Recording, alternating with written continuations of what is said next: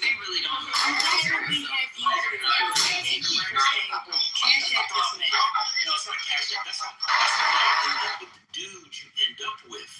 Because you can't spot the bullshit. And you're taking these rusty dusties too seriously.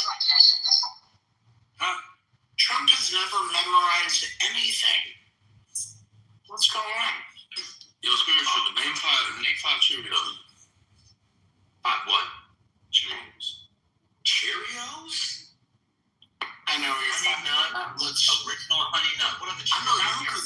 I know you could do it better. These are five. I only know two. What are the other ones? Oh, damn. Somebody said apple and frosted. Oh, shit. That's a good ass question. Cheerios? Cheerios flavor? The apple frosted? Good question. Even though there was apple frosted. They actually came out with Cheerios, and those are like cookies and cream, strawberry, and one more flavor. Yeah, I don't eat Cheerios. Sorry. I love the honey nut Cheerios like that. I don't eat Cheerios. Why are we talking about this? I thought we were doing I'm sorry. I don't know why. I got an Asian mom. We grew up on granola. You can eat granola. My mom doesn't like Cheerios. She doesn't like cereal, period. She doesn't like sugar. I like what's granola? Why? He didn't ask you all that. Why am I eating? I don't eat Cheerios. You know what? I swear on everything I love, I've never ate cereal growing up at all. Even with my daughter, she only eats granola. So we don't eat cereal. That's not a cereal, Patty. Did y'all? No, so we eat granola, and my mom always, since I've been a kid, we've always made smoothies. No Fruit Loops. That's not Fruit Loops. You didn't ask what the cereal is. I joke about it. I even took a picture of my refrigerator. I have freaking to-go protein shakes. I do Premier. I buy the big packs from freaking Costco, and I drink my protein shake on my way to work. And this is how we forget the original question. This is the human experience and the chaos as well. I don't eat cereal, bro. You said you. No, I like it. I like how you see how we are. We build on something, and now it's something. I don't eat cereal. I grew up on protein drinks. I like that. My daughter grew up on protein drinks in the morning. Hey, name 5 planets. We can name 5 planets. That's easy. Go ahead, name 5 planets. Venus, Earth, Mars. You know where I'm from, Jupiter, nigga. Right. So you name 5 planets. Have you been on all 5 of them? No, but I don't. So I don't fucking go to the cereal aisle at all. If I actually go to the cereal aisle, I'll be like, oops, I'm not getting that from over here. That's a good point. If you notice, the granola is right on the very end of the cereal aisle, so I don't have to go down. And I will say this: I do eat the Jewish cereal. They call it "quote unquote" Jewish cereal, but it's more like a granola, so I'll buy that as well. Is that the Kashi one? I couldn't even tell you what the Jewish cereal is. It's Kashi. It's called Kashi. I buy Kashi. I can take pictures. I got 5 boxes of Kashi in here, and I need to throw away 3 of them. So. Wait, is that Jewish? I didn't know that. Yeah, it's a Jewish type cereal. So like, if I don't have access to halal or whatever, sometimes I do. Kashi is an Indian word. Yeah, it's weird, but it's actually a Jewish cereal. Oh, okay, so it was appropriated by the Jews. All right, I got it. Oh, wow. See, that's interesting. You see how you start your day with your daily breakfast. Now we know Pat eat no fucking Cheerios, man. I definitely don't. But do you know about Cheerios? Come out of your house as a kid, and it was too sugary, so I might eat that sugar, girl. How you turn out to be so sweet? Let me stop. That was just childish banter. I have a girlfriend. I did not mean to flirt. Guys, take notes. Yeah, not too much on Patty. Thank you. How did we get here? Do you know? Matter of fact, do you know about Cheerios? You know why it's how we got here. Yeah. All right. So, what's the next conversation? Y'all really didn't want to listen to 60 Minutes? Yeah, I have a conversation. Okay, go ahead. You crack in the morning. Do you know how pipe?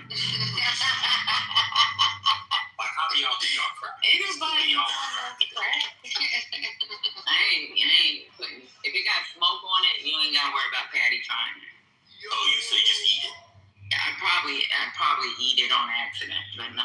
I never did drugs. One thing I can say in my life, I've never fucking touched drugs, even as a teenager. Word? What is drugs? I've never even smoked marijuana in my life. I had to do my darn lie detector test. And even the lie detector guy was like joking about, you never inhaled? And I was like, no. Like, No. And I was like, I don't fuck with drugs. Even when I was a kid, if people did marijuana, I'd be like, yeah, I gotta go home.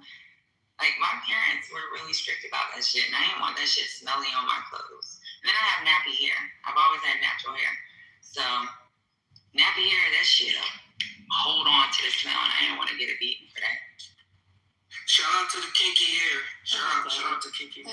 So is the Dow down or is it going up? What's going on? Anybody know? Stocks? Ban would be It's even. So It's even. we're all still poor. Yes. right. I'm not poor. I don't claim that. I'm gonna pour myself a drink. That's what I'm.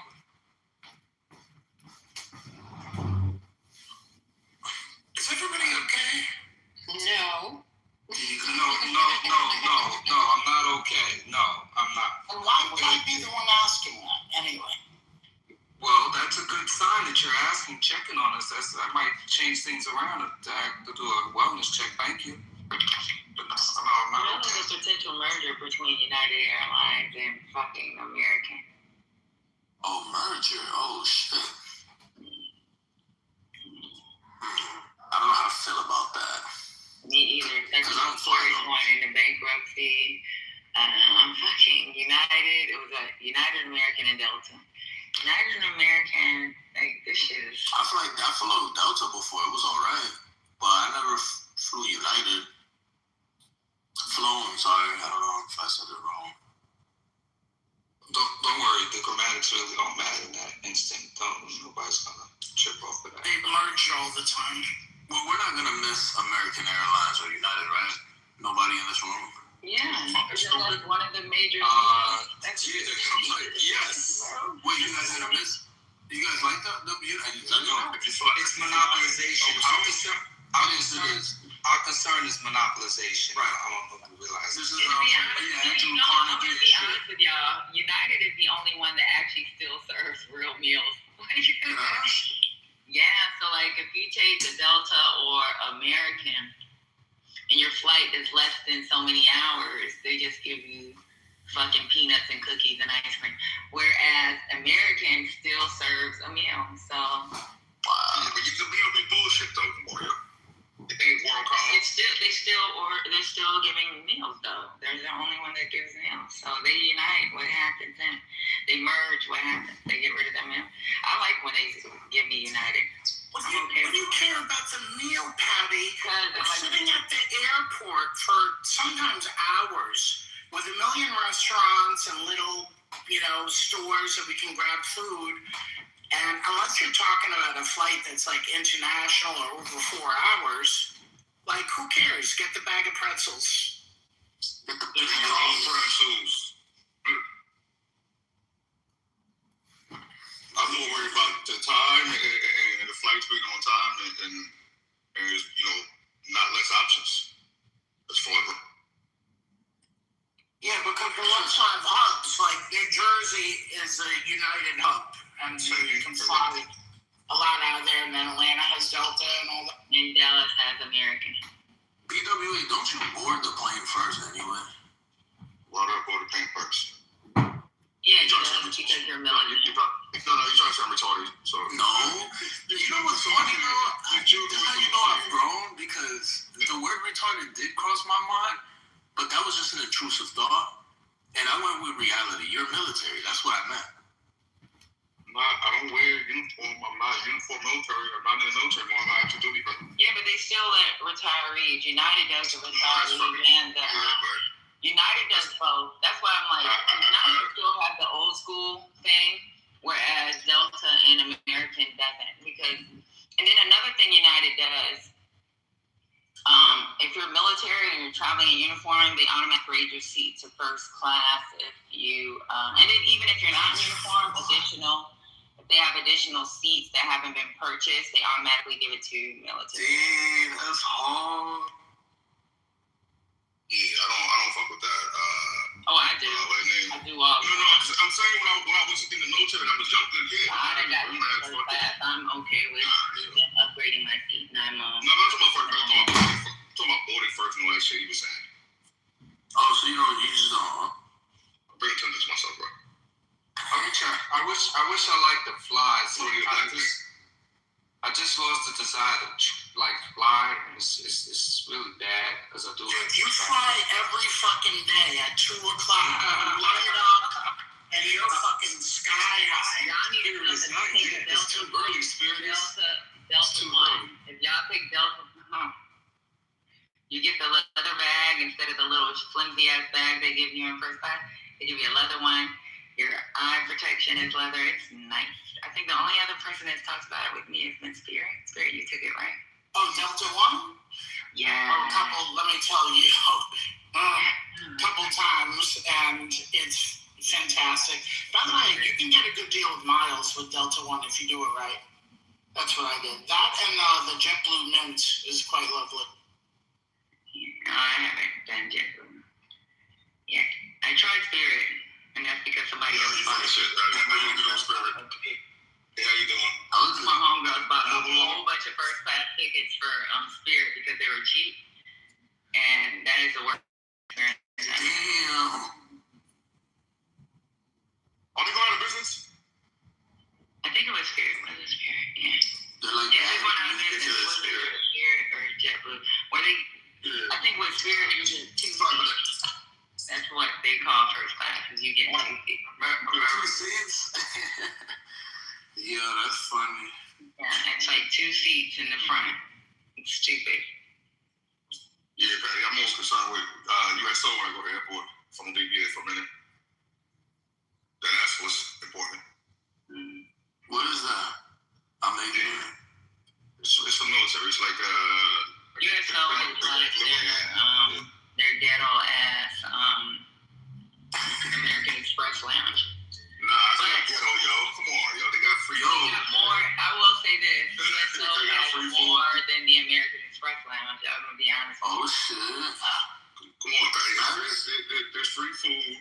There's video games if you need to shower and stuff like that. Yeah, you can see. It's not high class, but yeah. Oh, you got video games before your flight? That's tough. Yeah. I'm saying if you're stranded, bro, or if you're traveling for it to take like a while to travel, 15 days, where you going to?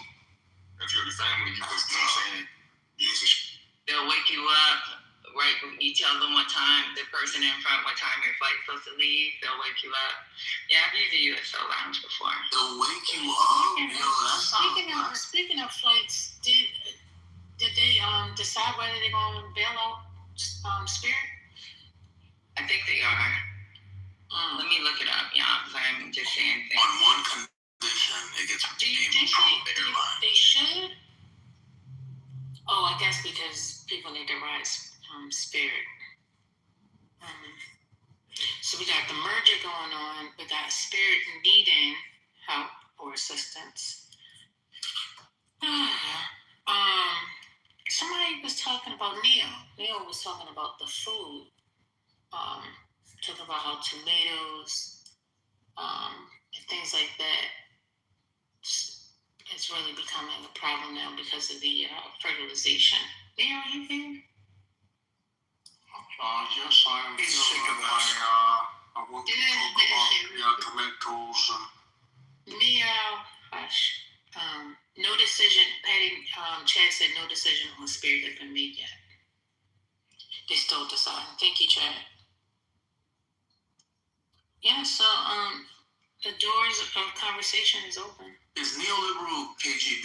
You guys could tell me. He's not here right now. Why would you say something like that? Because you were just operating in your greatest level of self being. Return back to that. Thanks. It was the jet fuel cost is going up. Listen, the jet fuel cost. I understand that part. But they said moving forward, them prices about to hit the customer. and they were speaking last week and saying how even as gas prices come back down, typically the prices or ticket prices probably won't. So, yeah, you start stuff sometimes and you just change everything. Go ahead. My girl's calling me, but guess what? Everything is fluctuating. That's what I wanted to say. It's gonna fluctuate.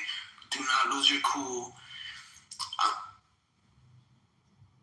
He must have his Akawasha. What's it called? Spirit, is she not going to comment on that? That seems high. What do you want me to comment on? What you just said, that's a high moment, it seems like, with somebody, what you just said.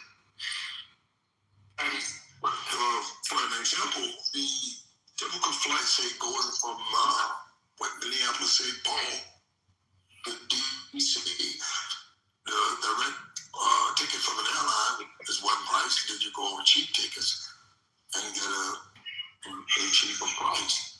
Even the cheaper price has now been altered to favor the aforementioned comment that prices are changing.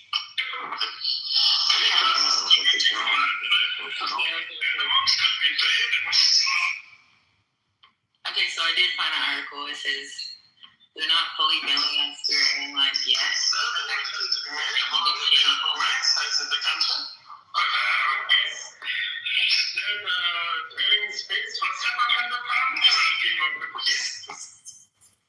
Okay. Well, what they're saying is they're actively considering negotiating a bailout. They're in advanced talks about a $500 million loan. This deal will give the government a large ownership stake, even majority. Some proposals even include buying the airline outright. Do y'all hear me, or am I fucking retarded? Now I'm using an R word. I'm driving. I'm trying to figure out what the fuck is going on, yo. So the question was, are they bailing it? It says the government is not fully bailing out Spirit Airlines yet. They're actively considering negotiating a bailout. They're in advanced talks for a $500 million loan. This deal would give the government a large ownership stake. Some are saying even a majority. The proposal includes buying the airline outright, and nothing has been finalized yet. The reason why they're doing this is because it can be anywhere from 14,000 to 17,000 workers could lose employment if they collapse. And then losing Spirit would reduce low-cost options and raise fares.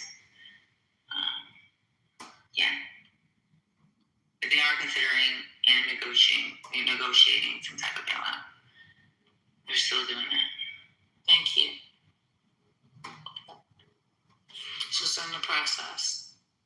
Yeah, but the government owning it, having majority stake, that's kind of, I don't know what. I'm trying to look that up too. Yeah, a state-owned airline sounds like another country that we can name. A couple of other countries. That's like really like that's what we're doing. Like you lay off all of these federal employees and then you hire and control airline. It's kind of ironic. What federal employee you talking about, though, bro? No, with all those layoffs. I mean, the initial round of layoffs. Okay. But man, we're concerned about jobs, and so they were gonna come in and save this airline. Like, yo, it's capitalism, man. They was doing, let them fall. You know what I'm saying? They don't tell it to the work of America who are actually going to work and just need some help with food. You don't come in and see and want to help them, but you're gonna want to help a bunch of dudes that mismanaged in the airlines. It's just crazy to me. Now they care about jobs. It's crazy. I'd like to give my opinion on this. This is something that I feel passionate about, along with black coffee and plantain chips. You take it.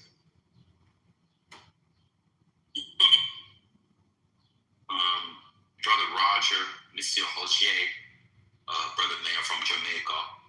Man, sorry to interrupt you, but you eat plantain that's not chips as well? You don't eat regular butter? Do you ever do it like that again? For a burger? Yeah, I had some. I had one the other day. Yeah, I eat it all the time. I love plantain.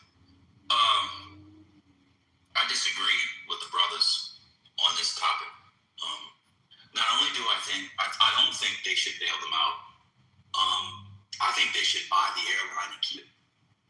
And I think the United States should once again flirt with having a government-owned airline. Let me tell you why. They're constantly bailing airlines out. Constantly.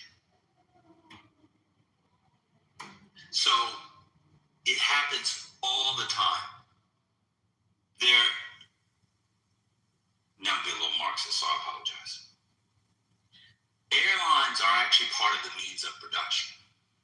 If you follow Mail's advice from Jamaica, Mr. Roger, and the Rambler, to their logical conclusions, that could be any airline. The entire economy would collapse. You have to have it up in the air, because without the air, you can't have the ground. So if you let Spirit, and the reason why people are saying Spirit, to be fair, is because of Spirit. If it was Delta, most people wouldn't be saying let it collapse. So you have some brand bias. That being said, Spirit's had less fatal crashes than Delta has. They also have newer planes. And they're safer planes. They get them from better suppliers than Delta does.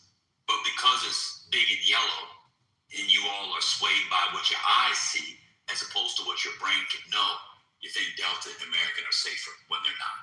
But you guys just aren't ready for that conversation yet, so I'll put that to the side. Let me just continue. We actually have to, the job thing is a lot of job, that's another thing. We actually need to begin to explore the government being involved in this sort of stuff, because the service is terrible, the price is out of control, and the taxpayers are paying for it anyway on both ends, whether it's on the ticketing side or if it's on the, see, Patty says it's trash. I've flown on Spirit. It was a more comfortable ride than Delta. No, I was looking at first class. The first class seats, or you get 2 seats. You don't get the lay down seats. You don't get the bigger seats. They are small seats. I'm a small person, so it's okay. But you get 2 seats. That first class is trash. My homegirl had bought the whole first class section, or business class, whatever the fuck you want to call it, and that shit was trash. Okay. It's cheap though. 1 second. I mean, that's what people care about, like the first class seats in a discount airliner. Okay, I mean, I don't know why they have first class seats at all. It's a discount airliner. I'm just trying to get to the place safely, so I can do first class on the ground. I mean, this one thing I now have to do a quick tangent. People will talk about how bad / good airline food is, but they ordered PF Chang's at their house 2 times last week, or had Chick-fil-A. You're eating bad food every day. Why you have expectations for a meal to be good up in the air is absurd anyway, but I don't want to get into that. I don't know, people's brains go out the window. Girl, I'm about to go on this plane. I don't know. Anyway, I don't see why the government doesn't have a bigger stake in these airlines. We bail them out. We put very little contingency on the bailouts. They still buy back the stock. The CEOs still get their executive pay, and they still raise prices.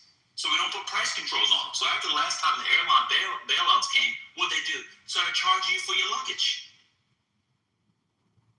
Y'all not ready for the hard conversations. According to Rambler and Mail from Jamaica and Mr. Roger, we should just have them all fail. Cool. Let's let all the airlines fail. Let's let capitalism bail us out when you need something flown from California to Maine and it has to get on that same train that the shooter had. I checked the baggage anyway, and sure they'll make it. I'm done.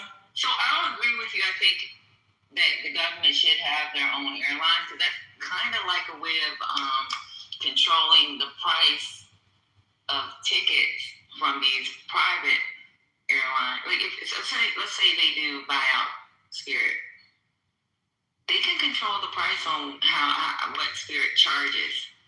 Now, don't get me wrong, them seats are trash, but I mean, cheaper seats, and with, I mean, it's like, what would we say it'll be cheaper ticket prices.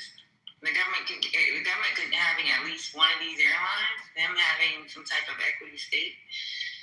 I think that would force the private airlines to lower their prices. So Ben, I'm sorry, Patty, you still speaking? Oh, so Ben, you make excellent points. I didn't do a deep dive. I guess I was doing it through the lens of this administration and not trusting that they would do it in a fashion that was equitable and fair and put in the proper, tools to make it work the way you described. So yeah, but you made valid points.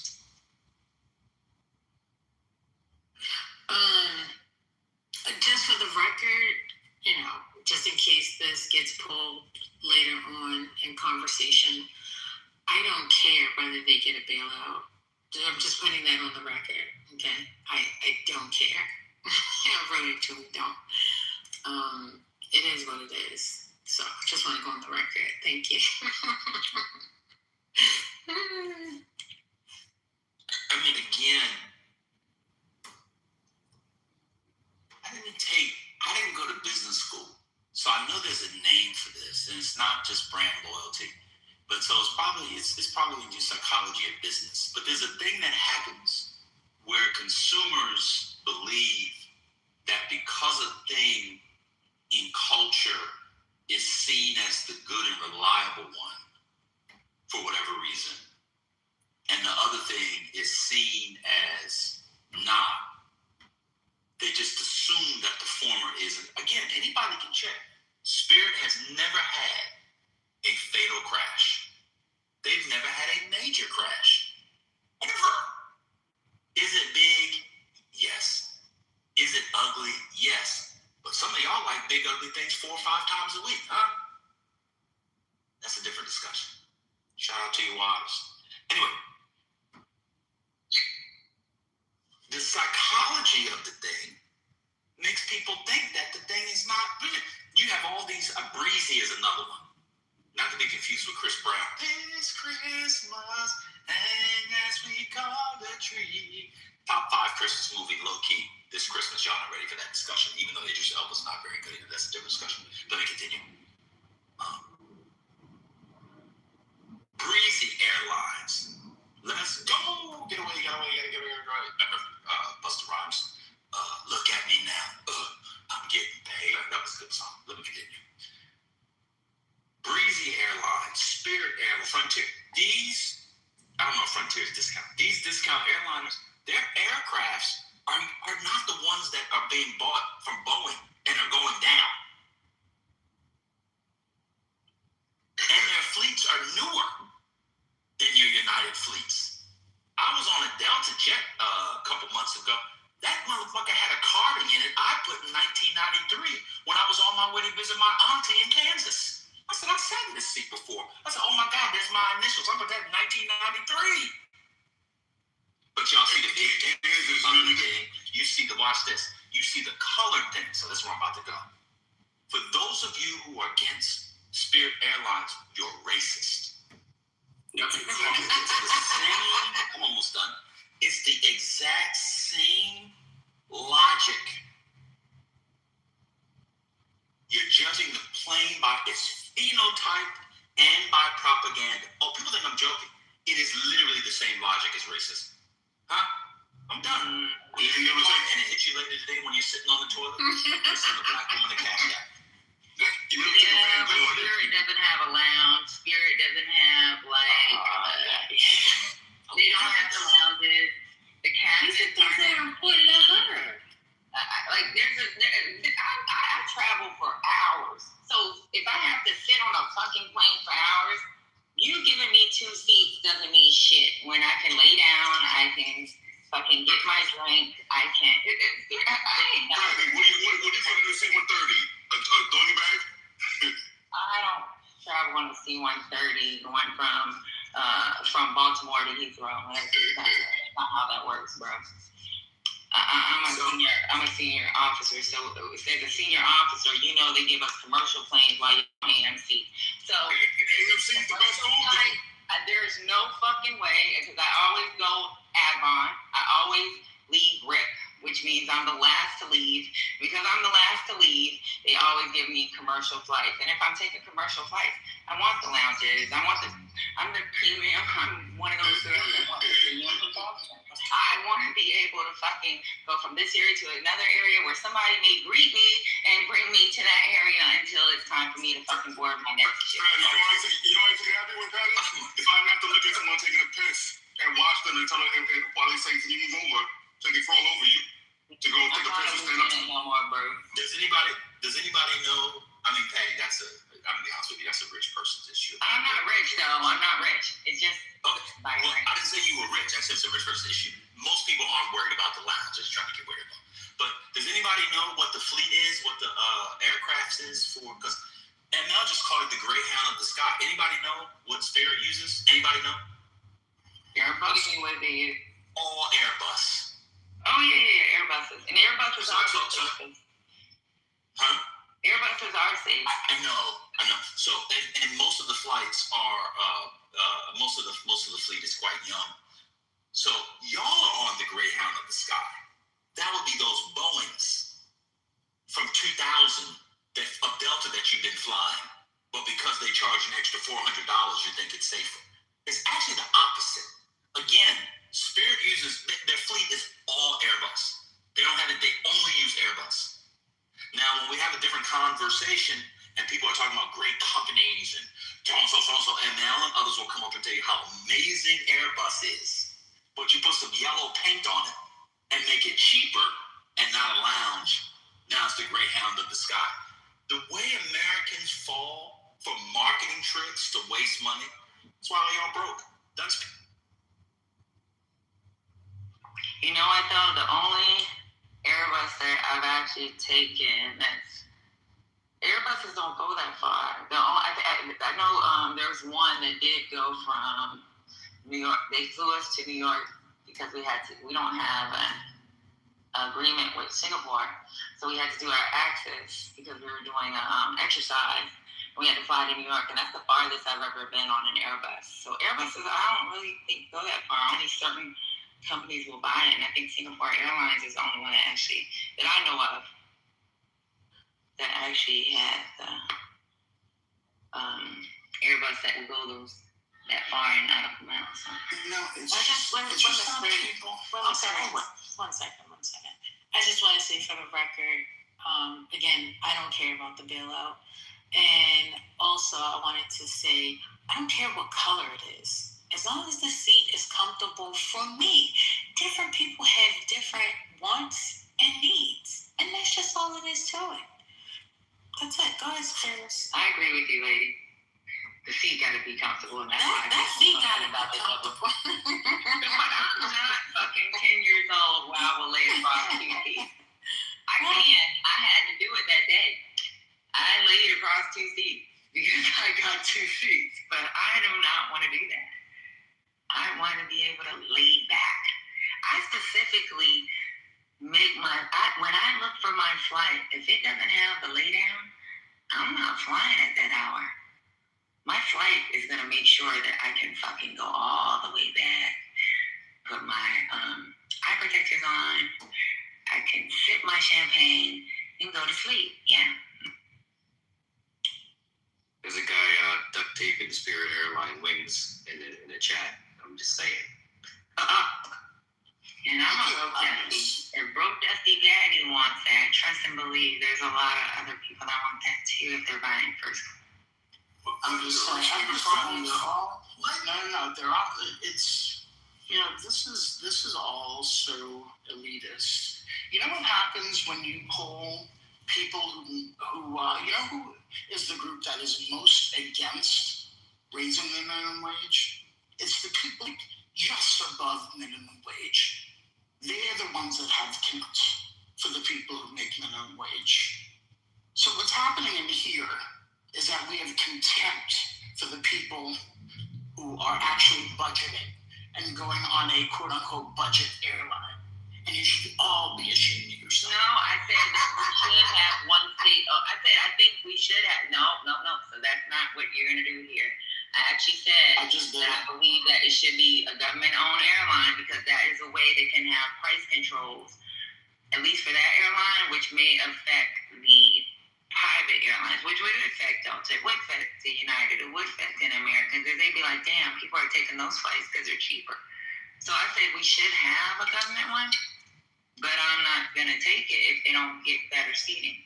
The only reason why I took that one at the time is because I had a girlfriend that bought those seats, and it was a free flight. Oh, shit. Hey,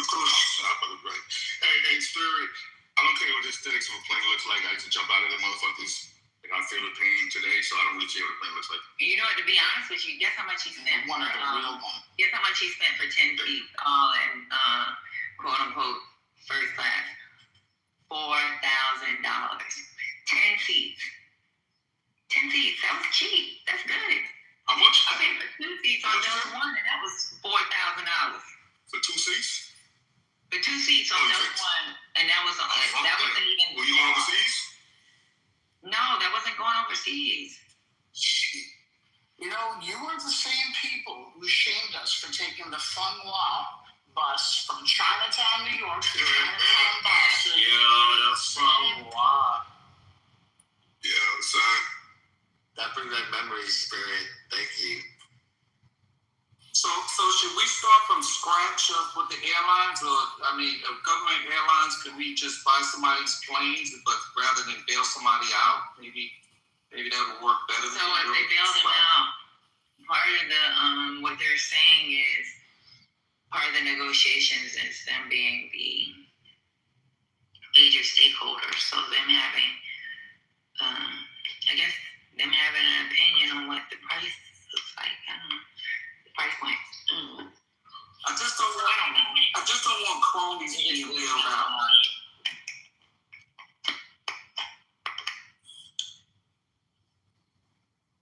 Yeah, this would be great. Maybe a government-run airline can create more affordable prices for people, and people can travel around a little bit more. But yeah, maybe that way. Yeah, let's have Mamdani do it. Let's go all the fucking way.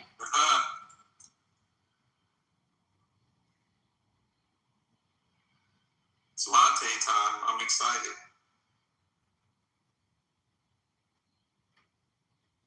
It's a very American thing. I mean, if you go to Europe and you want to go to Spain, I think I did one recently. I went from, I don't know, just a bunch of places. Hop on, boom, boom, bop, bing, bing, pop, bang. There was just Kendrick Lamar all over that bitch. You just in and out. There's no TV in the back of the seat. I don't know what to do. I'm on an airplane for an hour and a half and they don't have a TV. I wasn't going to watch it anyway, but I need a TV there. It's just American. It's just get on the plane. Take a book. Have some peace and quiet. But when people get on the plane has to be the med spa in Atlanta that Portia Williams goes to. Side note, I don't know what's going on with her ass, but someone needs to be stopped. That's a different discussion. Anyway, let's go to Madrid. We go to Madrid. We're gonna go to Game of Thrones. You get on the plane, boom, bop, bing, ping, pop, pow. You just all over. What? They didn't have HBO Go on the back of the plane. What am I gonna do? You know what you did? When you paid for that Delta Comfort because you needed to watch a half episode of something on HBO Go or HBO Max while somebody was kicking you in the back, you just paid for 8-month subscription. I used to live in Europe. I know what flights you were taking, bro. What? You know? We were taking EasyJet. What's it called? Yeah, you just go to dinner. I got on that fucking flight as a little girl. I was like, but their main planes. Air France has TVs. British Airways have TVs. KLM has TVs. I think but you might be right. I think Air France, because when I complained, my return flight was Air France, and the Air France that we took back didn't have. I think it's Air France. One of them, if it's a short flight, they don't have TVs, but most of it, their major airlines have. But I know what plane you took. Bro, I used to live in Europe. I was a kid. I went to school there. Don't forget, I had to travel all over the damn place because of my parents. You know, this is so myopic. Like, you all like to do fucking drugs. what you need to do is ask your doc, say you have trouble flying, get a fucking Xanax or Klonopin. You don't have to worry about a TV, a book, even tilting your fucking seat back.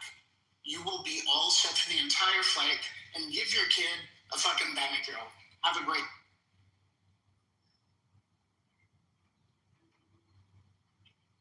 Yep. I don't know. Dylan just said she can't have a comfortable seat and Wi-Fi for anything over 7 hours. We're at the point now where people can't go more than 7 hours without Wi-Fi. I can't. My legs freeze up. You need Wi-Fi for your legs. I need Wi-Fi. I need Wi-Fi. I need my legs. I need my legs to be able to spread. Yeah, I need all that. 7 hours? You're gonna sit on a flight for 7 hours and then crunch that feet. I need a child. I need to ensure I'm reachable. Okay. I can't tell if people are trolling. No, I'm dead ass. I can't. You need Wi-Fi for your legs. Y'all gotta remember, I got pins and fucking shit in my legs, so it's like I can't just sit there for 7 hours without my leg fucking going into some other shit. You're talking about Wi-Fi? Yeah, Wi-Fi too. I need my Wi-Fi. For your legs? No, because I work too while I'm on the plane. So that's the difference. Like, I don't know what she does, but I know with me, if I'm going forward, when I was in Indo-Pakistan, I got to go to Australia. If I'm going to Australia, I have to work while I'm fucking on my way there. So when y'all take red eyes, y'all stay up the whole time? I work. I'm a senior. I'm not no. So like, even with us meeting our counterparts, even if I don't get enough sleep, I have to meet my counterparts. I have to get all the information that was sent to me from home station, have the conversation. Sometimes questions are thrown in. You know, I fell asleep before and I'm like, fuck, I gotta look up the information and then have to have the conversation with the people that we're working with. So like, they send me information all the time if I'm going for, especially if I'm part of the planning conference.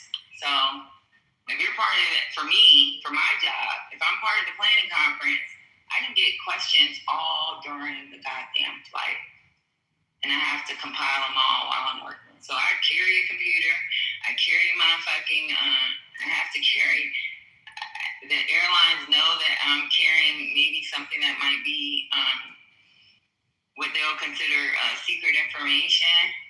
So I have to have my courier card. I have a whole bunch of shit on me when I'm going forward anywhere. And that's why it's like I was saying, I always have somebody meet me at the airlines or make sure I'm being transferred from one airline to another properly. So yeah.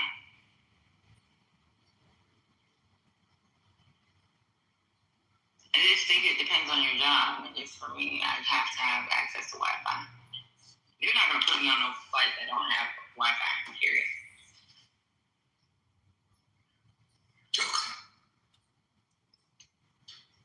Now, there is an issue between, I don't know what happens in the U.S. This doesn't happen internationally. Something between Hawaii and California where there's this dead space where I can't do work. But there's something with these airlines, I don't know what it is, but I don't have that problem internationally outside of the United States.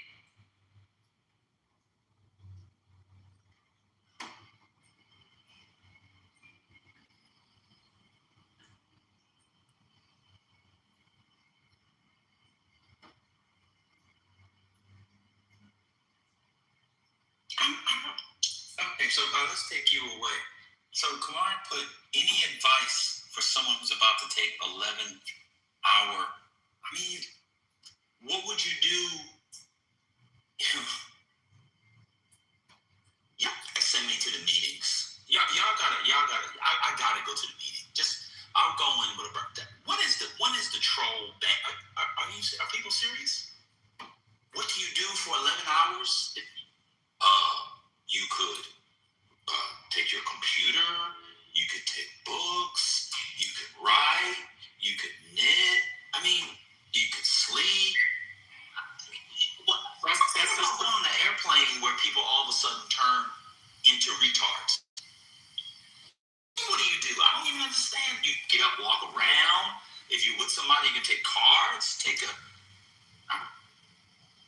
I gotta be honest with y'all. I must be the least important human being. But 7 hours with Wi-Fi because she has a child. I must be a terrible father. I've definitely been on planes and not used the Wi-Fi for more than 7 hours. I must be the worst father in the history of the world for going more than. Y'all never gone more than 7 hours and not had Wi-Fi. I'm gonna be honest with y'all. I think I might start my own room for just unimportant BANs on the app. Y'all are some of the most important covenant people in the history of humankind. I gotta be honest with y'all. I never. Y'all must be really important. In the back channel, I wanna be what y'all are when I grow up. Rich, important, fine, connected.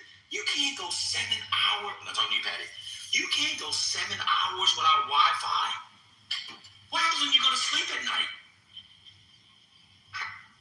It's happening. That's like kids though, bro.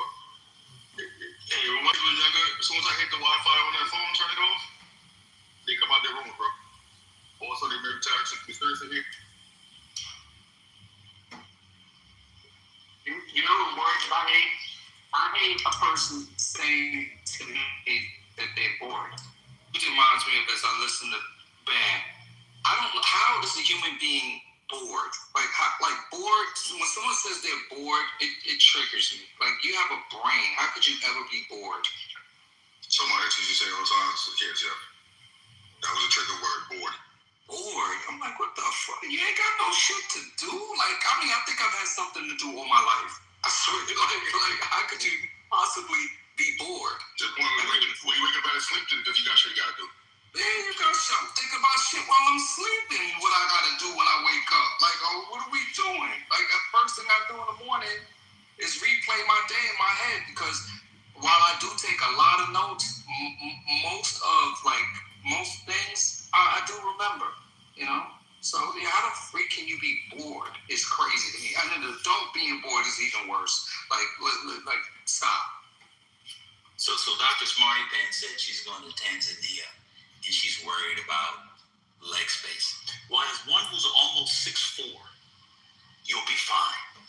Tall people who are much taller than you people, much bigger, take flights all the time, B. Your legs aren't going to fall off. You get up, you walk around. Where are you going? Jambo. Malabilisi. I want to tanga easy. Go practice your Swahili. You'll be fine. Y'all not even that big of people. I don't know what it is about flying on an airplane. Everybody turns into Queen Victoria on there. But all I need is a proper leg space, Wi-Fi, and a reclining chair. Because if I do that. But when you were in that car, partying, driving to Bonnaroo or Coachella, and you was all of a sudden that was fun. Now all of a sudden that I'm flying, I've got to have all of my carriage rides to be there. But when you was following behind that boy or that girl, you'd be crunched up in the back of that Peter Pan bus though. I never took a Peter Pan. Peter Pan was way back in the 80s. He's talking about old school. Oh my goodness, they had Peter Pans in the 2000s. Why would I take a Peter Pan in the 2000s? And I wasn't talking about you, Patty. I'm just being general. I've never been on a Peter Pan. My dad used to take Peter Pan with my mom to Woodbury Common. Shout out to Woodbury. I heard somebody just went up there and oh my God, Dr. Smarty Pants just said she had a Nissan Versa for years. But let me tell you something. If you're flying, first of all, you're going to Tanzania, go to Samaki, the one in Dar, one of my favorite restaurants in the world. You want to go to Samaki is the Swahili word for fish. Delicious food and the partying is crazy. You want to go to Samaki. But you on your way to Tanzania, you won't even be thinking about your legs. You'll be hyped. But she said she had a Nissan Versa for years. I'm sorry, you drove a Nissan Versa. So you don't think you should be comfortable on a plane for over 7 hours from the United States of America? I've flown to Tanzania many times. I'm almost 6'4". If I was comfortable, she can be comfortable. She'll be fine. She's 5'8". Man, my dad took a flight. Let me tell you what's so funny. My dad took a flight for 5 hours and he bought Economy Plus, and he said he can never do that again. He's old. My dad is 60. Thanks. Coming out? He said it was too much for his body, and my dad is 6'2". Okay. Well, He said it was too much on his body. He's too old for that shit. I didn't know he was on Maybe when you turn 60, you'll be like, damn, fuck, I can't do this. no, if I'm flying to Tanzania from America, I'm gonna have to deal with it. I'm going to Tanzania. It's just the flight. I'm not going for the flight. I mean, y'all can do whatever you want to do. I'm just telling you. And that's why we continue to have to bail out the airlines, because they gouge people. People don't take it. They don't get enough money, then they get money, then they gouge on the back end. But, NBA basketball players are not NBA basketball players fly all over the world in the back. They fly all over the world. They're 7 foot. I know. Yeah, my dad's 60. My dad's 60. He will not take nothing. That was the one time he took Economy Plus, and he was pissed off. He didn't do his flight correctly. He did his flight from first class to first class, and once he got to LA, it was Economy Plus. And he said that was the worst flight of his life. And that was only 5 hours. From LA to fucking Hawaii. He said his legs went dead. He fucking had to get up and walk around the plane. He said he'll never do it again. He's old. My dad's old. And I think at that time he probably was like 57 and he was fucking hurting.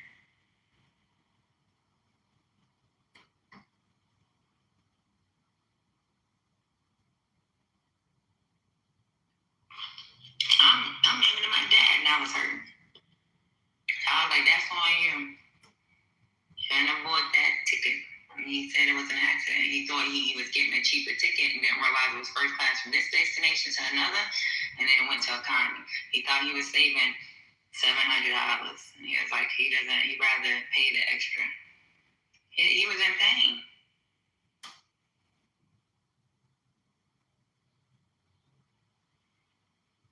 My daddy, I mean, at that time he was like around 57, like 3-4 years ago. Yeah.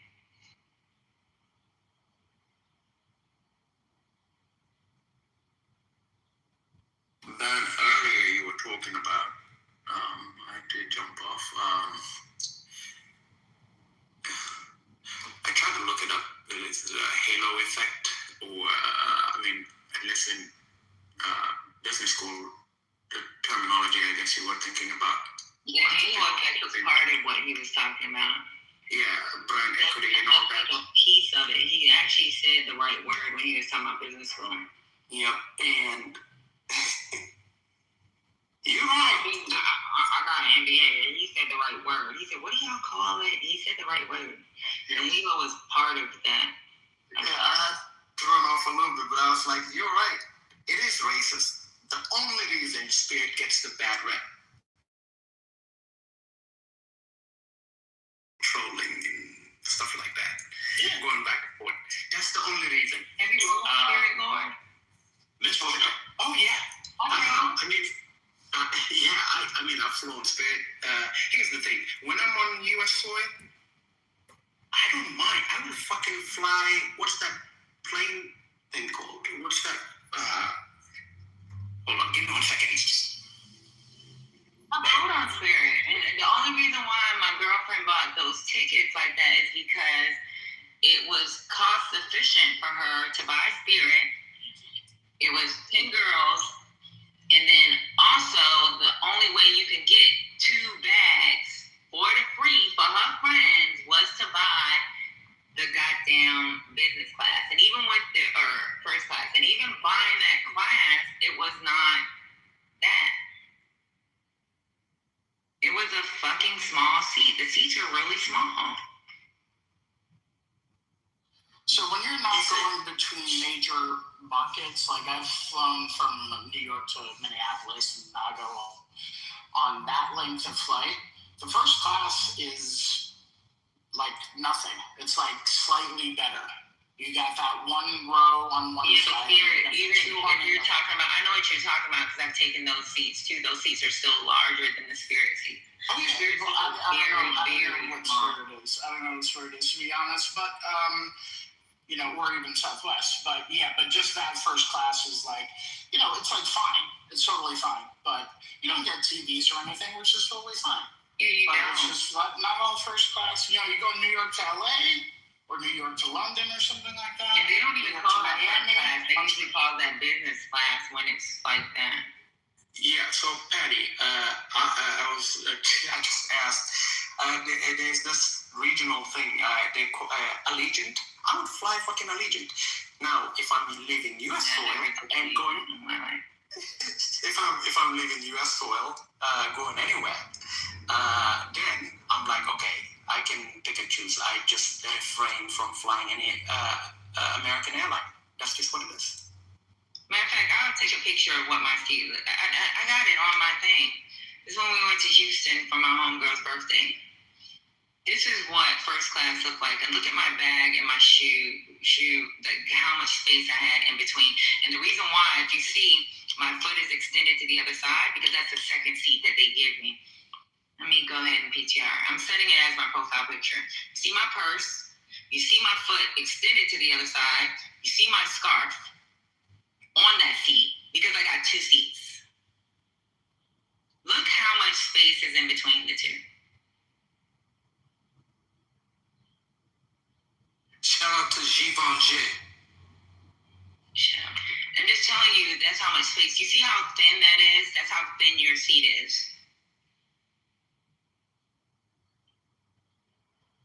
So you were flying from Atlanta to Houston.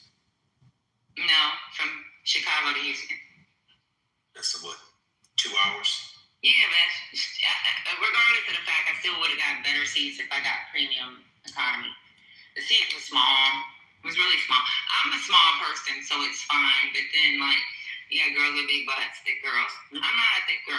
Patty, I'm getting tired of you reminding people that you're a small person. Yesterday, we had to put up with someone saying medically non-compliant like 1 million times. Can you stop it? No. I'm just telling you the truth. Look how thin that seat is. It's enough for me to lay down.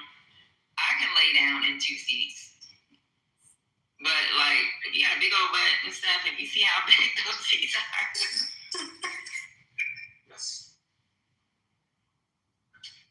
That medical compliance conversation is crazy. It took a long time, First Lady. I just didn't move my Oh my stuff. goodness. And then Ben just left us. Just leave us out in the wilderness and just disappeared. But I mean, this is what your quote unquote first class business class looks like in spirit. And I'm just being honest. And you see those two little silver bars? Look, my scarf was enough to put on that seat between. Come on, man. And even all jokes aside, any American airline, whether it's Delta, American, Spirit, non-Spirit, their first class is shit. If we're gonna have the real conversation, I mean, that's just what it is. There's if because of you were in the military and stuff like that. But anyone who's experienced travel across the globe. And there are proper airlines for that shit, if that's what you want. Yeah, that's what I said earlier, Lord. So, if it's for me to go from one area to another, if it's over so many hours, I'm not going to do this. That was the most uncomfortable flight. 2 hours, 3 hours, got it. I still will be uncomfortable, but it was fine for the moment. Yeah, first time I touched down at Dallas, I was coming from Brussels, and it was also the first and the last time I flew on United Airlines. It wasn't a plane that I booked myself. And let's just say, when I tried the food, I realized, okay, my life is about to be different because of how shitty it was. Okay, all right, I have to stop here. So, here's the thing. Half of you who fly first class, you know why you're really doing it? It's not only so that you can board first, but so that you can be settled in your seat, judging all the people who have to walk through your section to go to their shitty coach sheets, so you can judge them, so they can look at you like you're some baller. That's So not that they're looking at them. I'm not talking about Miss Patty. You better not be talking about me. No,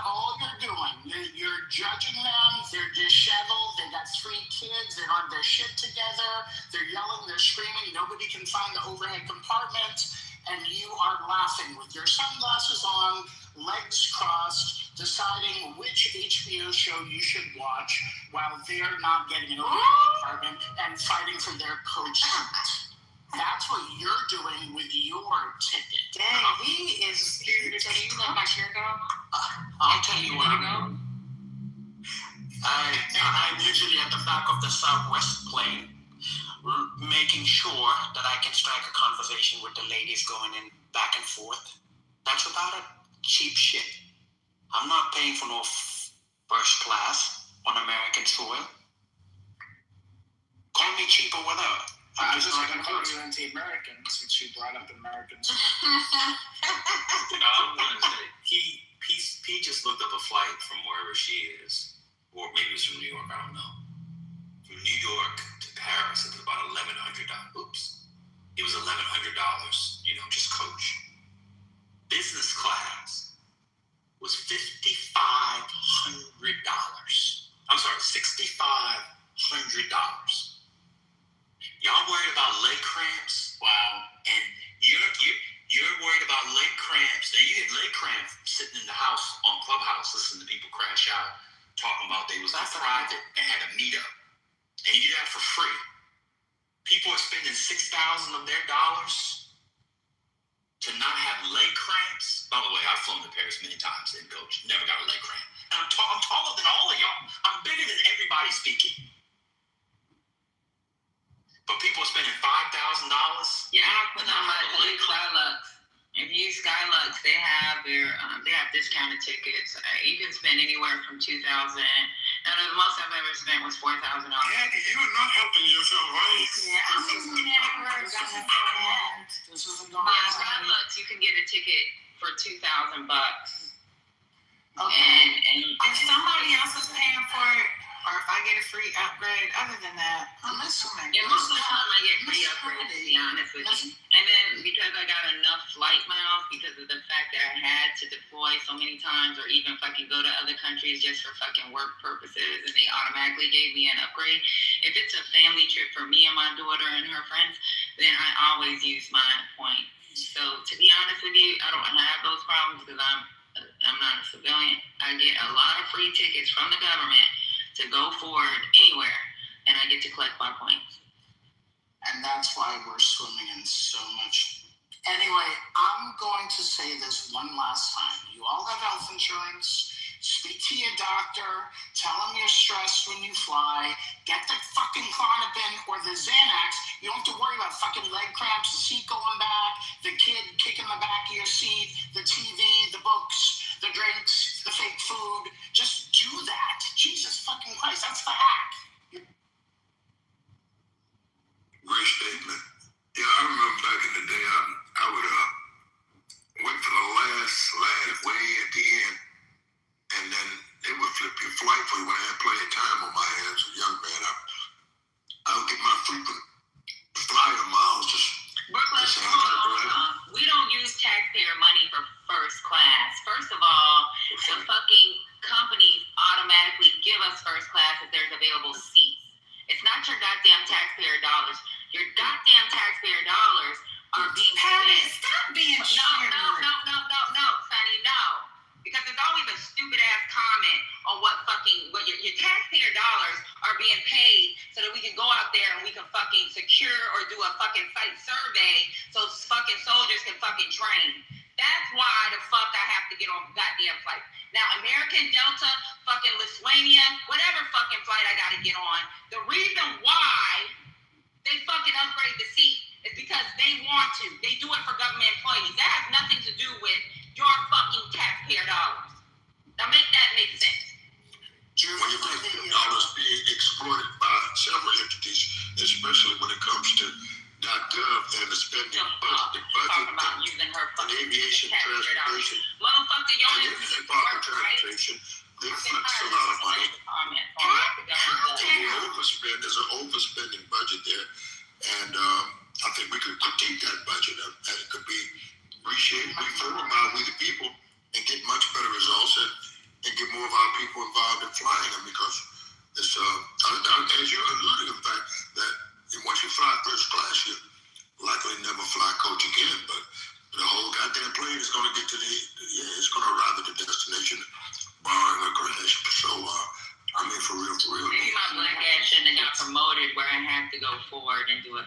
website survey.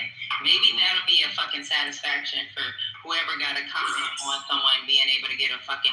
Guess what? I'm a black woman who got fucking promoted, and guess what? These private fucking companies, as soon as they find out you're military, they'll say, hey, we may be able to upgrade you.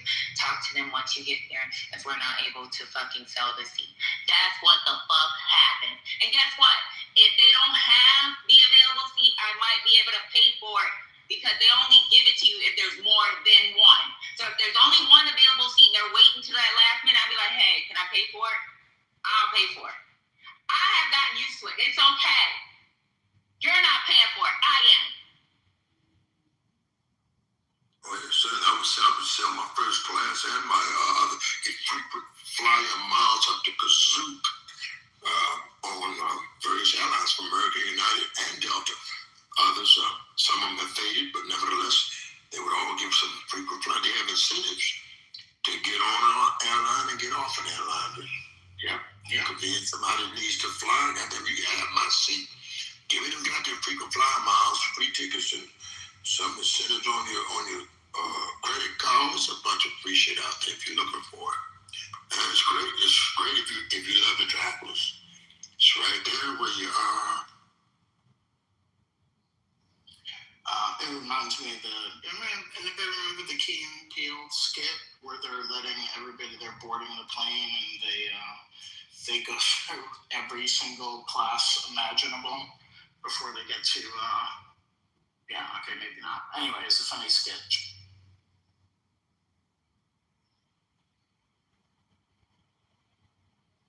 But I know all the airports as I go through are mostly new and improved. Who's bailing out the bowels of antiquity? Probably Reagan National.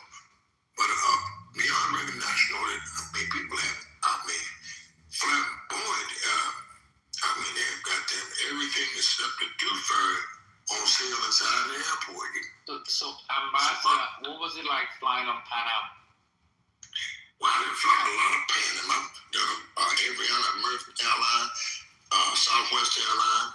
Pan Am was in the bowels of antiquity, but I was flying mostly United then, and then I think you were probably flying worked for Continental, so Eastern Airlines. I got a lot of free shit out of it, Continental. But all the airlines offer you something. Me from JetBlue, well, they're merging somewhere. So was it JetBlue and Choo Choo merging, etc. So Trans World Airlines, that was owned by the LBJ. Anybody know about that? You sound like a TWA guy. I'm a TWA guy. You know, I flew on all those old airlines. That means I'm really that. What, Eastern Airlines too? Do you do that? Eastern Airlines? That was a big one. Oh yeah, Eastern Airlines. They used to have major airlines. pins. I worked with a rocket lieutenant. Were they golden blue Spiritus?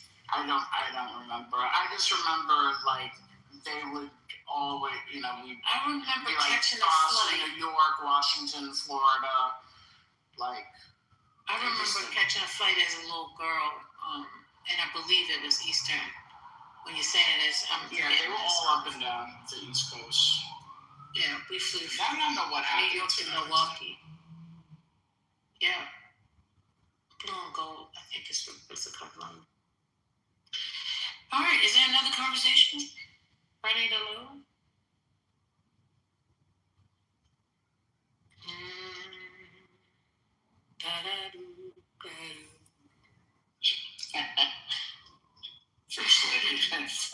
You like that?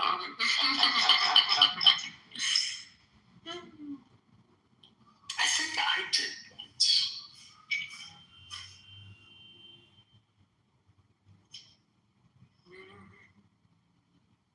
Y'all have to change the conversation. What else is happening out there in the world? I'm trying to figure it out. Oh, so they supposed to have some talks. Go ahead. Yeah, I read a story and I looked at it online. Whereas a lot of the farmers will complain that they didn't have workers, to do their crops. So the article was about the farmers in Idaho, and right now they're coming on harvesting like their carrots and blah blah blah, their potatoes and whatnot. And they're literally saying that the guy said, I have $750,000 of product, and I can't find an American to come work it. So he goes, no matter how many adverts I put out, paying top dollar, $20-something an hour to pick, not one American has showed up to help pick that shit. And right now he's begging Trump to bring back, let the illegals come back on the farm because all American food supply is going to be fucked this summer. And he says the war has exacerbated. I don't know how the war affected the shit, because he's harvesting his own planting. Planting is another thing, but it's expect your potatoes and carrots to go up because there's no one to harvest it.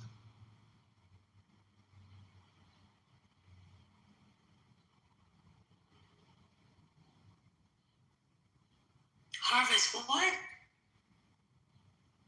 Your potatoes. Oh, okay. Yeah, I was on the, okay. They don't have nobody to do it, so, okay.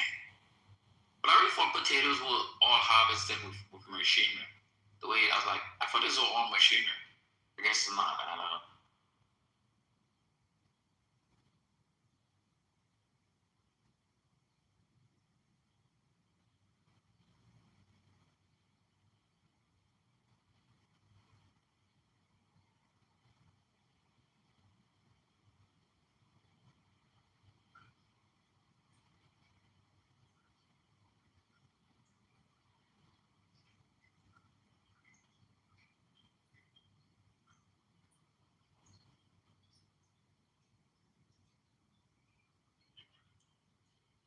But now, as military, they've always upgraded your seats, correct? Once you became a senior leader, or even lieutenants, if you're riding with us, Yeah, I've been pretty lucky because actually after the war, it really before the war that shit didn't really happen, but after the war we were treated like gods. You pay on the airline and you got an automatic bump to first class. But they didn't used to do that shit too much on international flights. They said one time I was flying to South Korea. And South Korean Airlines bumped me up. South Korean Airlines bumped me to first class. I couldn't believe that was the first time I flew first class. I was a captain. First time I flew first class in my life, and that shit was. I was like, oh, this is the life. This is the life that I want to live when I grow up. I want to fly first class. South Korea does. They do immediately now. I don't know when you first time, but even as a captain, I didn't think they did. It was in the 90s. It was 1998. But I know South Korea, Lithuania, all the U.S. airlines, if you're a leader, if there's seats, if there's more than one seat, they give you that seat. If there's only one seat, they try to hold on to it to sell it. And a lot of times we end up buying it because we've gotten so used to taking first class. But you should get the upgrades. That's all. So I think 3 more years first class flying just for my points. And how many points we get? We get points for bullshit. We get points, and the government pays for those flights, and we get to collect them. We get to keep the points. Yeah. But so every deployment, if you're a leader and you got to go advance party, or if you got to RIC TOA, going from Iraq to the United States, from fucking Afghanistan to the United States, from Bahrain to the United States, you're back and forth, even coming back for fucking, like, going from country to country while you're in country. I've been in Kuwait, stationed in Kuwait, and had to go to Bahrain. I get to collect all those fucking points, y'all. So I have so many fucking cards on my goddamn wallet for fucking my goddamn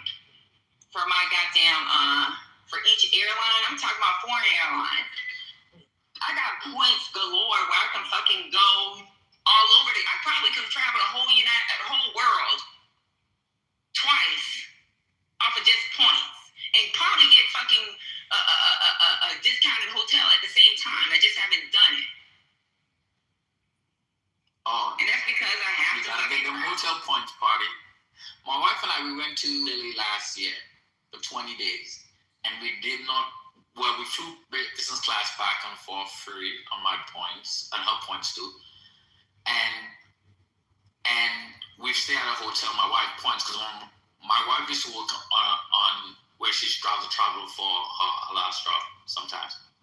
And we stayed across Italy at Marriott's and different hotels, and we didn't Bonvoy, because we both Bonvoy members. We did not. I think we only had to pay a hotel one time, and that was the hotel in Venice. Apart from that, everywhere we stayed, Rome, Naples, wherever, we used points.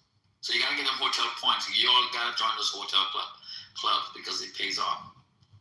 And stay at the same hotel and fly the same airline. That's the truth. See, I keep IGHC, and IGHC includes the Hilton. We go to other fucking countries. And the thing is, when I had to go to Australia for 2 weeks, guess what? That's 2 weeks worth of points. When I had to go to fucking Korea, that's 2 weeks worth of fucking hotel points. When I got to go to fucking Japan, Thailand, fucking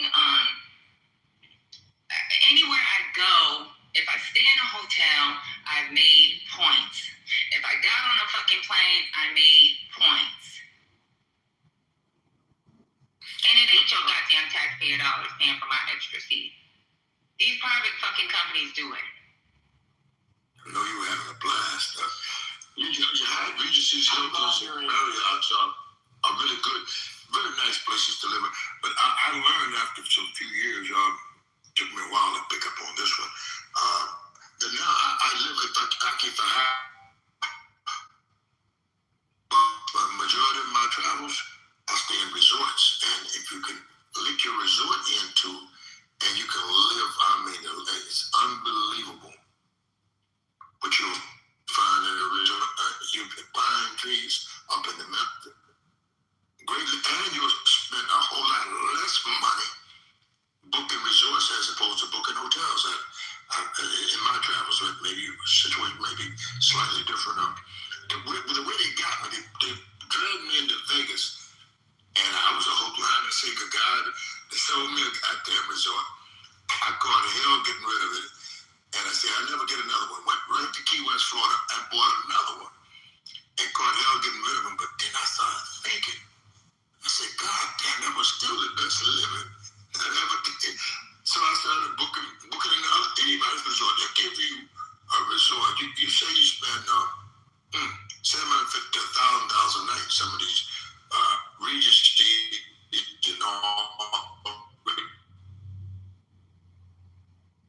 place there. It's a little bit about your family and your dog. If you got a cat, you can bring him too. But nevertheless, you will save, oh my God, it's quadruple, whatever that percent number is, you will save quadruple by booking resorts as to booking hotels. I'll land my plane just on the facts and say, my.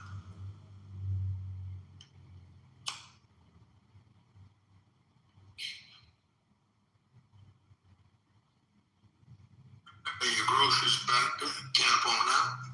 And I live around the world.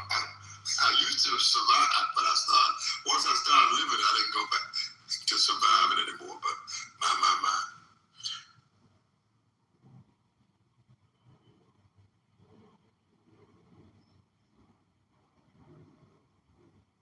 Sounds like you got hustled into some timeshare.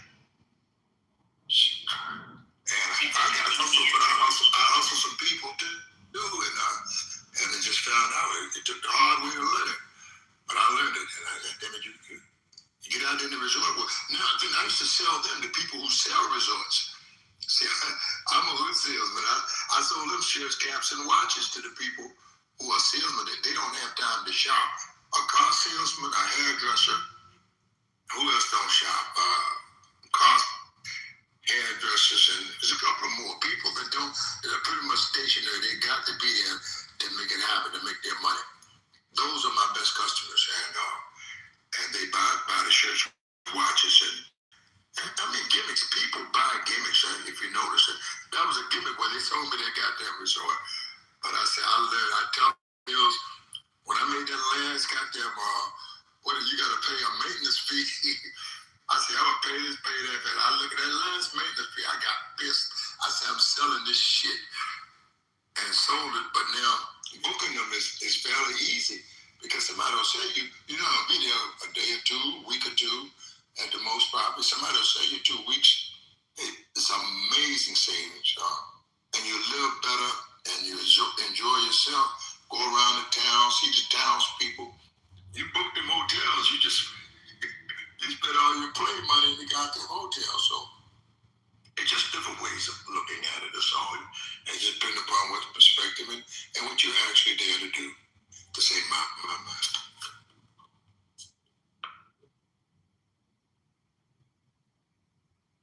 And of course, then it depends upon who you ask.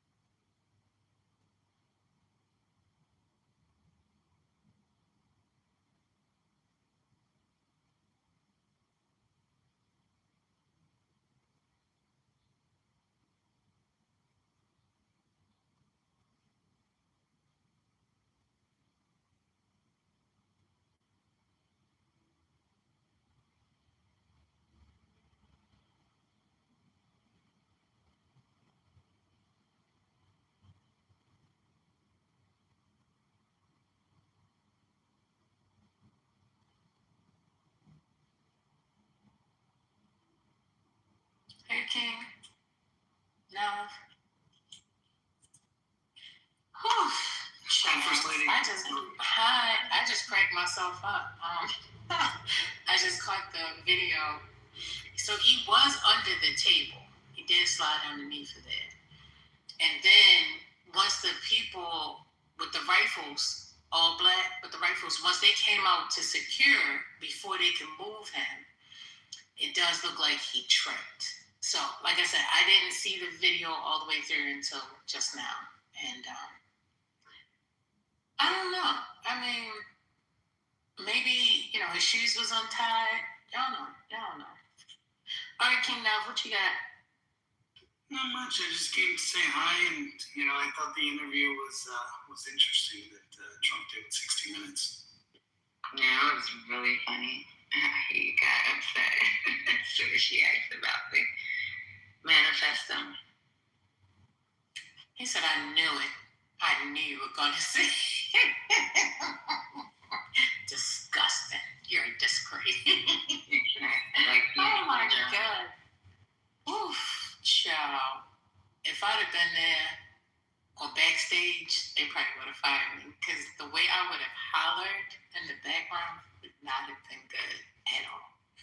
Definitely would have laughed. It's too bad it's normalized that the quote-unquote leader of the free world or any headed state can talk to a reporter like that. It's kind of sad, actually. It's really pathetic of that man to.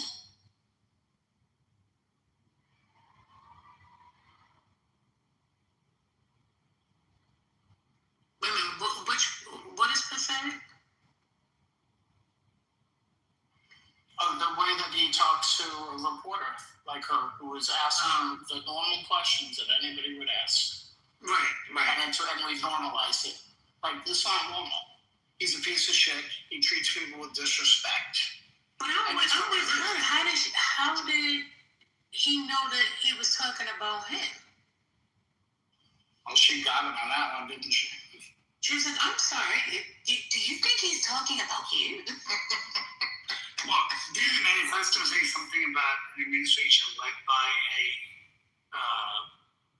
pedophile and like he said all the. Oh, did he say? Oh, okay. He said. I thought so. I mean, I missed that part. I didn't read it.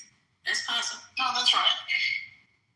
So if he said that, then obviously it doesn't mean she was just saying that as a kind of a cheeky thing to say, how do you know they're talking about you? So, if the manifesto says that, which I thought it did, I don't have it in front of me at the moment, but if it did say led by, then obviously it was talking about him. So she just said that to be cheeky. Yeah, good. Like small victory, considering how fucking rude the guy was and continues to be towards people just asking questions. It's not a normal thing for Hannah State to do. I mean, look, a lot of nobody's done what Trump has done in terms of how he deals with media. Let's be clear on that. But I mean, others didn't treat the media really well. This is not a apples to apples. I just said it's not normal, and we can just agree there. Okay, you can agree.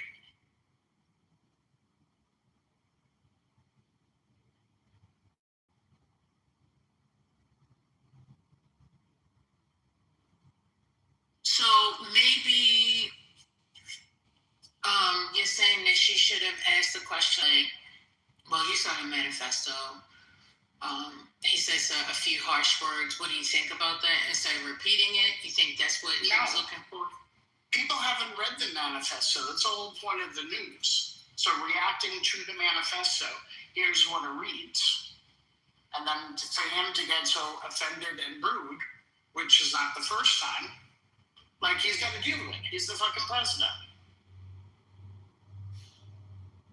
Okay, so maybe before she said it, now understand this is not 60 Minutes, CBS words. We do not approve of this particular message, but I'm going to read from the manifesto. Maybe a preamble kind of thing. Would that probably have been more acceptable? No, she's just reading the manifesto. Like, it should be a normal thing. Just you're reading the manifesto and somebody's reacting to it. What the manifesto is about. That's all. React to it like a normal person. Don't be offended and act like a fucking child.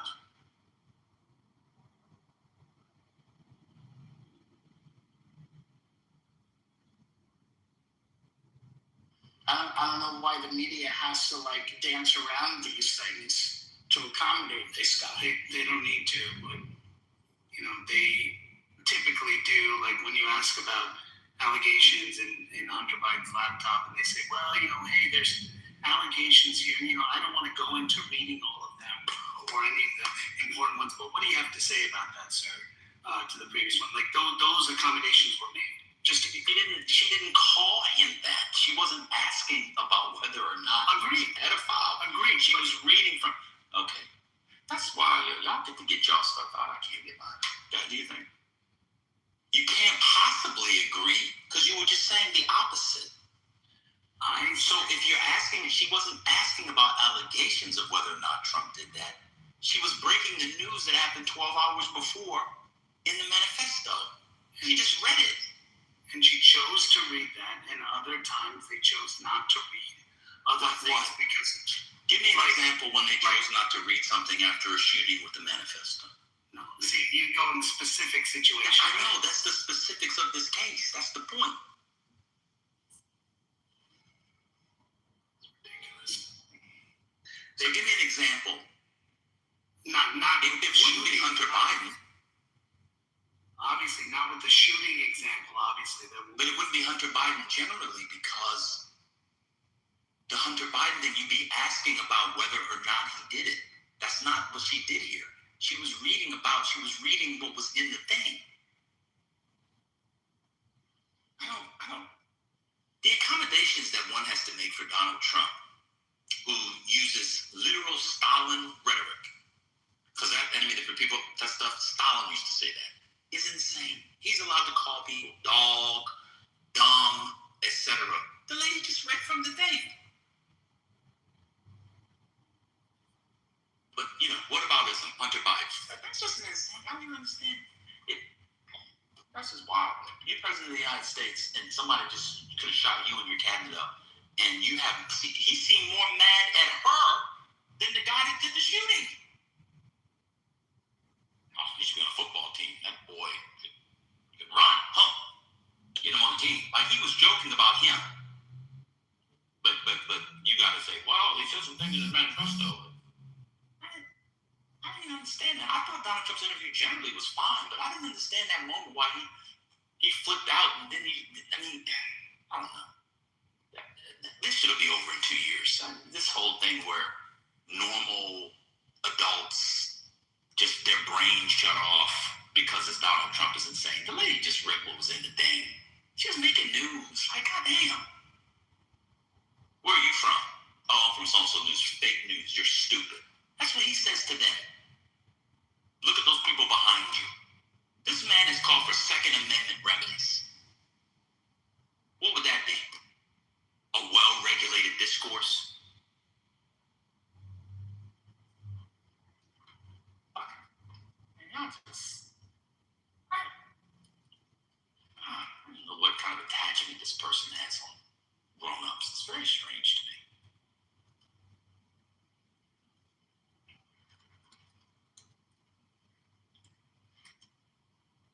Well, they had, it's a protection clause. That's what it is. It must be. Mm-hmm. Well, it was Norah O'Donnell, right? I'm gonna read. I'm gonna see the question again.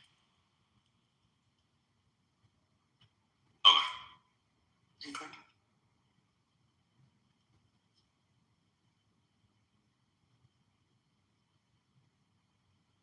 I mean, you had the previous president whose campaign was feeding questions to reporters. So, what does that have to do with what we're talking So about? those are the questions they asked. So they were accommodating the questions that the previous president wanted to Wisconsin radio station outed them, and then they did it. So the media was accommodating questions the way they wanted. I know all presidents do that. I'm not saying that's good or bad, but it has nothing to do with this. That's like a whataboutism that's different.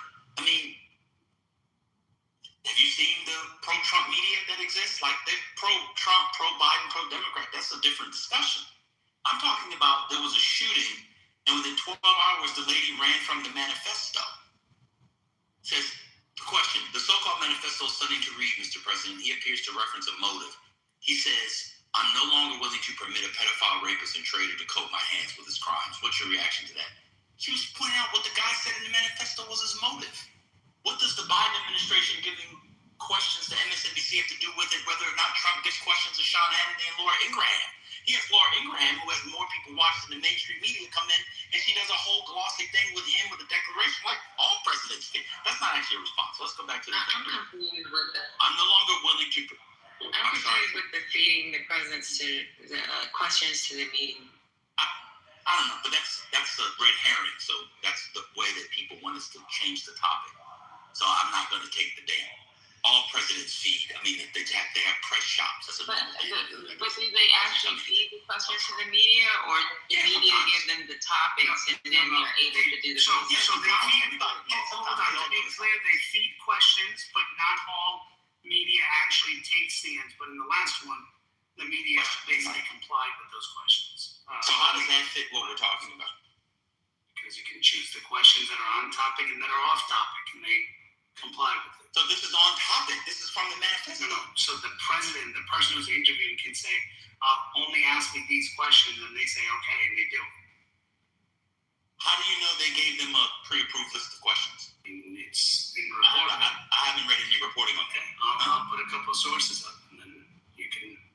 Wait, you have a source of Norah O'Donnell getting pre-approved? I didn't say Norah O'Donnell. Last night? See, that's right. I'm talking about this one. We're talking about last night.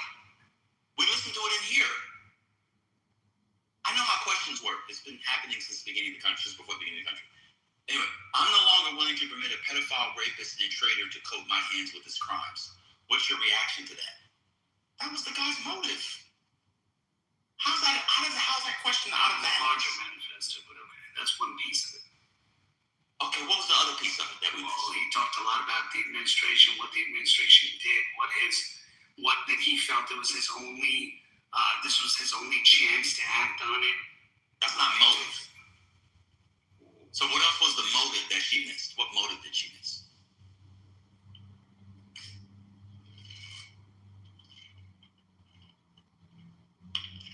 I'll pull it up and read it again. Cool.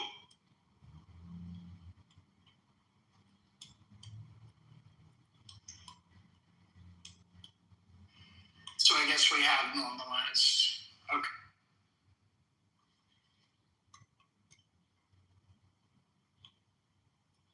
This guy ran around for 10 years, and the media allowed him to call Obama a Marxist, Kenyan, who was constantly disqualified. They asked Obama about it time and time and time and time again. Happened all the time, and he was the main guy. They called him the birther in chief. There was a shooting. The lady asked the question. She's a tough journalist. Deal with it. The man leads us into war, and we have to follow behind him in war.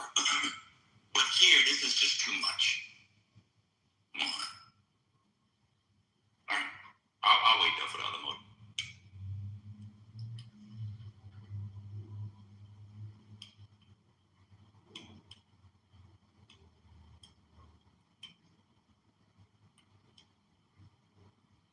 While we wait on that, the First Lady talked about Kimmel.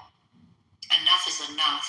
Kimmel's hateful and violent rhetoric is intended to divide our country. His monologue about my family isn't comedy. His words are corrosive and deepens the political sickness within America. Enough is enough. It is time for ABC to take a stand. How many times will ABC's leadership enable Kimmel's atrocious behavior at the expense of our community? What did he say? Did anybody watch it? He made a little skit or something? So it seemed Yeah, he made a joke about her being having the globe and expected widow. Yeah, he did like a widow joke, like her husband would be dead or something.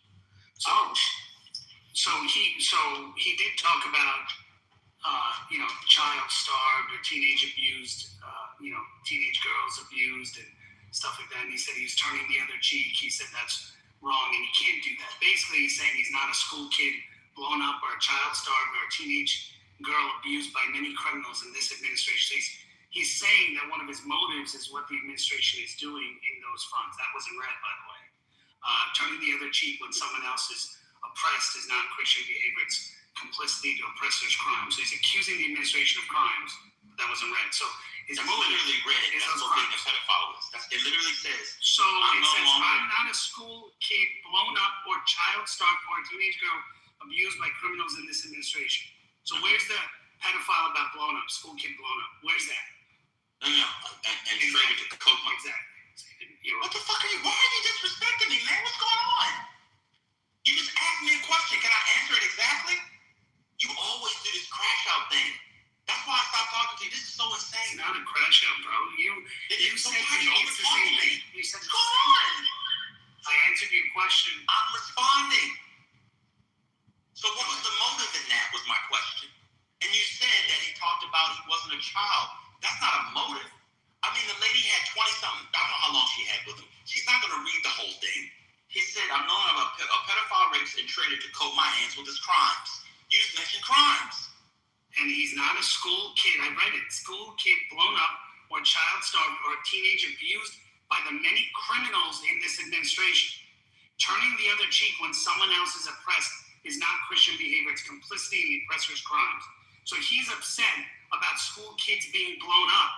That's one of his motives. Right, that's a traitor to coat his hands with crimes. That's what it literally said. Right, so that was not the paragraph she read.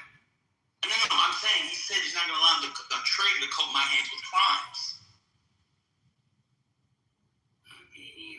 Okay, I mean, you could say that one paragraph, but I mean, this paragraph is also part of his motive.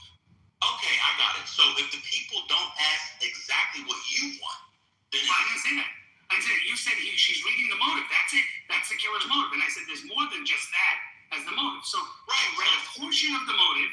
Let's be clear. She read a portion of the motive. I'm not disagreeing with you. She read a What portion of the motive. is blowing up kids a crime? No, blowing up kids is one of the things that offended him. Is it a He was crime? upset about it. Are you okay? She said with his crimes. She mentioned crime. She mentioned crime. And starving children as well, children's starvation. Oh, okay. I apologize. I didn't know that Nora O'Donnell's question was out of line. Didn't say that. I never said that once. You just said she discussed his motive. I said you said no, that's it. That's all. I didn't say that was his motive. That was his motive. You said that was his motive. I said that's his motive. I said there was more in the manifesto that was his motive. You said where? Tell me where it is. I just read you. Okay, so he didn't mention the starving children. So the critique for Donald is no, that's a crime. Kids being blown up is a crime. Okay, fine. So since she didn't mention kids blowing up and starving children, question justify Trump blowing No, up. not at all. I didn't say that at all. I'm just saying you said again. You're putting things in my mouth, and I'm putting things in your mouth. Response to you're not listening again. It's in response to him blowing up. So we said, why would he blow up like that when she was reading, as you say now, part of the motive? It's part of the news story. It wasn't out of line. So why would he blow up like that?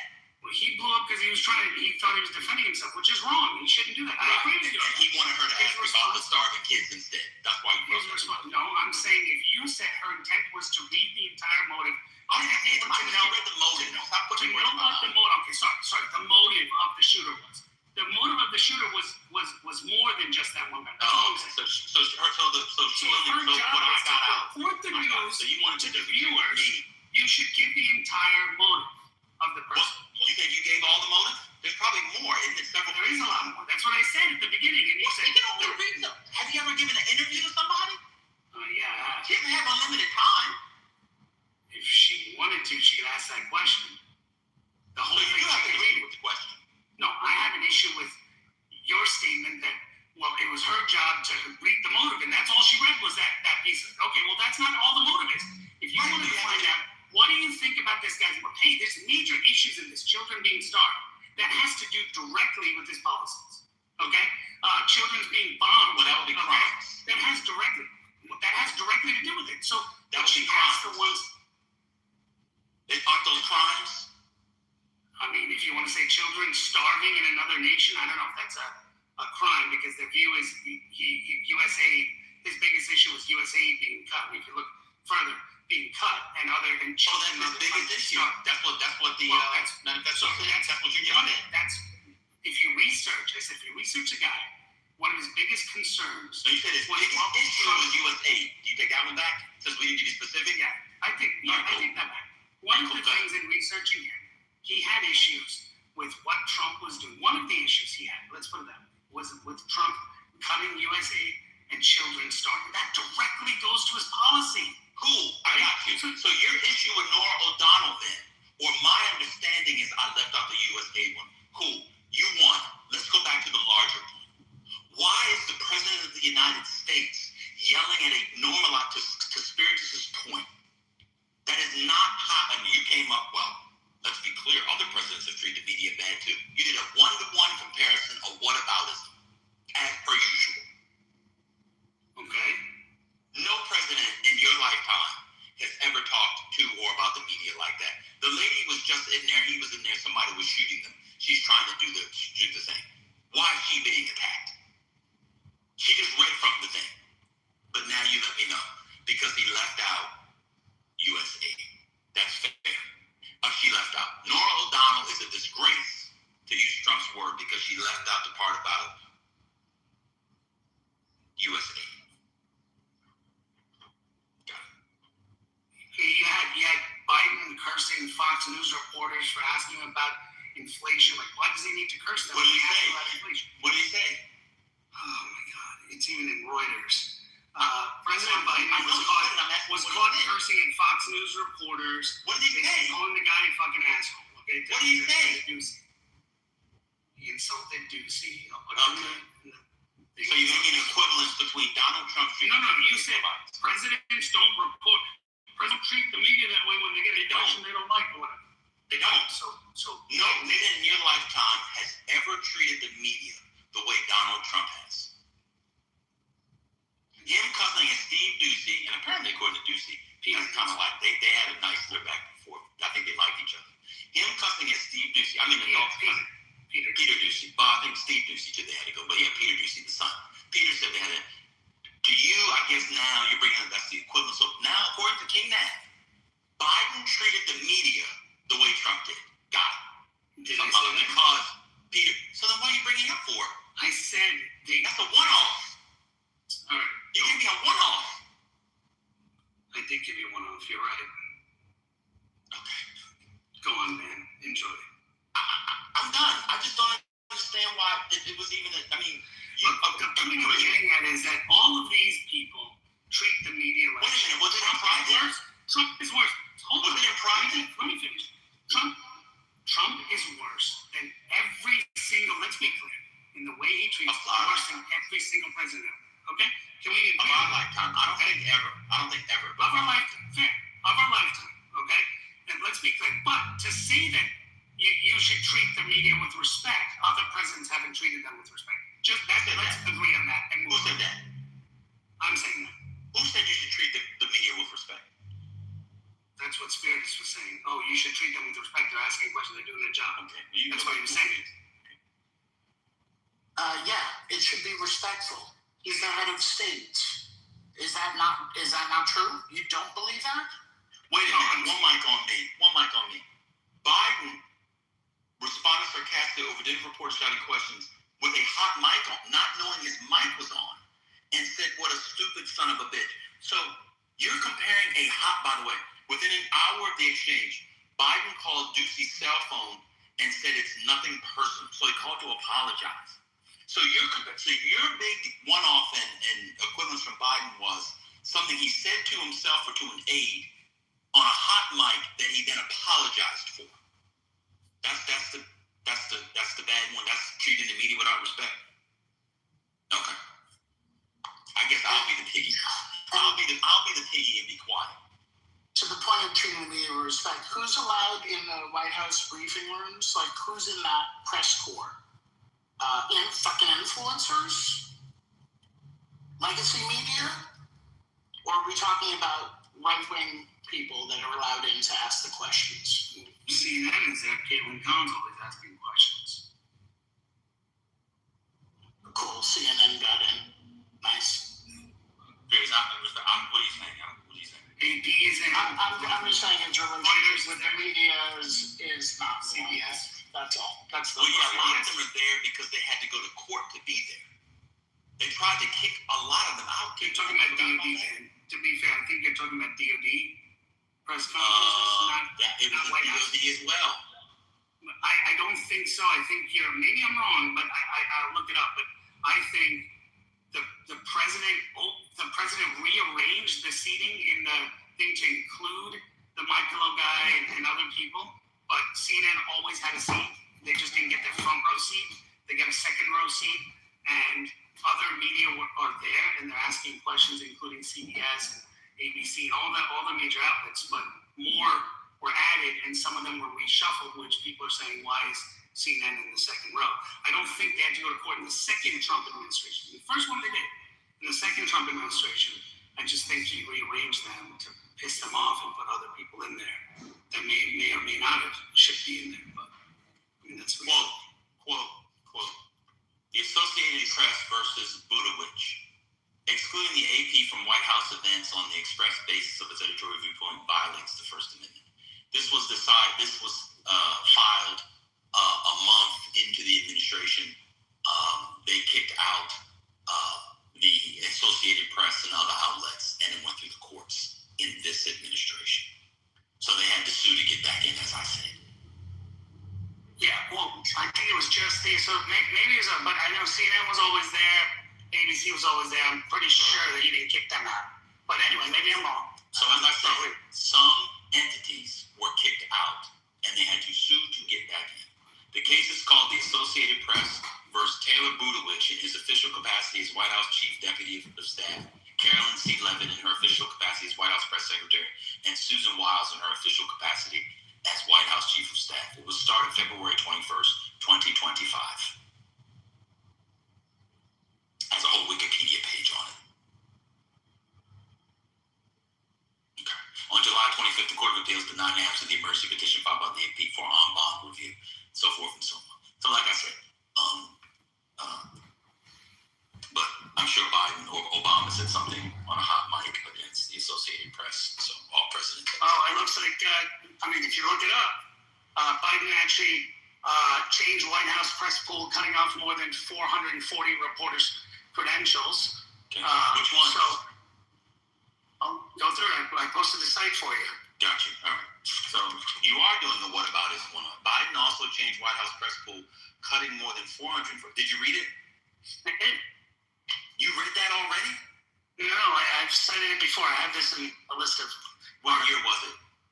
This was a 2020, I believe it was a 2025 article citing previous years. I think it was 2023 it happened. Yeah, you're looking at it now. Cool. Yeah. All right. Credentialed White House press members dropped from 1417 to 700 to 975. These are individuals. These are not entities. Right. So individuals that he didn't like that reported on what he was doing. Are you sure? Did you read who the individuals were? I did read the. Correct. Gotcha. Let me read it to you. Many of the journalists' passes expired who hadn't accessed the White House in the previous 3 months. So it's people who weren't going. So I'll give you an example. What was the old lady who was always there? I can't remember. Helen, whatever her name was. If she got ill or somebody stopped going, this happens with a lot of things except gym membership. They'll keep charging your account till you're dead. If you don't use the thing, they got rid of it.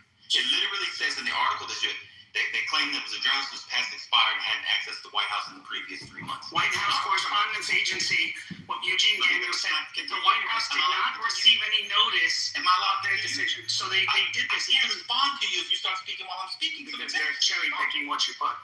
Well, I'm reading your thing. I'm gaslighting by reading your thing. That's what gaslighting. Your comment at the end of it. Go ahead. I did not comment. I said claiming that they hadn't expressed. Oh, I made a joke about gyms charging us. Because I saw a charge on my thing this morning the gym hadn't been doing years. That's why. That's gaslighting by bringing up gyms. That's not gaslighting. All right, cool. At the time, you just said it was gaslighting. At the time we initiated this, is a quote. At the time we initiated this process in early May, roughly 40% of hard pass holders had not accessed the White House complex in the prior 90 days. The White House said in 2023 statement, we think this demonstrates we've led a thoughtful and thorough process that preserves robust media access to campus for everyone who needs it, whether that be a hard pass or a day pass. This is the end quote. That was the agreement. Levin announced in January the Trump White House would work to restore the press. Passes of 440 journalists whose passes were wrongly revoked by the previous administration. On Tuesday, Levin said the White House decision aimed to give power back to the people in an attempt to assure that all journalists, outlets, and voices. In response, WCHA President Eugene Daniels said the WHCA did not receive any notice in advance of the White House decision and said the move tears the independence of the free press in the United States. Okay, so what's wrong with the revocation of these passes? So even the White House Correspondents Association believes that it was done to, as an attack on free press, just like Who? Huh. You mean Eugene Daniels? Yeah, doesn't he represent the White House Correspondents Association? At that time? Not anymore. At that time? Which is his quote that's cited in it?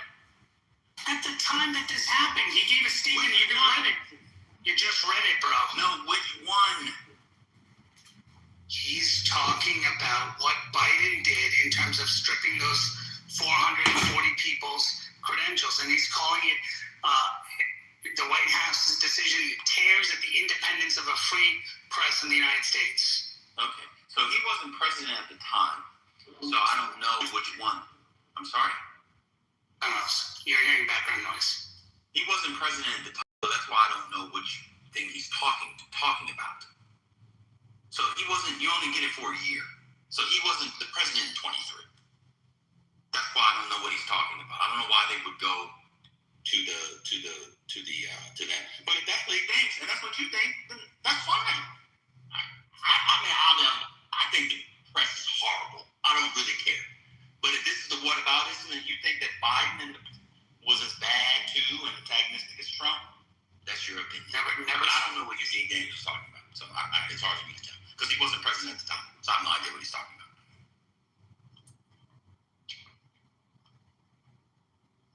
So let's go to another story. 2023, Biden, White House. So now the Democrats are anti-press. I love this. White House was on press revocations. I don't know why that many people had press passes anyway. That's a different session.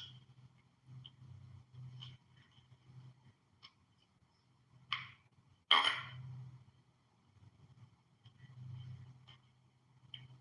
The White House announced updated standards for yearly renewal of hard passes. Journalists who do not obtain a hard pass can still apply. Come on, King Math. Journalists who do not obtain hard passes can still apply for a day pass. Politico reported the number of credentialed White House correspondents dropped from 1417 to 975 after the previous passes expired July 31st, with the new number reflecting a mix of renewals and new applications. The White House told Politico that only one reporter had their application for a new hard pass denied. The hundreds who lost their passes this week presumably did not reapply, some due to not meeting the new qualifications. For those losing their hard passes, the White House was said to have granted many of them a grace period until August 10th to keep their current passes and submit their materials to gain new ones. The White House press office announced their updated standards in an email sent to all White House hard pass holders in May with the guidelines for journalists to successfully renew their hard passes. Reporters must show they have, quote, full-time employment with an organization whose principal business is news dissemination, have a physical address in the Washington, D.C. area, and demonstrate they have access to White House campus at least once during the prior 6 months for work or have proof of employment within the last 3 months to cover the White House. You have an issue with that? Additionally, hard pass seekers need to show they have, quote, an assignment to cover the White House on a regular basis and have accreditation by a press gallery in either the U.S. Senate, U.S. House of Representatives, or Supreme Court. Lastly, applicants must be willing to submit any necessary investigation by the U.S. Secret Service to determine eligibility for access to the White House complex, end quote. What's wrong with that?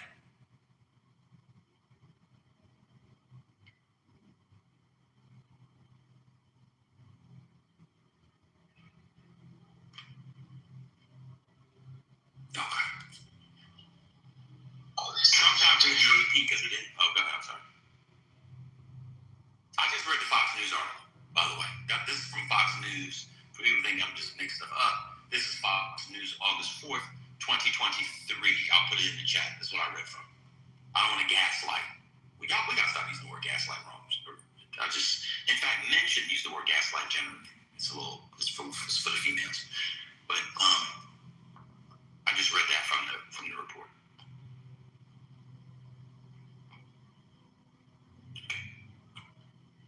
So the Biden White House updated the rules.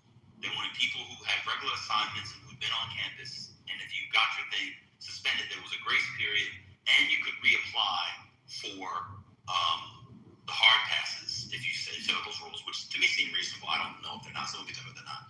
And to himself, with a hot mic, he called somebody a stupid son of a bitch. That's what Biden did. And for King Nat, that means got it. Never in the history have I heard a president ask a news agent, who are you with? But who are you with? Who are you with? And then lambast them because of who they're with and say next question, I'm not speaking to you. You're from a failed organization or you are fake news or all of the above. Never. It's like, what you banging? What you banging? What's your set? What you rap? Happy Clubhouse anniversary, serious things.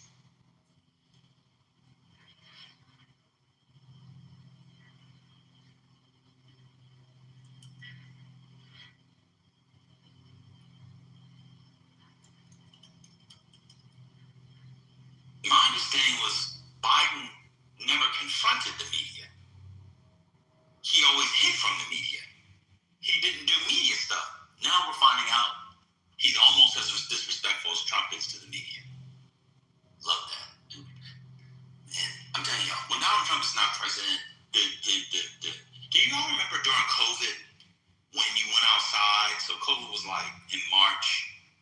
people didn't really start going outside. Then all of a sudden in May, you're like, yeah, let me take a walk.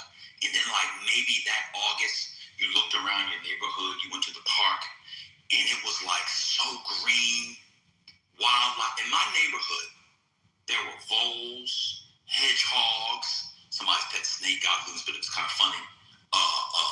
Bears, all kinds of shit you never saw. It was like, what are they doing here? It was like, you know, when somebody has sex on a sitcom in the 90s and they showed nature in the woods, and they start playing Vivaldi and shit. When Donald Trump is gone, it doesn't matter who the president is. It could be J.D. Vance for that.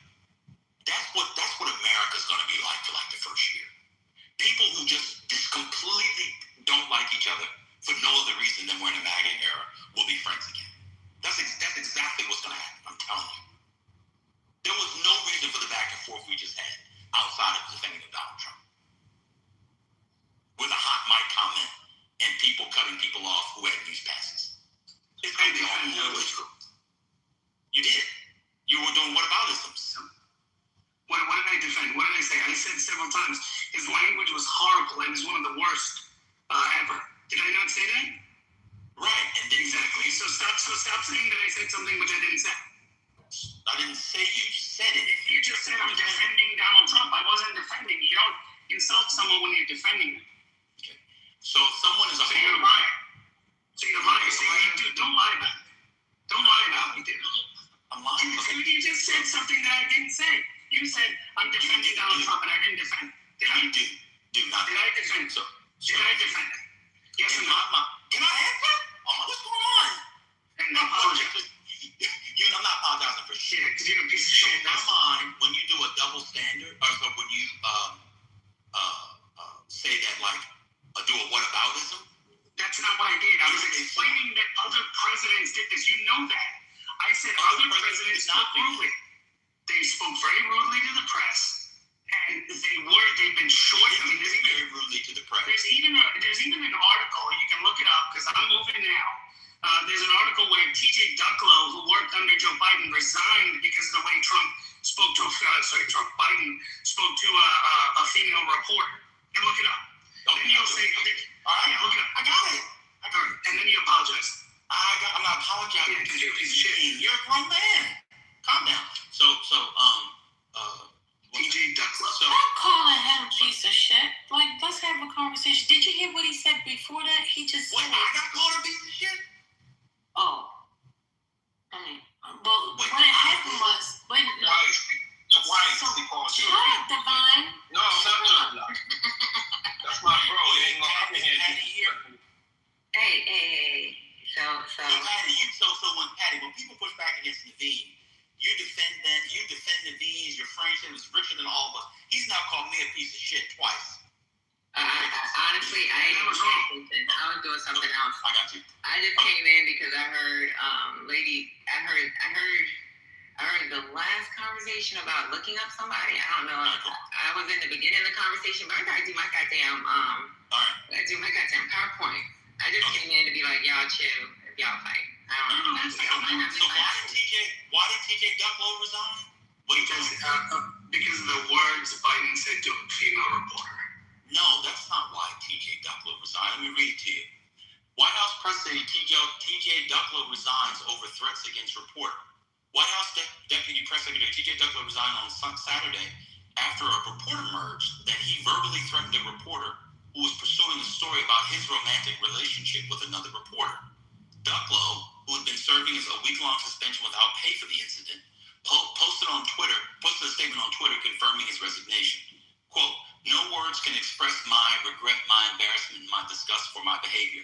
I use language that no woman should ever have to hear from anyone, especially in a situation where she was trying to do her job. It was language that was abhorrent, disrespectful, unacceptable," he said, end quote. You keep going, quote, "I was devastated to have embarrassed and disappointed my colleagues in the White House, my White House colleagues, and President Biden. And after discussion with the White House communications leadership team, I resign my position and will not be returning from administrative leave," end quote. He further said that he is determined to earn back trust of everyone he let down because of his quote, "intolerable actions," end quote. White House Press Secretary Jen Psaki also issued a statement accepting Ducklow's resignation. "We accepted the resignation of TJ Ducklow after discussion with him this evening.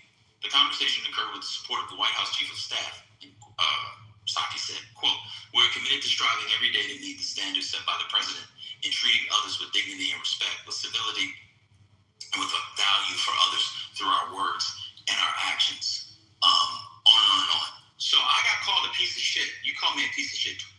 And you said the reason why TJ Ducklo resigned is because of the way Biden was speaking to and about reporters. TJ Ducklo was the one speaking poorly. He didn't uphold standards of the Biden administration. And he resigned for what he said, not Biden.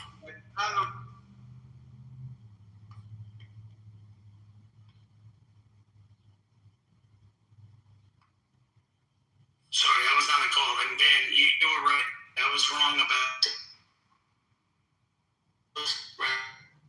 I didn't. You're in the matrix. Okay. Can you hear me? About a newspaper or Is that something? better? That's okay, Pat. It's okay. So I'm a piece of shit, and you were the one that was making up the story about Biden. No, I didn't make up this was wrong. I was completely wrong about Ducklo. You're correct. You just said that you said I was a piece of shit, according to Biden, multiple times, and you said that Biden did something and TJ Ducklo had to resign. Correct, and I was wrong on that, and I on that, and I posted an article where he was rude. My point is that one second. Are you going to apologize to the room for now the second time bucking off with wrong information, or we just have to keep going? What was the second time? What was the first time? What you said about the press passes. What did I say about the press passes? I said Biden revoked press passes, and the president of the WCHA said that it was an attack on free press. Again, I don't know. I'm going to go to Eugene Daniels, but he revoked them because they've been dormant. Okay, so maybe there's more information. I'm almost done. And if you listen to what I was saying, if you're on the phone again, they gave them a grace period, and only one person reapplied. So again, I hear that in the article that you put from Fox News that I read. No, I did. I also read what they're claiming the White House WHCA person said in an attack on free press. I don't know what he was talking about because he wasn't president of the WHCA at the time. That's what I'm saying. Fox News is misreporting. Fox News misreporting. No. I'm not saying. No. I don't know if he's talking about what the Trump administration did because he's on the plantation. He's like a Democratic shill. He's a black guy with nail polish, gay. Like he's very anti-Trump. Oh, and if I don't know if he was talking about Biden, I'm gonna go and check that. So I'll check that. But and if I was wrong, this one was completely wrong, and I apologize to everyone for providing wrong info. Hold on. Just to be clear, I'm not from the piece of shit finish. Why would somebody resign for what Biden said to it? That didn't even make sense logically. That's why I know. So then, three things. First of all, okay, I read something and I quickly looked at it while I was on the go, and so that was incorrect. And I can admit when I make a mistake, and I'll say that was a mistake, and that was wrong. I did post another article, which and someone saying I cited two articles. Well, actually, I cited the Fox News one, which is accurate and claims to have a quote at the bottom, which even Dan is saying he's not sure where that quote came from. Doesn't mean anything. Yeah. So how? So you're saying every article should be searched, whether it's true or not? What the White House? I mean, I don't know if the WHCA president. I mean, they quoted the guy. Maybe he said it because of something else. Maybe he said it when it first came out. I don't know. Okay, but I'm just cited that article. So that article is factual, but this guy made a quote. Whether he was president at the time when he made a quote or not, I don't know. Maybe they took two articles and put it together. I don't know. No. Again, you don't understand you don't understand the article that you put.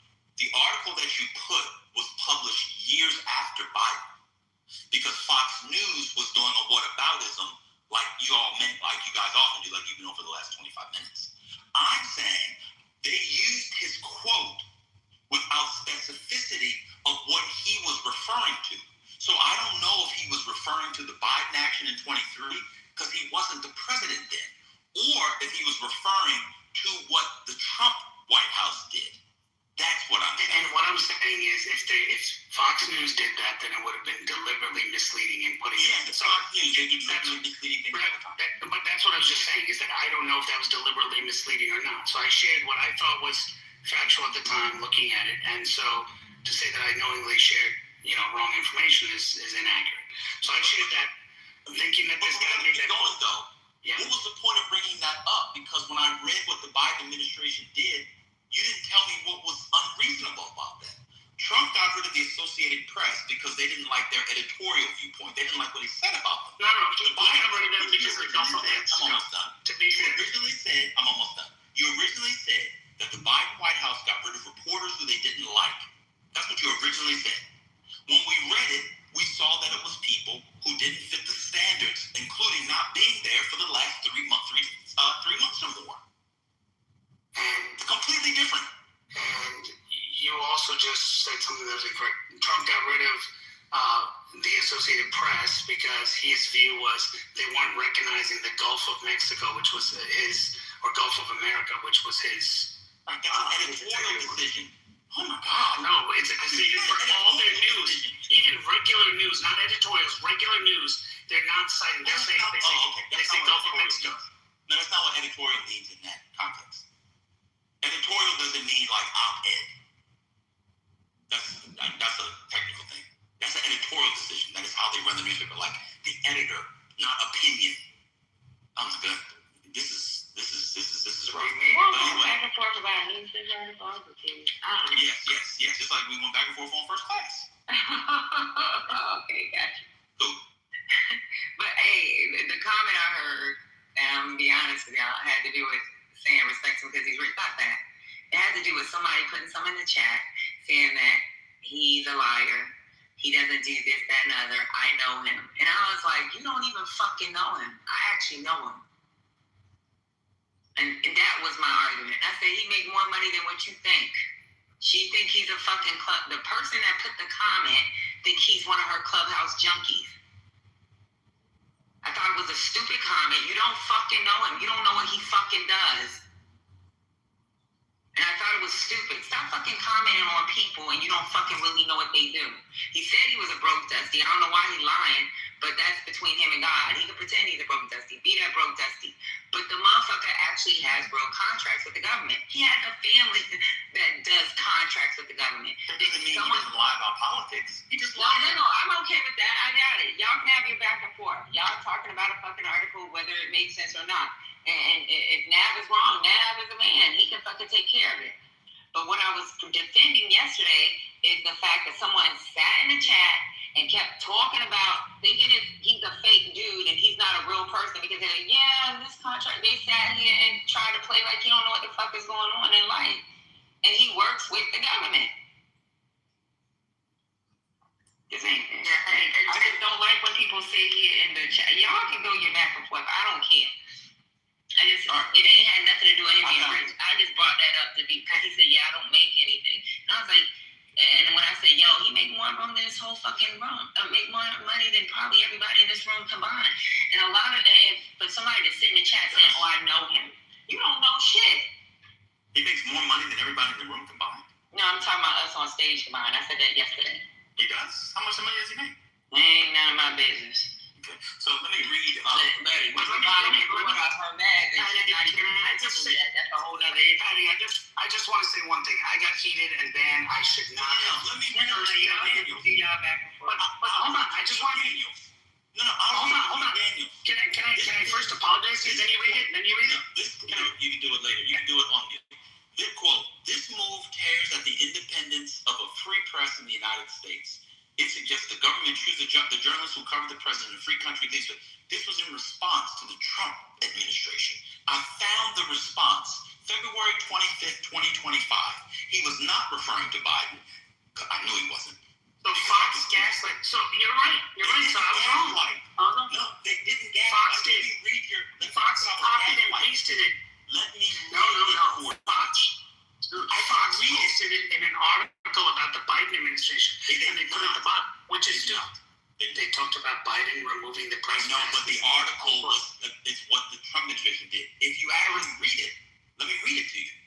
On Tuesday, as we were saying, Baltimore, Levitt said the White House decision aimed to give the power back to the people in an attempt to ensure all journalist outlets and voices deserve a seat in this highly coveted table, end quote. In response, WHC Press President Eugene Daniels said the WAC did not receive any notice in advance of the White House's decision, and then you have the quote. In response, so one paragraph, the next paragraph says in response. That means it's referring to the former paragraph, not Joe Biden. But if you look at the former paragraph, hold on, the former paragraph was Carolyn Levitt trying to act like she was green in response to what Biden did in restoring access to the same people. And then, on purpose? No, that's what she wrote. That's what you just read. About restoring Daniels is responding to Levitt, not what the Biden people did. That's all that matters. And what was Carolyn Levitt responding to? What was Carolyn Levitt responding? What was her response? I don't know. So it says restoring access, and she's trying to claim that as a plus, saying that I'm restoring access. She's responding to Biden.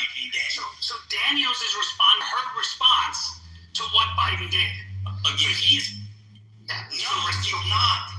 Let me read it to you, because he has a whole response. White House Correspondents Association, February 25th, 2025. WHCA statement on White House announcement on press pool. He's not talking about the Biden moves at all. I know that. In what you're reading, I know that. But not in the Fox News article. Let me read it. So he has this move takes the independence of a free press in the United States to suggest the government would choose the journalists who cover the president. In a free country, leaders must not be able to choose their own press corps. For generations, the working journalists elected to the White House Correspondents Association Board have consistently expanded WHCA's membership in its pool rotations to facilitate the inclusion of new and emerging outlets. Since its founding in 1914, the WHCA has sought to ensure that the reporters, doctors, producers, and technicians who actually do the work 55 days of the year decide amongst themselves how these rotations are operated, so as to ensure consistent professional standards and fairness and access on behalf of all readers, viewers, and listeners. To be clear, the White House did not give the WHA board a heads up or have any discussions about today's announcements. Today's announcement. I understand. February, I'm almost done. That's February 25th, 2025. Fox News put it But on the White House. Jesus. Let me finish the statement, sir. You're talking about something totally different. The White House. No, I'm not. Yes, I'm talking about the Fox News article, and they put it right after to mislead people. I'm saying they misled the way they put on the article, and you're reading something else to justify that Fox News put it correctly. Fox News misled with their quote. Okay. They didn't. The quote comes from the thing I'm reading. No, but they copied and pasted that piece of it to put in that article to make it look like he was saying something anti-Biden. No, they didn't, because wait a minute, just read it. It says in response to Carolyn Levitt's response, which was what? The in response piece you're talking about was in response to the Trump White House's response. Now read the Fox News article. Carolyn Levitt was talking about restoring access based on what Joe Biden's team did, and she's going to restore access. That's how the article is placed. So they mislead and say, oh, well, this was his response. So when you look at it, you go, wow, the WC, now you're much smarter than me, Ben. So you looked at that and said, hey, he wasn't president at the time. I didn't know that. I didn't look it up, but I didn't know that, right? So I was wrong in assuming he was president. So what I'm saying is Fox News misled in that, because the way they sequenced everything in that one article that I shared with you, which was about Biden's team and what they did, is my contention on it. That's all. So back to the original point. You originally said Eugene Daniels was speaking about what Biden did. That's what I thought based on that article. I got it. That's fair. So that's the 0 for 2. Correct. So I was wrong on that. So I own it. So why am I a piece of shit? Yeah. So I was wrong. So I just was trying to apologize to you when you wouldn't let me. I'm trying to understand, how did we get to you calling me a piece of shit? The other day you come in the room, I haven't said anything to you. You want to talk about the Knicks, chop it up, have a good time. Now I'm a piece of shit. Man, you've said okay. Anyway, I'm not gonna go in. It's just, let's just be quiet. One second. I've been banned Meta World people. I haven't said anything bad about you. That's fine. I know. That's fine. We'll leave it. I apologize. So you about the whataboutism? No, I'm not. No, I'm not. I'm saying to you, I apologize. I just said I apologize to you. Were you about the whataboutism? I want to know. To be fair. No, I was just gonna say to you that I got heated, and I insulted something about me talking. And I insulted. I said to you that in the past you've said things to me, you've never apologized for them, but I'm apologizing to you. Do you want to go through the whole thing, Ben? Yeah. Give me the one thing I never apologized for. I remember when you acted like a Chinese boy saying paper tiger was racist against Indians. That was hilarious. And when you call me a stupid Hindu, right? I never called you. Yeah. Now we'll go through this shit again. All right, yeah, you did. All right, anyway, I'm not going to go into that again. We went through it already. We hashed out our thing and already on it. Okay. The fact is, you know, Why do I believe I called you a stupid Hindu when they just heard you lie about two things, the Ducklow thing and the Eugene Daniels thing? Well, I didn't. First of all, to be honest with you, I know I study like old school stuff. I don't think anybody would use it. I haven't heard the word Hindu used as an insult since like 1929. Like, what's going on? I would never call you a stupid Hindu. I love the people. Yeah, right. Don't like Right. I don't love. Oh my God, I'm the biggest. Anyway, let's not go into this again. Let's not go into this. You think I'm anti-Indian? Let's not go into this, Ben. Let's not go into this, Ben. We did this last 2 years ago. 2 years ago, we went through this. All right. Oh, hold on 1 second. I gotta do something. 1 second. Give me 1 second. I'm gonna do it on my work computer.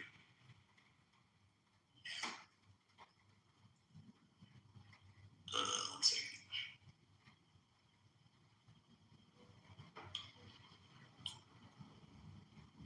Baruch Natah Adonai. Oh my God, have mercy on me, so Lord. Okay, so you think I'm anti-Indian? So I didn't say a word. I just said let's move on from this number. We had this 2 years ago, Ben. We went through. We moved on from this ban, and I apologize to you. So you get to call me a stupid piece of shit. So you've just been holding on to that for 3 years. No, I haven't. I just said to you, I got. So why did you call me a stupid piece of shit and you were wrong? I don't understand. Is it because I'm black? Are you racist against blacks? No, not at all, actually. So then why am I never would. I was correct. So why am I a stupid piece of shit? Because at the moment I thought I was right. So then who was a stupid piece of shit in that exchange? Probably me in that exchange. Okay. Thank you. All right? And so, but again, I apologize to you, and I apologize to you. That's incredible. I'm correct. We're having a back and forth. You said you can't actually read the sources, but I want you to think about stupidity. You think that Joe Biden said something about a reporter and somebody had to resign for what he said. That doesn't even make any sense. I didn't say somebody had to resign. I said I thought the article said, and I read it quickly while I was moving, and I said that beforehand. So I have an excuse for being wrong. I didn't say I have an excuse for being wrong, man. So why are you giving us the preamble now? Because you're making a statement which is incorrect. That, you know, I thought that the guy resigned because had to resign because he didn't have to. I thought it said that he felt like resigning based on the comments that were said, which is very different. So he was outraged. That's what I thought it said, and I was wrong, and I admitted I was wrong. So you know Joe Biden and the kind of person he is, especially at that age where he can only stay up for 10 minutes a day without pooping on himself and having ice cream dribble down. You honestly think, did that make sense to you? When I read it, I was surprised by it. What do you mean when you read it, you didn't read it? You just said I said I read the highlight and I thought that's what it said while I was moving. That's what it said 3 times. White House press aide resigns over threats against reporter. You think Joe Biden threatened a reporter? I read it quickly, like I said. All right, Ben, you want to keep going on? And then the other thing, and 1 second, I've got 2 minutes left, not be done. So the other thing you said was, soup is shit, I gotta go clean the toilets. And so the other thing you said, and don't have the money you have, and more than all of us combined. So the other thing you said was, you said Biden. Hey, I said on this stage. Patty, leave it alone. That's what he does. Subtle shots. Look, whatever y'all subtle shots. Listen, y'all arguing about an article.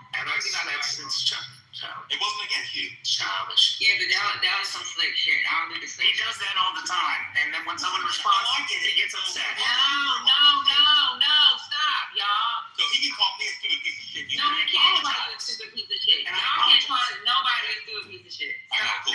So the second thing, So the second thing you put in the chat was when Biden told Caitlin Collins she should get another job. What was the point of that one? What I told the other guy about how it's normal for presidents to be rude to reporters, and they've always been rude to reporters. That was the point I was giving. That was what this whole conversation was that you jumped into. Where I said other presidents have been very rude to reporters, and he said, well, they should treat with respect. You heard him say that. And I said, that's not true. Not all reporters did that. Donald Trump is the worst ever in our lifetime. I agreed with you on. And so I put that article to show that other reporters have been horrible to reporters, not as bad as Donald Trump, which is what my point is. You get another job as being horrible.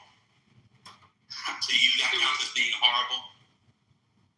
I mean, if you look at the respect for which Obama and Bush, talked to reporters, yes. I'm just asking. So that means you should get another job if they say that. It's the manner and tone in which he said it. But all right, he had to call and apologize to Caitlin Collins. That's why he felt it was bad. Do you know why he said that? Because he didn't like her reporting what she was asking the question on. Huh? Do you know why he said it? He didn't like the question she was asking. Nope. Wrong. Because she asked about whether or not Vladimir Putin would change his behavior. Anybody who knows anything about Russia, especially Russia. So it was because of a question. I think you just said wrong. They can admit that you were wrong just now. You said it was not. So he asked a question. So she asked a question. He didn't like it. So then he responded to it. That's exactly what I said. You said wrong. No. So exactly. There you go. So that's what you do. That's what you so now you should admit that you were wrong. I just said it was based on a question. You said no, it wasn't based on a question, but it was. He asked a question that he felt was stupid, and you also felt was stupid, so he responded to that. So he did respond to a question. And what I'm saying is that it was based off of her analysis for the question. Did he say that? Based on your analysis for this question? No, he responded to her question. Do you know what the question was? You just said it. It was about Putin. Right, and so she said, it was following a summit in Geneva, why he was confident that Biden would change the Is why a question mark? I'm confident. Is why a question mark? Oh, no, so she asked please the just question. let him finish reading what we're listening to. What is he reading? He's going to cut me out soon again. He's going to maybe call me a nigger next time. No, I'm not. I don't insult people's race or religion like you do, all right? What race did I insult of yours? You insulted religion. What religion of yours did I insult? There you go. We just went through it earlier. Right. I mean, you've been lying the whole time. Why would anybody believe you? All right, shut up, man. All right, this is ridiculous. All right, I mean, we went through this in Clubhouse, and you were forced to admit that you said it. No, I wasn't. Yeah, you were. I've never used the phrase stupid Hindu. Yeah, you have. I don't find Hindus to be stupid. Yeah, well, you said it at that time. We had a whole big room on it. In the end, you had to admit that you were. On it? Yeah, we did. Was it recorded? I don't know if it was recorded. It's been a long time. I mean, one of my favorite things about the app is what I love, especially about King Nav, is this guy was the guy that was famous for moderating people and then quickly closing the room so the person who he moderated would get closed. He did that for a good 6 months. It was a good troll, like he's doing now. No one had a big room. Anyway, that's not true. You do that? That's not true, man. Oh, come on. That was fun. You should Prove it, admit man. that. Prove it. Oh, I can't, but I remember you did. Exactly. So you're making up shit. Just like you said that Joe Biden's response was not about a question. Can I get up for a second? No, Hurricane, you're not even involved. You said it was not about a question when it was a question. Oh, what's the breaking news? Hold on, King Nav. What's the breaking news? I'm teasing. Go ahead. Oh, okay. So, do you still want to go to the Knicks game? You invited me to a Knicks game. Yeah, and I stand by that. I have no issue with you personally. We're just defeated Indian. I want everybody to hear this. As we resolved our issue, I'm almost done. bro. We worked that You time. finished my point. And you apologize. My point. I'm anti-Indian and bigoted against Hindu. You're not now. You were then. You apologized at that time, and we moved on. You and I agreed. We moved on. Wait, why? This was 2 years ago. This was 2 years ago. Because somebody apologizes, that means For me, it's not a big deal. I don't know what your beliefs are, but after that time, you never said anything. If it's not a big deal. Because you just said, when have I ever insulted you? And I brought that up. Because you did. And so I answered.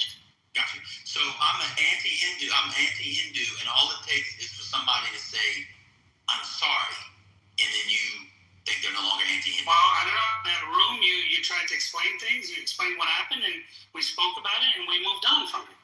Yeah. So that's it. I don't know if you changed your views, but your view towards me, or at least how you treated me, changed. So What was what other anti-Hindu things have you heard me say? I don't know. I haven't heard any others.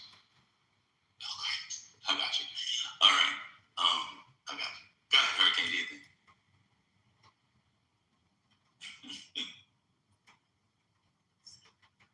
Oh, good. I'm here. So,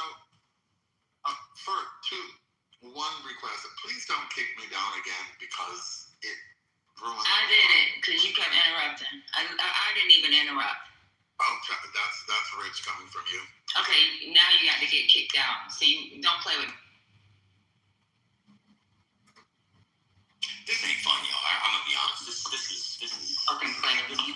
I wanted to go back to the original Okay, that makes fucked up. proposition. Just to be clear, King, are you saying that the Biden administration was equally hostile to the press? Not equally. Never said equally. I said Trump is the worst ever in terms of dealing with it. But I said the previous person's premise was that a president should operate with. This is not what Ban said, to be clear. The other person was here, I forgot his handle now. But he said something about, they should treat, presidents should treat reporters with respect. And I don't know if he used the word dignity, but I'm adding that in. And should treat reporters with that. And my premise was, and it's been consistent, is that, especially Joe Biden, but, other presidents, Obama, Bush, could say they treated them well. Trump didn't in his first term, and Biden also didn't. But Trump's been the worst ever. I mean, this is not treat them well. He said two. I mean, come on, man.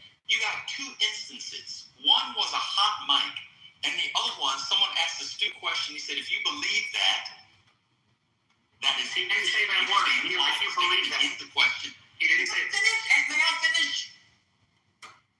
Thank you. If you believe the implied statement in the question, you're in the wrong business. But he said that? He said those words? Why do you keep interrupting? Like, are you telling the truth right now? Did he say those words? So he said, if you believe. He said that if you believe that? Okay, I'll look at it. What is going on?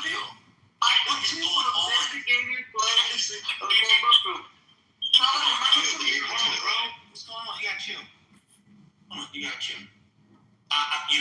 If you don't understand that, is what he said. If you don't understand that, you're in the wrong business.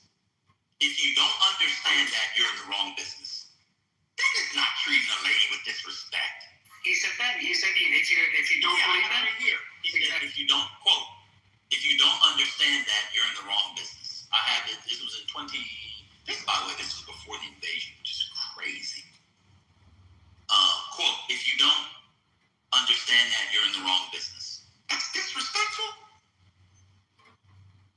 I'm also just trying to figure out, I may be wrong about the fact that. Sorry, I'm going to pick elbow, so you may not be able to hear me. Let them finish Black Freedom. How is that disrespectful? If you don't understand that, you're in the wrong business. Just break it down to disrespect. Because, you're an offensive coordinator. When I'm going to run the ball, guess what? If you don't think you don't understand you need to run the ball in the NFL, you're in the wrong business. If you don't think you need to rebound in the NBA, you're in the wrong business. If you don't think you need to be on the base path in baseball, you're in the wrong business. How is that disrespectful? One mic.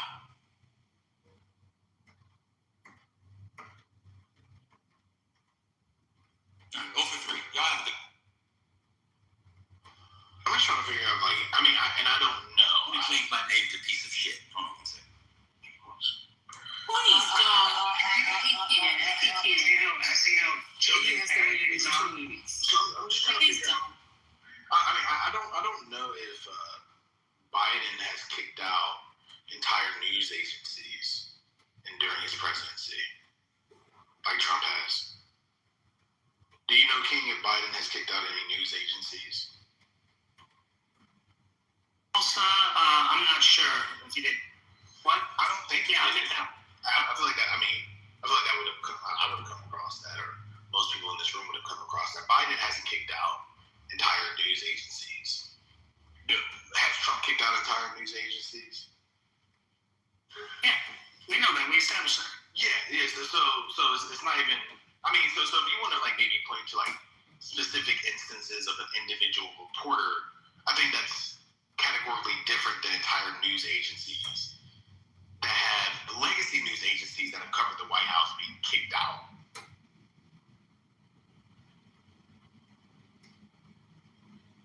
So let me take for my lunch. Hold on.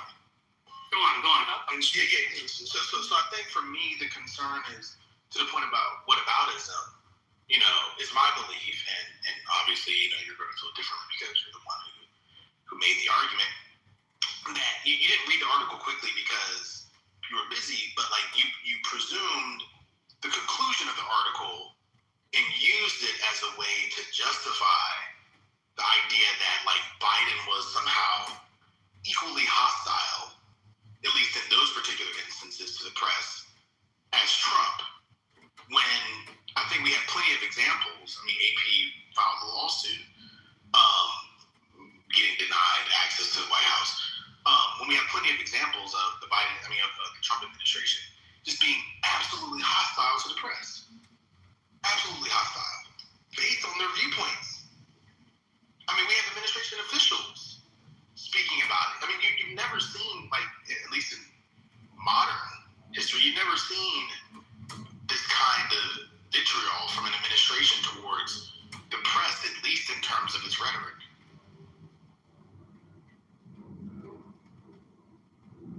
Leaving aside the actions of course, kicking out entire legacy news agencies.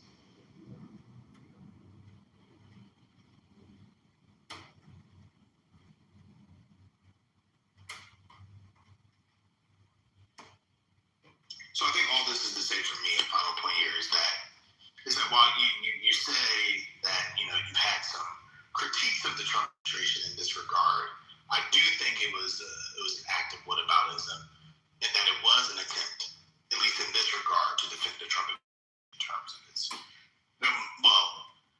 bring up the whataboutism to make it seem as if Trump hasn't been as bad, or there have been other administrations that have been as bad. No administration has been as bad, and Trump has been worse. I've said that. I just said that, look, there's a history of presidents bickering and insulting the press, right? Not to the level that Trump did. That's what I've said 100 times. And, there's Nixon, so many did that. But nobody has done the level in our lifetime, to quote what Ben said earlier, like Donald Trump. Okay, because I wasn't alive when Nixon was president. So, I was just responding to that, saying that, anyone will tell you that, they've done, now the way Trump has done it in terms of cutting off people's access, calling them crazy nasty, calling them those things, nobody's ever done that. And I said it from the beginning, that's disgusting. I've been consistent in that. So I'm not defending what he did or what he's doing. I never once came and said, oh, they're doing all this stuff to him. It should be that way. No, I never said that. Others say that, and I know there's people who are, in this room that will say, hey, you should be talking about all the things they lied about and said and stuff. But I'm not, because I don't think it's right to talk that way. But I was just responding to the thing saying that a president should treat the media with respect. And that, and I'm trying to make the point that, no president has. It's just that Trump has gotten to like this insane level that probably, hopefully, it's not normalized as Spirit has thought it would be. I hope the next president doesn't do that. But, we need to change that normal, and that shouldn't be the new normal. And that piece I didn't say, but I said everything else. So I mean, by and large, I would say the Biden administration, Obama administration, Bush administration has treated the press with respect. Now, you may have instances, of course, where there might be a back and forth or some kind of tension, but I think it's important to point out the systematic difference between this administration versus others, and so that's why I'm just a little confused as to why those would be the examples when just in the typical everyday conversation, you may generally treat people respectfully, but you may have an individual instance where you go off on somebody, like when you call Ben a piece of shit, for example.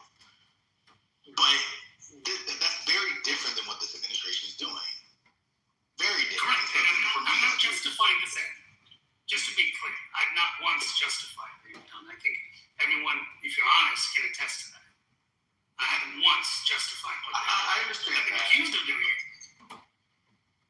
So I understand. My point is that if those are the examples that you're drawing from to try to make it seem as if like this is something that all presidents have done, for me, they just woefully fall Not short. the same level. These are clarifying points that you're making now. Well, no, but I said at the beginning, I said nobody has done it to the level of, I even said it a few minutes ago, to the level Donald Trump has done. So I'm being clear. It's not clarifying points I said from the beginning. Okay? All I said was that, it's been known that presidents have had major tussles with media. They've done things, but they've never gotten to the level Donald Trump has. And he's changed the normal, which is the scary part that Spirit is mentioning, and that we should try to avoid that. And I agree with him that shouldn't be the new normal. Everyone's going on like, oh, you're defending him. I'm not defending what he's doing. I'm saying that shouldn't be the normal. But to say that, all presidents have been respectful to the media, and no, that's not true. When there's stories they don't like, they do things to try to, whether it's using their power, whether it's making comments or whatever, they try to, This was not the point, get rid of the and you people. know it wasn't the point, bro. Like, come on, what are you doing? This was not the point. We were talking about the conversations that Trump always has with reporters, and we've seen it for 10 fucking years. And you're talking about something else. We know what's right in front of our face. You're playing around with this fucking bullshit and whataboutism. Stop it. You're smarter than that, and we're not stupid. So your claim was presidents should be respectful. Hello, question. So, yeah, I have a question for you. So, is your argument that you believe that both Trump and Biden have disrespected the media in ways that you consider inexcusable? Is that your argument? No, and that's never been my argument. My argument is that Donald. Sorry, go on. So then, is your argument then that you concede that Trump has disrespected the media in ways that are inexcusable, but Biden has not? In the same ways as Trump? Yeah, I'll agree with you on that 100%. I've said that from the beginning. Why don't you guys pay attention? I've said it from the beginning. I don't know if First Lady's still here, but if you're listening, I've been saying that from the beginning. Saying that no one has done what Donald Trump did and continues to do with the media. Never once has anyone done that. I've said that. But when you talk about respect for the reporters, presidents don't give respect to reporters, and they should. And I'm actually against Trump on this. And I've said that in this room several times, that I think there should be more decorum and more respect given to reporters, because that's the only way we find out information. That piece I didn't say. But that's the only way we find out information. So the problem with your submission is that you're talking out of both sides of your mouth. On the one hand, you're saying that yes, you admit that Trump has been the most disrespectful. But then when you say other presidents have been disrespectful too, and Biden is one of those presidents. Not to his level, not to Trump's level, just to be clear.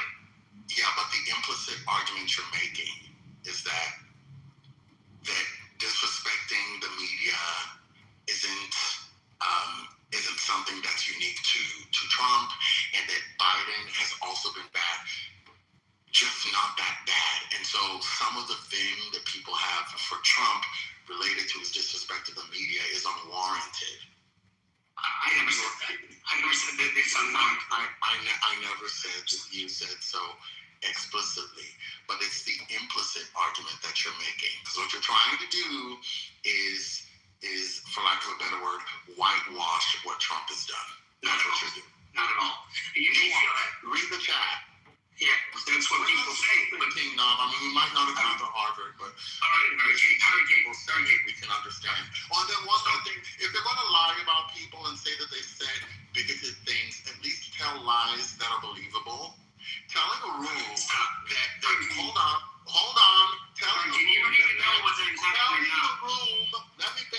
telling a room that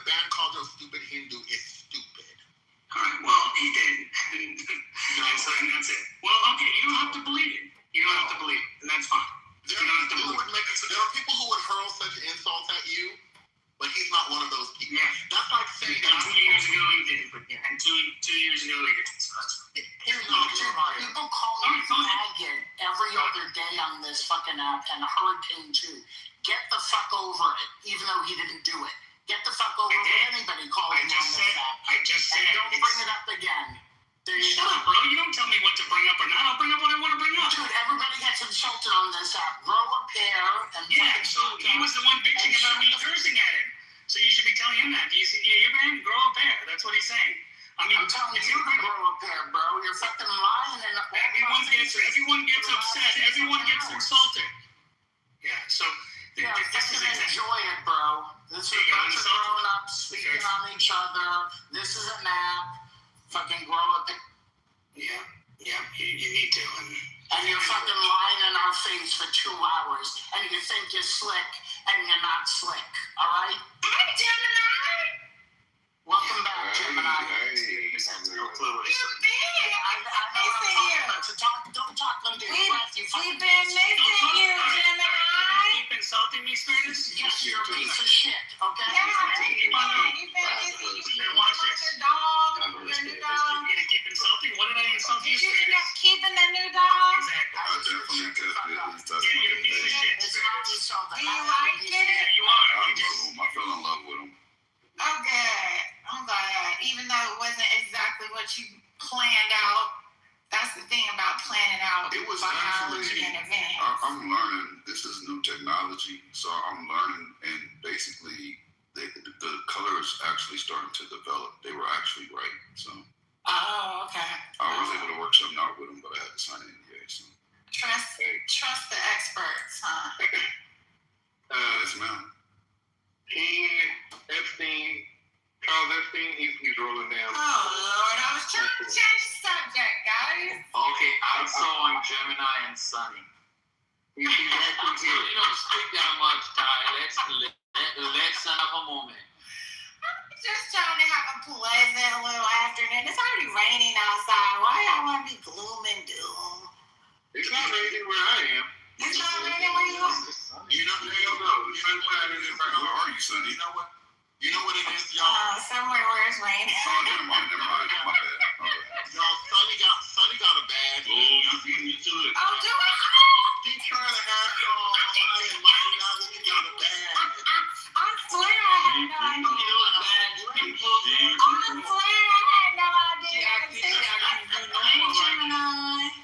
Happy holidays. That's hilarious. I told Brother Young Jeremy and baby. I'm a father. You said you're a father. That's where you been? No, actually, it's been a lot of things happen business-wise. I had some obligations I need to fulfill, and I love this app. I love being on here, but I couldn't find a balance. Yeah, so I had to dip off. Sounds like it's being. And I'm never going to be a manager at In-N-Out without really mending those fries, you know. Let's be careful. I told him it was sexual harassment. You felt sexually harassed over the picture. He was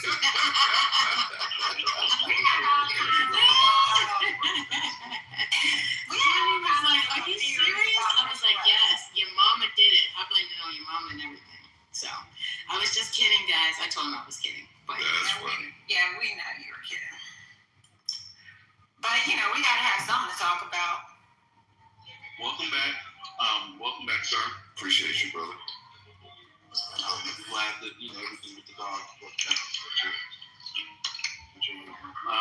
Yeah, and keep my name out your mouth, okay? Hold up. Oh, shit. Well, that's not going to happen. So you might deal with it. What?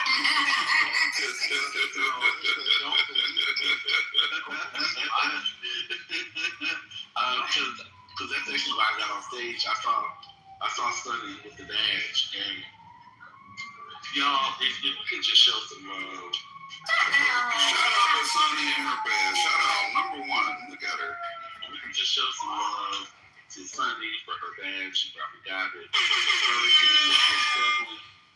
I know he's torn up inside because he really thought. he said, "You trying to plead the patty to this?" He said, "Please don't do that." because Hurricane really thought he was going to get the badge before Sunday. Now, what he doesn't know, they was having a race to get to the badge. Hurricane was, what's even worse was, Hurricane was racing all by himself. He still lost. Oh my God. Leave him alone. Damn. And I lost my badge. I had one. He blocked brother. He blocked brother. But I think blocking people is what also makes it harder to get one. How did you get the badge? Like, how do you race towards the badge? What do you have? It's the karma. You just gotta be nice. Once you're back in here, you'll be one soon. Now that you're in here modding again. I had one before. It's gone now. Yes, because you were gone. They want to discourage you leaving like that. Oh, that makes sense. I'm trying to love somebody. She's gonna get X. I'm trying to lose now. What do you mean me? I don't even care. Let's not put that on. I didn't even know Sonny's badge. Why the hell you got her badge? You should have heard it last week when the beat first started. I'm trying to tell you, he blocked brother. He was like, "You're blocked." He said, "Anybody bring up 1%, you're getting blocked as well." So he blocked me and then put it as PTR. Damn. So everybody knew that I was blocked. I'm just I think he has to get rid of this Shamar Moore to get some points, though. I was confused. I didn't even want to click on it. I was just like, what's, that's okay. So you want to? I didn't know who that was. You want to talk about ridiculous conversations since you've been gone? That was one. Shamar Moore and Sean Sharp and Nia Long. Don't ask how those all. I'm about to say, what's the connection between, like, what? Okay, I But started it was a good one. It was fun. It was spicy. It was spicy. That's what led to Hurricane having a baby oil Shamar in his PTO. Yeah, he's trying to make a point, Okay. but it's not working.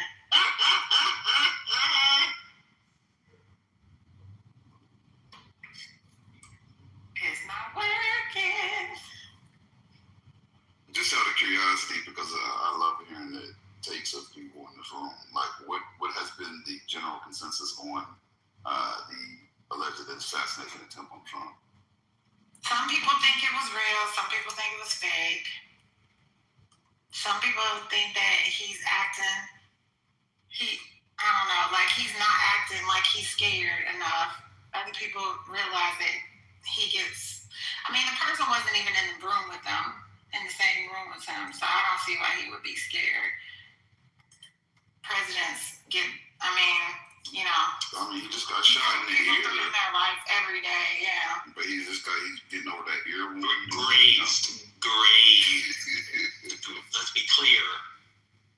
That ear was But I think it's interesting that Marjorie Taylor Greene just had made a big old stink about them closing the investigation on Butler the other day. Like she was just making a big old stink about it, and then boom, this happens all publicly.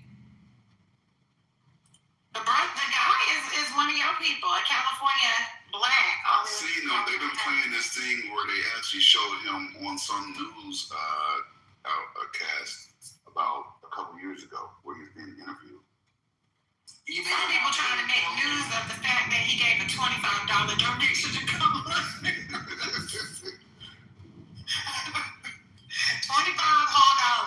and he's from California.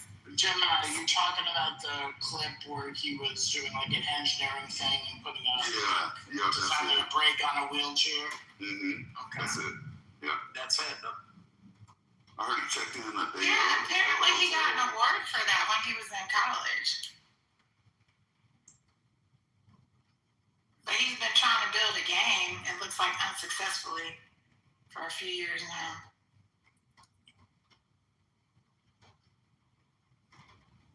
I like the immediate pivot to the ballroom discussion. Right. Well, that was part of some people's, to be fair, that was part of some people's conspiracy theory. Yeah, I figured as much. Like some means of justification for the ballroom, because we need a safe space to be able to host these events, so we're not exposed in this way. Exactly. Life isn't in danger type of deal. Like he's gonna have every event there. What about when he goes to other states? What about when he goes to other countries? But whatever. And then there was a lively discussion about airlines this morning. about first class and long flights, the need for Wi-Fi on long flights. You do need Wi-Fi on long flights. That's mandatory. Yeah, it's great, but you can live without it. Nah, I don't know these people around me. I don't want to know. It's like nobody existed more than 10 years ago. Well, I'm like, when I first took my long flights, we didn't have that option. So I'm like, I don't see the big deal. Wi-Fi is spotty in the air though. Like it's really spotty. It's not. Yeah, but we can be off our phones. It's like, okay, folks, you have a book or whatever. Sleep, eat. That is good reading time. I agree with you on that, Spiritus. But you don't get air sick. I don't. The only time I've ever been on a flight where I got air sick was I was flying to Panama with my father, and that's a long flight. And we hit some crazy ass air pockets. Like, I mean, it would drop a few feet and catch itself and drop a few feet. And that was the first time I seen all the oxygen. Well, the only time I seen the oxygen masks drop down from the ceiling. And they were handing them out vomit bags to everybody. Like there were these bags that were lined with tin foil on the inside of the bag so that it didn't leak through. So yeah, that was yeah. Yeah, if I try reading, I get airsick. I can watch movies. I can write, but I can't read. So I type on my computer is what I mean. But I can't read. On the train, can you read? Oh no, it's hard. I can't read on no train. It's a motion sickness. I don't know what it is. What about on a yacht? It's not emotional. Yeah, I can definitely read on the yacht. For me, I'm scanning. I'm always scanning my surroundings. Like that's just how I'm designed. So I'm not gonna be able to like fully. I like to when I read. I like to just like fully engulf myself in the book. You know, like I don't want to have to glance up every few seconds to see who's looking at me or who's around me or if my bags are safe or whatever the fuck. Spiritus, can we talk about this yacht thing? I mean, like, who's got a yacht? I don't have a yacht. What yacht are you going on in New York? I'm not. I was just asking. We were talking about modes of transportation. So. Right. Oh, okay, Miss Jim's checking. I'm not a yacht guy. I wouldn't know. The yacht guy is crazy. Yacht rock, baby.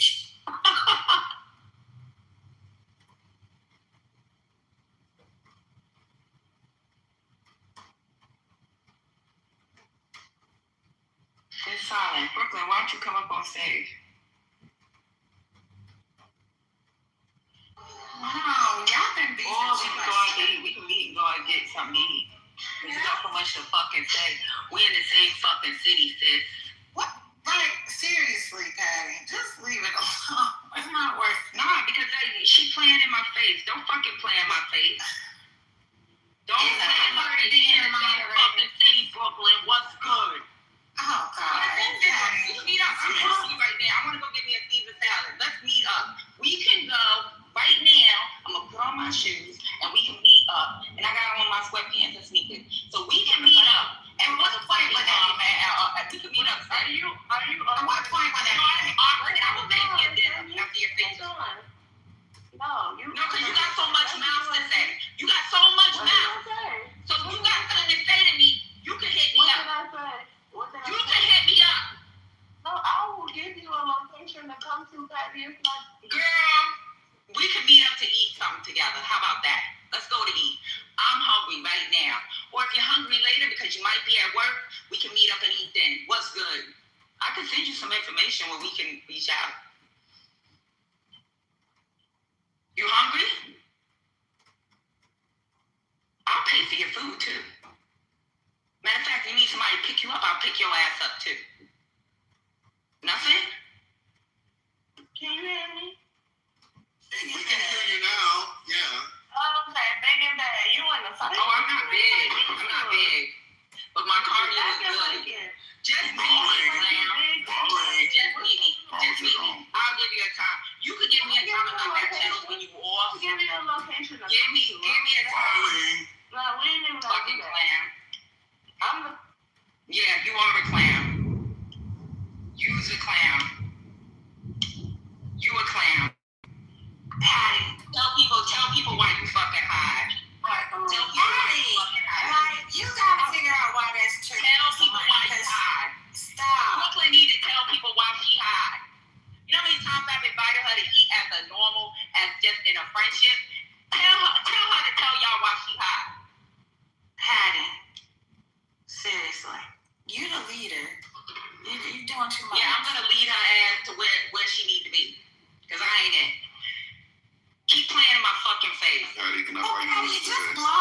she's bothering you that much, for real.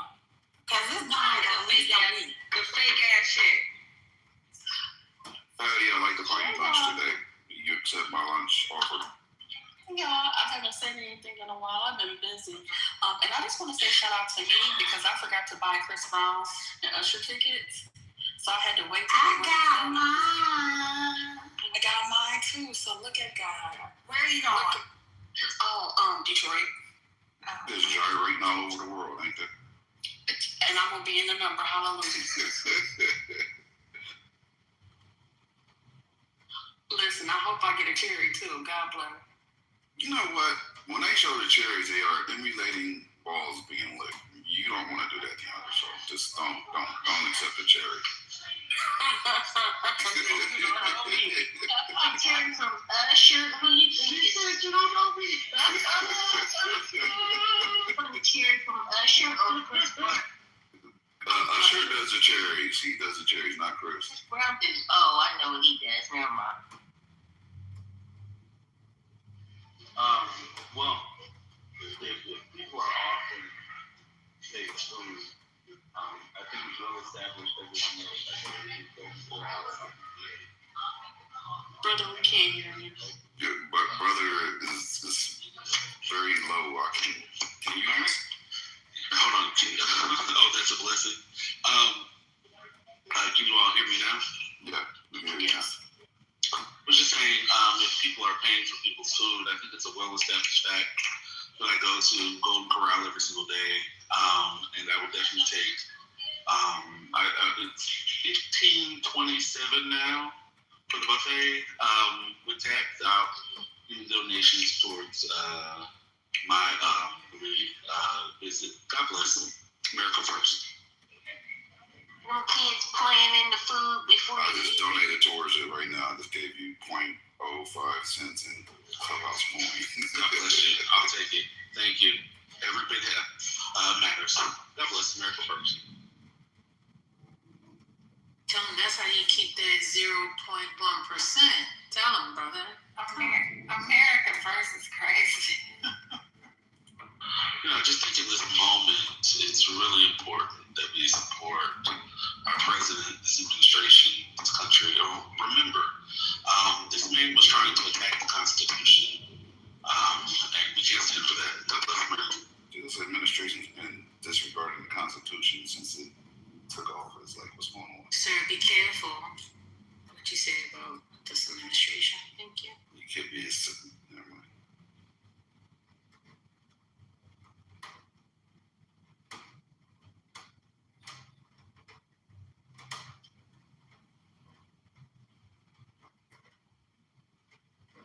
Apparently, I've missed a lot of, yeah.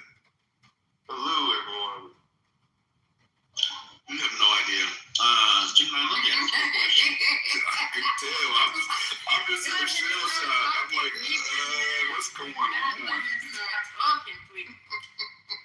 Jim, let me ask you a question. What's good, brother? Do you go to the movies? Yeah, I go to movies. Do you bring a blanket with you or some covering? No, the movies I go to actually provide that. They have, they provide a blanket and, food, whatever. Jesus fucking Christ. What the fuck? Here we go again. I can't even speak my truth because Spirit is in the city. Can I speak my truth in here? Spirit is judging. No, this is not about you. This is an extension of the conversation we had with the elites in here who only fly Delta One. And it's triggering too much. to me. Okay. You pulled out here really hard. You pulled out here really hard this morning. Really hard. I didn't appreciate it. But he doesn't like people that fly business or first class or... No, He's one of them. He's one of them. Wow. Ma'am, I'm talking. It was the disdain of people who fly first class or shudder at the thought of getting on a bus to go from point A to point B.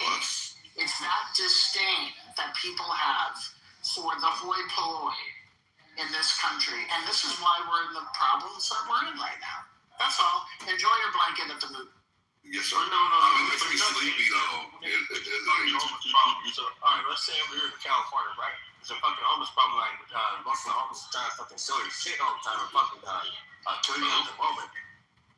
There's like shit. You think I'm gonna fucking go on the bus and risk that fucking shit, get fucking shanked and all that fucking shit? Oh boy. Hey, look, I'm gonna be real with you, Spiritus. I don't have a disdain for people that ride public transportation, but in California, that is built into the culture, right? Like, this is a you are what you drive culture. We live that way, unfortunately. And also, there is a lot of danger on public transportation. I told my daughter she forgot her card or whatever. Something happened to her card. This wasn't really the combo, though. By the way. I know. I'm just giving you a quick nuance. It wasn't a California thing. I believe you, but just hear me out real quick. So my daughter had to take the bus the other day, and she said some dude whipped it out and started urinating right next to her. Right? She said one dude tried to talk to her. She didn't respond to him. He got on the bus and he was talking loudly to her, like but yelling, not trying to talk to her. Like now he's cursing at her because she didn't want to engage or have conversation. So then she moved to the front of the bus so she could be closer to the bus driver. And this is why I added my card to her Uber so she could use it whenever, because fuck that. So some people might think that way. That wasn't really what the combo was about. It's all okay. I need context, then. I need context. No, you don't. No, but all right, you're making the point of how we. No, you weren't here, so we can move on. Yeah, I'm gonna stay away from conversations I don't know about. So you're right. It's okay. We can move on. Tell me more about the movie theater with the blankets and pure. There's Gold Class Cinemas. They offer it when you go there. The only thing I've really noticed about it, as much as I like to eat while watching a movie, that to me that's always been my thing. I like to eat while watching a movie, and that's why I didn't go there. Not for the blanket. It's just something they had to offer. It makes me sleepy though, because the chairs recline. They're offering a blanket you just ate, and I get mad because I always find myself starting to doze off during the movie, but I still like the theater. No, I asked that because that was a recent conversation that we had.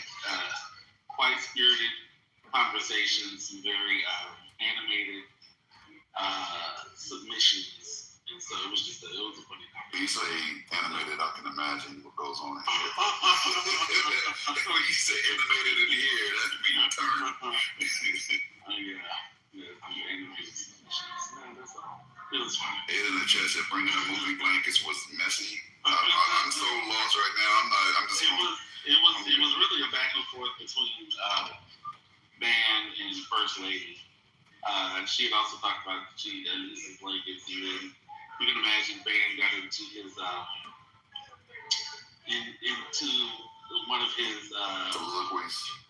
Yeah, and he started talking about the seats in the movie theaters, the blankets, and then he made this amazing transition from talking, because we were talking about at one point the Michael Jackson movie. So then he made a transition from talking about literal blankets to talking about blankets, MJ's child. It was pretty amazing. It was absolutely ridiculous, but yeah, it was funny. So yeah, I was actually because it was really funny. To the point where First Lady said she'll never go to another movie in the movie theater. Damn. Damn. So it was pretty funny. Sounds like it.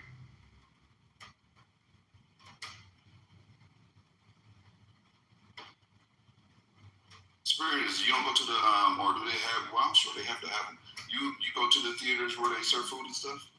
So we talking about Trump or? Did you hear somebody ask something about Trump? They have I just read it. Oh, you can't hear?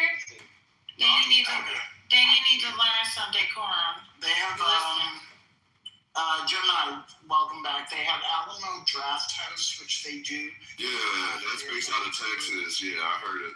They originated in Texas. I heard of them.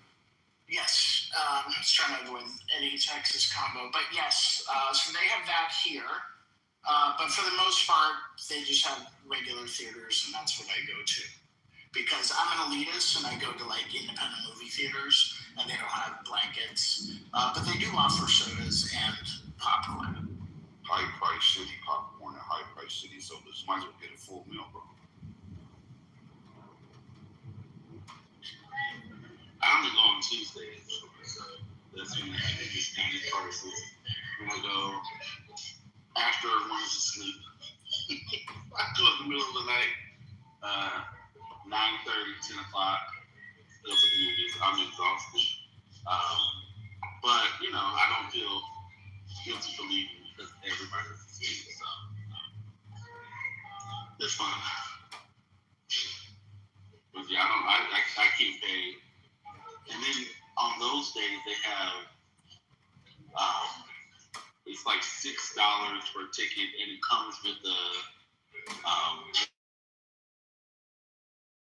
or a decent sized popcorn. And yeah, that's all I do. I can't pay regular price unless it's with the kid. Brother, you want to hear something funny? I'm paying full price for my daughter's movie pass. I don't even know, like she uses it, but they have this thing for AMC where you pay it monthly and then you can go as much as you want. Yeah, she does. Yeah, I just started seeing this. How much is y'all's a month? Ours, the theaters that we go to, they charge $9.99. No, I think it's like $40, $45, something like that. Oh, okay. A month? Oh, wow. A month. Okay. A month, yeah. Yeah. So, because I was like, should we do this with them? It's at least one ticket per month that you can accrue, or that you can sort of build up. So if you don't go 1 month, it'll roll over to the next month. And then they do free mystery movies. So it'll be like a pre-screening of a movie. It won't tell you what it was, what it is. They'll tell you, it's like PG-13 or rated R. It's a horror movie. But they won't tell you what the movie actually is. So you'll go, and those are free if you have a pass. But for $10, it's not that bad. But you need one for each person. We don't go to the movies that much. Maybe during the summertime, when they have family movies out. But it doesn't seem bad. You could do like I think two or three movies a week, something like that. I mean, there's not that many movies to see, obviously, but yeah, but still, some seasons are better than others. As we get closer to, like the successive holidays, there'll be a lot. And then the summer, there's supposed to be a lot of them. Even for kids, I think there's a lot coming out. But yeah, I still go to movies. It's fun, but I don't like the crowded movies. And we get to select our seats before we get there. So if we order online, I know what you're talking about, and it shows you which seats are already occupied too. So yeah, I do like that. I really like that. That's something I feel like, at least for the theaters here, we didn't have that until really COVID, and so I think that's one of the changes that I really appreciated since COVID. Being able to select your seats before you. And then I did that 4D experience once. I did that too. With I think it's called is it A Quiet Place? In the movie with Libertarian. Yeah, I know what you're talking about. Yeah, I did that. That's a perfect movie for it because of that. That was pretty. Yeah, that's a good. The dynamics in that movie would make it worth it. Yeah, I've seen that online. I don't know if you have any of those experiences here, but yeah, it does look really cool. The walls at certain times, the walls turn into part of the theater, and the seats shape. Yeah, I like it. Feel like you're fully immersed, especially if you're towards the front of the theater. Sonny, your mic is open. I just wanted to make sure you knew. I did not think. Yeah, we heard you poop. You know you all hear me type. And now yours is open too. No, I just laughed off mine. Mic check. Tell me how this mic sound, y'all. I got a new mic. What's up, brother? It sounds great, but where's ML? ML, I don't know who you think I am, but I'm a regular person. I take public transportation. I go to movies. I fly coach. Once in a while, I may do the extra leg room. But I'm regular. You're the elite who can't do public transportation. So I just want to call that out. What's your thing against the elite? Why are you so against he's not an elite. No one here is elite. Yeah, I agree with that. But why when people have basic. everybody here is basic for sure. But this is the thing, like I don't understand why Spirit is like when he feels like anybody is taking the higher route or preferring the luxury experience. He has a problem with that. Well, no, it's not just He has a problem with that. It's just, I don't have luxury. You're choosing not to fucking get fucked up in a fucking bus. You're choosing not to get fucked up in any other situation. You weren't here for the conversation. Yes, I am. So I don't ride public transportation because I just don't like the wait. But today, Divine, I had to go to the Bronx to drop off my mother-in-law because she spent the weekend with us. And on the way back, I had an option, and I saw the sign. The Frogs Mouth Bridge. Yeah. It says Frogs next 295 or Whitestone, and I was like, man, Divine came to mind. That's hilarious. It's a pronunciation. I say frog too. So, not that we don't know it about. I just heard too many people say frog. What is it? What is the actual room? Because it's frog. Nobody who knows anything says frog. I don't know anything about it. So. From somewhere else, but you don't pronounce your THs, they say frog. Yeah, that's the reason frog as well. Oh, throg. I didn't understand what it was the whole time till right now. Got it.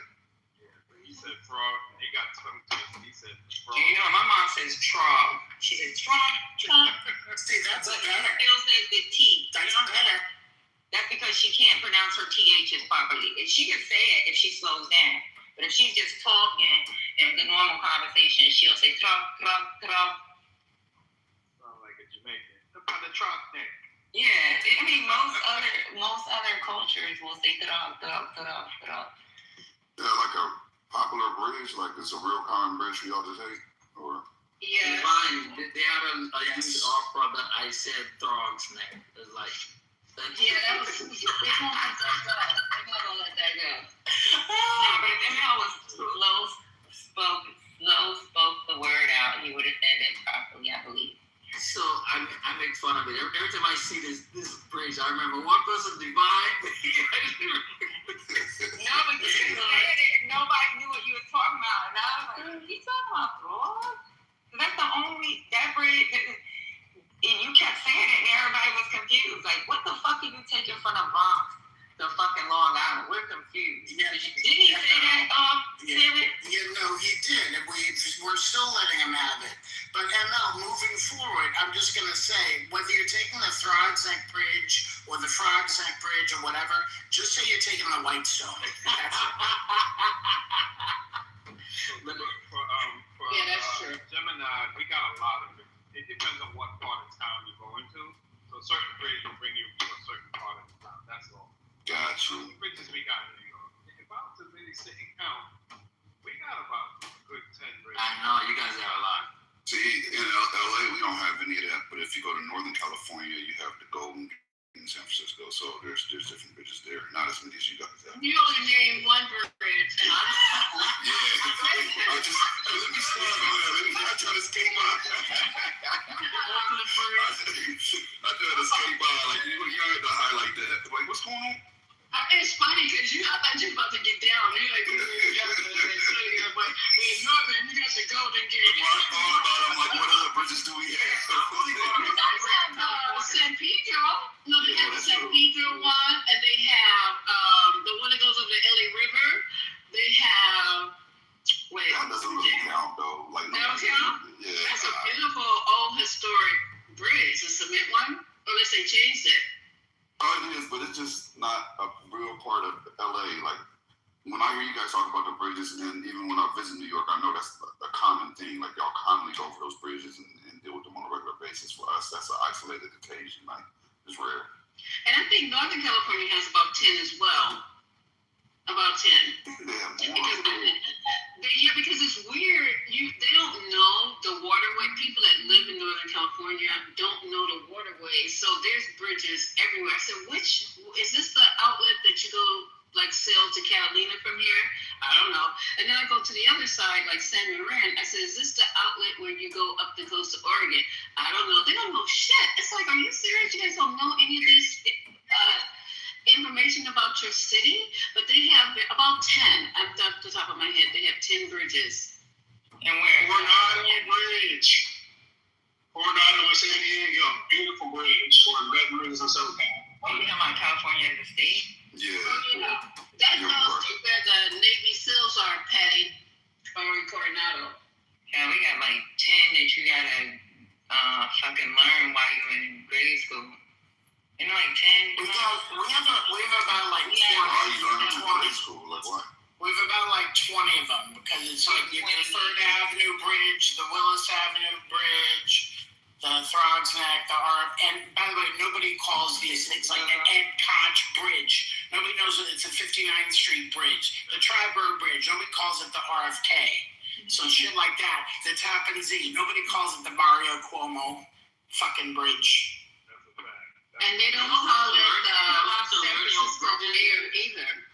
What's the San Francisco Mayor? We gotta learn our major bridges, like the Verrazano, the Manhattan Bridge, the Brooklyn Bridge. But you mean as a part of education? Huh? You mean as a part of education? I thought you meant you needed them because you had to know them for. No, we learned them. I don't know why we learned it. I guess it's part of our state history or whatever. You know, when you take your New York State history class. Yeah. And ML, you're going to be a real New Yorker when you go over and pronounce the Kosciuszko Bridge. Where's that one at? That's in Brooklyn. Brooklyn. It connects Brooklyn and Queens. I have never heard of that one. I guess I've driven across, but I've never. I just want you to pronounce it one day when you go over. Okay. I'll look And a little trivia, the Brooklyn Bridge was completed by a female architect. Okay, salute to Yes, there's a movie about that. Let me give you another little fun fact. So they were real nervous about crossing the Brooklyn Bridge. And so you guys know Barnum and Bailey Circus. They sent the elephants. Yeah, they sent the elephants over. They were the first ones to cross to show that, yes, the bridge is stable, the bridge is broken. So the circus, I think it was 1884, were the first ones to cross the Brooklyn Bridge. Yep. So you guys literally have a course in high school called Bridges. No, it's just it's your history class. You can't take a history class for your, you know. I told Gemini, all right, so if you want to go to Midtown, you're going to take the 59th Street Bridge. If you're going downtown, you got the Brooklyn Bridge or the Manhattan Bridge, and the Williamsburg Bridge. You're going up to the Bronx, then you got the Whitestone Bridge, or the Broadneck Bridge, or what's the other one? The Triborough. Did I say Triborough? No, Whitestone, Triborough, Broadneck. And then leaving New York, you go to Jersey. Washington. The George Washington Bridge, either the city going to New Jersey, or you're coming from Brooklyn, you take the Verrazano Bridge, cut to Staten Island, and then you go either the Outer Bridge Crossing, or what's the other one? Help me out, New York. You got the Gotham Bridge. The tunnels. Don't forget the tunnels. You got the tunnels. The Divine. The Thinking Tunnel. Yeah. I just got a crazy thought, like if I was a terrorist thought. Oh, I already know it. Why wouldn't they just plant explosives under all the bridges and wait and do it all at the same time? Don't say that. All right, can we stop now? Because Sunny's going to crash out on us because we've centered New York for 10 minutes. She's got a badge now.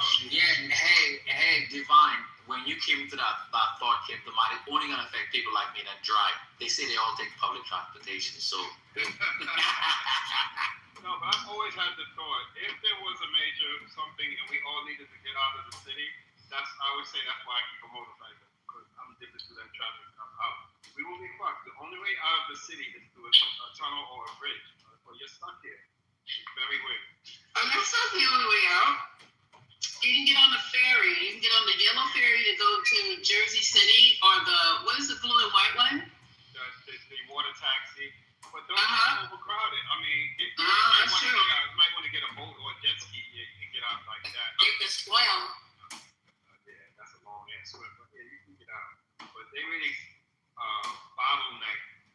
I just hope it's not as crazy out of that.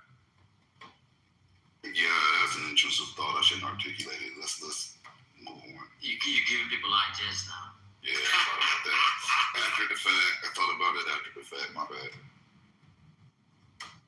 And don't go take the subway if you have to pee.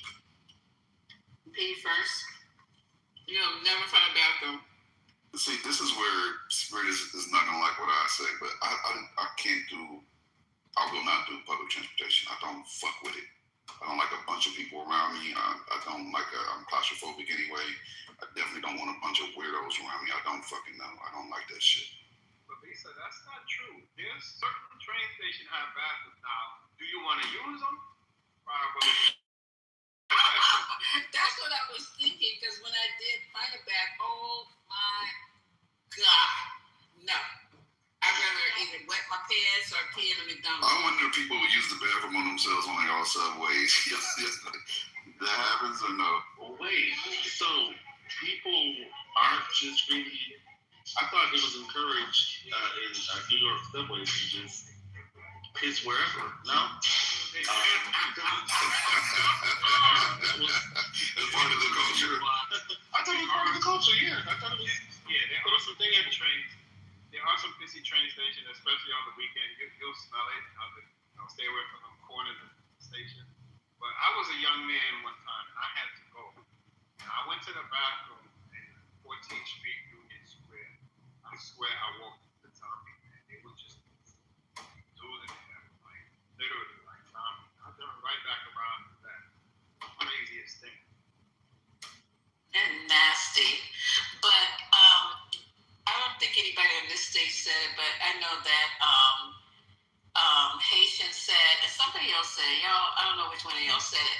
They said that every man, and I do mean, he said every man has pulled out his penis and peed outside.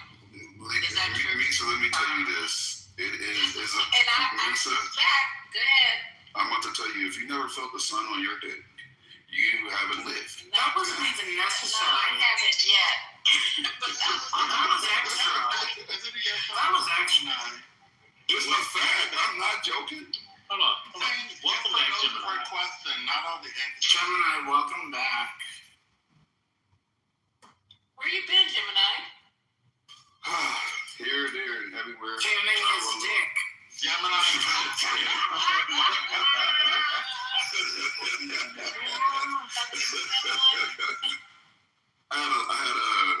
I grabbed the pub, so went to New York, came back from New York, then had a lot of business that I had to handle, had some obligations I had to fulfill. You were in New York? Where? It was a turn and burn, man. Rochester. But it was a turn and burn. What was that like for you? It wasn't like I didn't understand the way it worked until the last minute. The way they do it is they don't want you to come to the facility because it's a sterile facility, so they literally meet you at the airport. And you inspect and sign off right there at the airport. That's their protocol. So I can go sign off for something you haven't seen. Oh, they bring it. They have a Voyaging bag that has all these travel goodies, like a travel bowl. It has the health certificate because you need that to fly. It has just a bunch of little goodies, pee pads, so that you don't have to put the animal on the floor. And they tell you not to go to the common areas because it's not fully vaccinated. It's only 8 weeks old, blah, blah, blah. So, and then they have a carrier where the animal's inside the carrier that you can take it on board. Oh, you went and got a dog. What kind of dog did you get? It's a Mercury. It's a clone. It's a clone of my previous dog. What? I didn't tell you. You weren't here for it. It's a clone. What?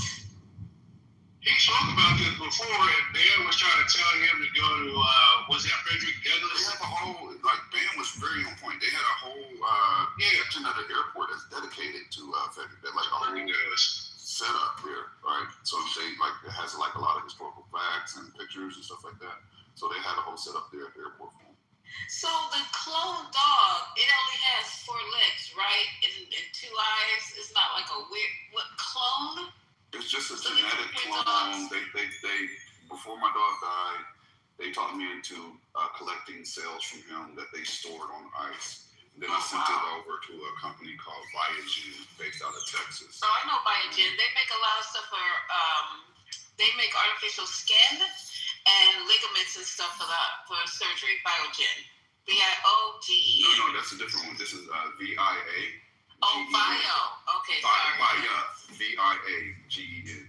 Okay, yes. Sorry about that. Yeah, no problem. They're the only company that does cloning in the United States, and there's only one other company that's really reputable that does it in the world, which is Syngene, and of course that's in China. So. Is that the one that Tom Brady invested in? Yeah, he got his dog cloned through them, and then he's a part of a Colossal. That's his investment company that he's a part of. So is Paris Hilton and a few other people, a lot of billionaires. Like, it's a big company. And they bought it out after they had a successful cloning of his dog, so they own that now. It's a whole ass pomp and circumstance for Charles Epstein. But how close are they to cloning humans if they're cloning dogs? Right now, they are cloning the shit out of humans. Like, they're cloning this whole process made me realize that they are cloning the shit out of humans. There's no question about it. I'm 100%. I'm getting ready to go back in the room, and I'm going to ask Dr. Rush if he knows anything about cloning. There's no way they're cloning on this level this effortlessly, and they're not cloning humans. Like, whatever we have, they have times 10. Like, the curve of revealing what they have is always like, I think this is usually a 5 to 10 year curve, and I think it's actually more than that. What the government shows us and what it actually has access to, and the capabilities that it possesses, they never let us know that up front. We find out after the fact, always.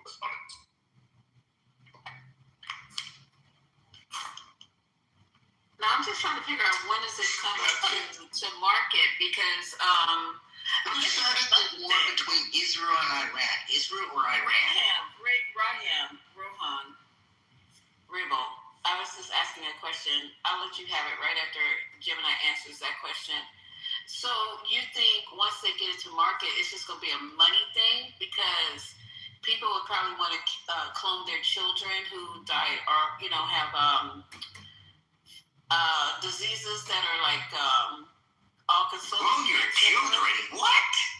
Raham. Okay, I'm going to let you have it, baby cakes. Go ahead. Hi, Reformatory. I was wondering the same thing. Like, I wonder what direction it will go when it comes public, because there's only a better time before it comes public. They've been cloning since the 70s, right? At least letting us know that they have the capability of doing so. So I can imagine how refined the process is behind the scenes at this point, right? Because they made it seem effortless with the way that they do it with animals. It's really, really simple. They take the egg, they clear out the nucleus, they take the stem cells, and inject them into the egg, inject the egg into a surrogate. The surrogate goes full term, boom, home. Like, they really have it down. Yeah, I can see that though. I'm sorry, I'll let you guys go. No, I'm on lunch break. That's why I'm talking. But they're growing skin, so human skin. So every time we have patients who come in with over 80%, or I don't know, maybe it's 80% of their body burned, they grow their skin. So if they're able to do that, I believe you now, because I have to think about what are we using as far as implants, as far as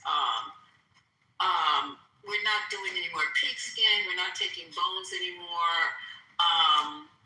cadaver bones as much. We used to get all that stuff from cadavers, but I don't see that too much anymore. So maybe they're growing everything in the lab. You might be right, Gemini. Start asking questions.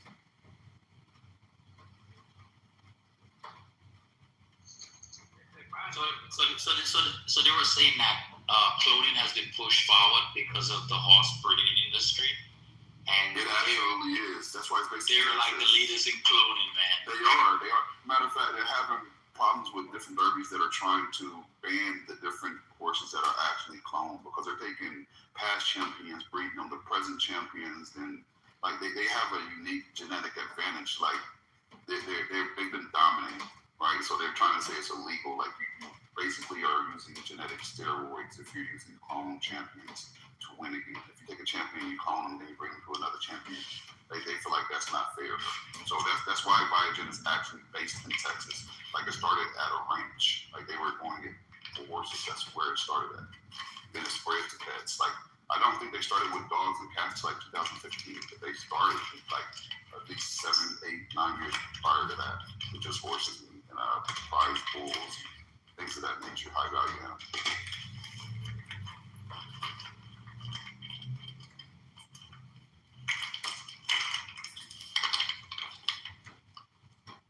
So what happened?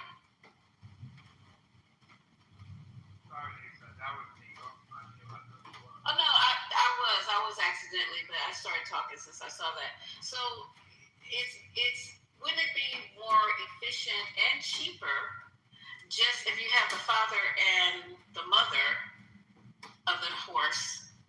It's not the same. Like, okay, like as a breeder, I do understand this aspect, right? If I take a dam and a stud and I breed them together, and I have a first pick that the genes just clicked in perfectly, and it's the perfect specimen of this breed, right? It checks every single box.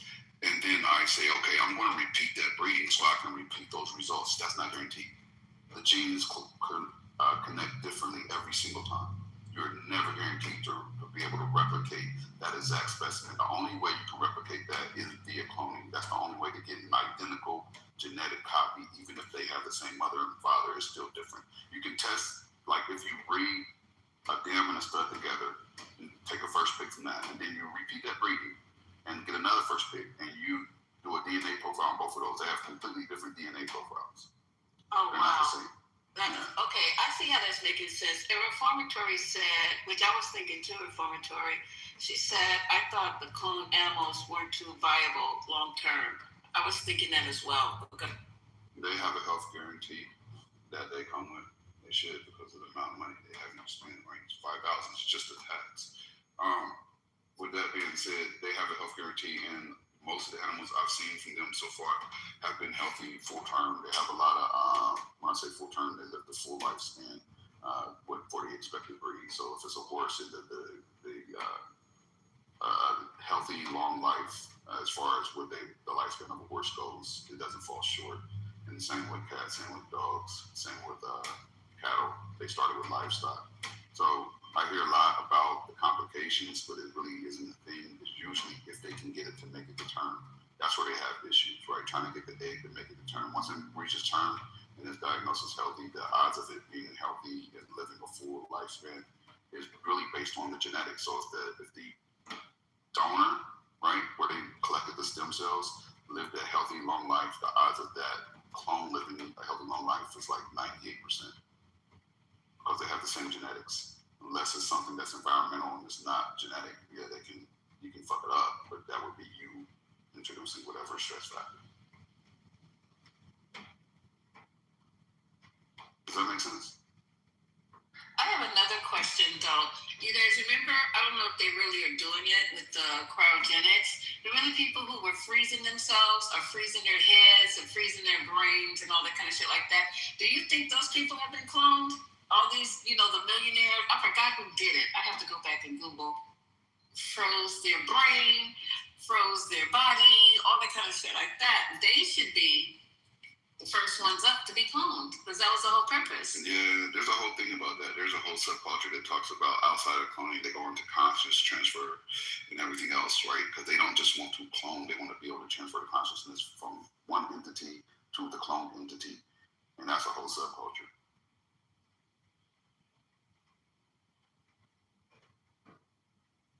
Okay, anybody know about that? Because I don't know shit about it, but it's so interesting, and I really didn't care about that part, Gemini, having all of my thoughts and dreams and memory, but basically just my intelligence, or maybe higher. But I wouldn't care about memories. If it's happening, they damn sure don't want us to know about it, because I think this, it's not legal yet, and there's ethical things, but I think it's possible that these things are going on, and we don't even know about it. I know y'all remember Get Out, right? They put it in a movie and kind of mock us. We don't know what these weirdos is doing. We know the technology most likely exists. From what I'm hearing from Gemini with these dogs, I remember they did a sheep back in the days. We were kids. I remember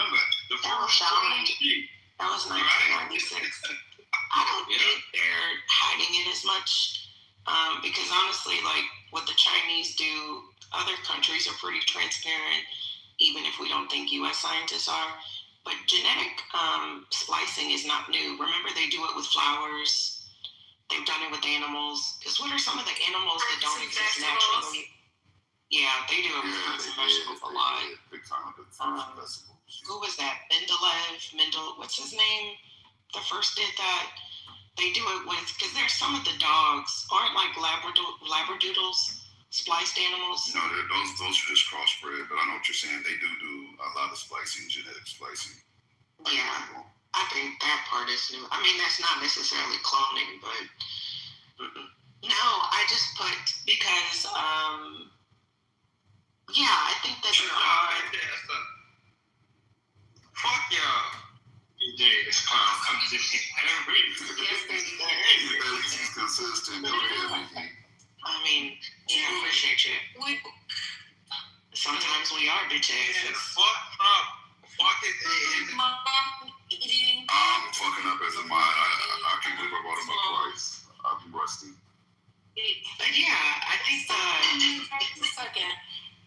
what I think is probably going to happen. Would you care if you were eating cloned food like You are eating clone food. That's already. They already do that. No, beef and chicken. No, I'm talking about animal products. They're cloning animals now to eat.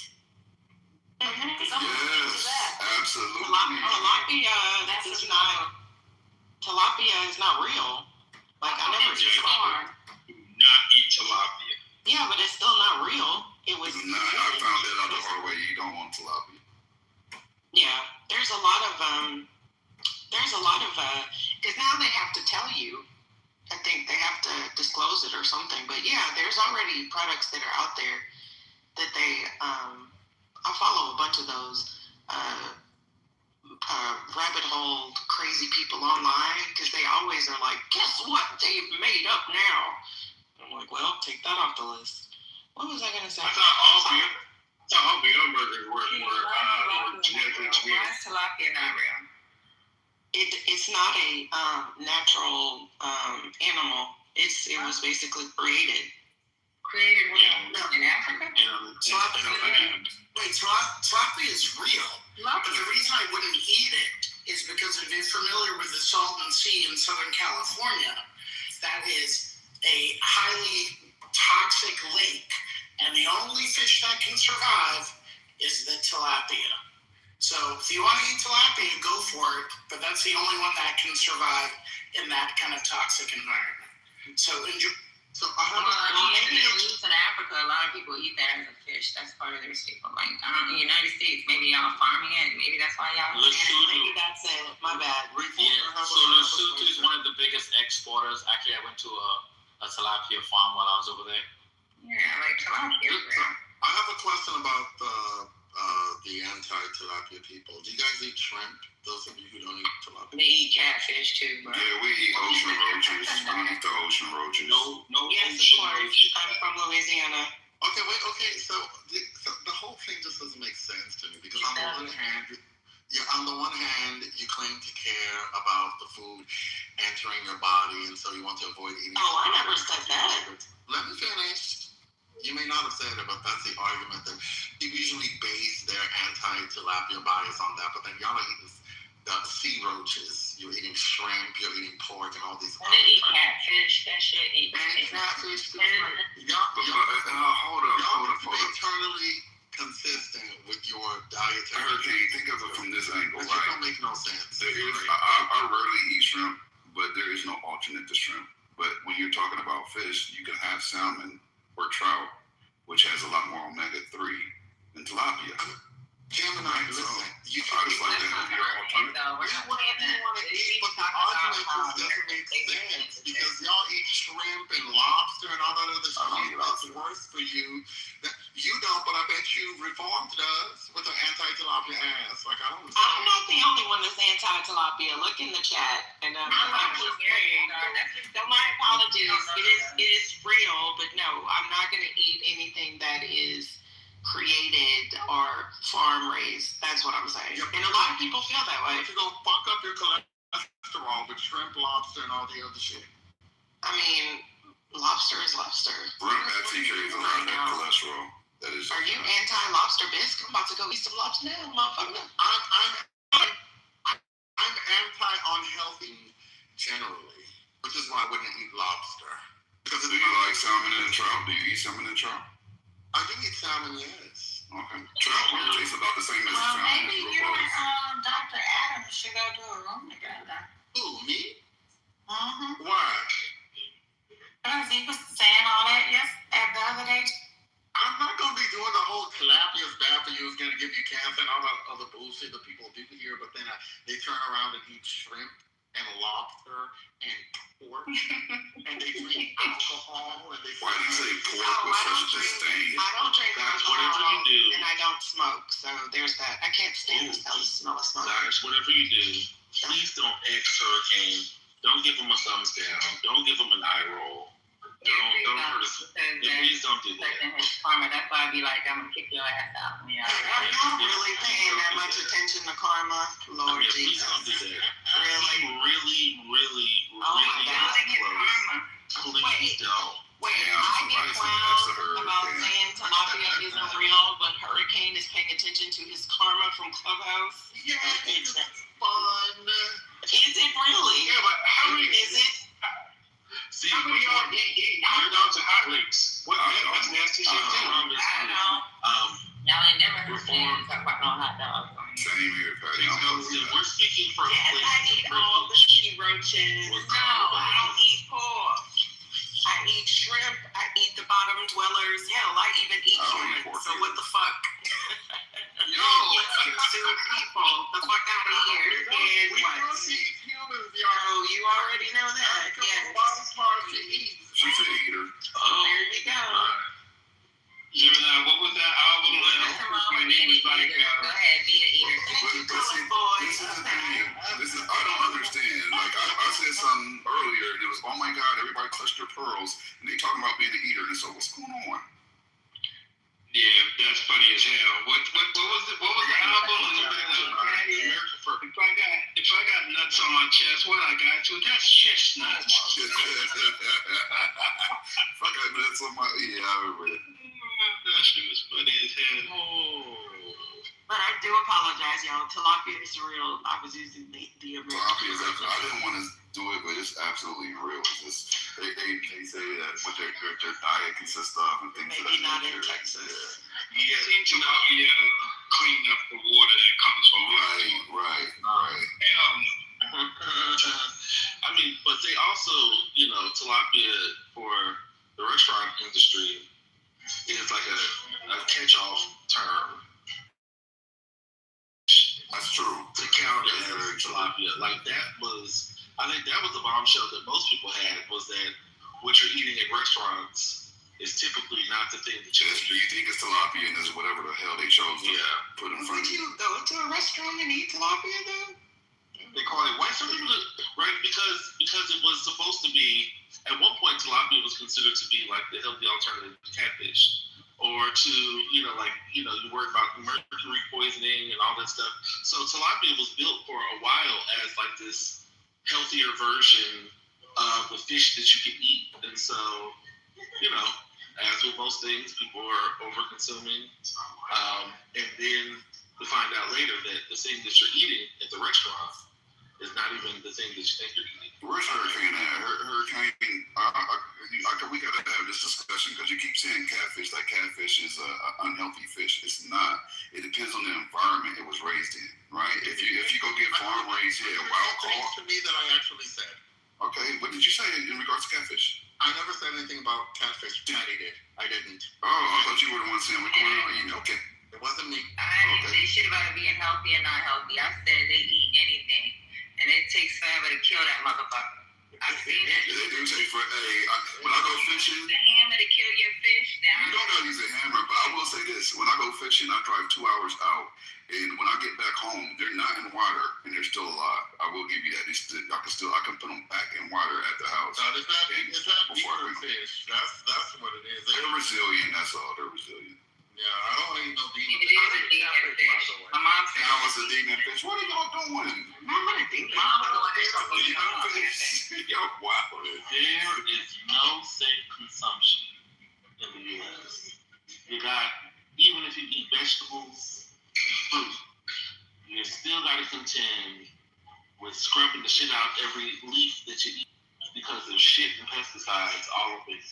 So, like, you know, on some level, you know, just watch what you eat. Now, this is coming from a man who is 750 pounds, who eats a golden corral every single day. So, you know, take what I say with a grain of salt. But if I don't want to, I drink it.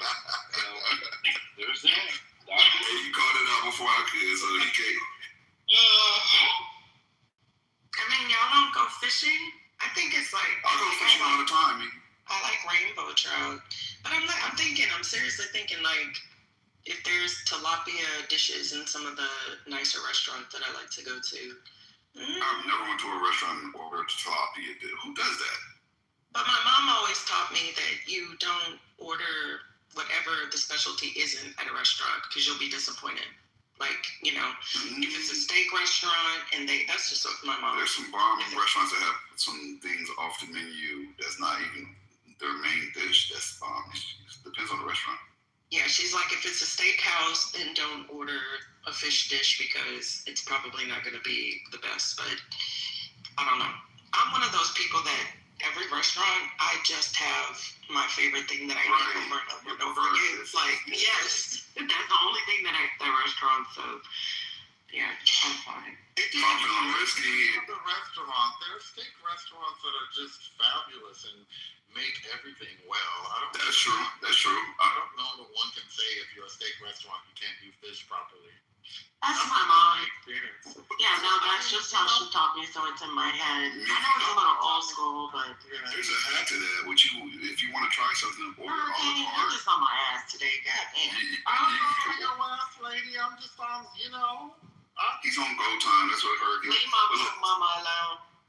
So what I'll do is I'll be shit that's wrong too, and I'll be calling her out on it. What I do is I order whatever I want to try a la carte and take a few bites. I don't like it, they'll take it back. Who cares? If not, I pay for it. Oh, you send food back in the restaurants? If I don't like it, if I order this and it look like trash when it get to my table, I don't want that. Really? I don't do that. But then again, I don't think I've ever ordered anything that I just didn't like. My mom, I got that from my mom. My mom is a really, really, really, really, really, really, really, really good cook, right? So she's super picky. That's why I tell her she's super picky about when I take her out to eat. She's going to send that thing back about 2 or 3 times. I'm like, Mom, I'm not going to switch restaurants because they back there fucking your food up now. They done threw everything on the floor, like, and put it back on the plate. Like, you can't keep sending it back. What's wrong with, are you saying now that restaurant patrons aren't allowed to have preferences?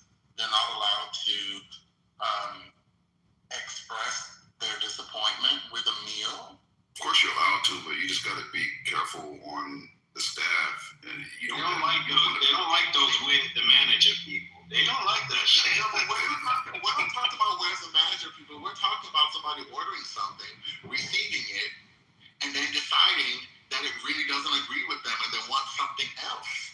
Yeah, but I'm saying, like, and maybe this is just me. This is just the people that order things off the menu and it's well explained, and then they get it and they're like, well, I don't like this. Can you fucking read? It's already on the damn menu. Like, you want to experiment and it's made, you know, as it was, because it's very descriptive, and then you're like, oh, I don't like how it tastes. Well, that's your business. You mean that the person wants to experiment. That's not always the case. Sometimes the shit comes on and it's just not good, and you want something else because you're going to be paying for the meal, you're going to tip. Listen, if I have to tip this... Okay, we heard you. Let somebody else say something. Okay. Go ahead. We got it. But there's some place that I go regularly that they're like, that's what you ordered. If you don't like it, I'm sorry, we'll get you something else, but you're going to have to pay for that. This is a place that when I go there, I pretty much get one of 3 things all the time, but I've seen them do it plenty of times, like that. Sorry you didn't like it, but that's what you ordered. That's how it's described. I'm sorry you don't like it, we'll bring you something else, but we're not taking it. Do you like Agree, Sonny. you like to be abused? never go to such a restaurant again, ever. I go there all the time. I love all their stuff, but that's just their policy. I'm not saying all restaurants are like that, but some are. No, all restaurants aren't. And then you see the people like the dishes like half devoured, and they're like, I didn't like this. You already fucking ate it. I've seen that happen at a table, and I'm like, I'm just rolling my eyes. I'm like, child, you didn't ate half the shit.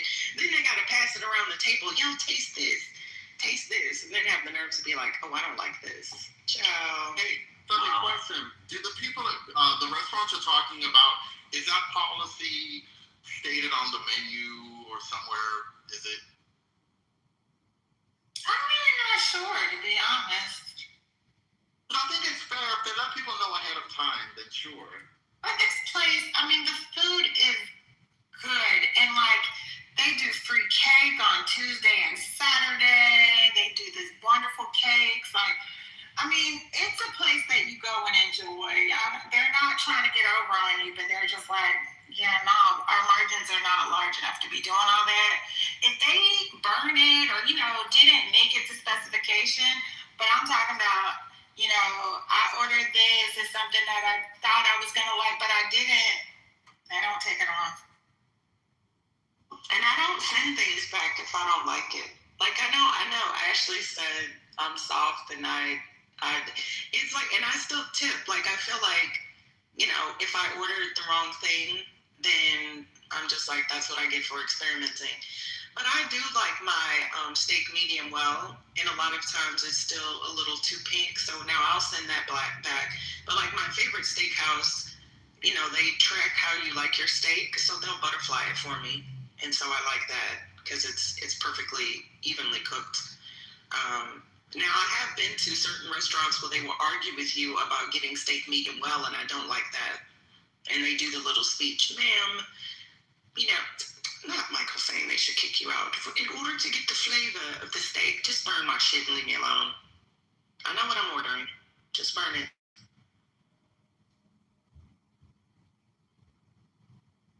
I'll send food back if it's cold.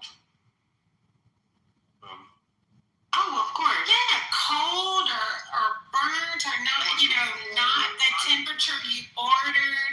Yeah, like under, like not prepared appropriately. Absolutely.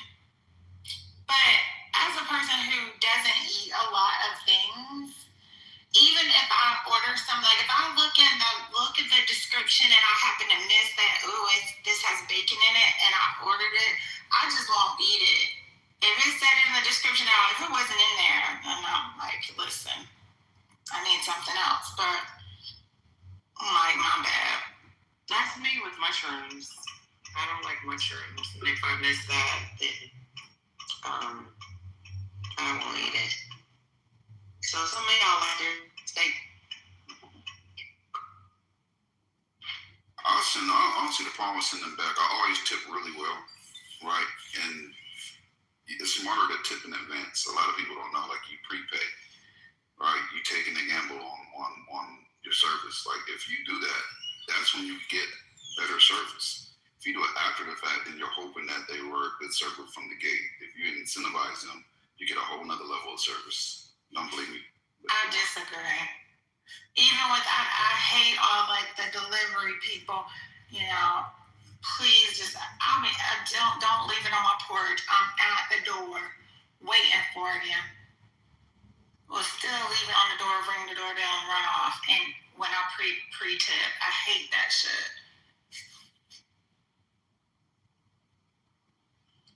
Wait, Gemini, how are you pre-tipping if you don't know what the full bill's going to be?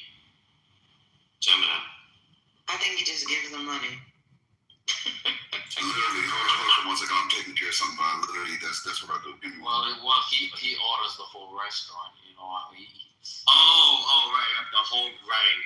Okay, because he's yacht man. He's on the yacht. I forgot that. I do feel like I've been one of those people that, because sometimes the waiters and waitresses have their favorites. So I always have a little smile if they don't charge me for drinks or an appetizer. Have y'all ever been out with a friend that didn't understand that that's at the waiter's discretion? And they're like, hey, you didn't charge us for our drinks. Like, girl, shut up. They did that that shit on purpose. Be quiet. And then I just always give that to them as the tip. So I like when they do that. I'm like, I peep games. When they steal from their employer so that you give them extra? Yes, unfortunately. Sonny's a tall town. Wait, do restaurants track do they give the waiters discretion? Like y'all know at Home Depot that the cashiers and stuff have the ability to give off, I think, like 5 or 10% without checking with the manager. They can, give you like a little discount. Do most waiters have that ability? You know what? I never even thought about that. Like, I don't care, but I'm just thinking like, uh-oh. Oh, okay. Spinoza said no. Whoops. The lead ones do. Okay, good. Because I'm like, wait a minute, that's happened quite a bit. Or they'll bring you something like a dessert or something like that.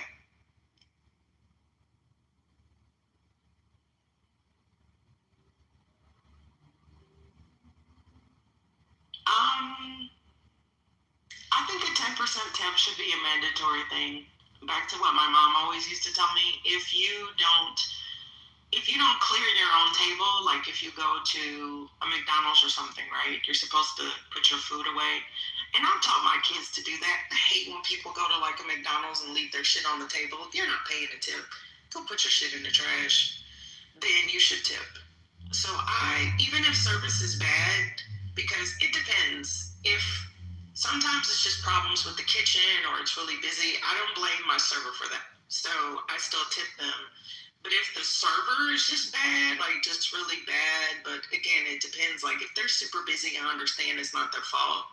But if they're just like really rude and icky, which I haven't really encountered too much, I still give a minimum. Hell no. I just don't get extra. Hell no. I'm putting a quarter in the cup. If they're giving you bad service, they don't get tipped for not doing what the fuck they're supposed to do. They already got a base rate. This is what we give them on top of their base rate for services rendered, right? No matter what, they have to clear the tables and they're going to get paid their hourly wage for doing so. The tip is because you came through, you were observant, you were on top of it, right? Like, even if you weren't good, let's say you were mediocre, I'm still going to tip you. But if you're bad, you're not getting tipped. Like, why would I reward bad behavior? What the fuck? I can't get over the black people don't tip thing because I've heard it so many times. And they don't know how. Because I do. I tip really well, so that's not true. No, I know it's not true, but I would never go into a nice restaurant and not tip. Plus, they remember your ass. Like, I literally stopped going to lunch with a friend who made way more fucking money than I did. She had more money. And she was a horrible tipper. I mean, like, she would do like 8%. And I'm like, girl, this is my favorite restaurant. Like, I have my favorite waiters. So I stopped taking her ass there because I'm like, no, that just makes me look bad. So no, I don't. Why would you be willing to $10 on your way out. Right. Yeah, I would have to. But I'm a tipper. So I tip Starbucks. I tip at the grocery store with the cashier. Like if I have a big ass order and the kids are there and driving them crazy, I'm a tipper. I'm sorry, I'm a tipper. I always have a random $5 or $10.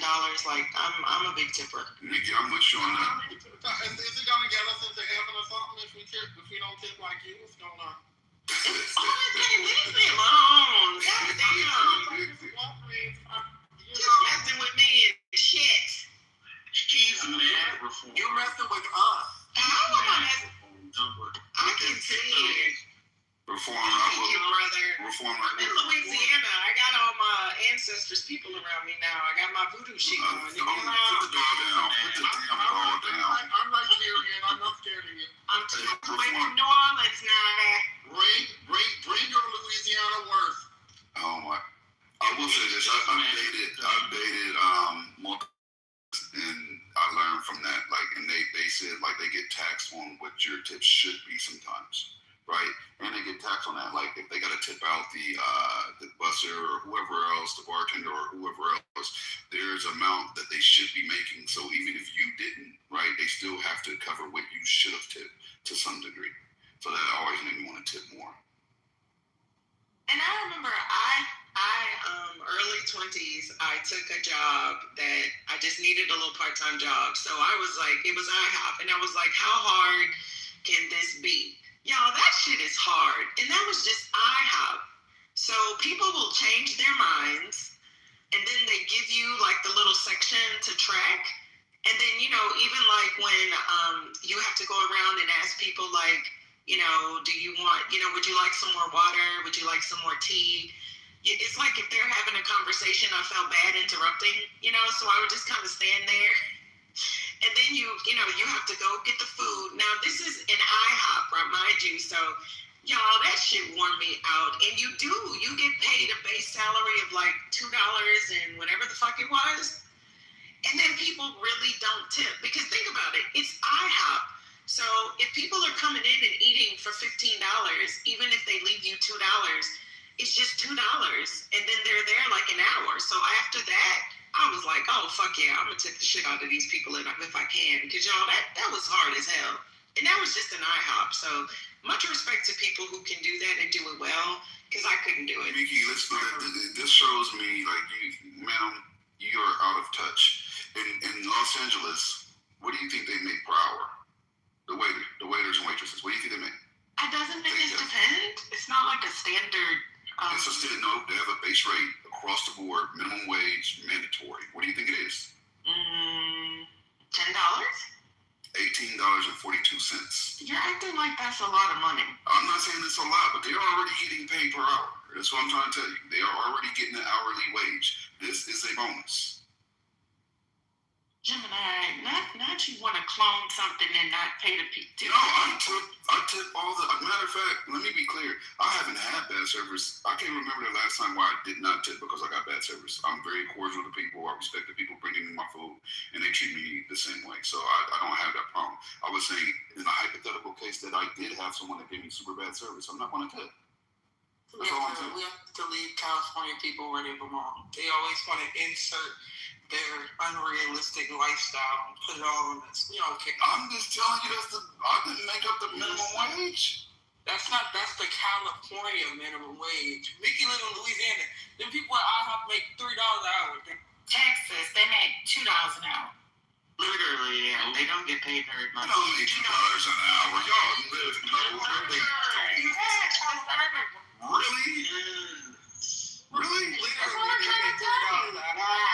Seriously?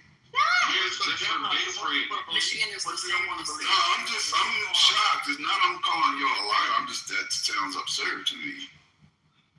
Michigan actually just went up from $2. I think it might be like $4.25 for tip workers.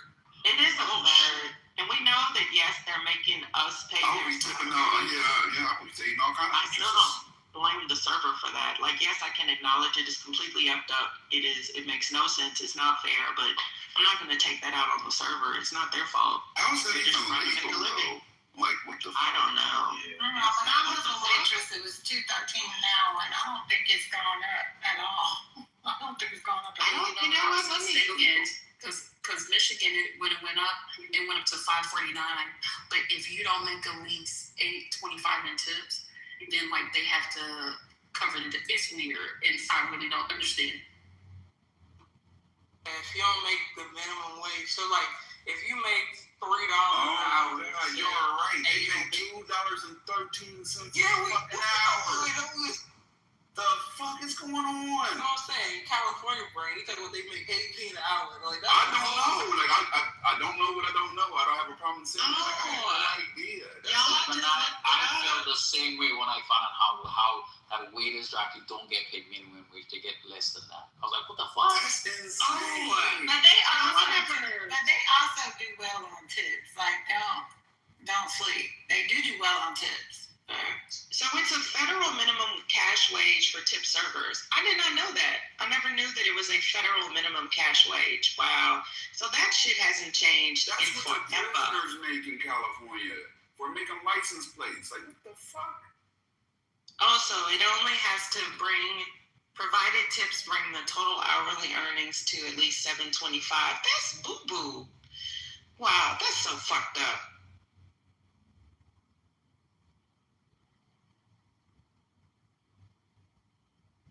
To Gemini's credit, it does say that many states require higher base pay, with some like California eliminating the lower tipped wages entirely. I'm only speaking about it because that's what I know from here. Like, I don't have a problem saying I don't know what happens in Texas, right? I'm not privy to that. So this is mind blowing to me. It says West Hollywood, California is among the highest, with a minimum wage exceeding $19 an hour. So it's not all of California, Gemini. What did you Interesting. say? Can you say that part again? It says West Hollywood, California is among the highest, with a minimum wage exceeding $19 an hour is a local rate. Right. It can exceed, but it can't go under 18. Right, but that's West Hollywood. Yeah, West Hollywood is. Well, it's tipped servers. So a McDonald's worker would not be considered a tipped server. No, I'm saying outside of that, like stepping outside the scope of the tip server conversation, just regular fast food workers are making $18 an hour. Thank you, Nasia. Everybody does. The shared tips. I didn't even realize that was a thing. So yeah, the tips have to go into like a little pool because they have to tip the busboy. That's what I was talking about earlier when I said the busser, the bartender. That's a shared. Yeah, the cooks, whatever. They're not keeping the bulk of like everything you gave them. They have to give a percentage to the busser, a percentage to the bartender. Yeah, the required tip out is wild to me. Like when I used to wait tables, which was respectfully a very long time ago, they did not have to tip. We didn't have to tip out. It was like, you should tip out because, people, they might be slow with your checks or whatever like that. I mean, your tickets, if you didn't tip out, but you didn't have to, you weren't required to. Yeah, that's what you have to as well. When I was having in college, I used to just tip the little. I mean, most of the little dudes working was like in high school, so I would just get them money to clean for me, so I didn't have to do it, but so they could have some money. But the tip out, whatever somebody said, so your tip out is usually what, like a percentage of your sales. So that's why even if you don't get tip, your tip out can still be high, like 3% of whatever food sales you had for the whole. That's what I'm driving to. Are you there, Reform? Mm-hmm. So are you judging people who tip 15%? Mm-mm. I mean, my mom used to tell us, I'm full of my mother today, which is great, back home. My mom used to say, if you can't afford to tip, you can't afford to eat out, so stay your black ass at home. That's what my mom used to tell us. So that's just ingrained in my head. If I'm in a restaurant and I don't buzz my own table, then I'm indoctrinated to tip. And I've taught my sons the same way. Because a lot of people don't understand that tipping should be mandatory. They think that, they don't tip at all. I personally feel like, I'll tip, but I feel that paying people a living wage should be mandatory. Just charge what you need to for the meal and pay the people versus requiring them to live off something that's optional. That's just my opinion. Yeah, that's crazy. You have a personality. Yeah, it depends on the service level. Like for me, how I tip, I'm basically gonna mostly tip, right? I'm not asking for much, but somebody who provides extra flair of service and I, have a good connection, it's likely that I'm gonna tip them even more. So that initially is supposed to be part of the incentive that the worker is gonna provide. But I know it's fucked up because sometimes they don't get tipped anyway. But the notion is that your quality of service is going to be better because that's going to increase the amount of tip that you probably could make. And like the young lady said earlier, why are you putting the pressure on me as the consumer? The owner is making $1 trillion. Why are you not letting him pay you minimum wage at least? What in Mississippi is $7.25? And now in Waffle House, you're getting $3.25, and depending on me, I might make a big order, but it's tight on me today. I don't have 15% or 10% to tip. All I have is your goofy ass should be a Waffle House. Yeah. No. What I'm saying, hold on. I'm just taking my kids out today. I'm not saying me. I'm just picking situations in small neighborhoods. Sometimes you want to take them out just to say, kids, we can go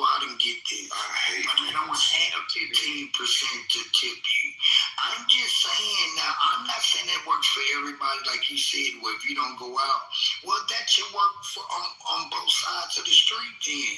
But see, this is also why I tip extra for people like you that don't tip. It's not me. I was, ma'am, first of all, my name, I'm from all states in the woods.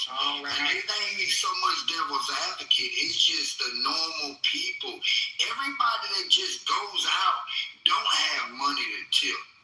I mean, and you're telling me just because I don't have extra money to tip, I shouldn't go out? Yes. Yeah.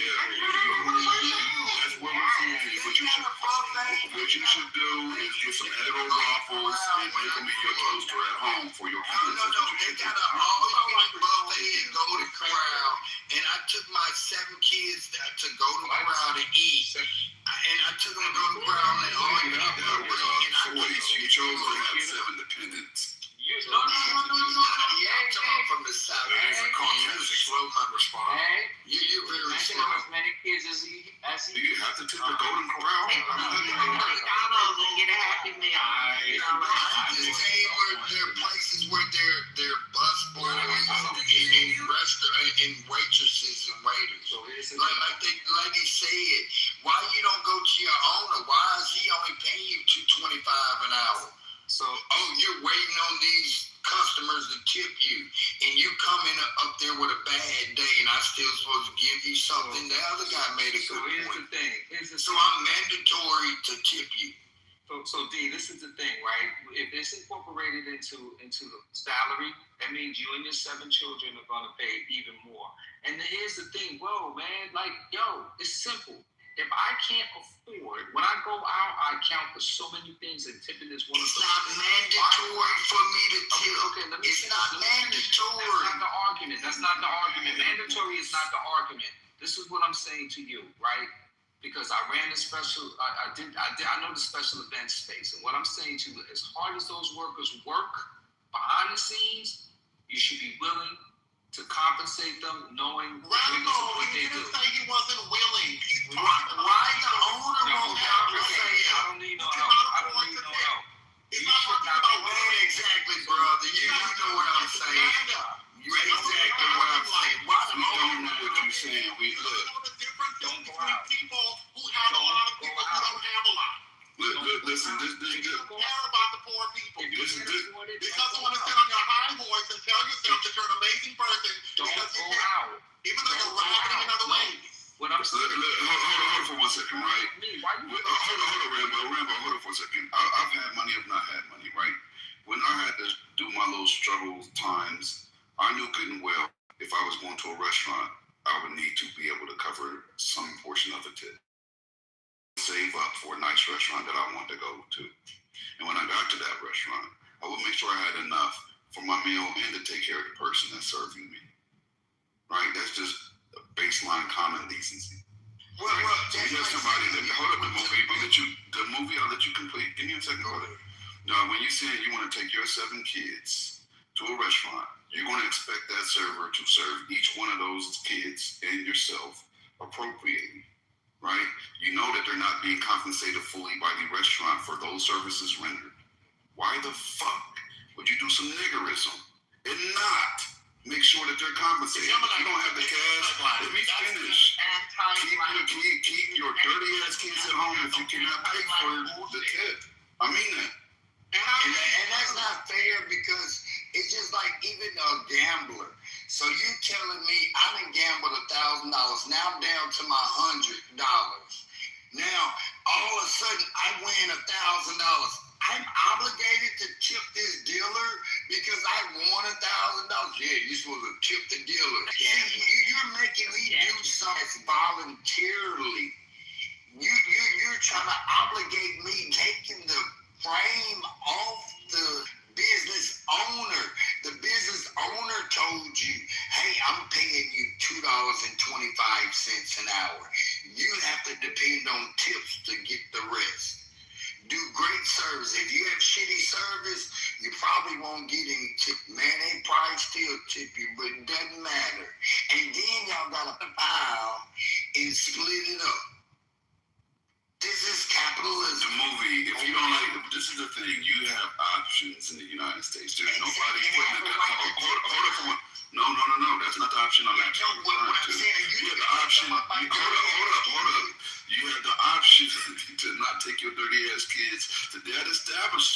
You can choose whatever establishment y'all would like to patronize, right?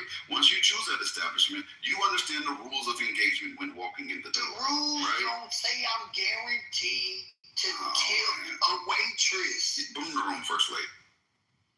Don't get the rules say. This why you just gotta leave people where they at, you know, because if the movie don't want to tip the dealer, if he don't want to tip the Waffle House people, he don't gotta. I just lost $1,000. You just lost. All right, why you in it? I got you. You just lost $1,000. You don't gotta tip. That's what I'm saying. Why would you tip? Exactly. But that's not no. Let's get back to the original point. I'm just saying. I found a great deal at the restaurant, and my 7 kids here. I don't have that 15%. It was $115. I don't have the extra $20 to tip. That's crazy. Well, you should have just went to Boston Market, because then but I had the better deal. I just want to take my son and his brothers and sisters out, and this is a better deal. If I go to McDonald's, I said Boston. No, I live in a rural area or whatever. I'm just saying conditions. They got Boston Market in rural area. We got Piggly Wiggly. But what I'm saying is, I want to take them out to Chuck E. Cheese. And get that pizza for $3.99 because they have a special going on. And I can feed all of them.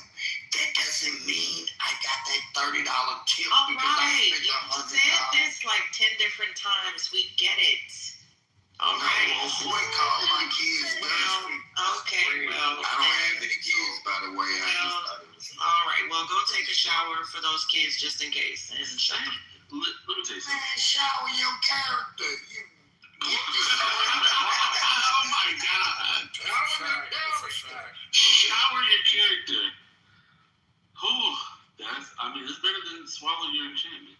I tried to be cool. She came with that. I told you I'd go with the vibe. Brother Messi, do they tip y'all? Y'all don't work for tip.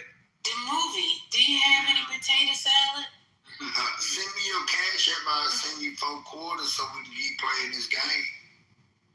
Potato salad?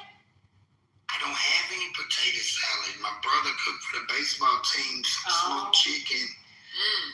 We just got the store-bought. It ain't no homemade. Okay. My brother's baby mama made some spaghetti last week, but I only got one bowl. How did we know your brother had a baby mama? I'm from all corn, no rice. They call me BAT. Put the whole thing together. You know what Newport stands for? Newport stands for never eat wet pussy on a rainy Tuesday. Oh my God. Thank God today Monday. You look like a book professor. I need help writing my book. I got a book coming out. Not as black as I thought. I'm coming out with a book called 40 Semesters, The Life of a College Kid That Live in the Backyard with a University. Mega help. Hey, girl. Home of Jerry.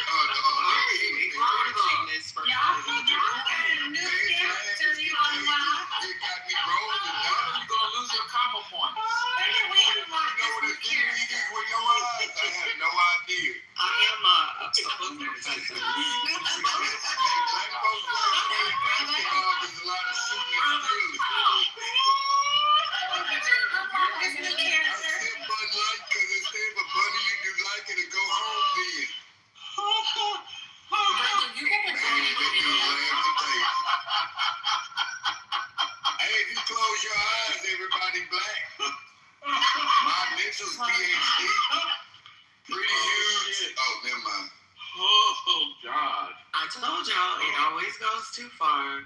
There you go. Chris said, like, you've been advocating for this fuck shit the whole time. Man, we just gotta keep it kosher.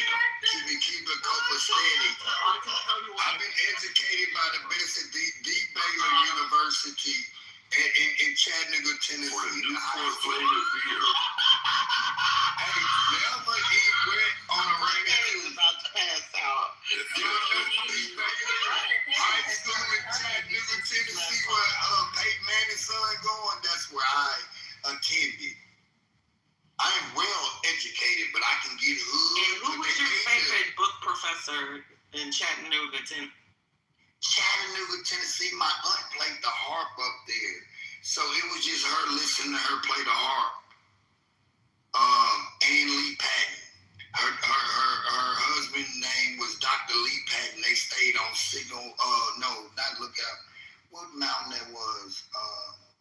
It's over by Macaulay School in Chattanooga. I can't really remember. She passed away.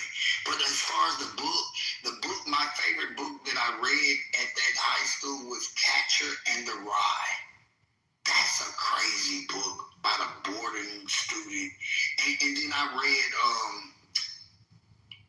Josiah Henson on the side.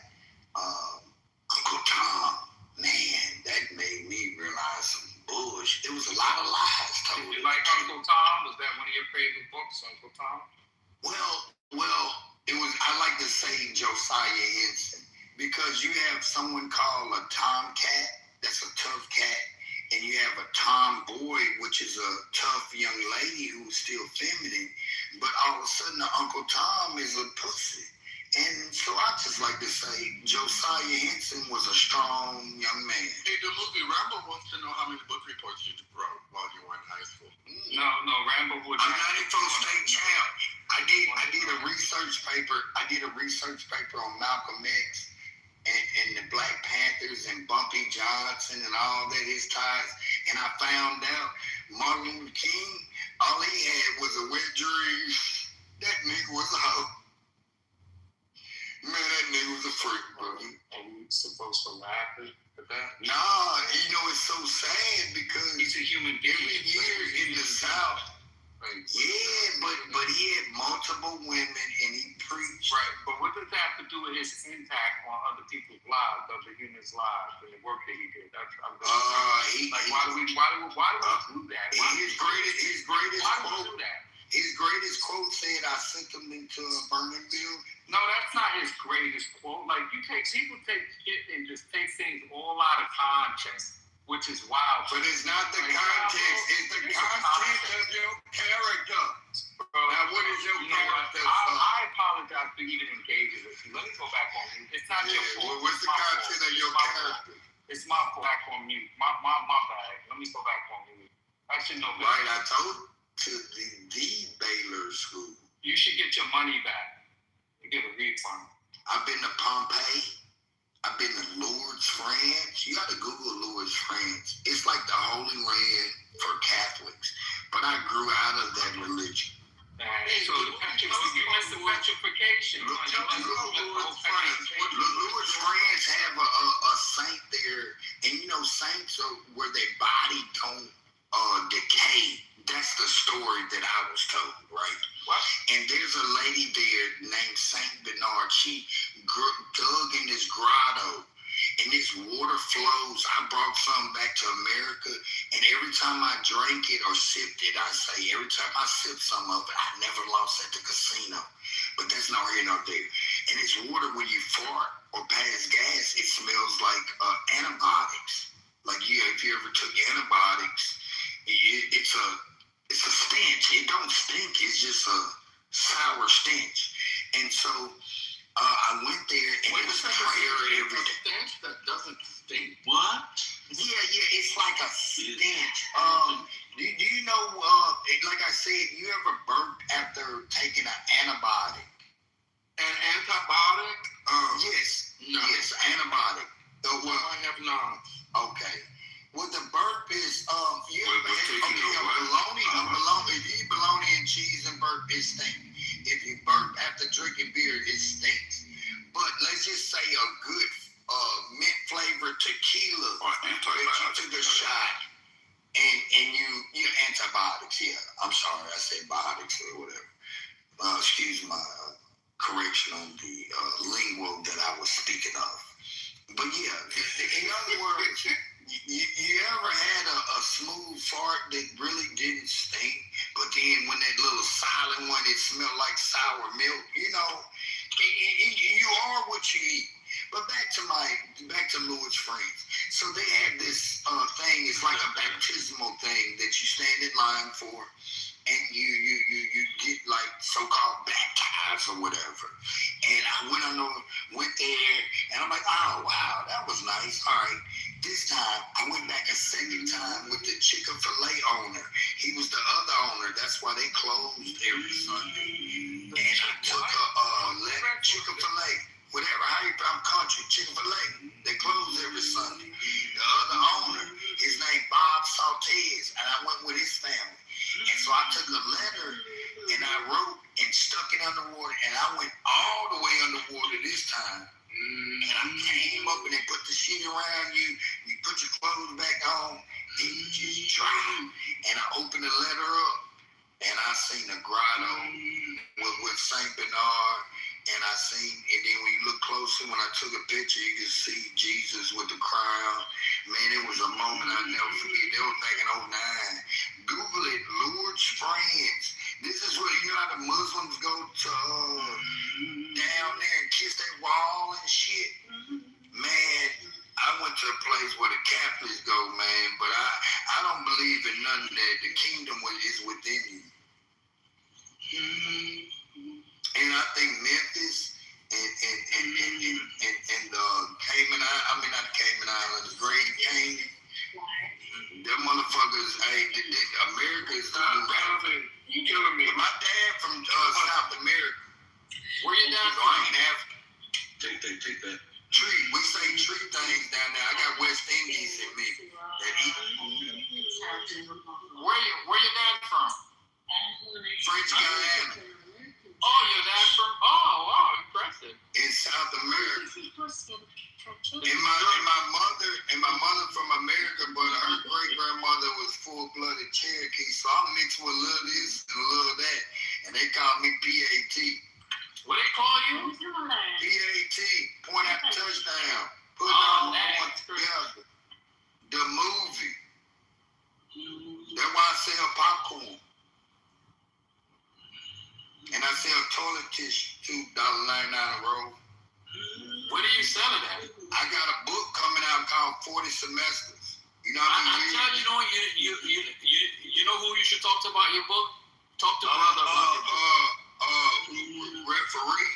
That young lady in that blue referee was Suedo. They say he make a blast. He got some. Hey, the movie. We actually have a legitimate book publisher on this app. On this age, we have. You like that? You like that title? It's called 40 Semesters. The life of a young man living in has a college in his backyard. I got a college in my backyard, man. And my name PAT, putting all corn together. Well, it was nice meeting you, the movie. I'm so glad you stopped by today. Yeah.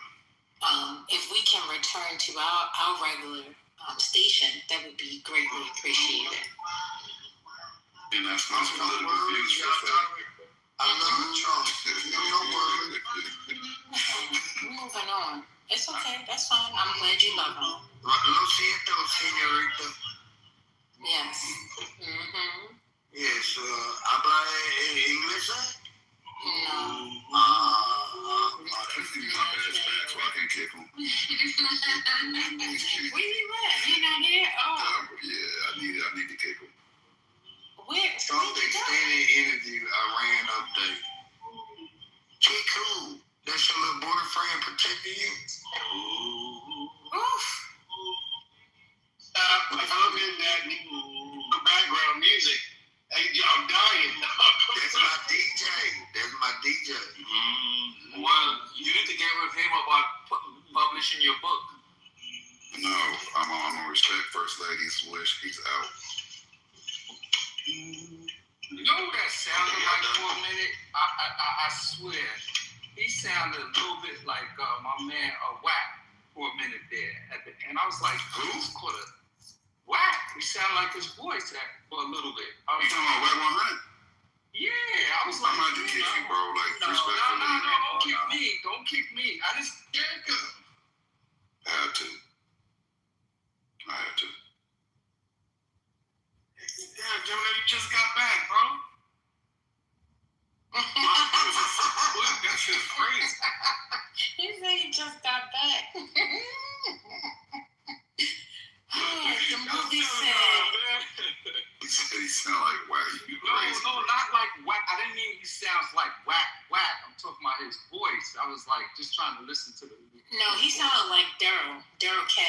That's what we sound like. Okay. Omar, you want to come up here, Maud?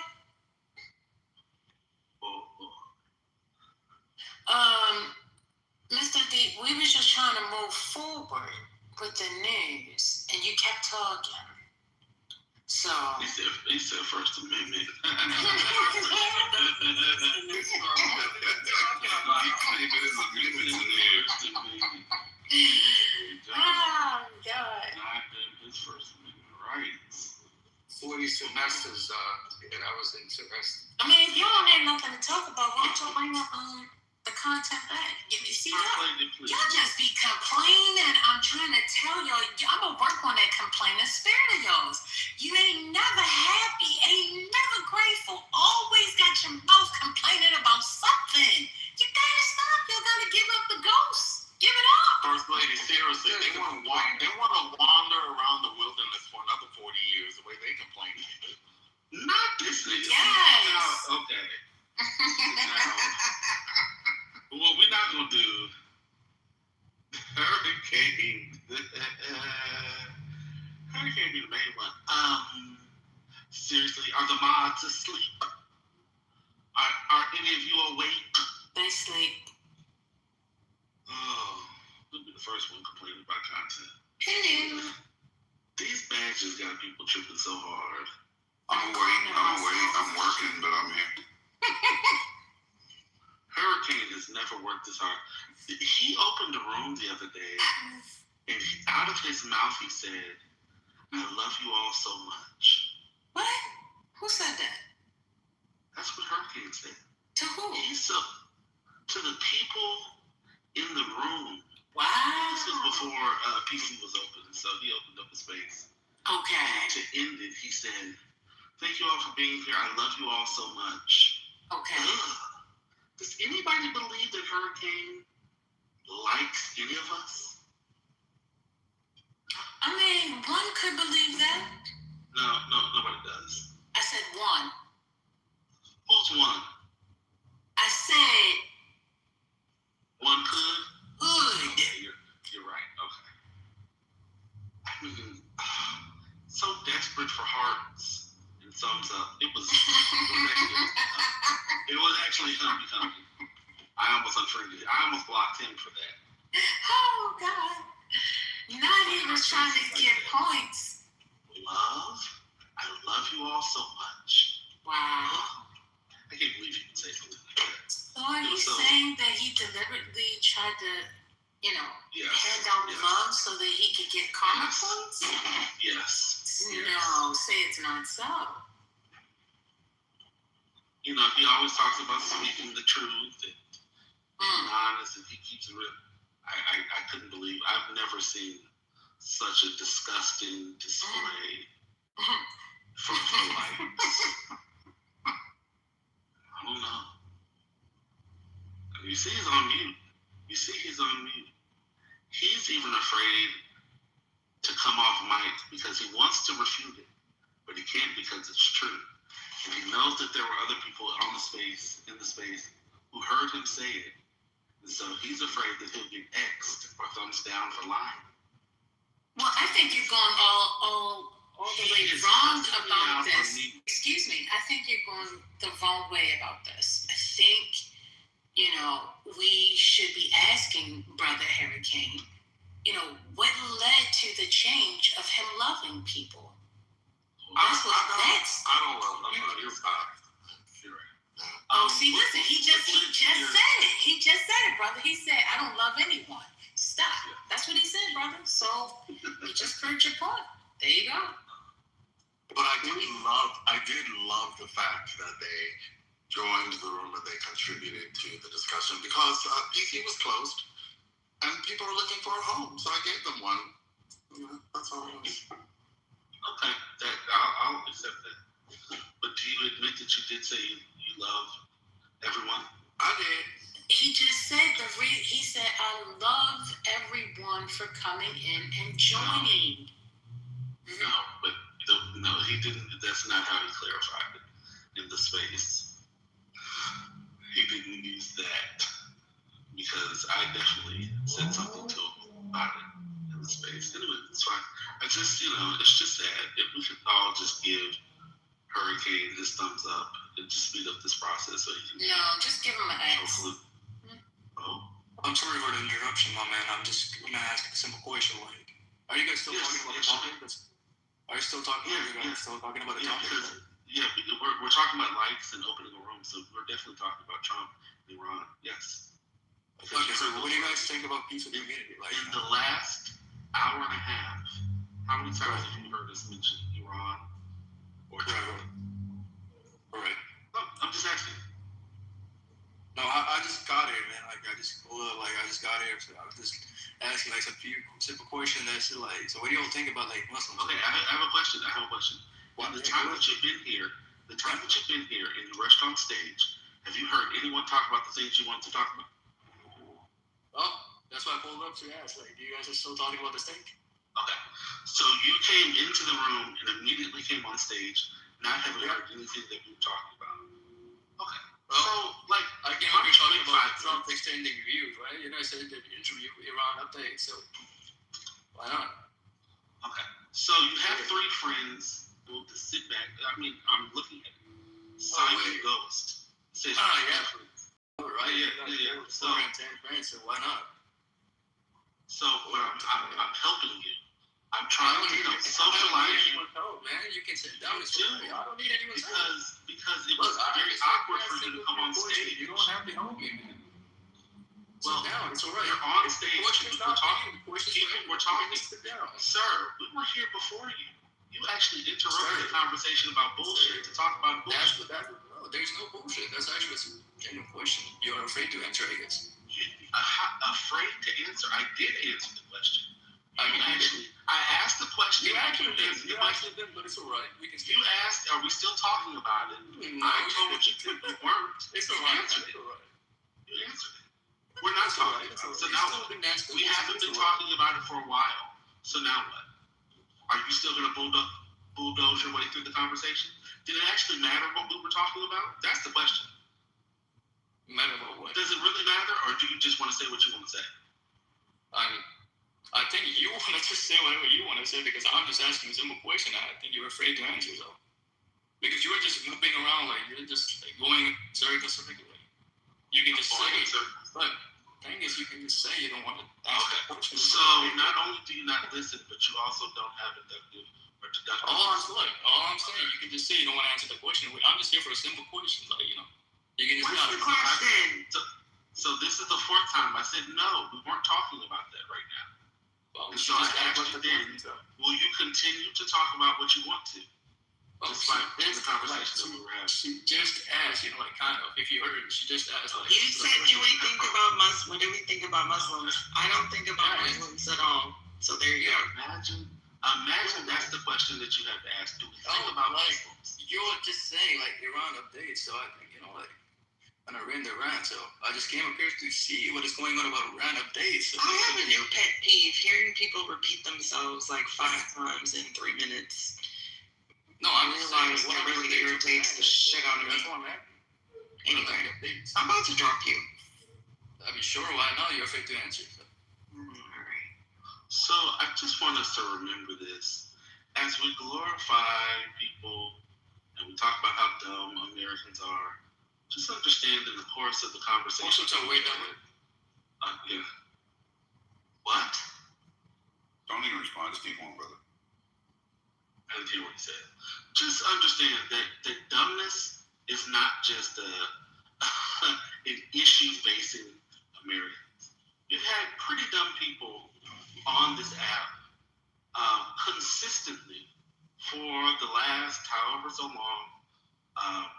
This Iran war has been going. We've had dumb people who live outside of the U.S. I would say as dumb as Americans that we generally sort of ridicule it. We just sort of generally accept that they're dumb. That's fine, but there are other people in other places in the world who are just as dumb, if not dumber. People who I'll just leave it there. It's really amazing. Lack of basic social cues, the ability to engage in conversation, the inability to listen, to ask questions that aren't dumb as shit. So, there's a global component to this. And we should talk about it. God bless America.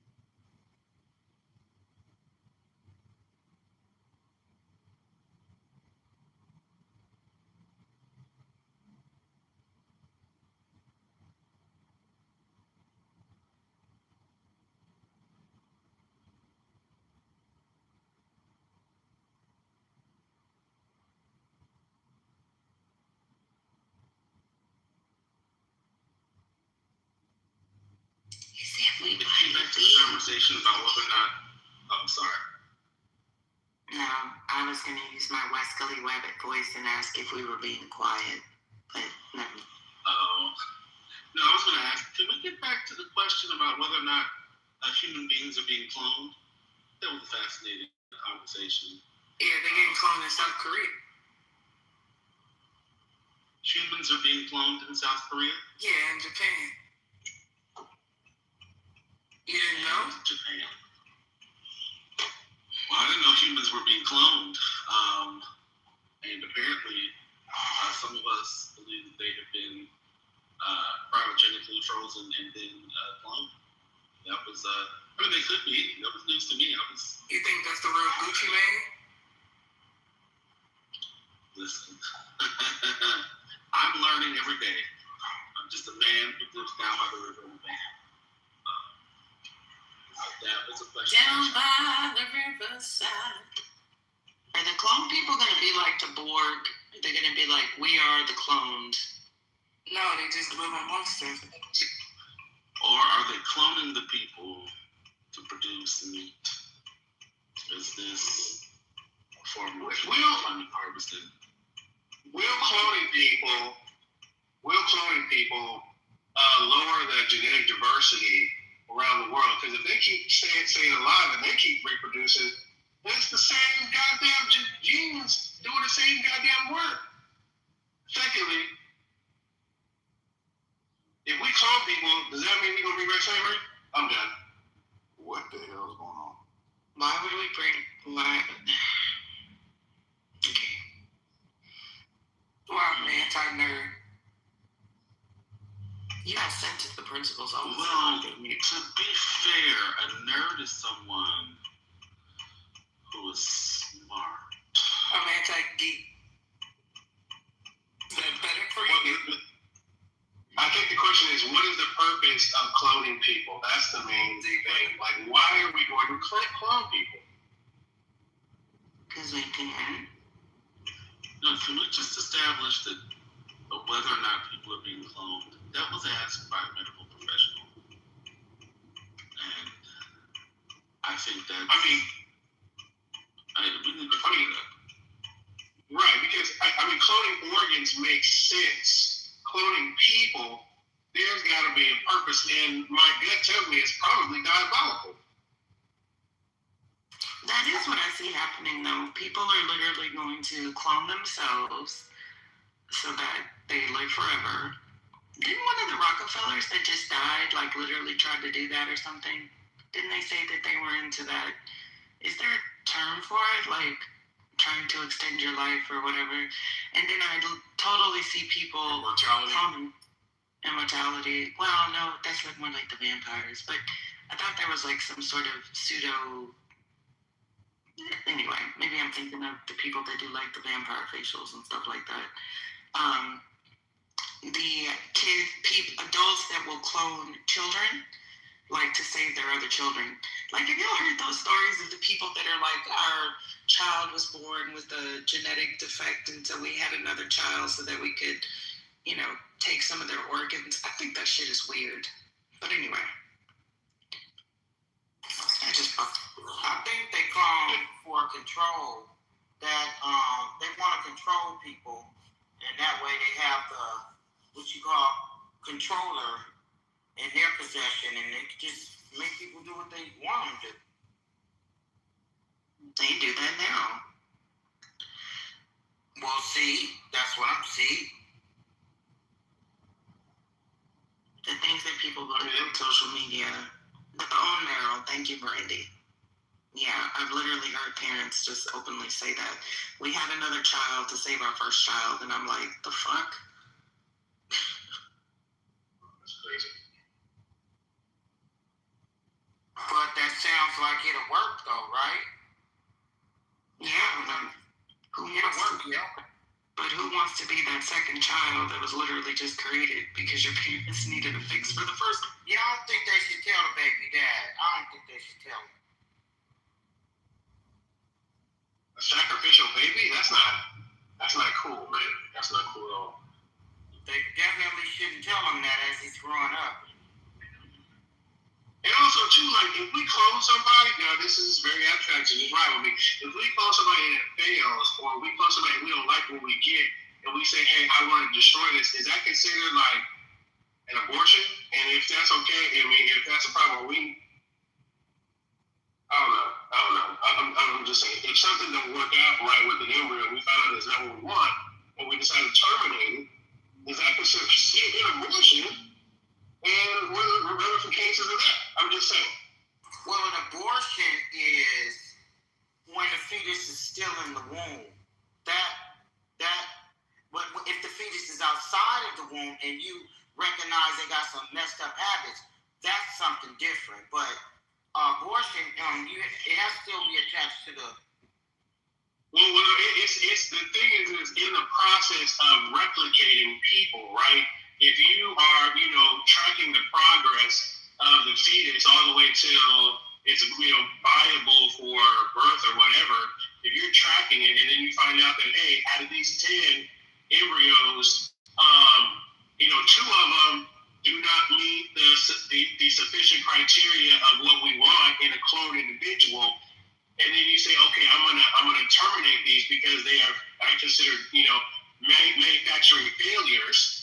Is that considered an abortion? And if that's the case, are we dealing with the same type of, crisis that we're dealing with now? I'm just saying. They're in a petri dish. I don't think we would use the term abortion. I'm just looking forward to the black market, like, have a Drake, have a Beyonce, have a Kendrick Lamar. Can you imagine how much money Trump could make if people could clone a little MAGA Trump? I'm just saying, that definitely sounds like another income stream for him. Yeah, it sounds like you said, it's in a petri dish. Sounds like just trial and error in their research. Wait a minute. That's funny as hell. But I thought that when a sperm meets an egg and it is life, it doesn't matter if it's.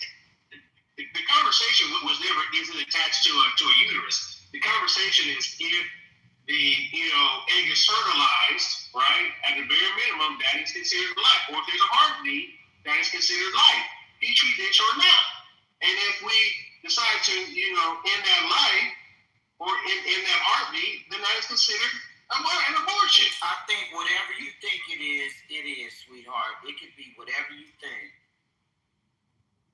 Life in a Petri dish sounds like the name of a very provocative play. I'm intrigued. Life in a Petri dish.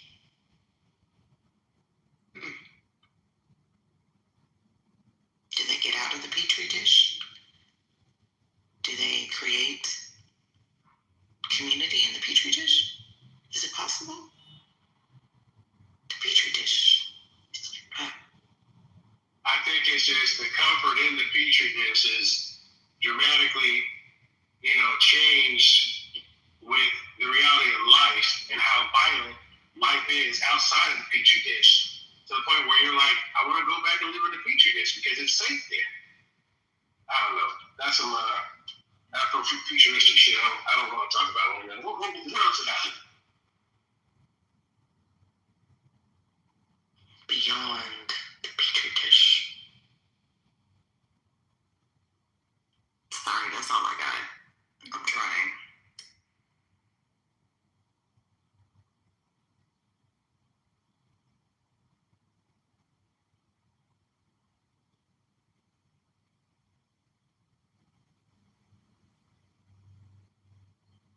Oh, Matt, I see you down at the bottom. Or did he run off already? Did you see that what's the old girl is actually making some inroads with Abbott in Texas? Surprise, surprise. Who would have thought that?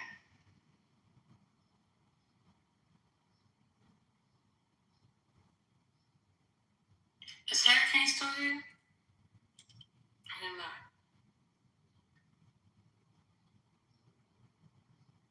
Is he on stage?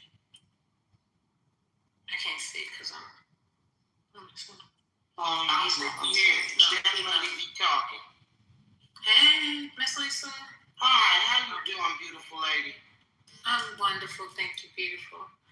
I was gonna tell him that Mary, the one that said that she was divorcing her husband, I didn't get a chance to click on the link, but apparently she addressed the congregation on Sunday. I want to know. Who is that? Is that the Christian people? Yeah. Oh, Mary, her husband. that singer, the singer. Yeah. Mm-hmm. Her husband had infidelity problems, and he just could not keep his. Oh, he can't keep his swanker in his pants. He can't keep it in her. He can't keep it in her. That's the problem. She don't want him to keep it in the pocket. She just wanted it to be in her. You know what I mean? Yeah, he keeps spreading it. But yeah. What, brother? I think that was the best way to say it. You have another way? There's so many ways you could have said it. Such as?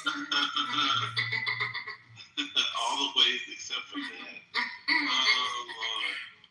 What Dr. Lisa said, she said he's out there swinging it, and I'm saying, she said you're not keeping it in the pants. She don't want him to keep it in the pants. She just wanted That her. part was fine, and then he said he keeps opening it, and I just don't know where we're going with this. These metaphors are getting more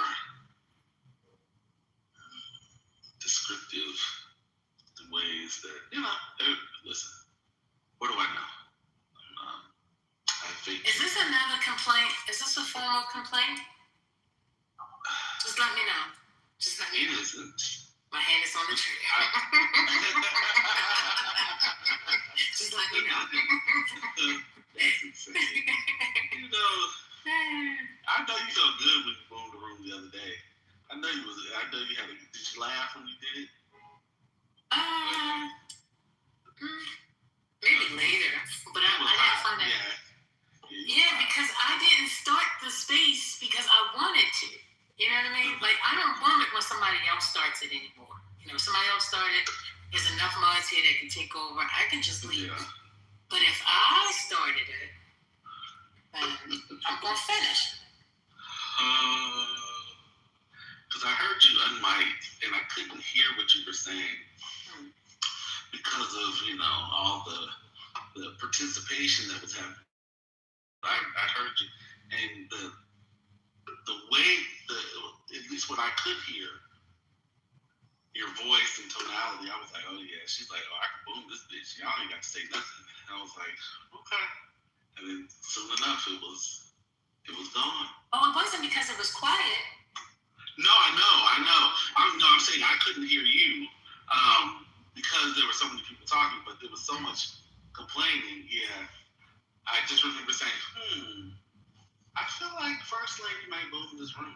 I know she doesn't like this. Sure enough, it did. It had been a while. Yeah. I hadn't touched the button in a So while. she's still forming rooms, I see. That's crazy.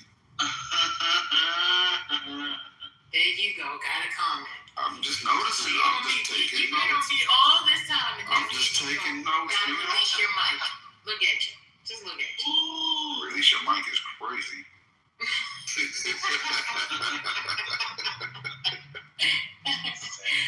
Why is it that I find a different way to communicate, and y'all got a problem with that? I don't understand. It's because it's a different way. You said, yeah. It's because you pretend like.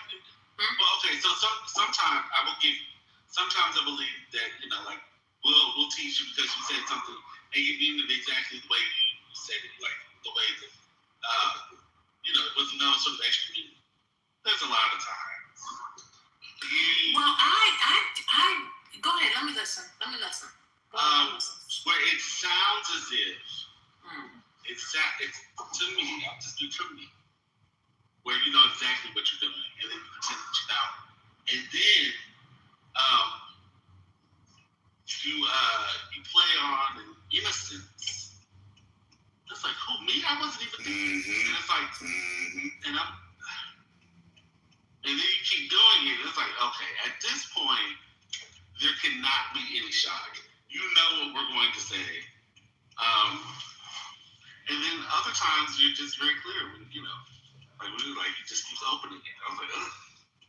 It's just, but I'm a prude. I'm a prude. I accept that. No, clearly you're not a prude, because if you were a prude, then the things that I say would not disturb you, because you would be thinking the way that I'm thinking when I'm saying what I'm saying. It is your mind that does not want to receive the way that I'm saying it. You want to put all these other additional, artificial flavors in it that I didn't say myself.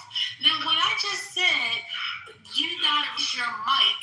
I was simply trying to avoid using the word mute because you make fun of how I say the word M-U-T-E. So instead of using that word, I said release your mic. Could you help me? The only thing I wanted to know, First Lady, was could you help me with the release? That's all. No. Clearly you're doing it yourself. I mean, because some kind of way you keep releasing it to come to speak at times that you shouldn't be speaking. I just want you to know that I appreciate the way that you speak. I have changed the way I write certain words to honor the you sound. And I think that's nasty. I've come to appreciate it also.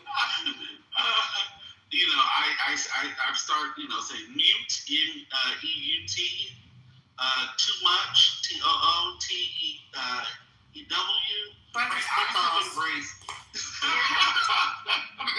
Now spell that.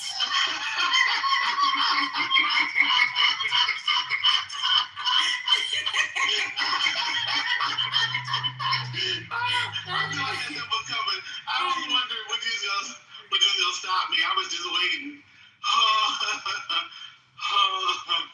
That's what I'm saying. See, people like yourself.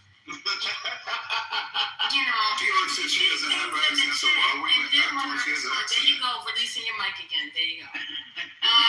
That's why I need you to help me with the release. I can control it. Please find yourself behind your mic.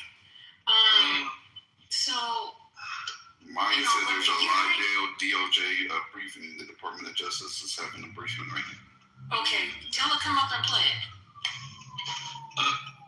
She said Iran is bigger news. Okay. She's still managing from the chair, huh? Yep. It's not too much on Maya. You know what, brother? Somebody X him. Give him an X. I welcome the X's. This is the badge is only funny because I get to, tease Hurricane and Sunny now has a badge. But it's only funny for that reason. I don't care. The karma. But yeah, I've been honoring. Are you going back to it? Oh, okay. I won't. I was just. You was about to spin the block. Go ahead and spin the block. Don't be scared.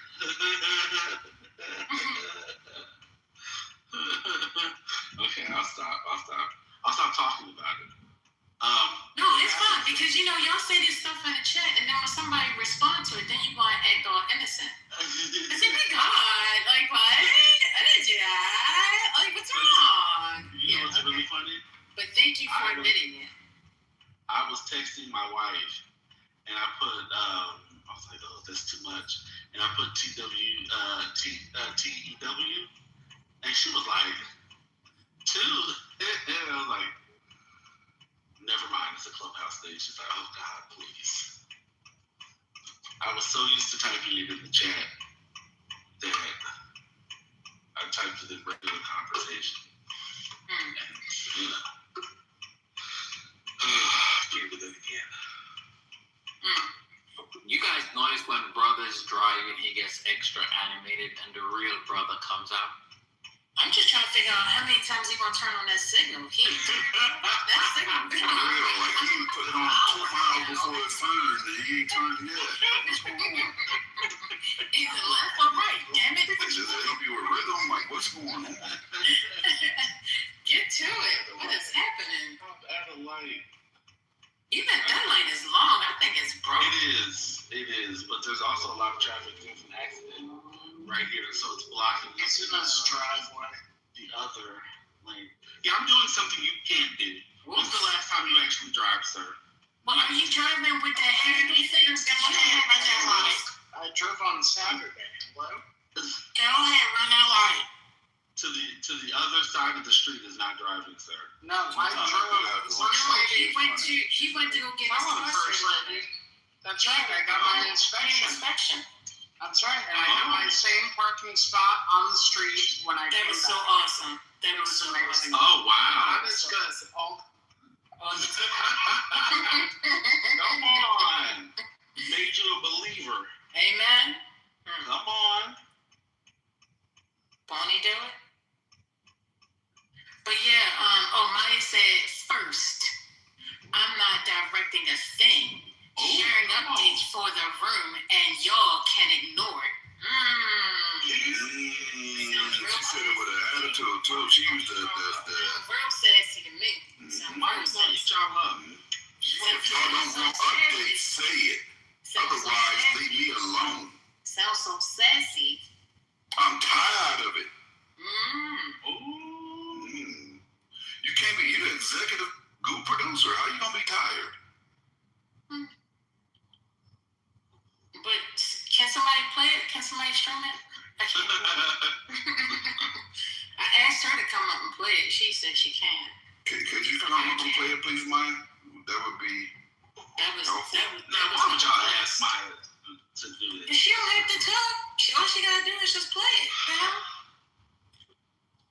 Is she a robot or not? Like, what's going on? You didn't have to do that, but you could have stopped. You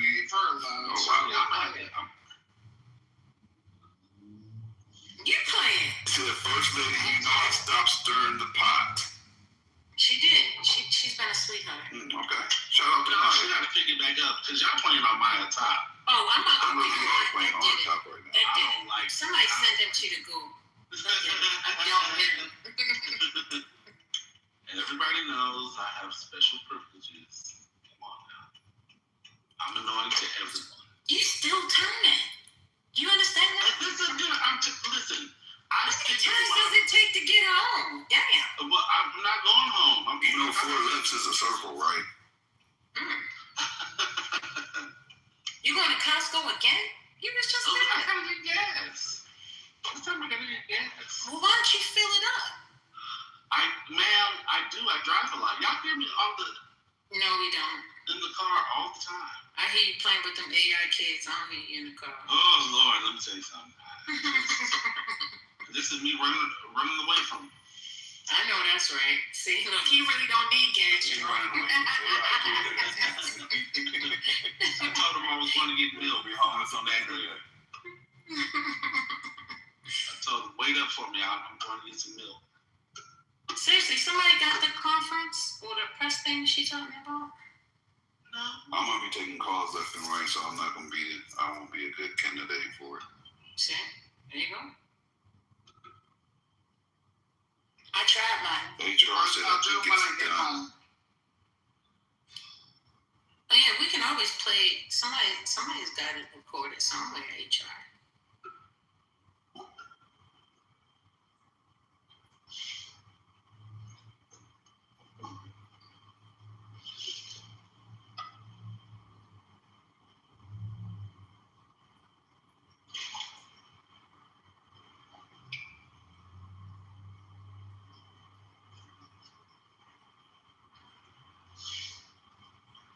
It's been a really lovely day, so thank you.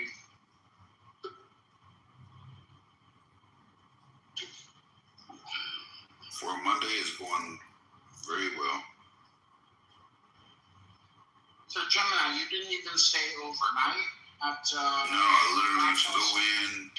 I had to fly from LAX to Chicago to O'Hare, from O'Hare to Rochester, because there's no direct flights because it's such a small airport. Right. Then I flew from Rochester to Philly, and from Philly back to Burbank because I didn't want to fly into the LAX on the way back home. I wanted to go to a small airport. Oh, Burbank is nice though. Yeah, it is. This airport costs $42 just to go park in the structure. If you're going to stay there for 1 minute, it don't matter. 1 minute, 2 hours, it's $42 to park in the structure no matter what.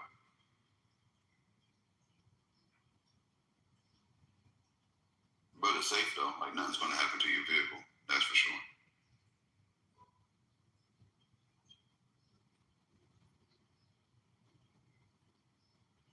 Yeah, when I go away, I'm gonna have to have somebody sit in my car on the street while I'm done. For real? Yeah, for real. I want to park in my garage. It's expensive. No, makes sense. I got you. They don't need to know how to drive, which is the cool part.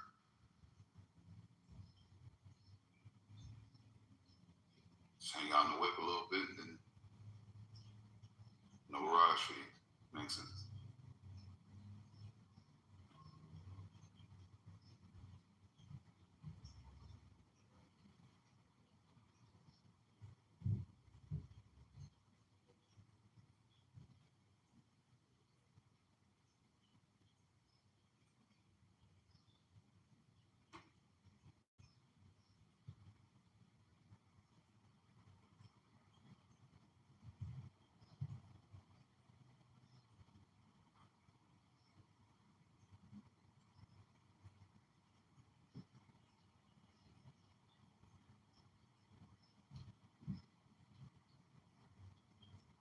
Y'all like my new PTR? I like it.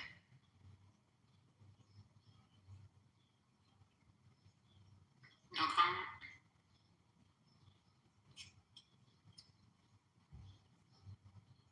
Pretty colors, thank you. I appreciate You it. see the ass or tatas.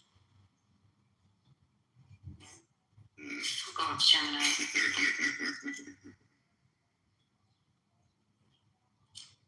No, we prefer the pictures to you, sir. I think I like the the 1C. What does 1C stand for? Why'd you take the bait? Why? You know, because I've wondered for a while, that's why. Go ahead, this is your moment. You ready? You got it. Go. Go ahead, First Lady, tell us. What do you mean? What does 1C represent? First Lady C. What's going on? Stop, please. That's a lie. What's a lie? Why you always saying something is a lie when it's not a lie? Just like how you came up here earlier and you said Naveen was lying. So how do we know when to trust when he's calling people liars? King Kong was lying. He's a bold First Lady, are you a real First Lady of Oh, okay. Never claimed to be. No, you first lady of this house. Nope. Oh, okay. I would just find out where you got the first lady from. Yeah, I put the first in there The first lady of the because house, she is. there were so many people changing their name to Lady. I used to just go by Lady C. And then people started using and putting Lady in front of their name, and I was like, dang. So I just put first, like I'm the first, not y'all. With the lady thing, but not thinking that it was first lady, as in a first lady. That's why I was like, oh, it didn't dawn on me until somebody said something. I was like, oh. I get it. Okay, I get it. So you're first because you're light skinned, huh? I used to be Mama Lisa, and my daughter says, Mama, I don't like people calling you Mama on that app. So I changed it to Miss Lisa because my daughter wanted that distinction between her and anyone else that's on the stage talking to me. She didn't like them calling me Mom. She was right. She was right. Yeah, she's like, Mama, I don't like the people calling you Mom. Okay, gotcha. It's funny how family is on the app. When my sister was on here, she would go nuclear when people mispronounce my name. I don't know how people get McKay, Mickey. What else did they used to say? And she'd be like, it's Mickey, brother, it's Mickey. Did they say Mikey? I think they did say Mikey. I'm like, there's not an I in my name. But my sister used to go ham. I'd be like, God damn, she would get all the way pissed. Understandable. I used to do that when I first came to the app. Like, I was very, protective of her. But I wasn't on, I was on a different side of that. I was on a money side. I was over there where the angel investors are, Annabella and all of them. I was over there with them. And then I went to Crenshaw District one day. And, honey, I've been stuck in the Matrix ever since. But, yeah, it's been interesting. Her and I relationship on the app. I don't know, probably Gemini know this, but it was just a big story around us around maybe 3 years ago. Yeah. I still call you Mama Lisa. She just gonna have to be mad. You ain't the only one.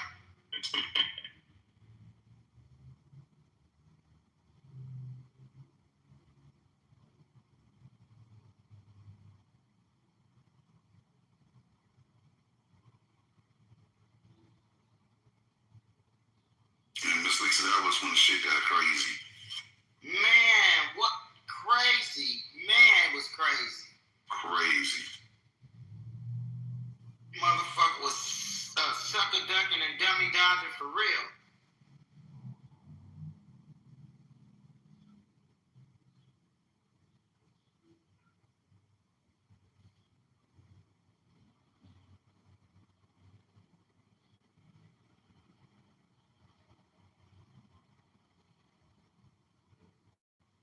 Miss Lisa, that's why I choose not to engage with people on the app in a certain way.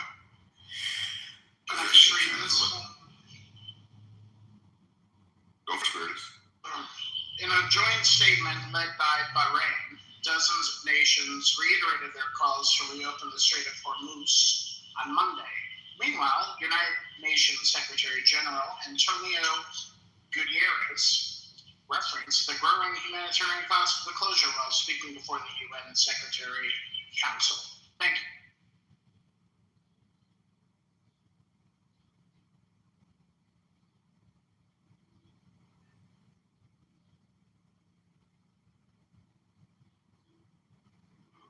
All this winning. Winning. We are winning.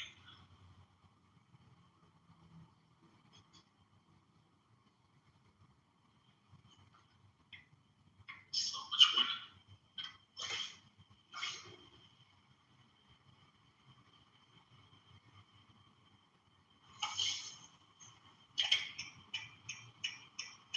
I think net, if the media was just a little bit nicer to Trump, we wouldn't have to go through all of this. They're despicable people. Despicable.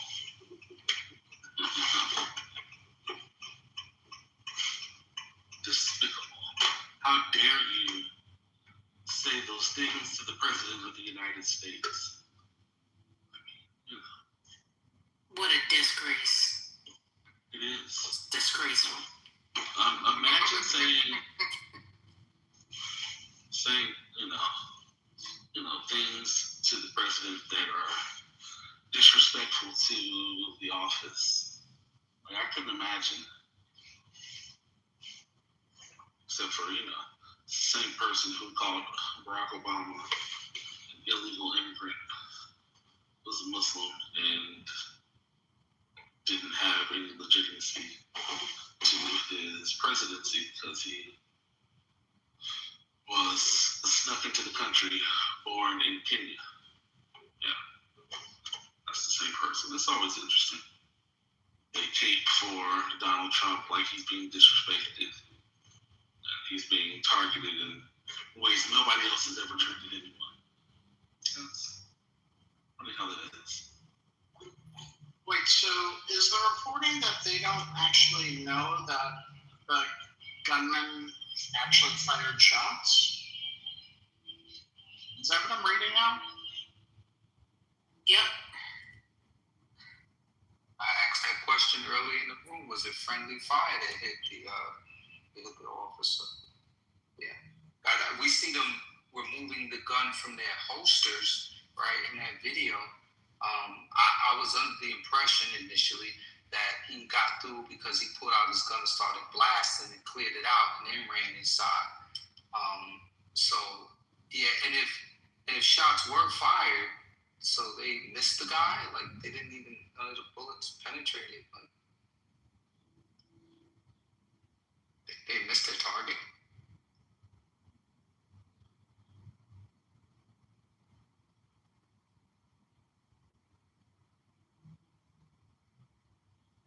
Well, the guest said that they smelled gun smoke, so somebody was letting something off. Well, if it turns out if this is friendly fire, this story gets worse. And to the question that was asked earlier, is this a failure of security? Again, yes, it absolutely is. And they missed their target. They fired at this guy and missed. But maybe it was because of the way he dodged for first base. You know what I'm saying? Yo, he's moving fast in slow motion. It's like every time I look at the video, you see it's in slow motion. He just goes, I'm like, man, that's crazy. The sprint is just ridiculous. I mean, I think just because it was CTV or whatever it's called, it looks that way. But if it was on a different kind of recording, I think it would come across a little bit different. I think it's safe to say they're going to be upgrading their system a little bit. Yeah, I think somebody's going to get a contract out of this.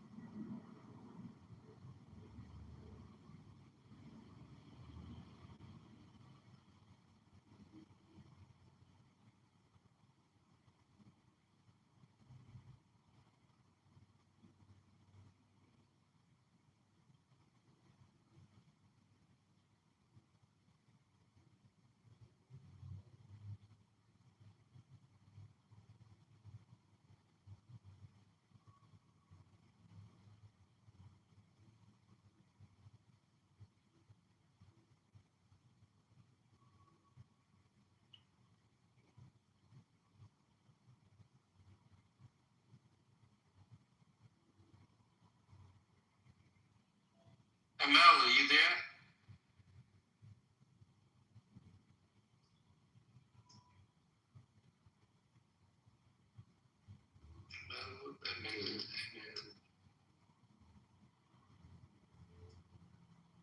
What's up? Hey, that was me. That was Rambo. So, brother, do you? I don't know if you know, but I'm trying to find out. Are there any in line with the 60-day rule? Is it 60 days with regard to the war funding? Are there any scheduled? When is are there any scheduled hearings regarding continued funding for it? I think a deadline is coming up. Do you know anything? No, I haven't heard anything about potential additional funding for the war.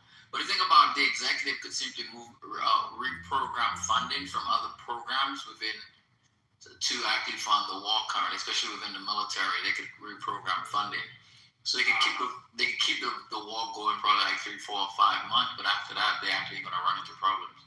They're going to have to get additional funding from Congress. Okay, thank you. Because I was just they're basically just moving around money from one account to another in order to fund. Yeah, but remember, like they're not buying new munitions.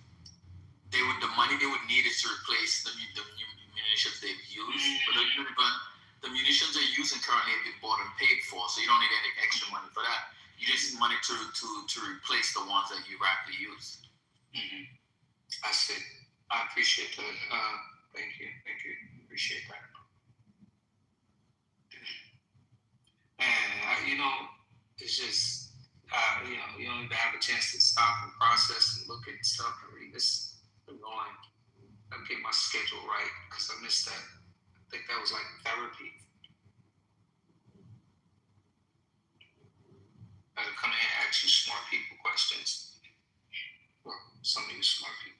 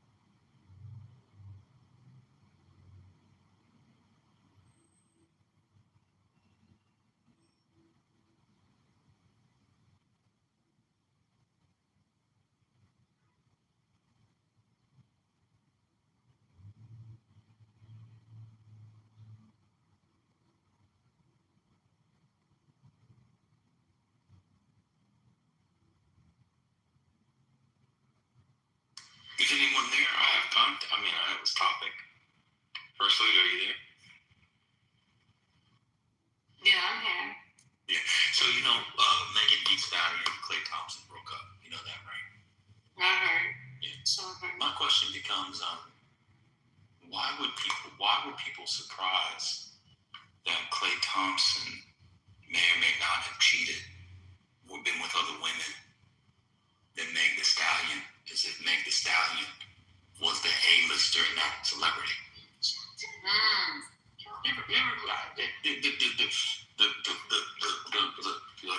The commentary on their relationship is insane. What are people saying? Oh, well, he was lucky just to to get her to begin with. Et cetera, et cetera. Yeah. It's a very strange thing because what you have is a bunch of yappers who don't know anything about celebrity or sports or anything. And they think just because they see her shaking her booty and she may be more ubiquitous on their screens, she's the bigger star.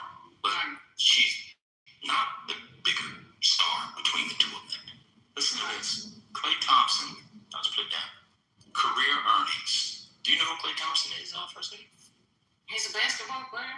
Yeah. Do you know, somebody, without anybody looking, somebody just guess, what do you think his career earnings are? 40. Go ahead, what'd you say? I was just going to say 40 million. 40 million, 240. $320-some million. Igor in there. $320 million. Let me say it again. $320 million. Now, let me look up Megan. I don't know hers offhand. What do you think Megan Thee Stallion's career earnings is? 25 million. 127 million. According to here, she has a net worth. Nice net worth, career earnings. Sorry. Her net worth is about $40 million. So I'll double that, say $80 million. Okay. How many championships has Klay Thompson won? NBA championship? Am I not? 4. No. 4. Dang, Igor is on it. Well, he watches basketball. I clearly. 4. Is he a Hall of Famer? Yes or no? First ballot Hall of Fame for the NBA? Yes or no? Yes. Do you know the NBA first ballot Hall of Famers with 4 championships as starters? Let me count them. Kareem Abdul-Jabbar. You ever heard of him, First Lady? Yeah. Michael Jordan. You ever heard of him, First Lady? Yeah. Tim Duncan. You ever heard of him, First Lady? Yeah. Kobe Bryant. You ever hear of him, First Lady? No. Steph Curry. You ever hear of him? Bill Russell. No. I don't think Larry Bird. I don't even think these are the people without 4 championships. Let me. Larry Bird has 3. Klay Thompson has more championships than Larry Bird. Wait, how many MVPs does he have? None. 0. None.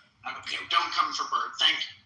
So he has more championships as a starter, first ballot Hall of Famer, than Larry Bird. More than, there was somebody I had in my top. Will Chamberlain. Dr. J. He's better than Dr. Well, I don't know if he's better than Dr. J. Dr. J has 1. Wait, Dr. J might only have an ABA. He has 1. I don't think. Dr. J, he might only have an ABA. Let me see. Really? Did they win that championship in the 70s? I thought it was in the 70s, no? It might be ABA. Hold on, let's check. Dr. J, oh yeah, they got an 83. Yeah, they did get the 183. Oh, Moses Malone. Yeah, the 4-4-4 season. They actually did go 4-4-4-4-4. What I love about the celebrity watchers, especially of the female variety, is oftentimes in these conversations, they have no idea who they're talking about. Yeah, he might be high yellow, he might be quiet with curly hair because of some mixed raceness, and you think he's a BAN and all that. He is 10 times the star Megan Thee Stallion is in the constellation of stars. I'm going to say something that's slightly controversial. Yeah, I'm not going to like this. Megan Thee Stallion is not an A-lister, huh? Now, she might be an A-lister on your niggerrhythms, but she's not an A-lister. It's really that simple. Well, she's not doing it fine, man.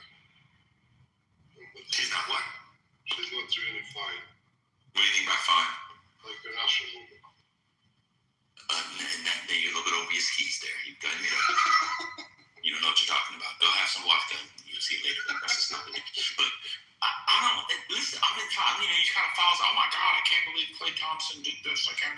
Thompson did better. You just didn't know who Klay Thompson was. And here's the ultimate, I have my upshot. Y'all not ready for this one. Megan Thee Stallion is not in Klay Thompson's league. Y'all not ready for that discussion. I'm done speaking. I mean, he's one of the best basketball players on that position, probably, like in top 5. So, I mean, he's huge stuff.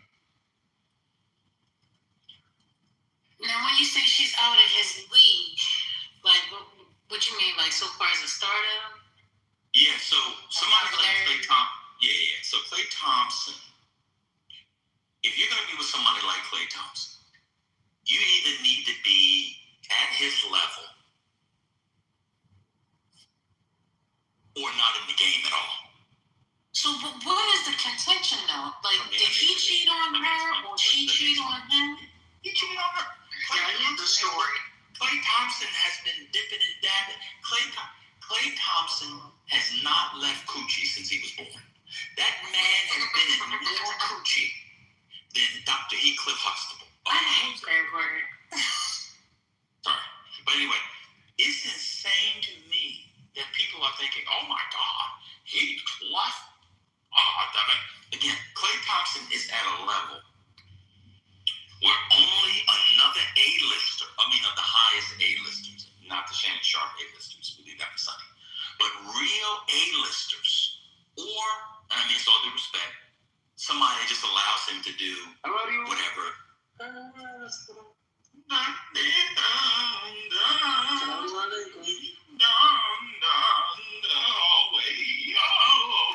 You want to ask me, how old is Klay?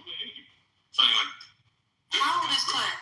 He must be like 34, 35 now. Oh, okay. So he's still young. Does he have 36. kids? He's 36. No, he didn't have any children. So really? I don't think so.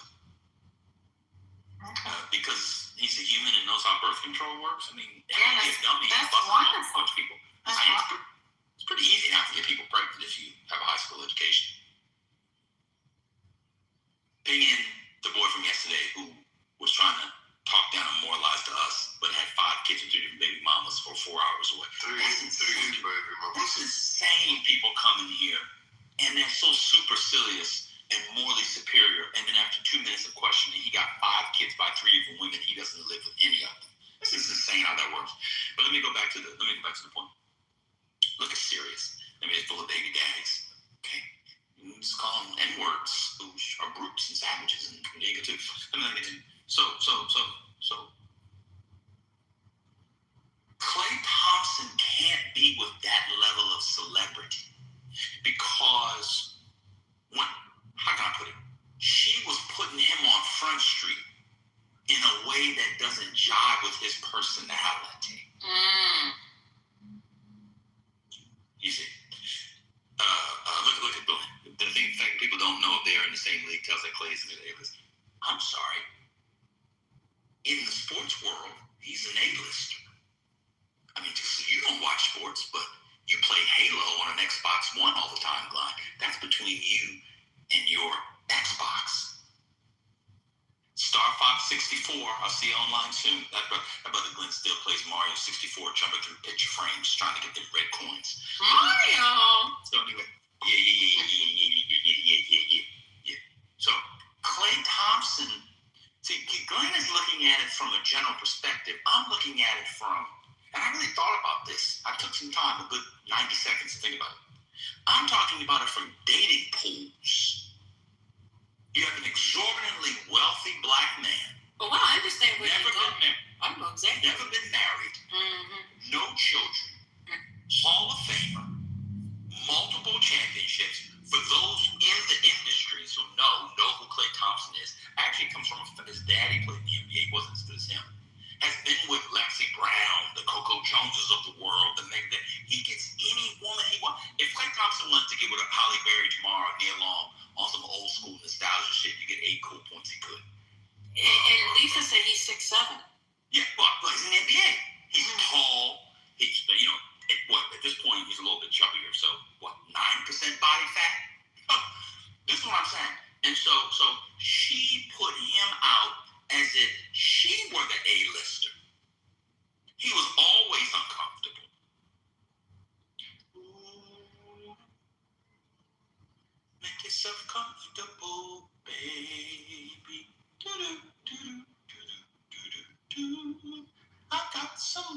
it's here to get you in the mood.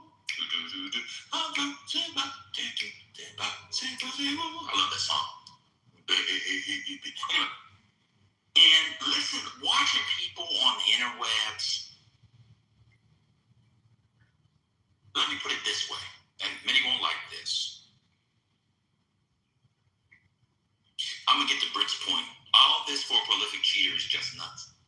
Let me just skip to that part. He's not cheating. And at a certain point, women are gonna have to understand that. I'm just keeping it real. And that's the delusion that many people live in. Clay, I hate to do that. Look at Mel, he doesn't understand. This is gonna sound fair. I'm gonna be a little tendentious, but I'm gonna make the point through the tendentious statement. I'm not trying to be sententious, but I'm gonna be a little bit tendentious. Klay Thompson can't cheat. I'll say it again. Oh no, black men can cheat. Y'all can cheat because y'all don't have nothing. You're not high value. He's the highest value. That's what I'm trying to say. Black McGlynn can cheat. Male was cheap. Male told us he was smashing 5 joints in 3 weeks through Brooklyn. He was getting so much toontang. He didn't even get off the train. He was right on the one train, right on the one train. He's going boom, boom. So that, and Lefa, we know about him. He was beating up women the other day. Sent me a text. I told him I was beating him up too. Let me continue. I know you don't like it, but I'm just trying to tell y'all the real world. Y'all live in delusions because you've inherited late 18th, 19th century's notions of monogamy that you got from your enslavers, who, by the way, were bucking off on your ancestors and other white women in the neighborhood. Klay Thompson cannot cheat. And I'm not saying it's good. I'm not saying it's right. I'm not saying it's wrong. I'm saying that's the state of play. What I'm being is, watch this, a sexual and romantic realist. And the problem with many black women, because they got their little degrees and they know everything, is they stop becoming realists because they got a little certificate of human resources, so they think they're all out in the bag of chicks because now they're making $88,000 a year. But girl, I got benefits, girl. They match up to 5%, girl. That's what I'm saying. I'm just telling y'all, I'm not saying it's right. I'm not making any moral, normative judgments. I'm being a realist. Klay Thompson has moved on. The man is already linked to Lexi Brown, who is fine as all outdoors. He goes from woman to woman to woman to woman to woman. And every woman before him, look, let me just give you an example. This is kind of analysis that people, I'm the John Mearsheimer of Black Love. Let me break it down. And if anybody would like to speak, please interrupt me. Let me break it down. Klay Thompson, first lady, you don't know this. Klay Thompson was so good. If you threw his jump shot in the air, it would turn sunshine. Huh? They called him, that's how good the shot was. They called him the Splash Brothers. Him and Steph Curry, the Splash Brothers. Now, I'm going to come back to Steph Curry in a minute. Let me just continue. Look how emotional people are. Look at Empress, look at Kiana. They're so emotional that they can't see the world. This is why women can't be presidents or heads of state. Because when you wage war, you have to be a realist. Let me just continue. I'll come back in a second. Megan Thee Stallion decided she was going to be with somebody who's not in her league. Megan Thee Stallion, that was a joke, said, my God. Megan Thee Stallion, y'all just be, it's wild when people can't understand. Just stay out the checks. No, the checks. I'm the main Kamala Booster on the app now. I don't think, what's going on? Just stay focused. Stay focused. Say, just give us the definition. Say, do what you normally do. Give definitions. Why I'm speaking. That's what's a good definition. Let me continue. I'm just trying to trigger people. I'm actually being very serious when I say what I'm saying.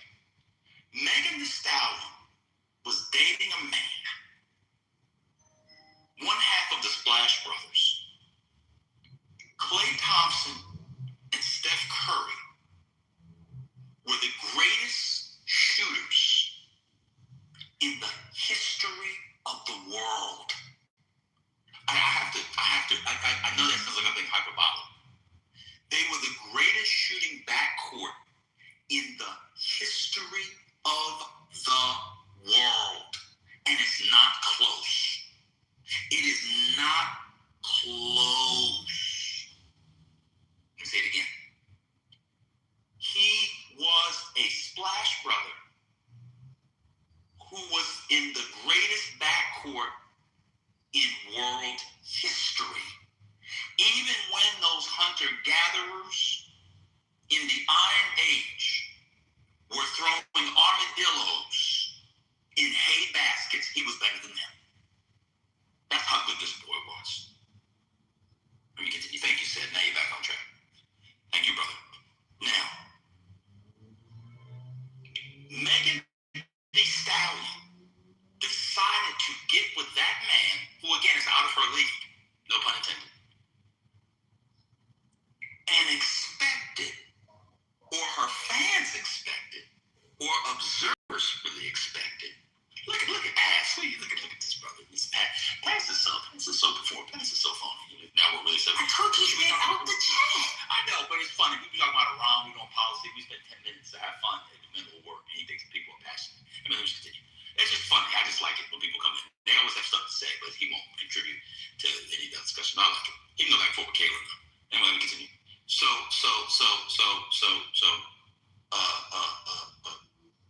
For people to expect this man who cheated on Coco Jones. Coco Jones is as fine as all out. Zephyrus Caleb. Coco Jones is as fine as all outdoors. This man cheats on everybody. He is one of the most notorious. In fact, this is what I'm saying. He actually doesn't cheat. That's what I'm actually trying to say. And so for people to be, I can't believe he would do this to me. He does it to everybody because he can and get away with it. Why people thought Megan Thee Stallion would be any different is insane to me. So all this outrageous celebrity news, you having fun and so on and so on, it's hilarious to see. Because one, people don't know, look, her ass is fat and real. I can go to East Baltimore right now. Same thing. Black men have been in and around real fat asses a whole lot. Like, it's not an accomplishment. I know, but y'all understand. The woman, as somebody put in the chat, I was working my way there, just to HR. No, Coco Jones. Oh, yeah. She was on the new Fresh Prince. Yeah. Fine as all outdoors. Talented, too. He was smashing and sticking and moving down. He was like, boom, the backyard, got a gal, backyard, rotted, man. She was all over Deutsche. I know, but you went to Deutsche. No, I'm from Jamaica all the way to Minnesota. Let me continue. This man, to have any expectations on this man, proves anybody that had any expectation on Klay Thompson, who knew anything about Klay Thompson, is an idiot. Yeah, I'll say the check. It's an idiot. Klay Thompson will be grabbing and smashing and grabbing and go. You know, if you go to the UK, they have a 5-pound grab and go meal. You go to Tesco Express, you go to another little market or whatever. I mean, a £5, you get a sandwich, a coffee, and a bag of crisps. £5. You grab it and go. That's what he does with pussy. When I'm in London, I need a sandwich. I say, you know what? I need a little coffee. Yeah, I might get a little egg sandwich. I might get a little crisp. The flavor crisp. They got clams. They got the nastiest flavors of potato chips over there. They call them crisps. I just grab them. Grab and go. Me to the $5 Tesco Express, 5-pound Tesco Express meal deal is Klay Thompson the pussy. And the idea that this man, who again, it's hard to reiterate this, but I'm going to say it, was part of the greatest shooter in all time. And I'm about to make a claim not like, but I can prove it with data. There were patches of his time with the Warriors when he was slightly better than Steph Curry. Now, of course, over the course of the career, Steph Curry's a better shooter. But there was some patches where he was even better than Steph Curry. The idea that this man who left Coca, I'm going through a whole, and so first thing what I'm saying is people have these conversations about relationships, and they come at them making moral normative claims. We've reached a point in our society, and especially its underlying economy, where people need to come at it with realist epistemologies. That is the point, First Lady. Okay. That is, look, almost the date on that. That's the point. So let me go to Steph Curry. Part of the way people who don't really know sports or listers or, this is going to sound mean, greatness. You know, a lot of people don't know greatness, aren't around greatness. Yeah, I'm on the app all the time. I do work. If I tell you something, I mean, I'm doing this or that. Let me just say, if you are great, these people do whatever they want because they're great people. Let me give you an example. Let me get Steph Curry. People thought that because Ayesha Curry had Steph Curry's nuts in a 7-Eleven bag with some Reese's peanut butter cups, that was also going to be the case for Klay Thompson. Completely different. Just because Ayesha Curry has Steph Curry lined up like the drill sergeant in Full Metal Jacket, that's not how Klay Thompson moves and has never moved like that. Huh? If you get the move fulfillment reference, you get 10 points for the day. If you don't, you're uncultured and a loser. I'll continue. And so what I'm suggesting is, I know we'll go back to the news just a bit. People need to start understanding the world of black love, as our favorite MJ would say, the only Haitian on here who's ever made sense, and MJ's only makes sense like once a month. That tells you how bad the Haitian delegation is. If MJ is the Haitian that makes the most sense on the app, just imagine how bad that is. People need to approach these things not in how they imagined love to be when they were 14, hanging out at Claire's, getting little beads to make a bracelet that says, I love Ray Ray. It's not the real world. I'm happy to take any questions. No, I agree with everything you said. Just, yeah, go on. All right, let's start here.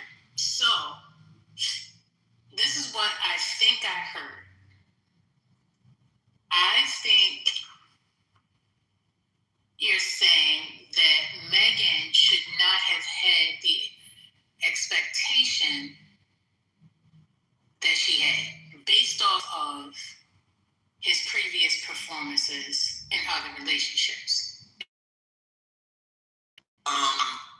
Yes, I mean, maybe not her per se, although I did see her little crash out videos, but just people generally. People don't recognize patterns of behavior.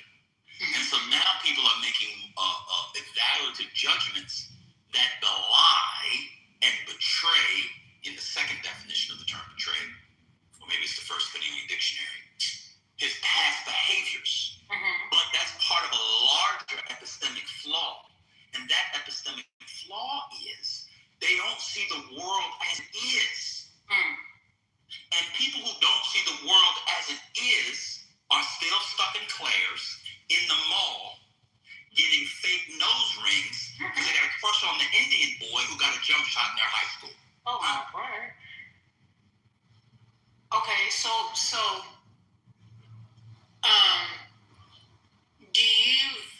is it possible that she asked him if he was going to be cheating and he said no? This is going to be exclusive. I don't know about that. I don't know the ins and outs of their private conversations, but that doesn't even matter.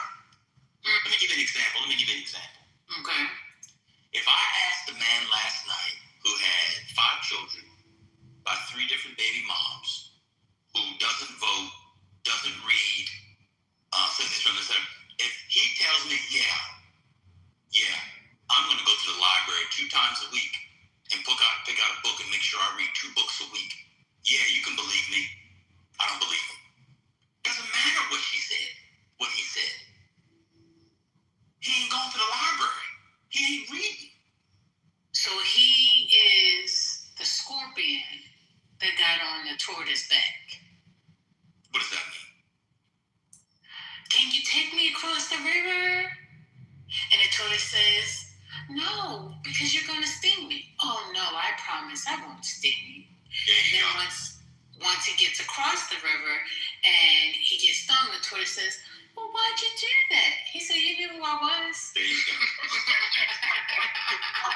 Actually, nigga, you know who I was. That's exactly right. And so for me, it is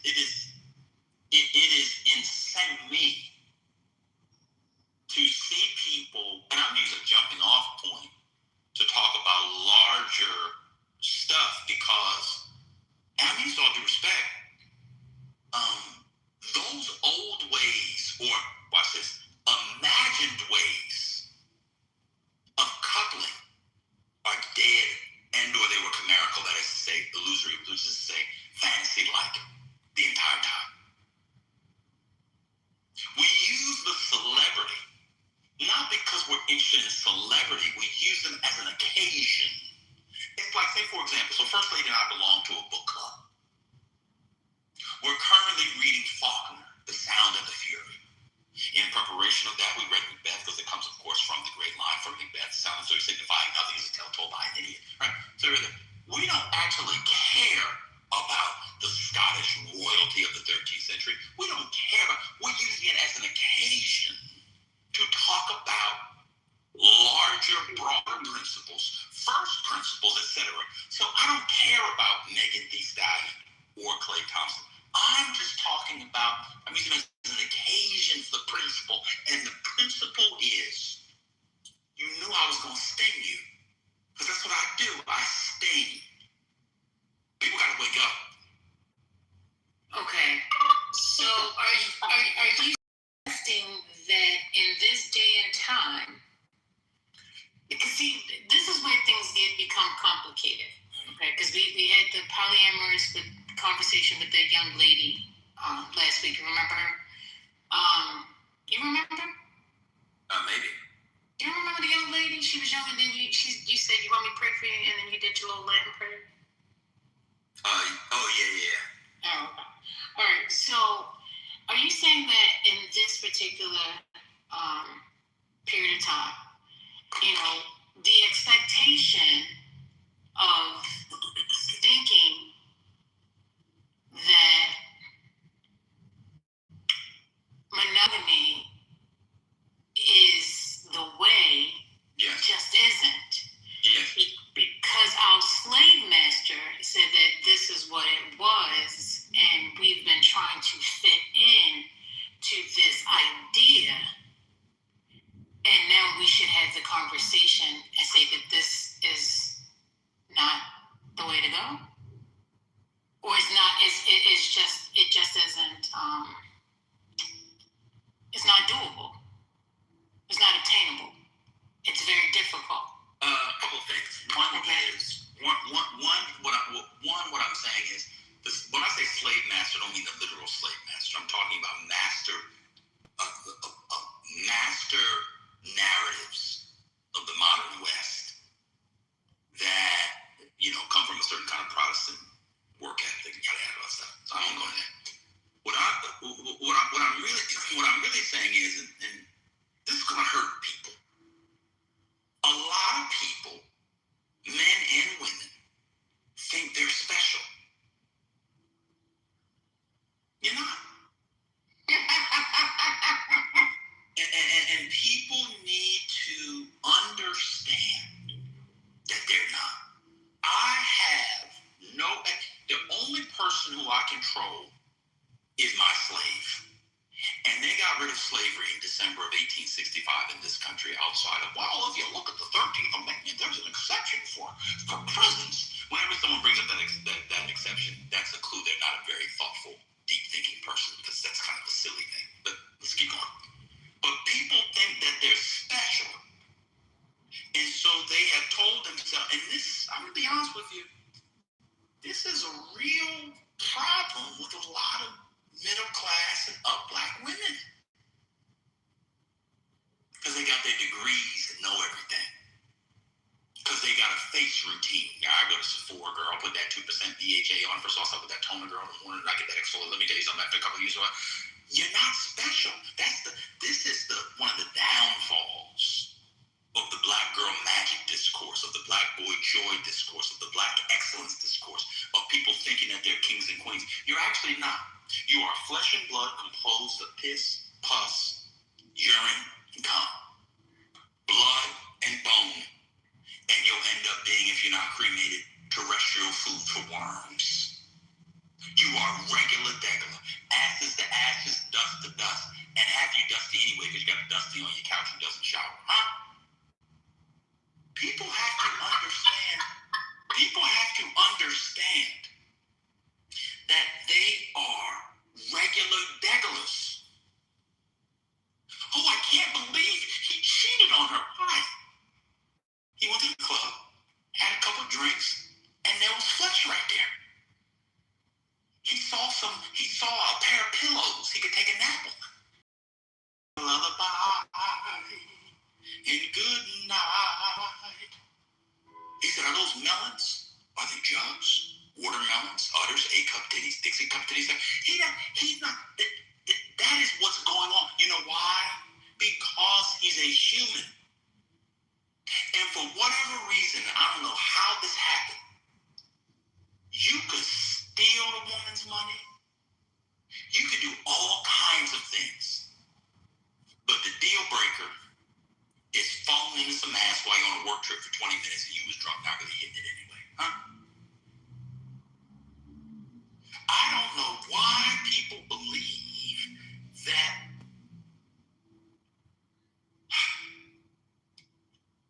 their private parts are the sine qua non of human anatomy. Why they believe that their private parts are the ne plus ultra of human anatomy. Why their private parts are the quintessence, the platonic ideal. It stinks just like everybody else's if you don't wash it.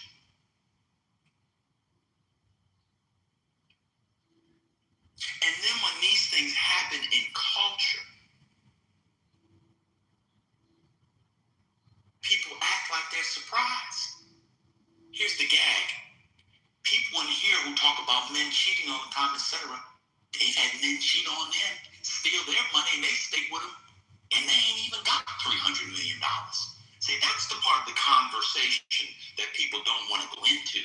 Well, he got $300 million, A-lister, to provide a lifestyle. You were paying your boyfriend's rent, and you still was with him after he cheated on you with his baby mama, huh? See, people don't actually like to have real conversations. They like to exist in a novelistic universe that's not even a good novel. Huh? Go read Jane Austen. That's what Jane Austen was trying to teach people. That's what the Bronte said. People gotta go back to these novels. The novels already had in it or exposed the imminent critique of the bourgeois monogamous relation. And here's the kicker, and I'll read up on this. And people aren't gonna like this. The people who think that they're in the monogamous relationships are the ones whose partners are sticking and moving the most. Dang. Let me say it again. That's nasty. Let me say it one more time. The women who think they're in monogamous relationships, their partners are the ones sticking and moving the most.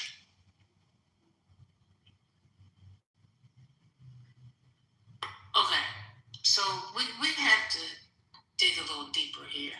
I ran out of PP. I can't go anymore. Sister, please don't laugh at him. Okay. Now, okay. First of all, let me clarify. Is the conversation around dating people who are dating? No, the conversation is on people's mentalities, their perspectives, right. And their epistemological lens. Exactly. They're not seeing the world clearly.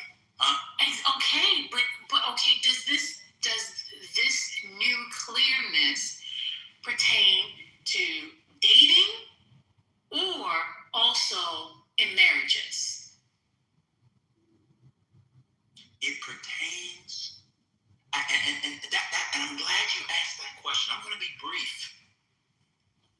The framing of the question, I'm not saying you're the problem, is already the problem. Because I'm talking about fleshliness. I'm not talking about social constructions. I'm talking about humanity. I'm not talking about social constructions under bourgeois capitalism. No, because this is important. No, because but my point wasn't driven yet. I just asked you a question for clarification because I had another point in where I was going. I'm done right here. No, it is not about dating or marriages. It's about everything. Okay, all right. Because, you gave the example with him going out to the club and then he fell into something and then it was just like, oh, okay, kind of thing. Yeah, exactly. But what happens when the hookup with the club girl turns into, well, I kind of liked her. And then it turns into, oh, well, we just going to be friends. We're going to kick it. And then it turns into something else. So then what is Megan supposed to do? Is Megan supposed to stay? Is she supposed to accept the fact that this is the reality? Yeah.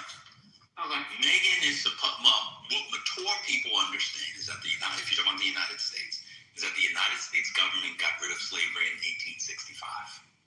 And and the economy has developed in such a place, and men have to come to this realization too. I'll come to them in a second, that pretty much people can survive on their own. And so there are no economic, sociological, or there might be psychological, but no longer economic or sociological tethering that will force people to stay in relationships they don't want to be in. So if the scenario that you laid out happens, guess what? Just like I'm going to stub my toe, ouch. But guess what? I'm going to have to move on to the next step. I stub my toe to the church. That's it.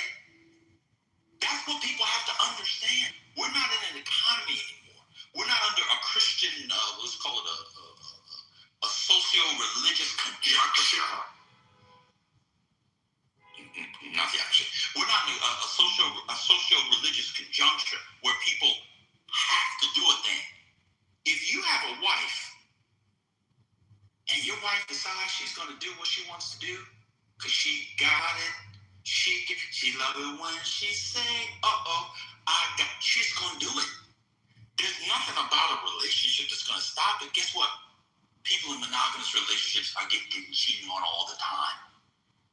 Every day. If somebody wants to go to a club and ends up there, they like this woman, they're going to leave you anyway. And so we have these fake constructs, which become these fake bulwarks, which become these fake modes of preclusion, which are phony. Let me give you an example. Everybody should watch an episode or two of Mark Lamont Hill's podcast with his wife. That's a man trying to save his marriage. I'll leave it there. You'll see it when you see it, huh? So that's what I'm saying. It's all fake. So if you're married, you've been together 10 years, 15 years, 25 years, man, shout out to Drake. You go to the bar, a club, lounge, wherever you go to, and you see somebody, you quote, fall into something you like it, that can happen regardless of the nature of your relationship. There's nothing that stops that. Slavery's over. So, all right. So, is the expectation not to have the expectation of monogamy anymore? That's a great question. The expectation, I don't know about, so let me say this. Before one has expectations, I would argue one would not cheat during slavery. How do you cheat during slavery? Doesn't even make any sense. How does one cheat during slavery? Wait. You gotta explain what cheating during slavery means. But I don't know what that means. How could you had no cheating during slavery is insane. What does that mean? Wait, oh my God, people think that there were monogamous relationships. Lord have mercy. Anyway, that one threw me off. I mean, imagine. Anyway, let me continue. So anyway, the problem is I'm not suggesting people should have have expectations. What I'm suggesting is coming to a realization that dominant expectations come from a different time and a different world. From where you come from, yes, it is now. And here's a chance to make it. If you focus on, it's a different world. And so people's expectations come from fake romance novels and films that they liked when they were 16. They need to develop a set of expectations that come from the world today. And that goes for the men as well. So let me give you an example. You're going to have to be a Hebrew Israelite or find somebody really down and out in New York City. Not, of course, to be confused with George Orwell's great memoir, Down and Out in London in Paris. One of my favorite memoirs. George Orwell, of course, was The Dishwasher. You can read that. That's for that certain discussion. You have to find a Hebrew Israelite type woman or a down and out woman. If you're making $60,000 in 2026, $70,000, and think she's going to cater to you with your dinner and your t-shirt too. People's expectations are coming from a different world. You have to update your expectations for the world in which you live, or extract yourself from society and do like the Mormons do. That's why the Mormons are capable of having that kind of structure, because they've extracted themselves. That's why the Black Hebrew Israelites do it. That's what I'm saying. You can't be a dude that wants a bad bitch. If you want a bad bitch, you ain't gonna keep that bad bitch the way you think. I'm just telling you what it is. How long do you think how long has this societal shift existed from what we thought or imagined our parents had until what we're doing right now? I think it's relatively new, and I never make this claim because I never believe it, but I believe it in this. I believe a lot of this is fueled by social media. I really do. I think people are seeing models of behavior in social media, and it really shapes their behavior. I never go to the social media thing. I think like people, social media. I think that's usually wrong. I think in this case, that is the case. I really, really do.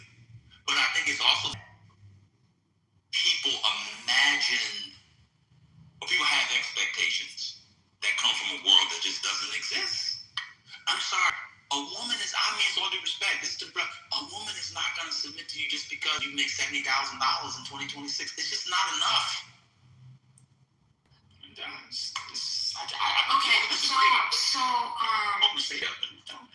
So you said, he's not cheating, Clay. So he's not cheating in his world. Right, in his world. But is there a world where the definition of cheating still exists? It depends on your world. And I'm telling you, in his world, people don't like this, but I'm being real. People don't like to be real. I want to keep it real. This is when their brother Shazad came on Hillman campus. The Hillman woman and the Hillman man. They had to run that brother off campus, but he was keeping it real. That's why Freddie fell in love with him. Let me continue. There is no cheating in his world. There's no cheating in Denzel Washington's world. There's no cheating in Will Smith. I'm just using celebrities. I can use like in film, television, sports. I can use the Nobel Prize. Your Nobel Prize, there's no cheating in that world. These people have different rules than the rest of us fools. And until people understand that, the world is going to continue to run the way it does in terms of people who don't get it. Okay. Let me give you an example. Melinda Gates was able to do, now we know why Melinda Gates was able to do what she was able to do and get what she was able to get. Epstein files. Y'all knew about their arrangement their whole time? Are people familiar with the Bill and Melinda Gates? Bill Gates could cheat. She didn't leave him because he was cheating. She left him because the Epstein files was coming out. She had, as we found out, if you follow it, he had was it at least once a year, one of his old joints, they used to go on vacation together, and she allowed for it. You want to know why? Because he's Bill Gates. Breaking news. We ain't Bill Gates. Different rules for different fools. I'm just being a real. Different strokes for different folks. Okay, well, thank you. Bring me on home. Bring me on home. I'm done. Want me to bring you home? I can bring Willis in here. I got Philip Drummond. They're right around the corner. Conrad Day. Bring me home. The world don't move. Good God. Just one drum. Wasn't like might be right for you. My right for the song. So what you talking about, Firstly? What you doing? Well done. That was well done. So are we saying that, because I in my earlier years I used to work in customer service. As you all know, I give great customer service. They used to say, listen, you can't come in here with blue hair. Okay? The purple hair and all that, they didn't want it in the workplace. And, people say, oh, well, such and such is doing it. And it's like, well, you're not a celebrity. Exactly. So in this case, are we specifically talking about someone who makes $300 million, and therefore the men who are not in those categories should not subscribe to that idea? No, what I was saying, I was using that as an example to get to the larger principle. So you don't have to make $200 million to not be cheap, but I'm just saying, I was using that there are different, you don't have to make $200 million. I'm not saying there's a dollar amount. I'm just saying that people think that there's a one size fits all for everybody, and there's just not. And in my experience, that would be from what I've seen and what I've read, those who understand that are in healthier relationships and happier ones. If your notion of a relationship comes from some fantasy that you got as a little girl, or some fantasy you got from listening to the Manosphere, you're going to be sorely disappointed, because that's not how the world works. And people need to understand that. Just to understand how the world works, it's so funny to me. People that understand how the world works with asymmetrical warfare and straight up from boots and the Democrat, they understand that it's nasty out there. Then when it comes to their relationships, all of a sudden they turn into a bunch of 14 and 15-year-olds in 9th grade, who had a crush on a junior, and then the junior was messing with another junior. You know what I'm saying? All of a sudden they turn into they just lose it all. I think this concept isn't lost on Megan, because didn't she have a boyfriend that she did multiple with? I was thinking about that. Just to say, like male entertainer. Allegedly, yeah. So that means she definitely knows the rules, and she maybe thought that she wasn't susceptible to them, or they shouldn't apply to her. But obviously they do, because those are the rules, right? Well, Megan, to my mind, concrete, I believe. I don't know what you think. I know how much you follow celebrity, but Megan is one of these stars. Like, what's the girl that lost all the weight who played the flute? But she ended up abusing a bunch of people. Was fat folks. I know Lizzo. These people think that they're greater than they are and bigger stars than they are. Just like many regular people. I got breaking news. I know y'all don't like this. Megan Thee Stallion is not an A-lister. She's not. And so I believe that she can't hang. Y'all see who she's hanging with now? Did y'all see the teammate she was with? Anybody see the teammate she was with? No. Teammate? Exactly. Exactly. Some dude that averaged 1.8 points a season. That's about her speed. See, I'm not ready for these. See, the thing about it is people become fans of people. And so they believe that because you're a fan and you stand, that she should have any man. Well, that's not how the world works. That's not the plan, boo-boo.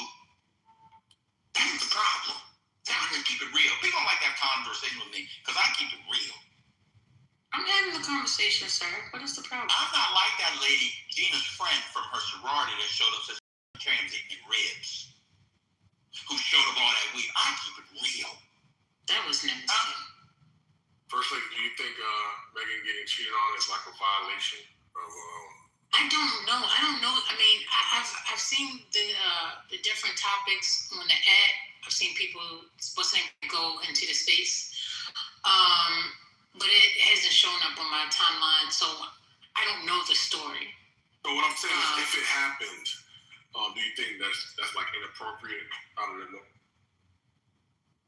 I mean, listen. I just said, if you know he's a cheater, what makes you think that he was going to be any different with you? Like, he's a cheater. That's why I was saying, well, did she have a conversation with him? And he was like, no, baby, I ain't going to cheat. Remember you came in with the tortoise thingy and then you said, you don't remember that? Do you really ask a rich nigga that type of question? You gonna cheat on me? But so then you can't get upset. If you know this to be that person's personality, what makes you think that your vagina was any different than the other ladies that he has been with? That's exactly right. Ma'am.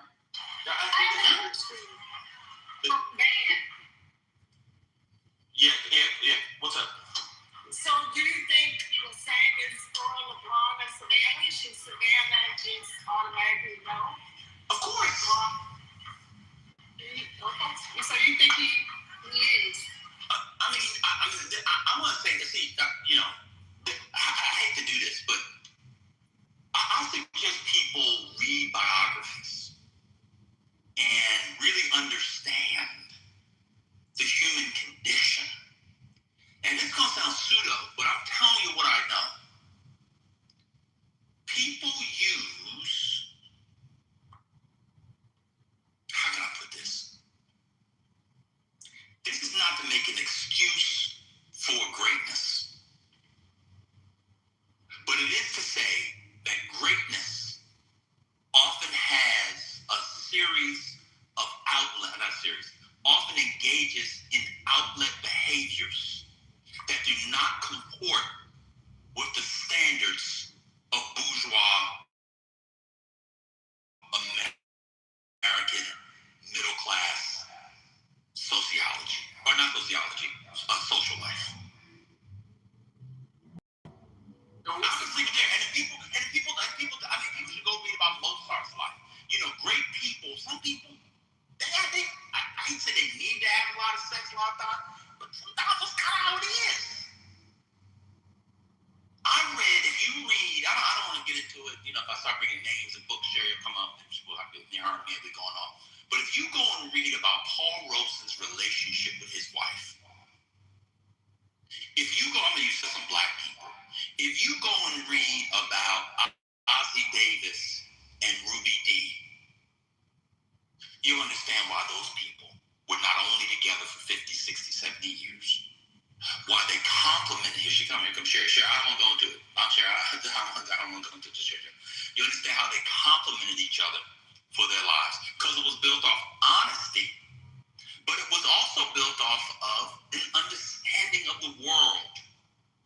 And what I'm saying is a lot of people, and I'm not trying to be mean, but a lot of people have an understanding of the world that comes from cheap novels and fantasies they had as 14-year-old girls or 20-year-old boys. And what it's doing is, instead of being mature, like our parents' generation was generation before, people are extracting themselves from sociality and from romance because they don't want to be disappointed. Guess what? If you're in any kind of social relation with anybody, including just yourself, you're always going to be disappointed. Your mommy disappointed you, your pappy disappointed you. Guess what? I looked the other day, I said, oh my God, I was sitting here all day, I only got 1,000 steps. Y'all know I said it. I disappointed myself. I had to go take a 4-mile walk to get my steps in. You're disappointed all the time. And it's insane to me that people believe that their partner who they chose, oftentimes over a drink and cunnilingus, won't disappoint them. You get disappointed it every day, B. Let me tell you one of my big disappointments from any woman I've ever been with. Why do you take stuff out, cook it, make the sandwich, and sit down and eat it, and wait 30 minutes, 20 minutes before you put the shit back? Make the sandwich, put the shit back.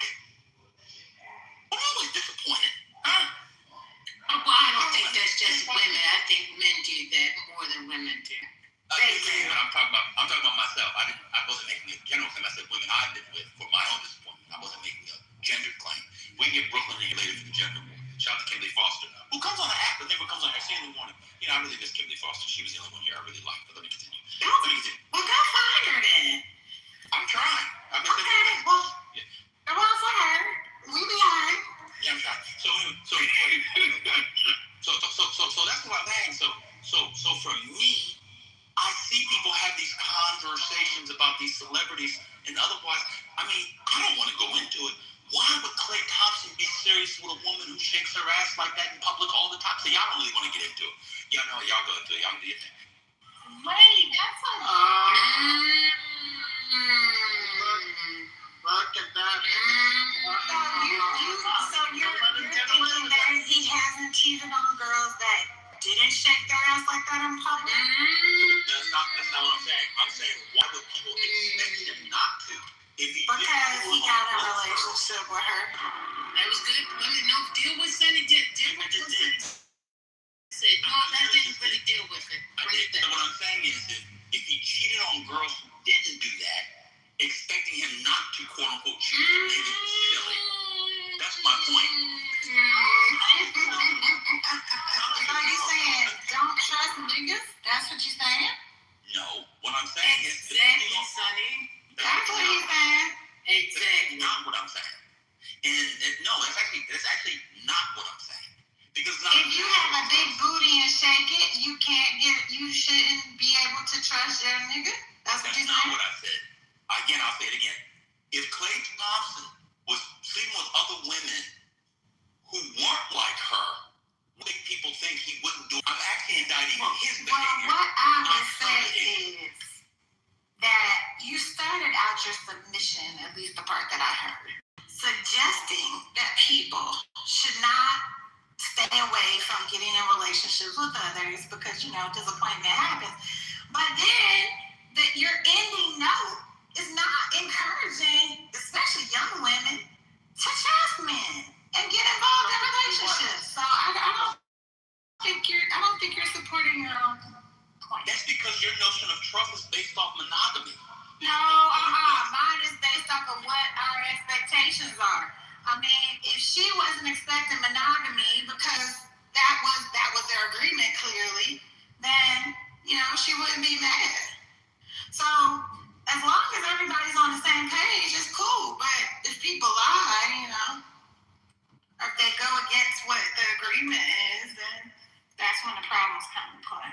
Okay, so I don't know what the agreement was. The point is that people who are looking on the outside think they know what the expectations were. True. And I'm saying anybody in Klay Thompson's arena, there should be, no pun intended, there should be no expectations. You have bad takes on things like this. Anything that involves anything that becomes a block of a black woman and her happiness, her expectations, her standards, then you poo-poo on it. I'm noticing a pattern. Yes, 36-year-old basketball players who make $300 million over their career, who have a history of sleeping around with everybody what they're with. I think young women, if they date a man like that, should not have any expectation. And for anybody to have expectations,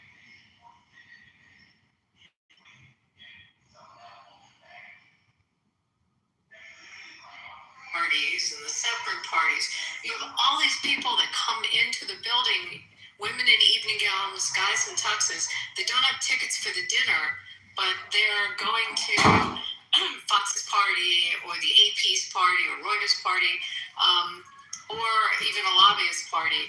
And it's almost, if you can envision being at a big convention where you have breakout rooms, there are breakout rooms. When you go into the dinner itself, you go through the security, you go through the ticket checking, and it's pretty tight when you go through that. But what's interesting, and is Wolf Blitzer was going to the bathroom, so he was an eyewitness on stuff. When you leave the dinner and go to the bathroom, or you leave and go back into the hallway, there's tons of people that look like they should be in the dinner, but they're not. They're just like the second level press that didn't get a seat at the table of their news company they're working for, or they're there to try to do a story on it. So it's always bustling with people, and those people in the hallways are often on that second level, and then you kind of come down this escalator to go into the ballroom itself. I was trying to remember back, but where I will disagree with Gary, I go to Washington often for conventions, or I'm going to call them summits, that are at the convention center. And the convention center in Washington got redone where it connects with the hotel, the Marriott Marquis, and you can have thousands, 5,000 or more people at the Washington Convention Center, with also those breakout rooms and the people staying at the Marriott Marquis. The particular entity having the conference or convention or event takes over the hotel. The hotel goes on lockdown. The rooms are not rentable by anyone except if you're affiliated or connected or you have credentials with respect to the entity having the event. So everyone staying in the hotel has been vetted. Whether you have the security in and out of the door, you always have that coming in, because press, other people will come from the outside, but it is containable if they have to move it. And no one's been talking about the convention center, which seems weird to me, because the Marquee plus the convention center, those are massive ballrooms that can hold a lot more people. So it is doable to have that in Washington. The ballroom, I think, is necessary. It is tight when you go to whether at the Hanukkah dinners. I went to something at the White House when my hockey team won the Stanley Cup. They had a big celebration there, and it's tight. It's like not big. The areas where they have the festivities, and I do think it's important to have it. And this isn't the room to get in the discussion about the aesthetics, but he's doing it similar to the Waldorf in New York, which was probably the most popular ballroom in New York City for any wedding or bar mitzvah or whatever event you want to have. So it's, for a lot of people, when you rent out a ballroom, it's probably not going to look that different, or that was his intent, to replicate the most popular one in New York. But putting that aside, I do think we need one. I think it's important also because the state of security has changed, and we don't build a school or a building that doesn't have elevated security and elevated ingress and egress for enhanced security. And times have changed, and to retrofit and do changes to the first or second most important building in our nation, and to modernize it, first of all, with the space for a ballroom, but also taking into consideration the technological advances in security, I think is important, and I'm wholeheartedly behind that. But with respect to that event, I think the event's a really good, positive event. It's similar to, and Gary, you can tell me, I can't remember the one in New York that the Archdiocese does, that everybody goes to, and seems to be also a cross-denominational. Yeah, the Al Smith dinner, they call it. Yes. Those are important events, and I think you see a lot of mingling. People realize that they're all really in the same profession. So I wanted to say that with respect to this being staged, I don't know. I guess you could ask Mrs. Lincoln if that one was staged. It's just ridiculous. It's conspiracy theories. What I do think, and it's interesting, Gary, you're not talking about this, or if someone else wants to talk about the instigation of it and where this guy got radicalized and what's radicalizing people to commit political violence and what triggers them. I mean, you can go into Clubhouse, we can leave this room, and you can listen to some rooms where there is calls to violence, there's calls to hurt people, there's calls to hurt not just individuals, but individuals within government, and individual groups, minorities. I mean, we hear it on this app alone, but I think the instigation is really frightening. I think the tone of politics needs to be toned down on both.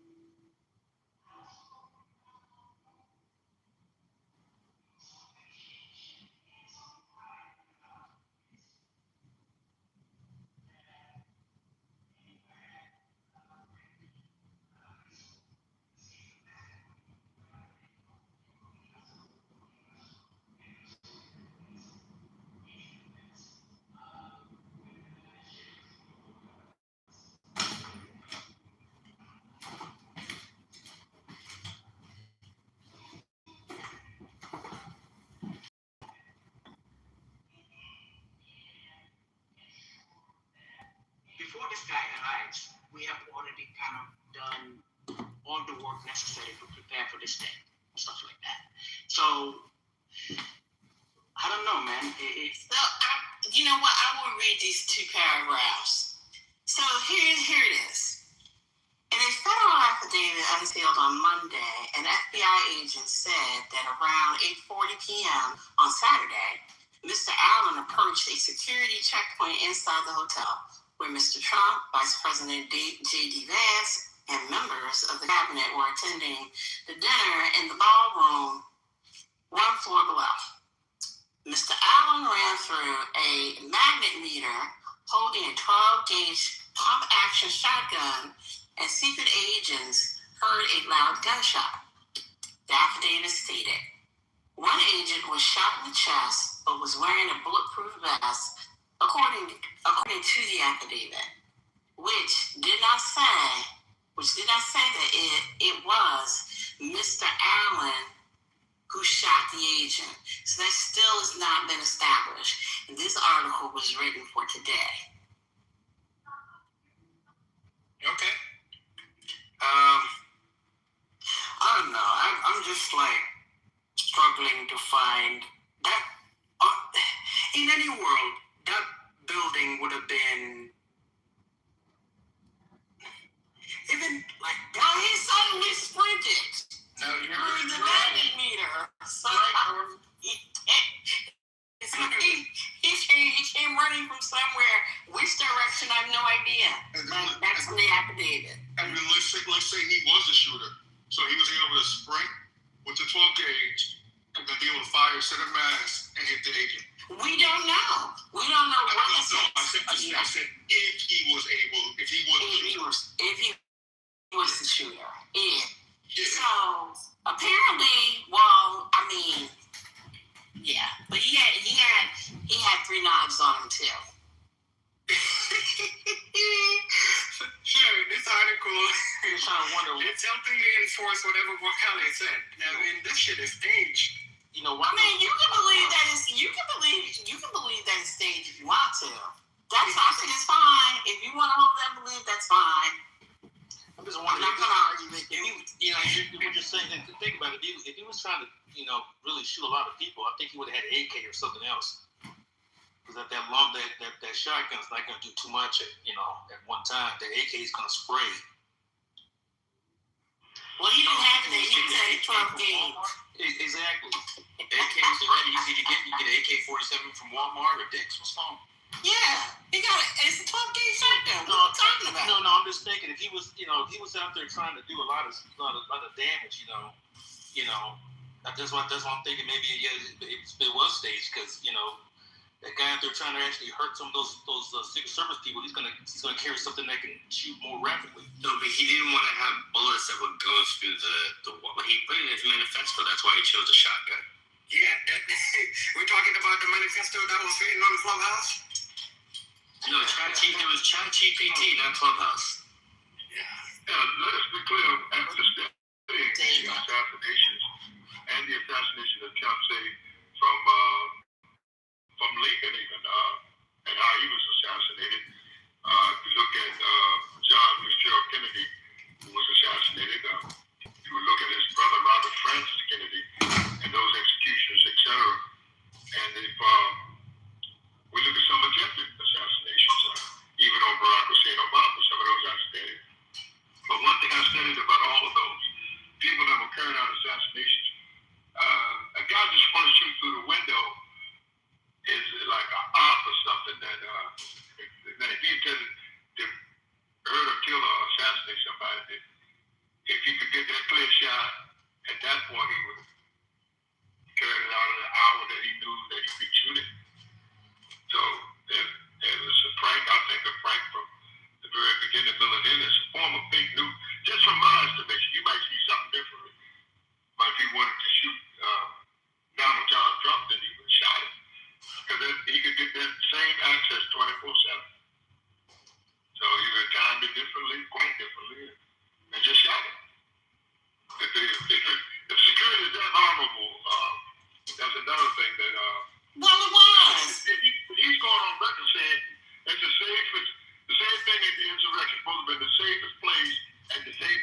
power, but at that time the security was most vulnerable.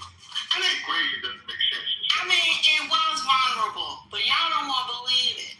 Y'all just don't want to believe it. Y'all just don't want to believe that where we live is what Ben said yesterday. This place is ghetto. It is ghetto. So I have no problem admitting that I speak on this like pretty much every time I open my mouth. Like the incompetence in this administration, but it's not just this administration. If we were gonna go deeper, I can go all the way back to during the time Barack Obama was president. We can find incompetence somewhere there. Alright? But this is not, I'm not gonna talk about Barack right now. The point is, yes, the incompetence is there. But that being said, I'm also just not ruling out, based on what I've seen, that this thing was in some stage. For what sick reasons they're doing it, I don't know. I can only speculate. I have no idea what the rationale behind it is, but two things can be true, right? Yeah, that's it. Attempted to get the attention back on him. The first fake assassination attempt was just to get the attention on him. But why did that? I guess I'm just trying to follow along, like, because I'm not opposed to the idea of it being staged, but I don't understand why would he need to stage an assassination attempt at this particular point. All eyes are already on him. Like, we're in the middle of a war. Your approval ratings at an all-time low. So you having a failed assassination attempt in the middle of all this doesn't get you any sympathy. So I'm just trying to figure out exactly why this would be staged. Like, Nobody said they're smart. Because his approval rating is so low that he thinks that he'll get the base back together if he had an assassination attempt and went through. Because that one where his ear was bleeding, they really did unite over him. My neighbor had a Trump shirt with his bloody ear and it said "fight, fight, fight." Less than 24 hours after the shit happened. So that could be the real reason. What about less traction and less attention on what's going on in Iran? You know, the thing he said that he's out of control? Yeah, I was surprised. What if we start with the list of reasons like it? but that's just for 2 days, though. I mean, like, the war is not ending anytime soon, so I mean, that's a temporary distraction. Like, okay, it's one thing. So when they do it, you think they know how long the distraction is going to last for?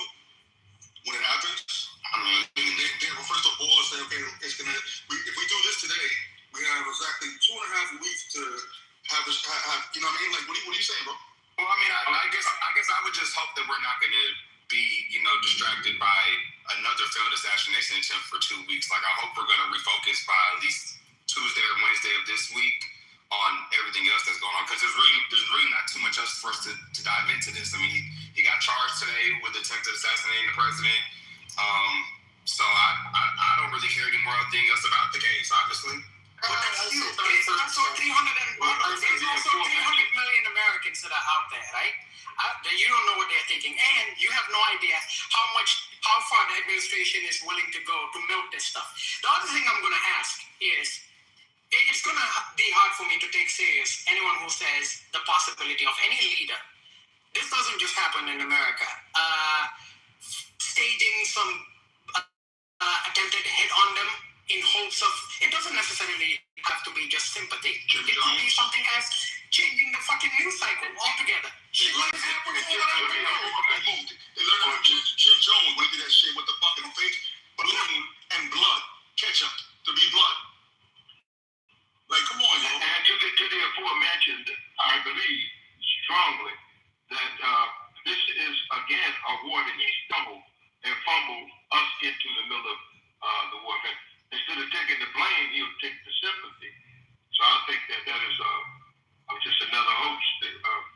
Whatever he is. Yeah, he could give two shits about sympathy. The point is, if he can change the news cycle, that's a win for him. He reverse the polarity on the thing. And if he says no war, then goddamn, you can see he's going to start a war. If he says a black job, I mean, he's not going to give black people no job. If he says that he wants to come in and examine the museum, meaning that he wants to alter the history in the museum.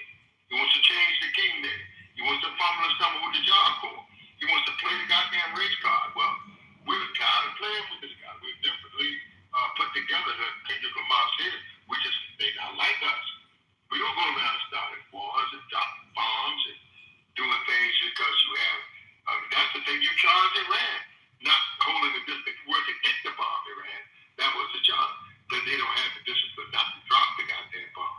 And he showed that he not only will get the bomb, but he'll drop that bomb unnecessarily and spark off a war, what they call World War III. And I say it's still the goddamn war on us. When the dust settles and smoke clears, it's still the war on us, we the people. I say bye. Can I ask one question? Would that be okay? Yeah, go ahead.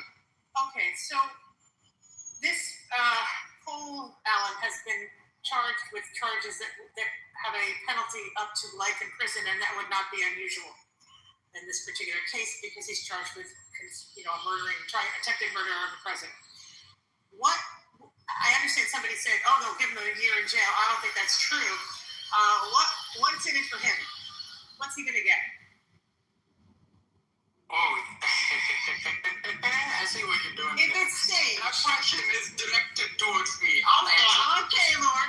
No. For anyone who thinks it's staged, you have to give me something really big for someone to take a chance. I'm not going to give you the bullshit answer of no, he's just going to be in prison for 2 years and they'll free him. No, fuck that. He's probably never going to be in prison. Or if he does go to prison, maybe there's something else, some kind of a benefit that you and I are not supposed to understand. This shit like that happens in this real world. I hope you believe that. Now, I know you're going to get out of this and be like, what has happened to this man? He's now a conspiracy theorist. No, I'm just saying we have no evidence of that. We know that the Butler guy was killed. We know that the guy in Utah is still in jail, right? What is the evidence here that somehow he's going to get out? Wait, because I am not making that clear. Just to be clear. Can I bite on this? Can I bite on this, please? Thank you. Let me bite on this.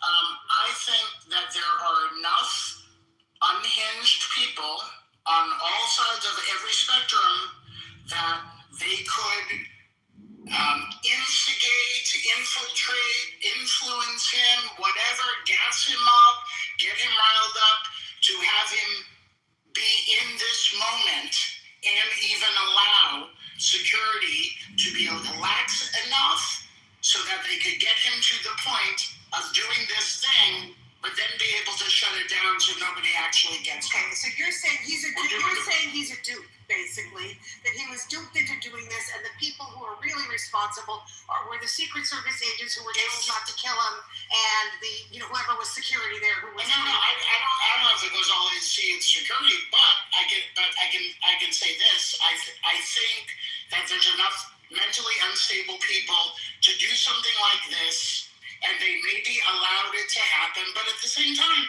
I'm just wearing my tinfoil hat here. I'm throwing out random ideas of where it could happen. There's enough unhinged people to fall into this trap of doing something for somebody who may be associated with the government, may be directly working for the government, or working on behalf of the government on the low. Here's the thing.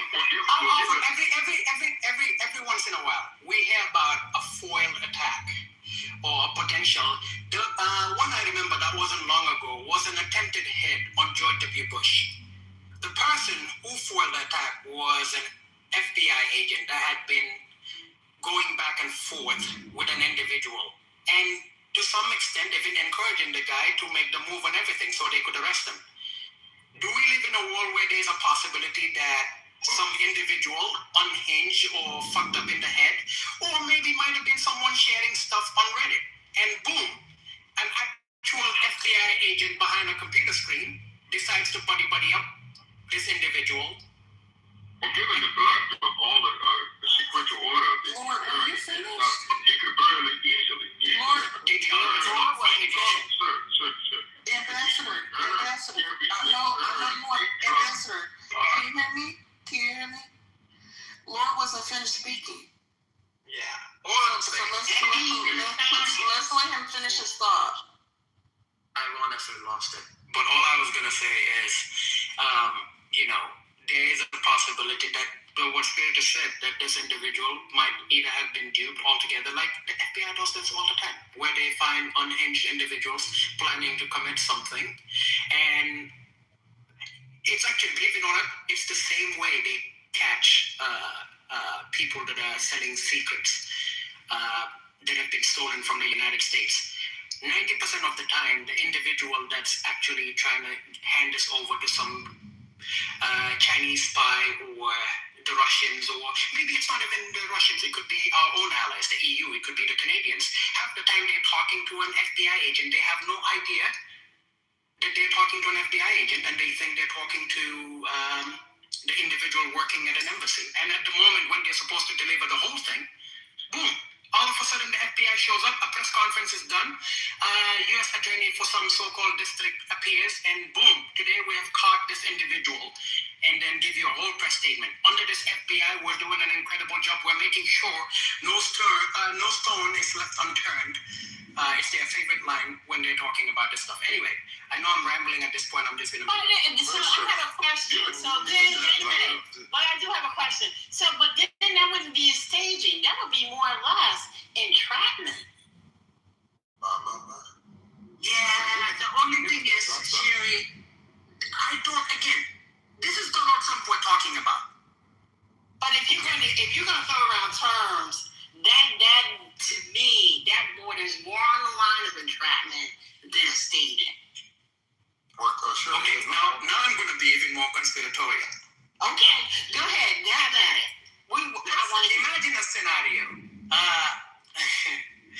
Tina, let's say the president opens up the PDP. Well, Donald Trump doesn't read, so this thing is not going to work. But let's just say Marco Rubio, because he would get a copy of the PDP, is reading through stuff, and JD does it, and then they decided in their deliberations with the president, they were going to share information about someone who is attempting to assassinate the president or is planning to do something bad. I could see a world where Donald Trump would be like, if not him, someone in his administration. Again, he doesn't have to be the only evil or the genius behind all these things, right? It could be someone in his administration and say, we might be able to use this guy for something. How about we wait on XYZ date and, just make sure the environment is controlled enough that he doesn't get any further. And then maybe we could use this to kind of influence the news cycle or bring things to our advantage. Again, I'm just throwing things out there, so I just don't put it past Donald Trump's administration to cook something. Well, given that is your black drop, sir, or your backdrop, and given the total real sequential order of the current events and the current social, political, as well as the assassination, the war, etc., given the total black drop, he could easily earn himself a proverbial Trump pardon for any dastardly deed, any major offense against the state or against the nation or against the president, because of just the fumbling and stumbling pattern to this particular administration. So I would never put anything outside of what they have done and what they're actually doing at this hour. But I still say, my. They look horrible last night, and I don't see them looking any better in the future. My. Yeah, so I just, listen, the motivation, everything makes sense. I put it in the chat as well. The profile is just not making sense. The script just isn't quite well thought out as the other ones. I just find it very hard to believe that the super duper educated teacher from California agreed to be a part of this plot. I don't know. It just doesn't make sense. Usually I get a better backstory of the Trump person, raised, by parents, and the parents are just like, oh my God, I never thought our child was capable of this. That's the profile of somebody that would do something like this. I just don't see the master's educated teacher from California agreeing to be a part in this. I don't know. It just doesn't. That's why I said the staging just doesn't make sense to me. It could very well be, but nothing in this administration makes sense either. So I guess anything is possible, but I'm just not buying. Can I give a Can I get a little more of a backstory? Because I don't think it's exactly as has been said. Yes, he's obviously incredibly smart. Caltech is an incredible school to get into. Very stressful, very hard. So clearly very intelligent. He graduates from Caltech. He works for a year at some sort of computer firm, and then he leaves, right? And for 6 years, except for getting the master's, he's been trying to set up a video game. Looks like it was relatively unsuccessful. He has done a video game, but he didn't make any money out of it. So he winds up not exactly being a teacher. He actually was a tutor for SATs, right? He works for an educational tutoring service, which means, kids who are about to take the standardized tests come to him 2-3 hours a week, whatever, and he goes through the tests with them. I don't know that he felt like a success, right? Because I don't think objectively he was a success at that point, right?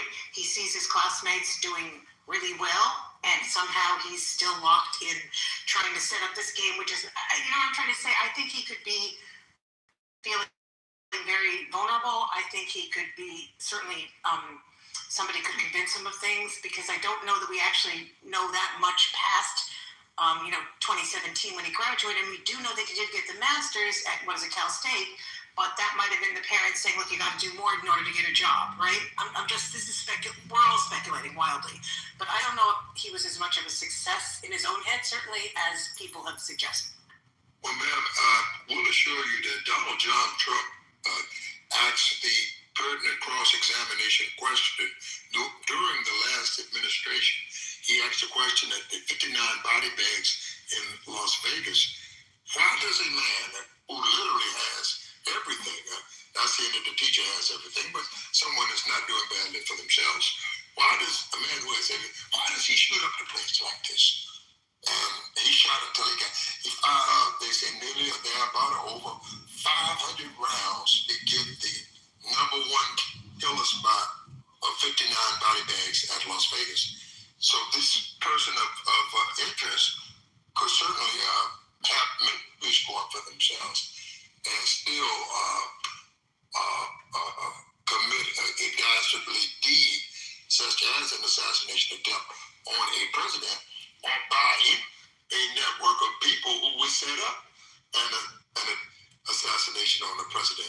So there are many unanswered questions that we will likely get a few more answers to in the coming days. Of the investigative journalism crew will definitely be at work on this one and say, my. Yeah, no, Tara, so I understand what you're saying. You're trying to say, like, in the grand scheme of things, in comparison to, let's say, his peers from school, that, given his current circumstances and, the motivations highlighted in his manifesto, you think that would be enough to, say, enact this whole scheme or agree to be a part of this whole thing? Is that... Well, I'm just saying, people were saying he was a big success. Why would he do this? I don't know in his own head, and once again, speculating. Yeah, speculating. Yeah, that he felt like such a success. I think he could have been. He could have been potentially manipulated. I don't know that I honestly feel it's highly unlikely that he went into this knowing that he was going to be, captured or whatever. You know what I mean?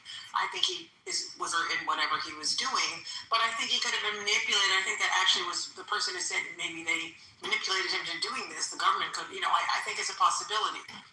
That's all. Yeah, I think the part where I've struggled with the most,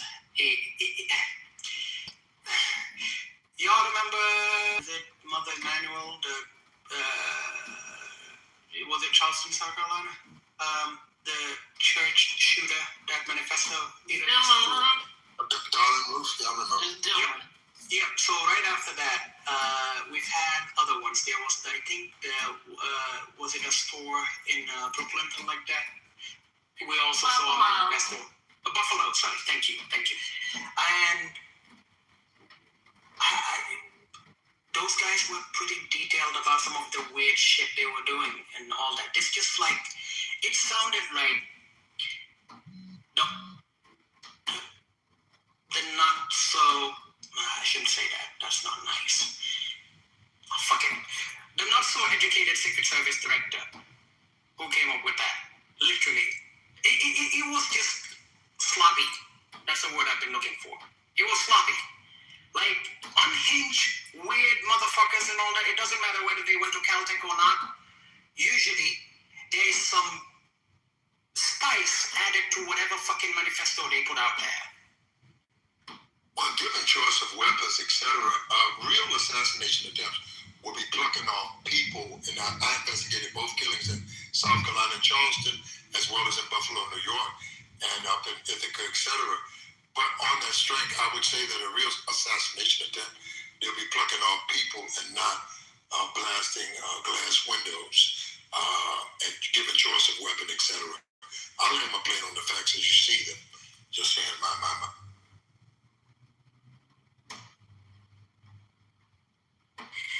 Dude, am I making any sense?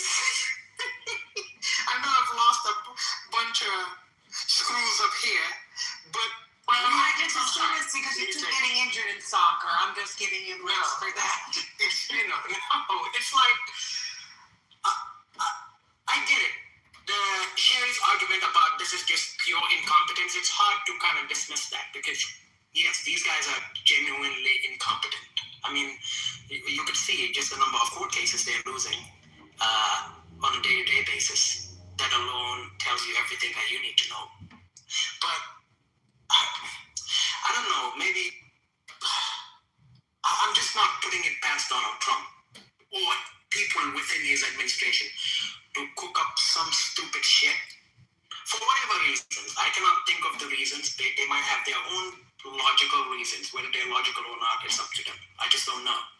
But I'm also just not ruling out the possibility that the whole thing was staged. And, I've been around places that the United States had to be at an event or some security is typically top notch. And either the side of the aisle, whether it's the Republican administration or Democratic.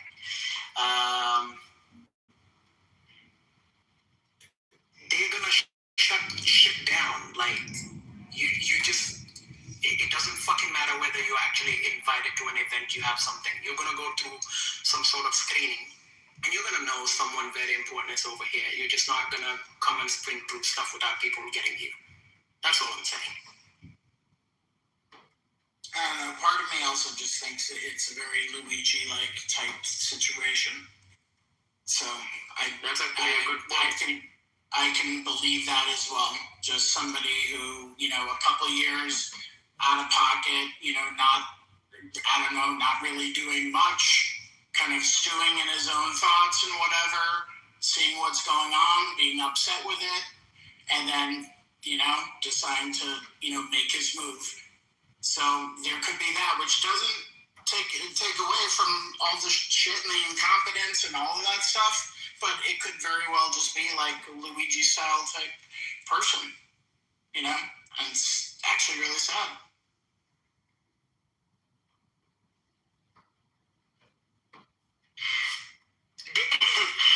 Usually, when the president is, irrespective of where he's traveling, the area where his plane is supposed to be, usually they shut down the airspace altogether. If you remember, during the Biden administration, there will be times where he go back to his home in Delaware, and they will talk about there was an incident where a plane basically came close to the area where it was restricted, and they had to kind of like redirect the flight, stuff like that. It's just, again, that was during the Biden administration. And Ben asked a question yesterday. We never actually dealt with the question on stage, but I've been thinking about it a lot. How come you make a threat right now to the president on X? Well, by the time you get off your phone, there are 2 Secret Service agents from some field office nearby showing up at your door. But 90% of the time, whenever someone does something like this, boom, all of a sudden it just happens. And with Donald Trump, how many times do we start saying, okay, some things are just not adding up? Can I just throw in a little more confusion? I'm trying to understand the manifesto, which now I read 3 times. What's the part about accept Cash Patel? Like, that that's really throwing me, like, that's a curve right there. And it also doesn't help the, I don't know, it feels like it's more along the lines of, like, now what you're saying. When I read the Cash Patel thing, I'm like, what the fuck is that now? Yeah. Now that makes it even more confusing, but maybe he's a hockey fan, or maybe he's like drinking buddies with Cash. Oh yeah, right. That's right. You know, what would be funny if it turns out this whole thing was done as a means of trying to get rid of Cash Patel, because there's been rumors of trying to get rid of him, and now all of a sudden they could be like something is suspicious. Or I have another conspiracy theory. It was Cash, he himself, who orchestrated the whole thing. I mean, after all, he's the FBI director. He does have the capability of authorizing something. But it would be weird, though, for him to do that and then say, except Cash Patel, when all indications are this man might be on his way out. I don't know. Maybe that's why. Maybe he figured Cash is about to get fired anyways, so he's not a target. Everybody else, I'm not going to take y'all out. But also to the people who are saying that, like, maybe he was radicalized or indoctrinated by like FBI or like a secret agent.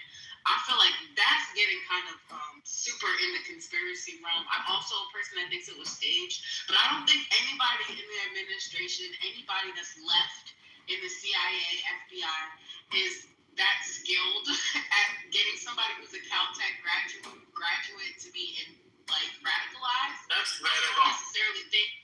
Yeah, I don't think there's anybody that's able to do that left in the administration. Well, that is absolutely wrong. Wait a minute, but that pokes holes in your theory about it being a conspiracy theory. Yeah. You don't believe in the I don't believe in the conspiracy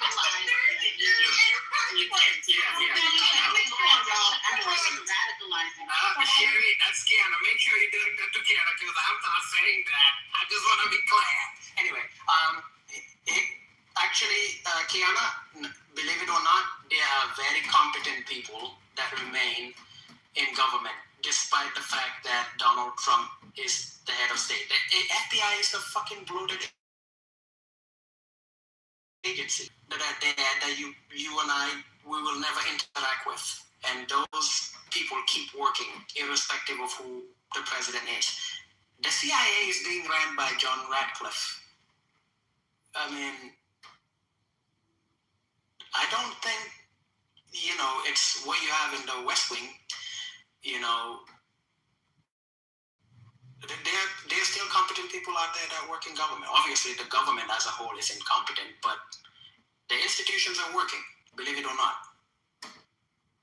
I believe that, but I'm saying that the people who are competent, they don't want anything to do with this. They're waiting it out. They're keeping their heads down and just waiting it out for this administration to be over.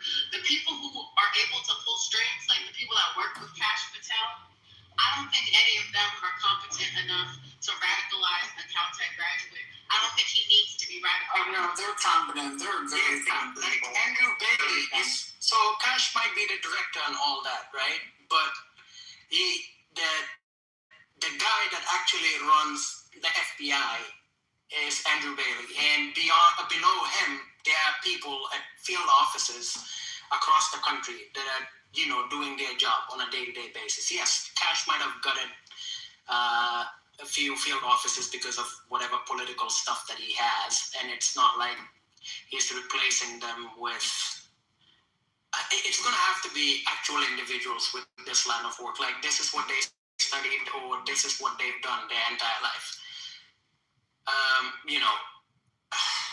There are competent people in government, or maybe if I don't use the word competent, there are people that know what they do. And the FBI still has individuals that are out there whose day-to-day job is to interact with weirdos.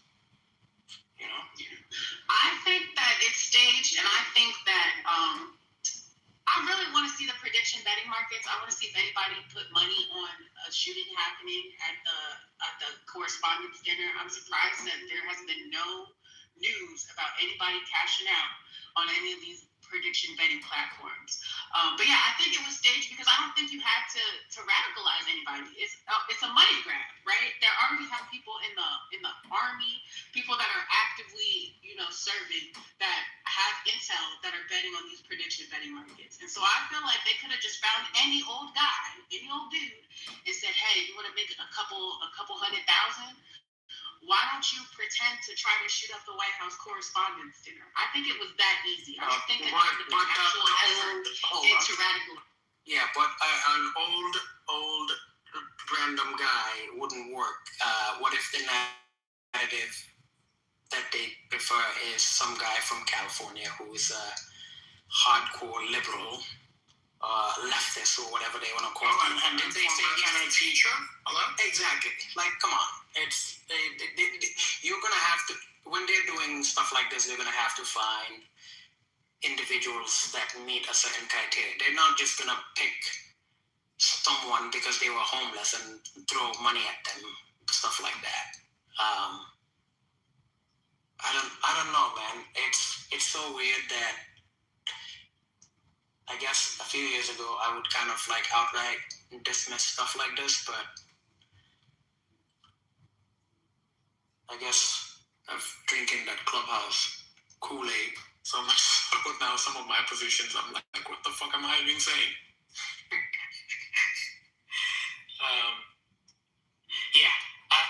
There are still people in government that know how to do their jobs. Let's just put it that way. And yes, whether they're waiting out Donald Trump or not, they're still going to keep doing what they're doing.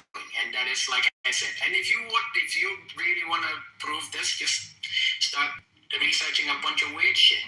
You'll find out very soon whether the government is working or not.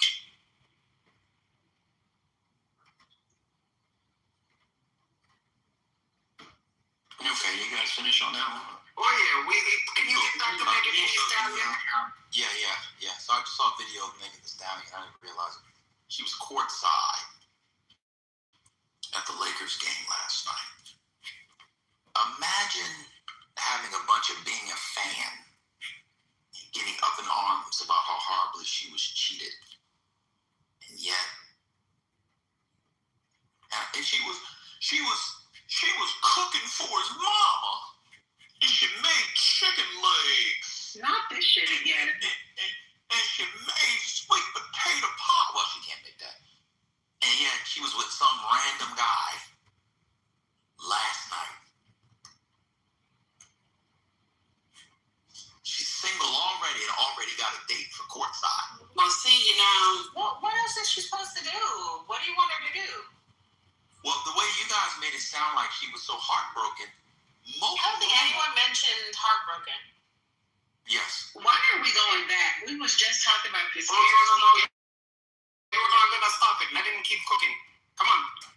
I don't know. What is she supposed to do? Alina says that was her hairstylist. Oh, so she wasn't there last night? And that was definitely Kellen, her hairstylist. And I don't even know if that was last night because I want to say she is still doing her Broadway show, and I could have sworn they had videos of her in New York. Oh, okay. So she was at the Lakers game last night. So she was doing the show. I'm just saying, wait, hold on 1 second. I'm just saying that, I know this weekend it was either Saturday or Sunday. Anyway, last night. Oh yeah, it couldn't have been last night. She had her show Saturday, and so there was video of her at the show, and then I want to say there was also video, I think that night, of her in the club Saturday night. But that video with her hairstylist was just that video with her hairstylist. But niggas want to put 20 on 10 and make her hairstylist her new nigga. Yeah. Anything to call her a whore. Anything to call her a whore. Just something at the bit, We talking about Megan Thee find Stallion? a way to blame her. It's She's a weird. It's not weird. I saw a video. He's not a good guy. I saw a video. Who's not a good guy? She was in the show. She was in the show. Megan Thee Stallion is not a good And on Sunday, there's a show at 5 o'clock Sunday. Megan is a wonderful one. No, she's not. I don't know whether these people are good or bad. Are you guys friends with these people? Who's the one that's Okay, cool. I don't know. Okay, cool. That's what we're doing. I just got one question back. He's a liar. So what I was saying it was an old video. So I. So you mean to tell me you ran in here with wrong information? But part of it is, I'm pretty sure, hold on one second, y'all. I'm pretty sure Ben saw the tweet that some random man posted where they, oh no, I was just saying, you probably saw the tweet that some guy posted basically alluding to her being with someone else. And, you know, you took it at face value, which... Stop being nice to this man, Britt. I mean, I'm just saying, a lot of people... He was about to drag these ladies. I saw it was the Laker game, but I forgot the Lakers were on road yesterday. I didn't see anybody. Just chomping at the bit. If you make your man look crazy, then you know you deserve to get. You know what I mean? Right. Okay. So anyway, yeah, I was wrong on that. So that was an old thing. Yes, let's hate black women. Apology accepted. It's not even about that she's black or not. It's this whole modern shit. I'm responding to the chat. Shut up, little Trump. Yeah, that's right. Let me find other ways. Y'all niggas get away with a lot on this side. Are you gonna shoot us? Nah. Okay, cool. Just making sure. Cool. So, yeah, let's bash black women. It's so funny. In the last Now what? I started my entire thing talking about how horrible Klay Thompson was as a person who could never be trusted, and he's gonna, do X and a third. But then all the arguments got remixed, and it's let's blast black women. So I think what I'll just do going forward is to just go straight to bashing black women, because one's going to be blamed for doing that anyway. Sonny said the other day that all we ever do on the app is bash middle-aged black women. Was anybody here for that? No, but why would you It was do that? It was an incredible moment. Why would So you do I'll go that? straight to bashing black women. So what's the topic? Because I blame black women for it. That's what you did start by bashing men. We also To be fair, you we also- started by saying that she's not on his level, she's not an A-list. She's not. Then you compared how much money he's worth, She's how not. much money she's worth. Somebody That's said not a she fact. was on the same level. Yeah, those are just facts. That's not bad. That's facts. See, Like Google I move. didn't know who Klay Or Thompson was discrediting before her. her. that doesn't Yeah, because you don't follow sports. That's okay. Hold on No, a second. exactly. People that don't listen Hold to on a rap second. know Megan. So because you People don't- that don't follow sports, I mean, there's a difference. Exactly. People that So don't no, I can hear you. He got more money than her. So because you don't know who somebody is, He's a manny. that means they're not A-list because you don't know. Well, Who are you asking? That's what I'm asking. I mean, if you're a non-sports person, you might not know him. So I feel like, I'm not saying he's not A-list. I'm just saying that she is A-list. Who's David Like, she's Solomon? she's a mega celebrity. Yeah, only certain demographics. Hold on. Look, tell me She what literally you has a want. Popeyes endorsement. All over the She got world? a Who's David tequila. She got Solomon? a Takis endorsement. Who's She's in David Walmart. Solomon? Like, stop it. Who's David Did you say Solomon? Taki? Stop this. Yes. Who's stop David discrediting Solomon, white Kamari? people or black women. Who eats Takis?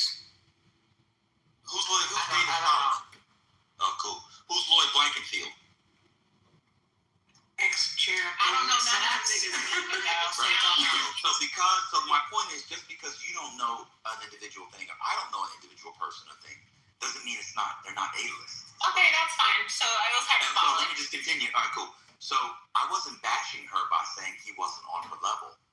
That's just a fact. As far as accomplishment in their fields, it's not even close. It's not close. Why do you say that? Does he have like a lot of like championships or something? Yes. Weren't you here when I went through it all? No. He got 4 champions. I wasn't here for So you got it. I wasn't here the whole So you got conversation. half the information. I got it. See how they all do. So you got half the information, and not when I started by going off on him. Yes, he has 4 championships, more than Larry Bird. He's I would have never known that if you didn't say it. Okay, who's SGA? Shy Gildress. Okay, Alexander. we got one. Okay. Again, so just because you don't know something doesn't mean that's what a silly thing. I don't know how many Grammys Beyonce has. She got like most in the world. Like, I don't know how many, but I know she got a lot. She doesn't. Why does Megan not have any? She doesn't have the most in the world. She does. Yes, she does. No, she actually does. does. What are you talking No, about? she doesn't. Look She at has the most. She has the most Klay Thompson Grammys. has Look the at- most. Klay Thompson. Yeah, I'm over it. Sure. So let me continue what I'm saying. So because you didn't know that he won 4 championships, part of one of the greatest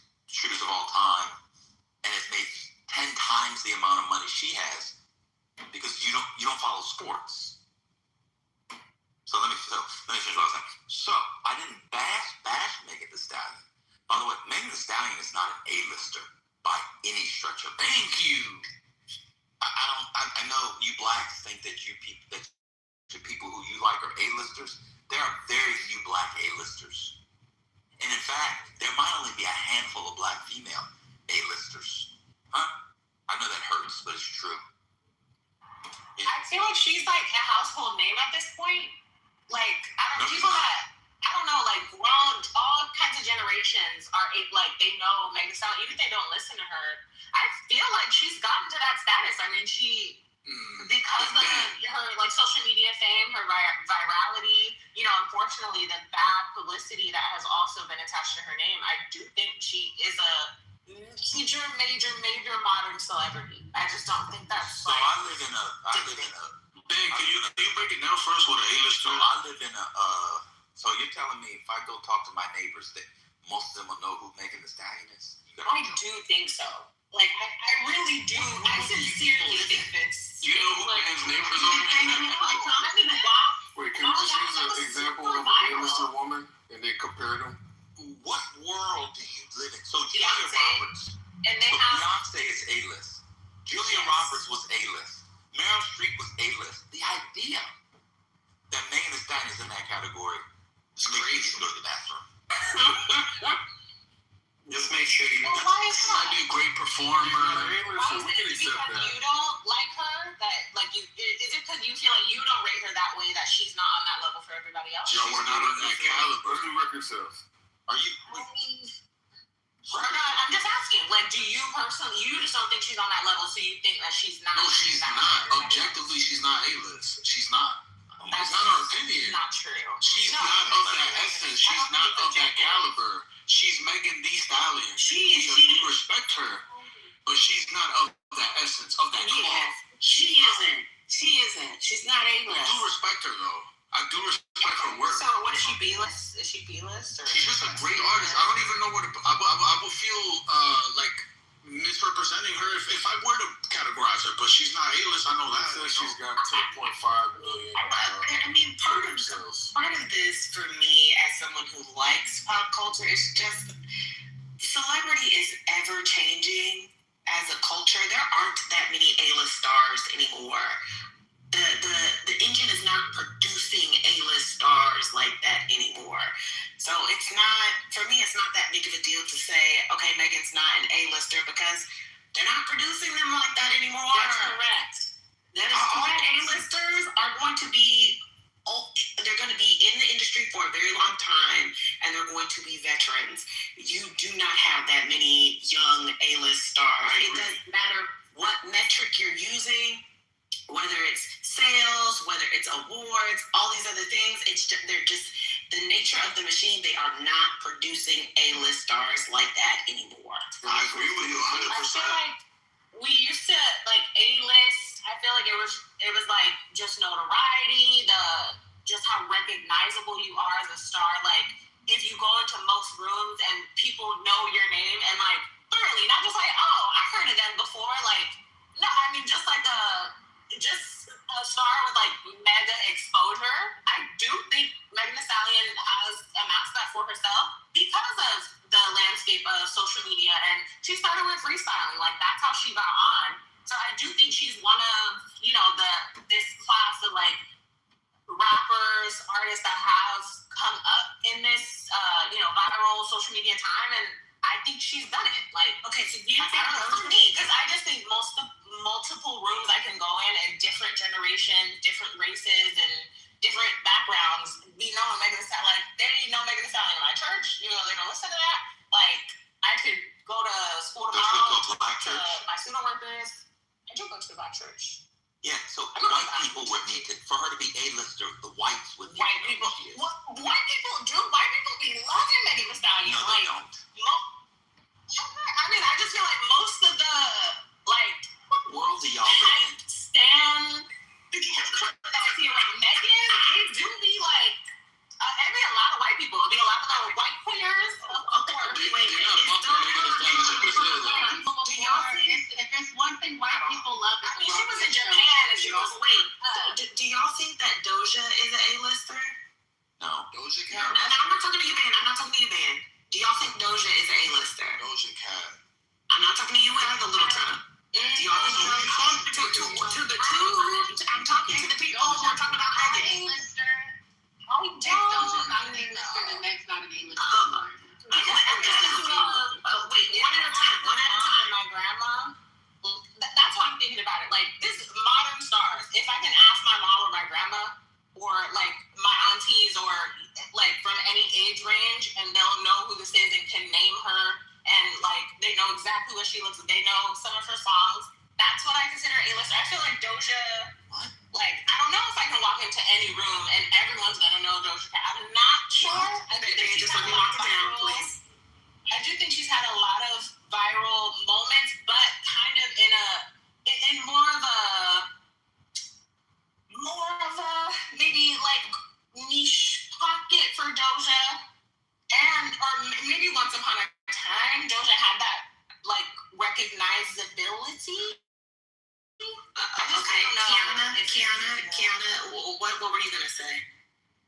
I was saying I felt right under Meg or on the same level. So if I'm saying that Meg is an A-lister, then Doja got to be a B+ or A-. And I think a lot of people know her song like "Kiss Me More" because of the commercials and stuff. She had a moment like. Hold on 1 second. I just you definitely sang that song before. I really want to impart with you both, and I say this as someone who loves Megan down. Doja is the number 2 when it comes to female rappers. If Doja is not A-list, and this is not me saying she is, but what I'm saying is that if Doja is not A-list, then none of them other little girls up underneath her, that includes my good, clean Houston sister Megan, none of them are A-list. Doja has the sales. Doja has the sales. Doja has the streams. Doja has all the things that make a thing as far as some of these metrics y'all want to go by. But at the end of the day, to Van's point, the last A-list rapper y'all had is reliving her glory days of when Pink Friday was a thing. There are no more A-list rappers. We don't like that. I said it. Gone are the days of the A-list. Mel had a very good question that Van answered, and I'm on the fence about Van's answer. But how many A-listers can you think of past 2016? Van only named one. And Taylor Swift, Ariana Grande. Those are all before. Those are all before that. So you're saying people who became one. Okay. Those are all before. The one Van mentioned was that was before too. Van mentioned Zendaya. Yeah. Oh yeah. Let me give you guys some advice as an older gentleman. Y'all need to cut off the black stuff for like 12 to 36 hours a week. Because y'all have no idea. Your average, you go to you got people in the chat saying Cardi B A-lister. You don't think she's an A-list celebrity? Like, maybe not A-list artist, no. A-list celebrity? No. I think she's recognizable. I need all due respect. You black women are the most delusional people on earth. Your grandmommy knew who Anita Baker was. She wasn't an A-list singer. They knew Freddie. That's our culture. A-list is the dominant culture. Tom Cruise. So I want y'all to hear what y'all are putting Cardi B, Megan Thee Stallion, in the same category as Tom Cruise. I'm gonna be honest with y'all. Y'all gotta cut the black stuff off for 36 hours a week. It's totally insane. I do that all the time. I'm almost done.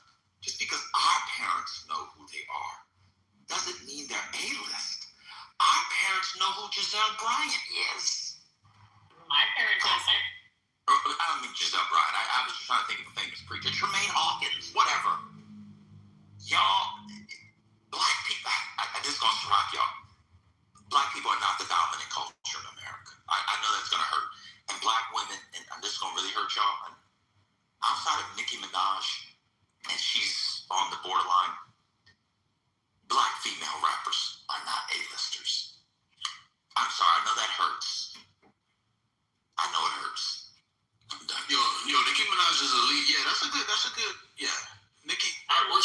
she was. At this point, that's a wrap now. I don't know when we're gonna get, if we're gonna get another rap girl over there. So that's a bow in that. That's You used to be here, now you're gone. There. Like, come on, let's hear it, man. Yo, I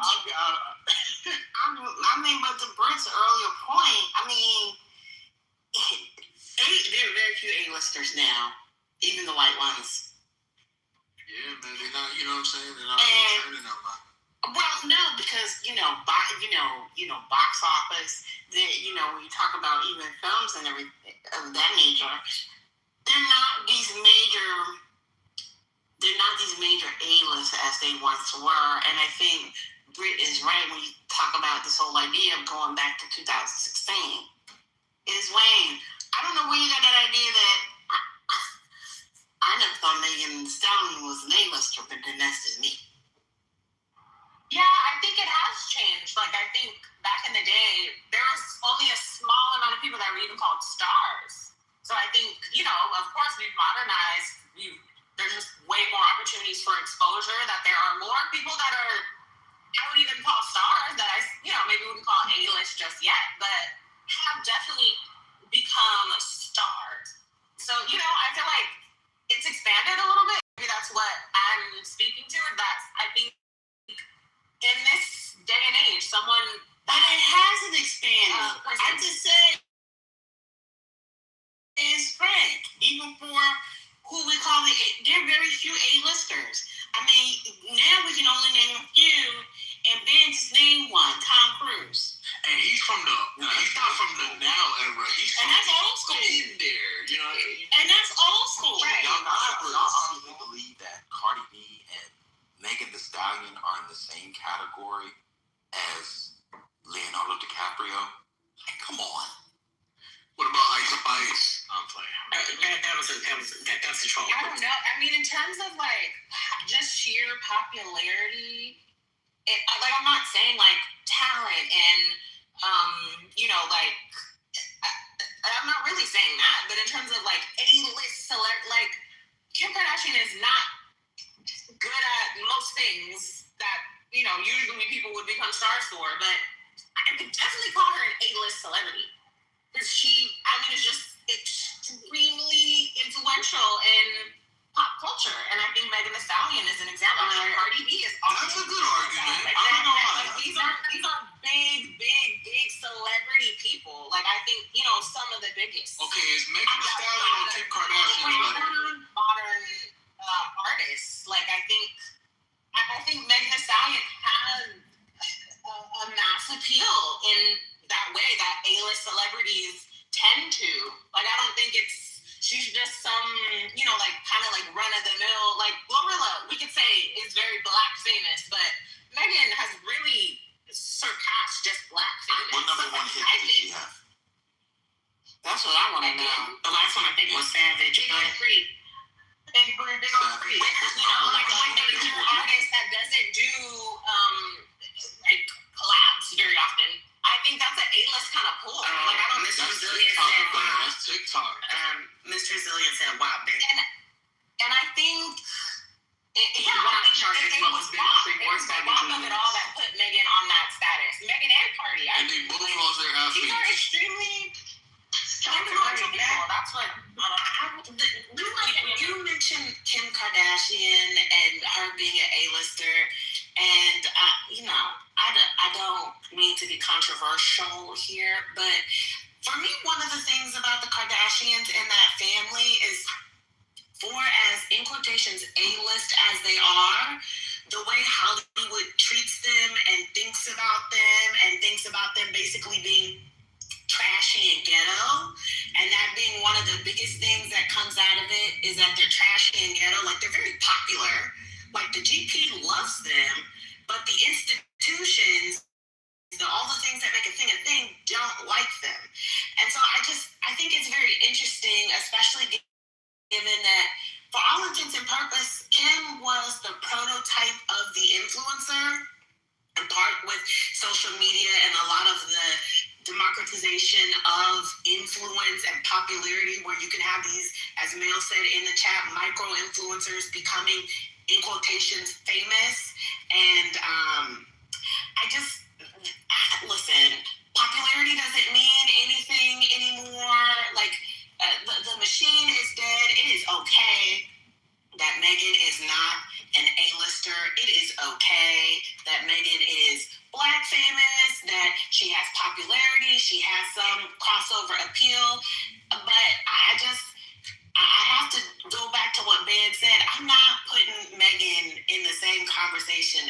damn Meryl Streep or Leonardo DiCaprio.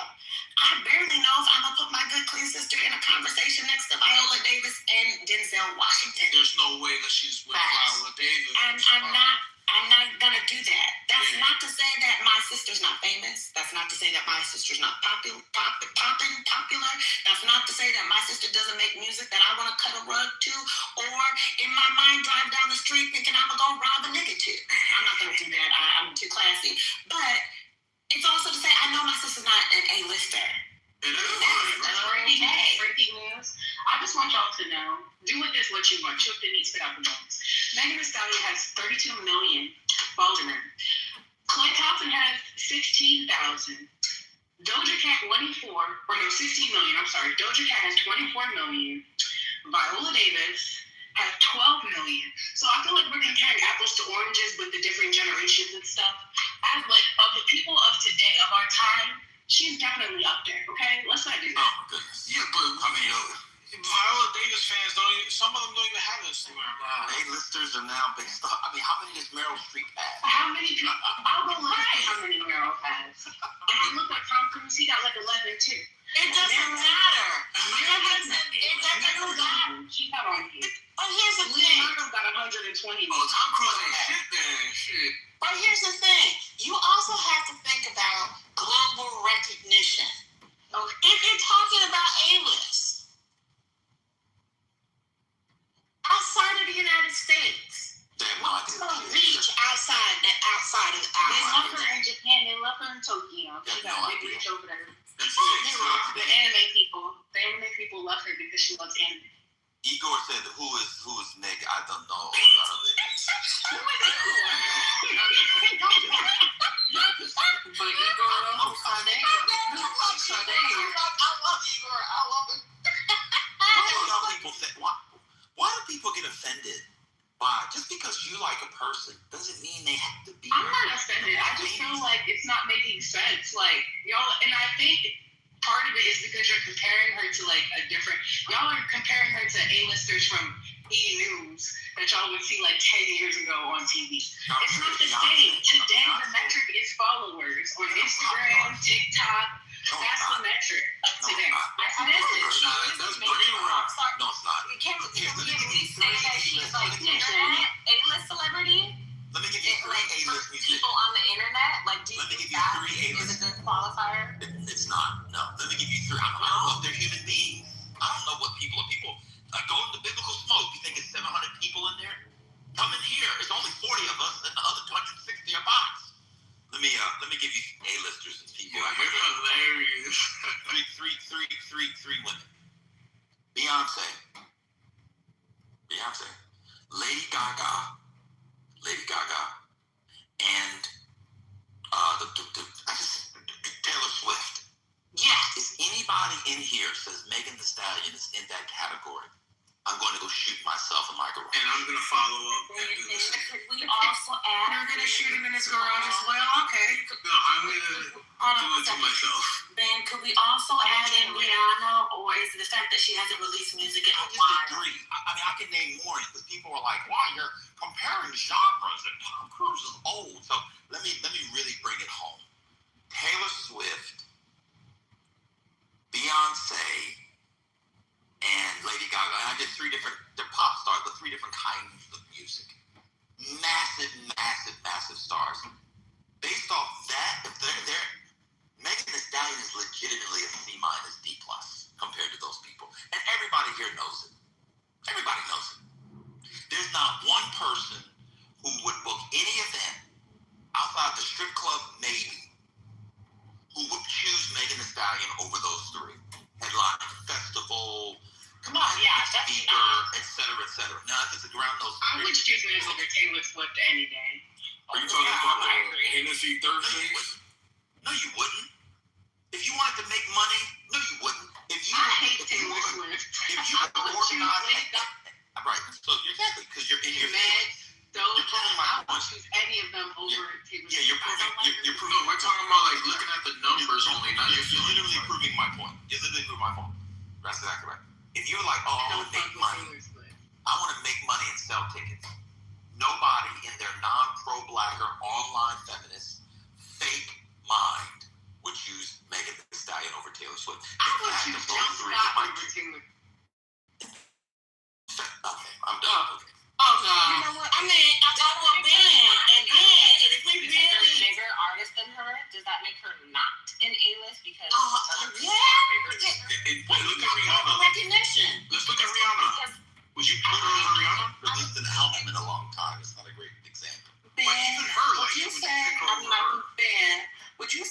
Adele has global recognition? Because I think she does. Of course, Adele's an A-list celebrity. Even though I haven't heard Adele in a minute. She hasn't released an album in a long time. I think she was talking about her.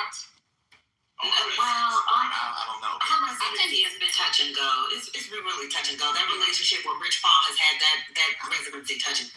So we can mention Adele, we can mention Rihanna then. Rihanna's A-list. I literally just said, okay, you mentioned Well, Rihanna did have that Super Bowl, even though she didn't. But she was pregnant, right?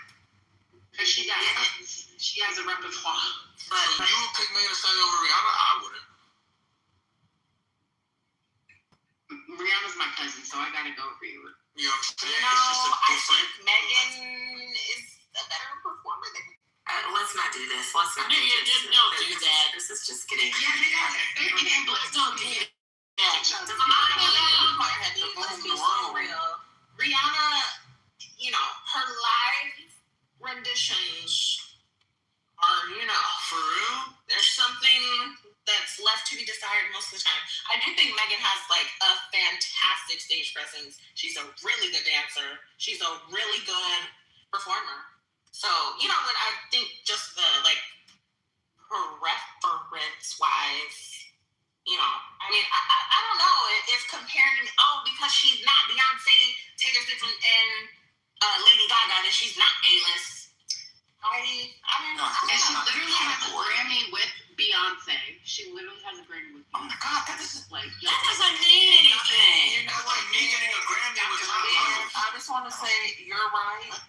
I'm getting an Oscars with Tom Cruise. And I gotta go. That's like me getting an Oscars with Tom Cruise. Like, yo, we got an Oscar. No, he got a fucking Oscar. I didn't do shit. That's not what that means. I mean, lots of people get Grammys. Yeah. I just, again, go to your colleagues tomorrow or ask the non-black ones and the blacks over the age of 50 who Beyonce is and who Megan Thee Stallion are. And literally, every single one of them would know. Divine got it off Google. It must be true. You're literally making the same argument, though. You're saying that we said because we don't, he's not an A-lister, and you're saying, well, the white people at your job don't know who Megan Thee Stallion is, so she's not A-lister. So neither of them are A-listers, which are logic. Wait, that makes sense to me. I'll concede that. Neither Klay Thompson nor Megan Thee Stallion are A-listers. I didn't say that Klay Thompson. I didn't say Klay Thompson's A-list celebrity. I said in his field, he's much higher than she is. That's what I said. She's very high. That he is out. That Megan is not in the same league. That's what you said. You said they're not in the same league. You know how hard it is to win a championship? I'm sorry. He won 4 championships and made $300 million. I think she's also at the top of her You guys don't watch sports. He was the centerpiece to arguably the greatest team of all time. You literally don't watch sports. Now you're going to tell me that. I literally don't watch sports, but I know who Angel Reese is. I know who Caitlin Clark is. I know who Stephen Curry is. So let me tell you the direction of where this conversation is going. So he got. I think knowing Steph Curry and not knowing Klay is crazy. So if you know who Angel Reese is and Asia Wilson, and you're a black lesbian, by the way, that means you know sports. Who knows a bunch of lesbians in the WNBA, and therefore you know sports. Y'all hilarious. Also, Curry and LeBron are lesbians too. Wait, you know Steph Curry? How do you not know Klay? The Splash Brothers doesn't watch sports. I don't watch sports. No, that's what you can Here we go.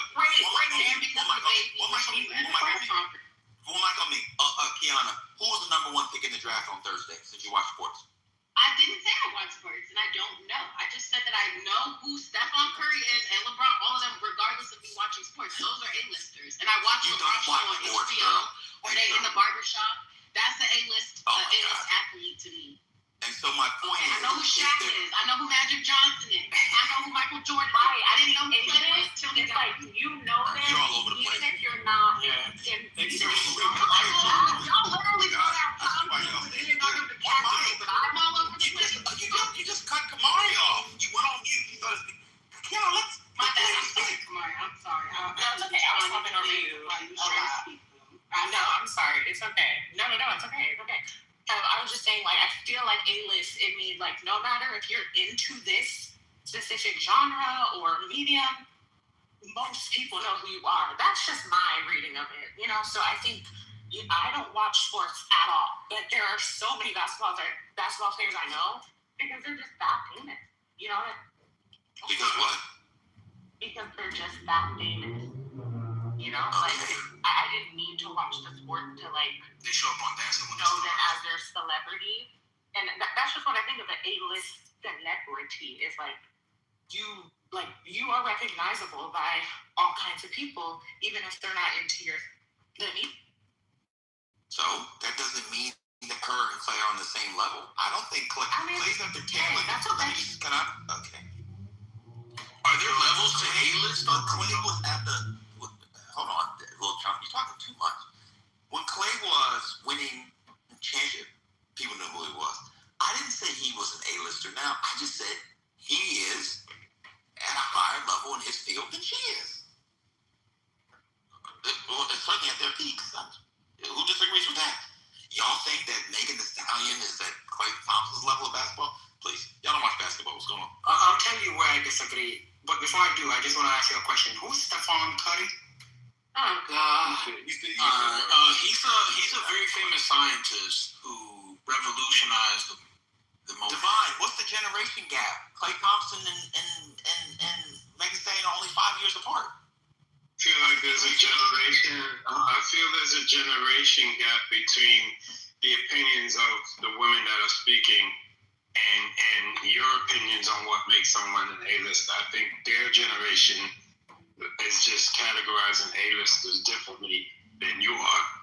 Then that would be, it's not, if it's contingent upon the generation, then by definition, they're not A-lister because 16-year-olds to 86-year-olds passed out for Michael Jackson. So by definition, if it's bound to a generation, they're not an A-lister. Let me give you an example. Not was a big deal for people who were streamers and incels and whatever between the ages of 18 and 26. He wasn't Michael Jackson. Yeah, it's just called clout. And kids don't, you know what I mean? Kids don't have. And to that end, I do not think anybody, including those who said Megan was A-list, would call Kai Cenat A-list. No, he was definitely an A-list streamer. Well, I mean, yeah, but just A-list generally, no. In the hills, you know what I mean? You got the, worldwide, like, would you guys say that Speed? You guys know Speed? I show Speed, or you know that guy? Hey, he's all over Africa. He's all over all the countries, China, and all this. He's A-list streamer, Kai Cenat level in their field. No, there's talent. You're a streamer. What is his talent? What's Kim Kardashian's talent? Kim is not A-list. She was considered at one point. Yeah, all right. I'm sorry. Ben got put it in a middling ground. Like A-list, yes, but respected as an A-list, no. Well, anyway, the point is that female rappers are not A-list. I'm done speaking.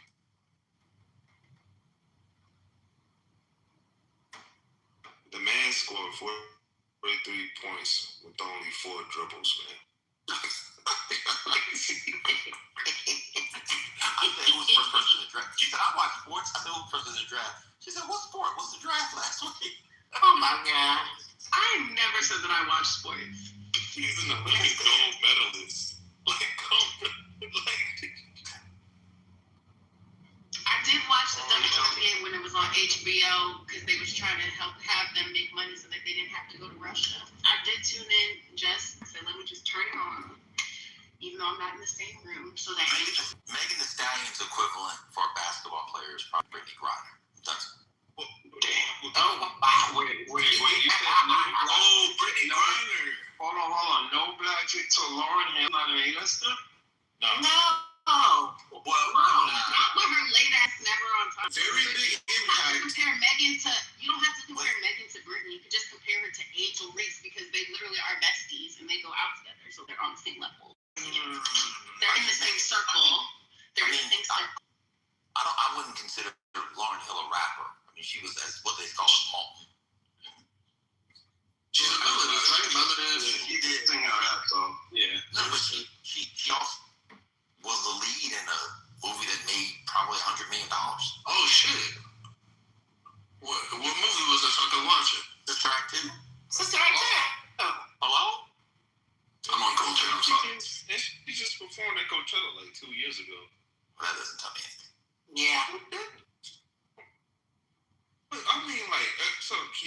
you understand, like, at least, like, somewhat of basketball, right?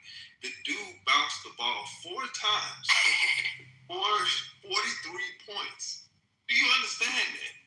She doesn't watch sports. So, like, the idea of bouncing a basketball only 4 times. I get that idea because I have watched a number of basketball games. Not as many, but I get it. I understand.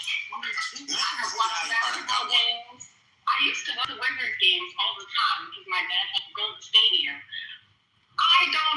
That doesn't change the fact that I didn't know who that nigga Clay was until he got with Megan Thee Stallion. I know the A-list basketball. I got one.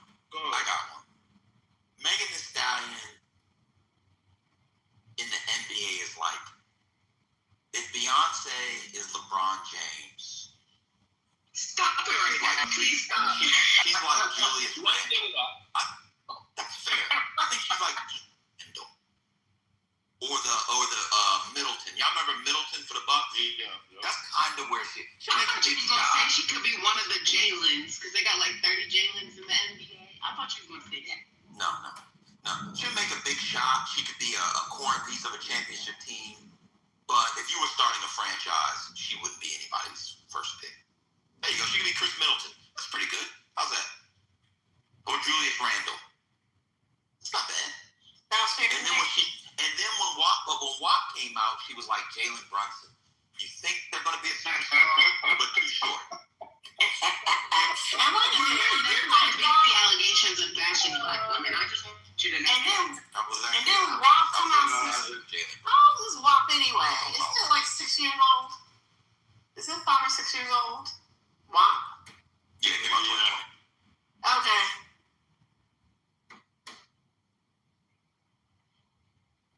Y'all think everybody's A-lister because they're black.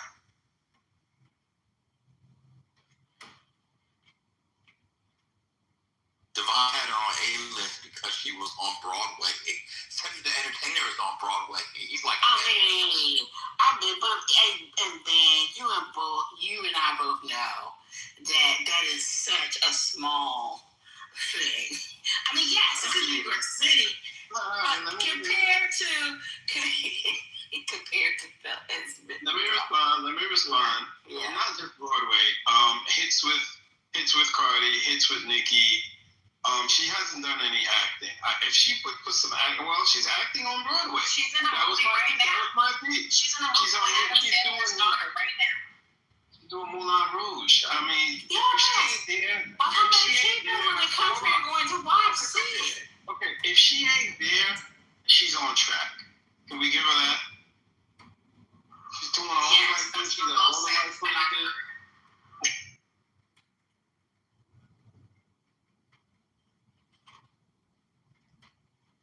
You know who didn't do Broadway? Beyonce. You know who didn't do Broadway? Lady Gaga. Mm-hmm. You know who didn't do Broadway? Taylor Swift. Anybody want to know why they didn't do Broadway? Taylor Swift literally just cast the movie. She redid a Broadway show. And I'm 90% sure that Lady Gaga did something on I gotta be honest with you. I don't know if you do this on purpose, but that was kind of... Anyway, let me finish. You know why they do Broadway?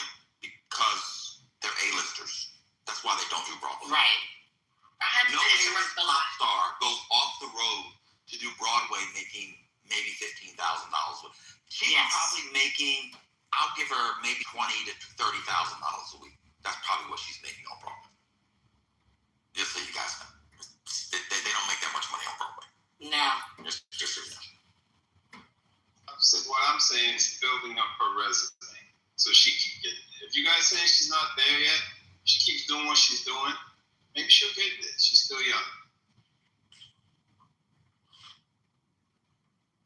I mean, to be honest with you, she was better off doing a film than doing Broadway. I mean, she has done films though. Yeah, like and she's doing that TV show with all films aren't created equal. Listen. I'm not trying to argue that the girl is A-list. There you are. No, I'm not. I've been saying the entire... Listen. I'm trying to save my fellow Texan from you by saying she's not A-list when I know she's not. Are you there? I wish Kamari. We are, Shane. Okay. Who is Djokovic?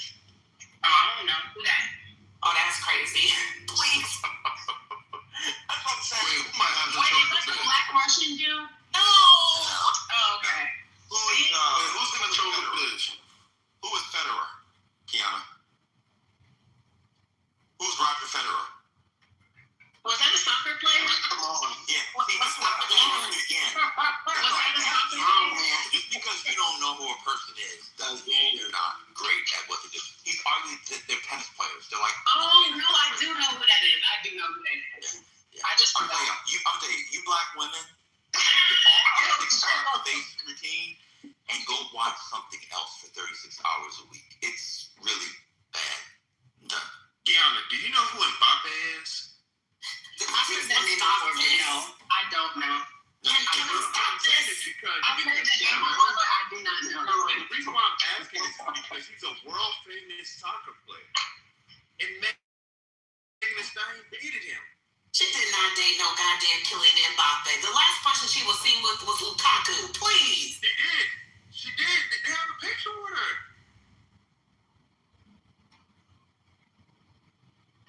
Y'all niggas just believe everything you see on the internet. She has never done anything about that. I got a picture with Queen Latifah. That don't mean I was dating her. She went on a date with Romelu Lukaku before she announced she was with Clay over the summer. And she had on what people would call her sympathy and payola wig. But she ain't never been with no goddamn Kylian In Mbappe. March 2026, it was rumored that she was in Madrid with March 2026, when she was still, like, so you're saying last month, when she was still with allegedly Klay Thompson, before she told us this month that she broke up with the nigga for cheating, you mean to tell me last month she was cheating on her nigga with Kylian Mbappe in fucking in Spain? Well, they weren't cheating. I'm talking to the niggas, not to you, but I mean to your You know point. what I'm saying? She probably didn't sleep with them, but I don't think they were cheating. I think her and Clay were probably sleeping with people the entire time. But I just don't buy the whole. What source said she was with Killian? Nobody. It was rumors, so rumors aren't facts. But I'm saying, where did the rumor come? Was it on? What do y'all It was on the UK news. Because I was about to say, but what was it on? Baller Alert, Shade Room. I know where y'all like to go for news. I didn't hear nothing on Dormoir or Crazy Days of Ice. It's all speculation, babes. The app's been quiet.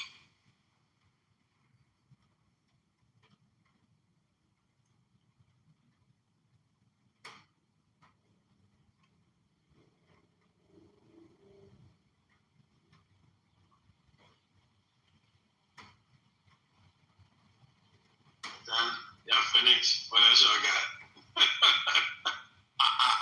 I'm going to make a claim. Outside of Beyonce, and I agree with Britt, I think Zendaya is very questionable either way. It's touch or go. Outside of, touch and go is a better way, but outside of Beyonce, I don't know if there's any legit black female A-listers in media and entertainment. Not like there used to be. No, I agree. I agree with that too. Because it's one of those things. It's bad for the whites. It's worse for black people. Because when you mention, Oh my God, Angela Bassett is A-list. oh no, she is not. No, she's not. Oh my God.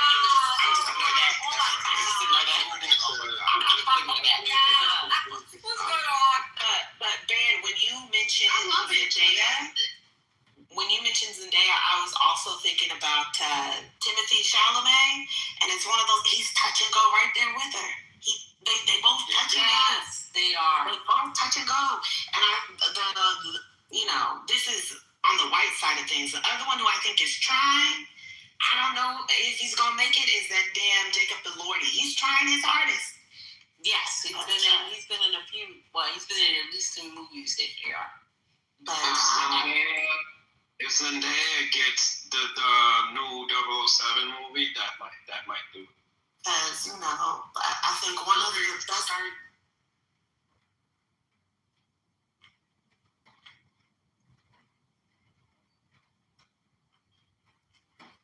Go on or something. They don't make them like they used to. At all. The machine used to churn out. And it's not to say that everybody was a star, but it was just to say that I can't think of this generation's Reese Witherspoon or Nicole Kidman. I can't really think of this generation's Disney. I cannot think of on any spectrum for either races the ones who you're like, and this is the future of the A-list star, and like, They were trying to ship Margot Robbie. They was trying to ship Margot Robbie as the new Reese Witherspoon with Barbie and what's the one she's doing right now? Wuthering Heights. They're trying to make her the new A-list celeb. What about the brother from Snowfall? He just did a big one with Brad Pitt. What's the name? Through his name, you can't remember. Exactly. That's Dancing Idris. Jeez. That was hilarious. I think I did hear a movie reviewer talk about this in the idea of the diminishing A-lister. To your point, Brett, yeah.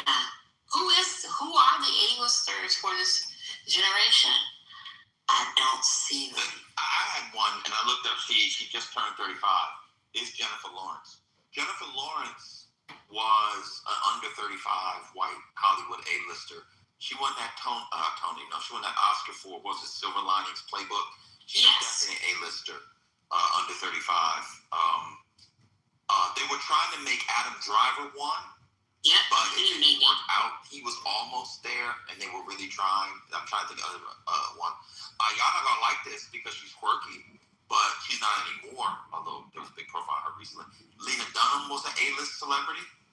Under 35 about 10 years ago. Name some. But see, y'all don't watch this stuff because you don't understand white people. So you don't watch it. You only understand your hip hop and clapping on 2 and 4. Oh no. See, yeah, as long as you live here, you gotta know your whites. Yeah, no. Sorry, you do. Sherry. Yes. I have a song for you. You do. I have a song for you. You do. Oh Lord. Yes, it's called "What Does Blue Mean to You?" It's by Cecile McLaurin Salmon. It's from her new album. It's called new album "Oh Snap." You'll really love it. It's a fantastic song. Okay. I'll put it in the chat. I'll listen to it. You know what band last night I went and listened to the War album. The World is a Ghetto. It is a good album. It really is good. It is a good album. It really is.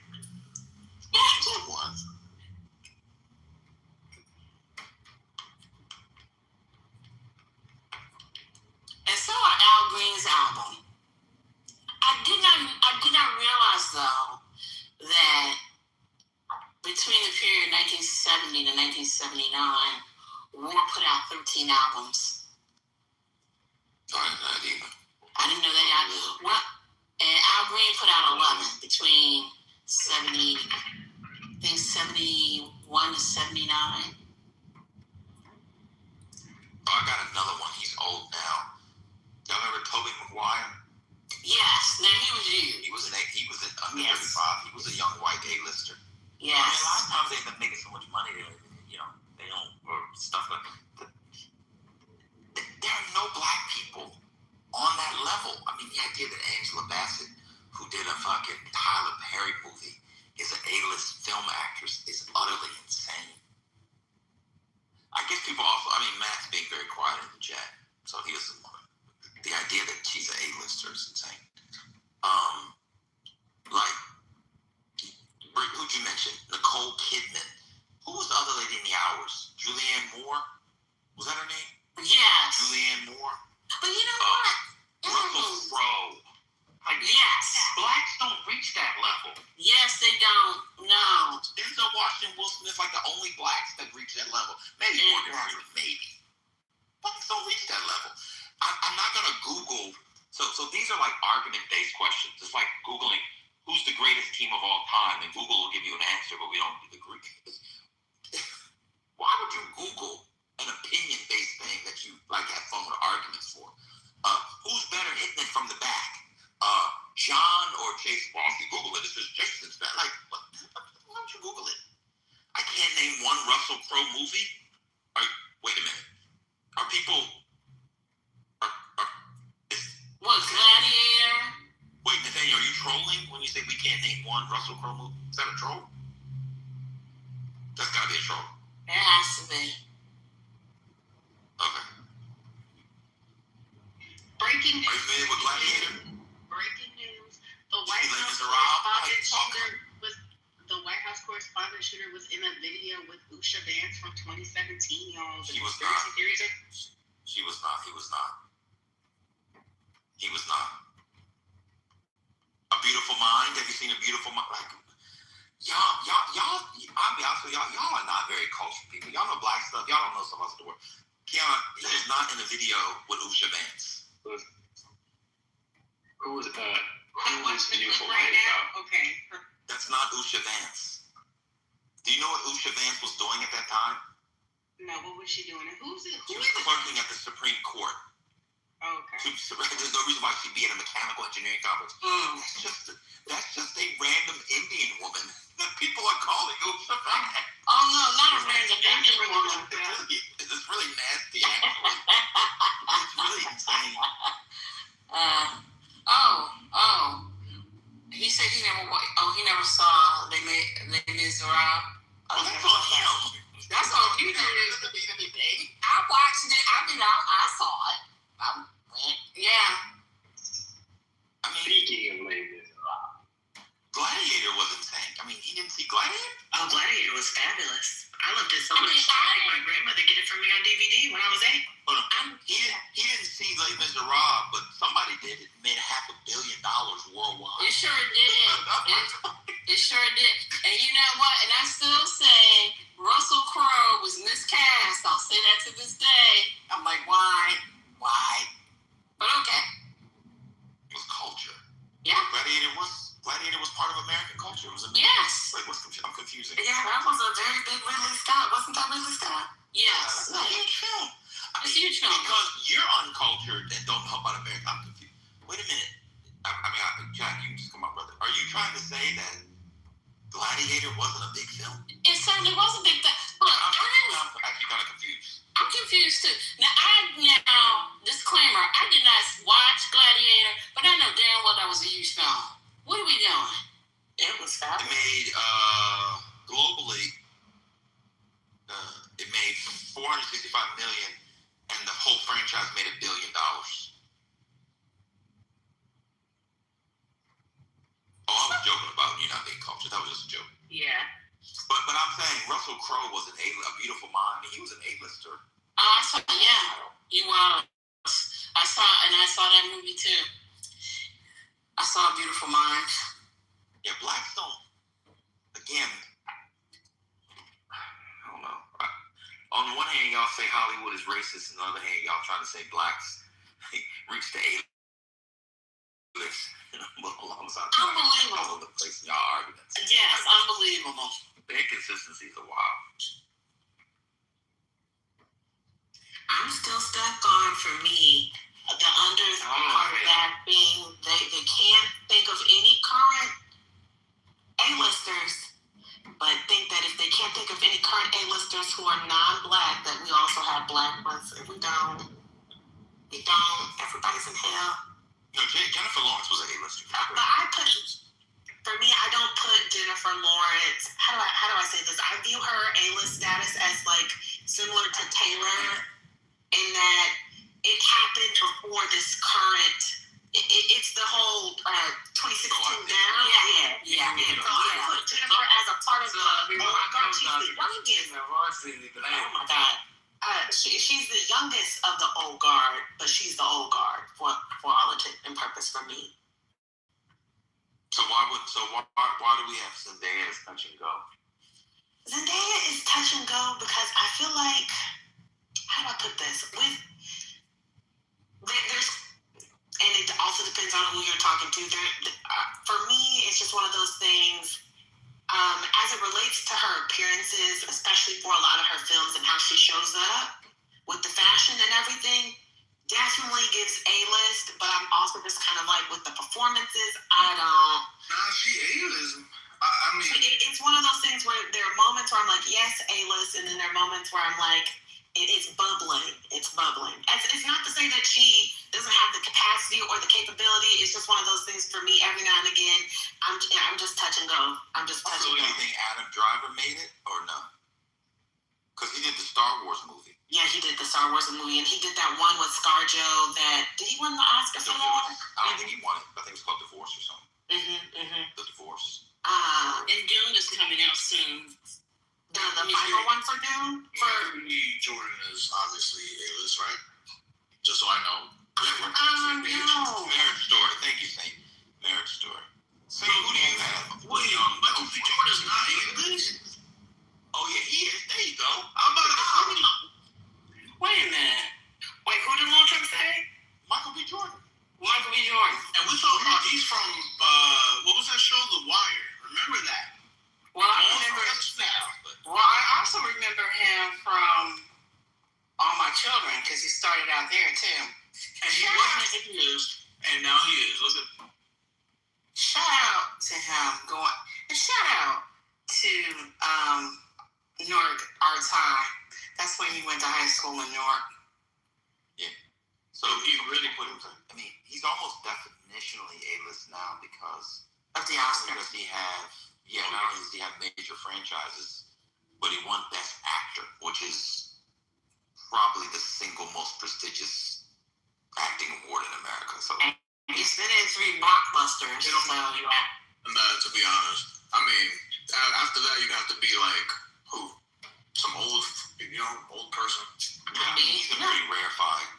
In fact, his career, because you got the Creed series. What has he done? The Creed series.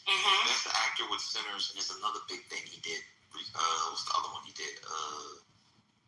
Well, he was in Black Panther. Black Panther.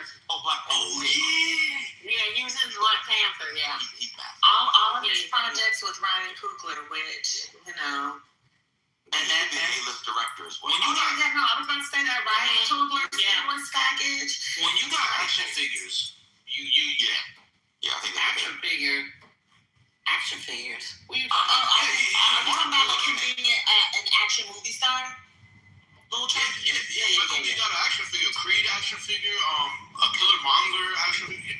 I do think sometimes for some of the men, one of the quicker ways to get within the realm of A-list is to be in those action movies, like the Tom Cruises, like who's that? Matt Damon. What was it called? Mission Impossible. Mission Impossible, the Jason Bourne series. Who else did some stuff like that? There's another one I'm thinking of. But yeah. If Idris Elba A-list, I would say. Yeah. No. Alright, would you put him at the lower tier of A-list? Because there are levels there. They're not. I put him in the upper tier of C-list. I tried. You were chicken. Wasn't they trying to put him in the Bond movie? I mean, like, people were for him to be in the Bond. That's what the public, in quotations, wanted, but tastemakers would never let that happen. Yeah, and that was like 10, 15 years ago they were talking about that. You can't have that. No. Hey, what about Mashallah Ali? No, he's not made it. No, he's too black. He's too black. Oh, Matt says he is. Matt, you think so?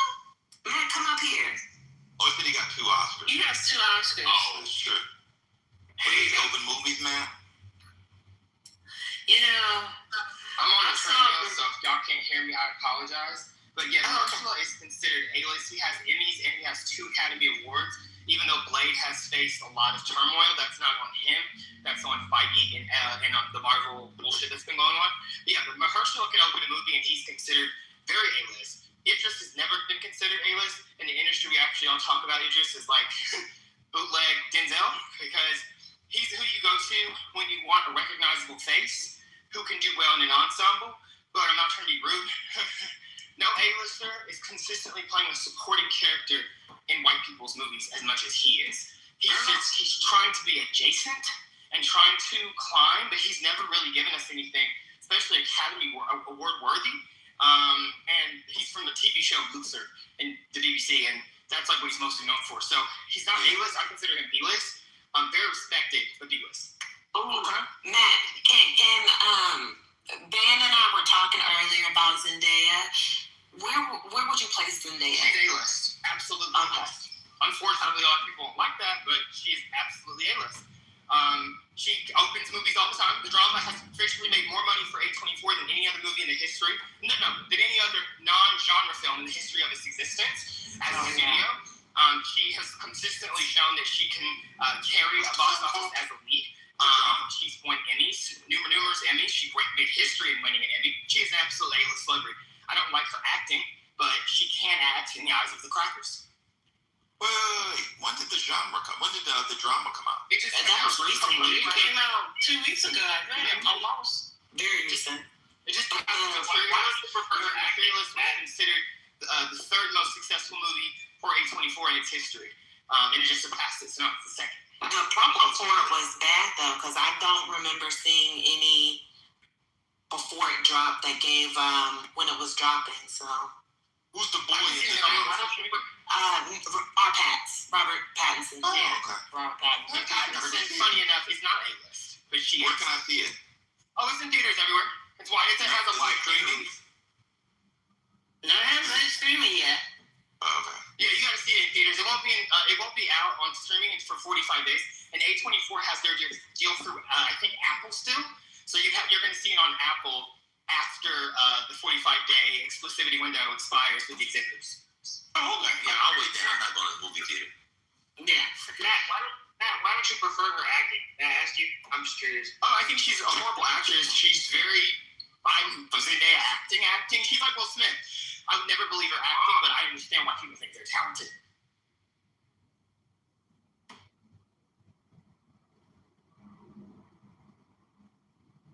Was that Shay? I'm sorry. No, you're fine, because I initially said touch and go, where I was like, she's A-list, but it's also touch and go.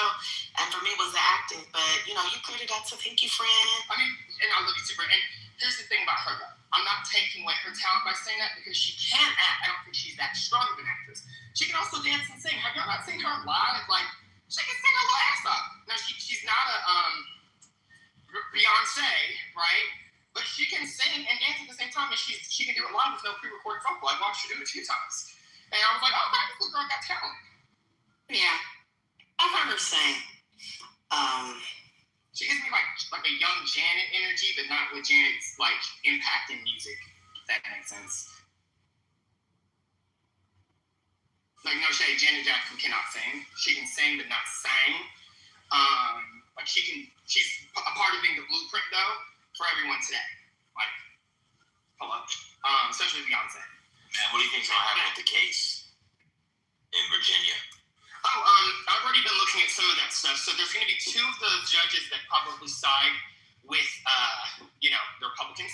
It's a 5-2 decision. They're going to let the max stay. The Florida one's more interesting. They not only are gerrymandering a lot of areas.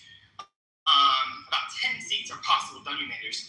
But they also banned partisan gerrymandering in 20 in their constitution.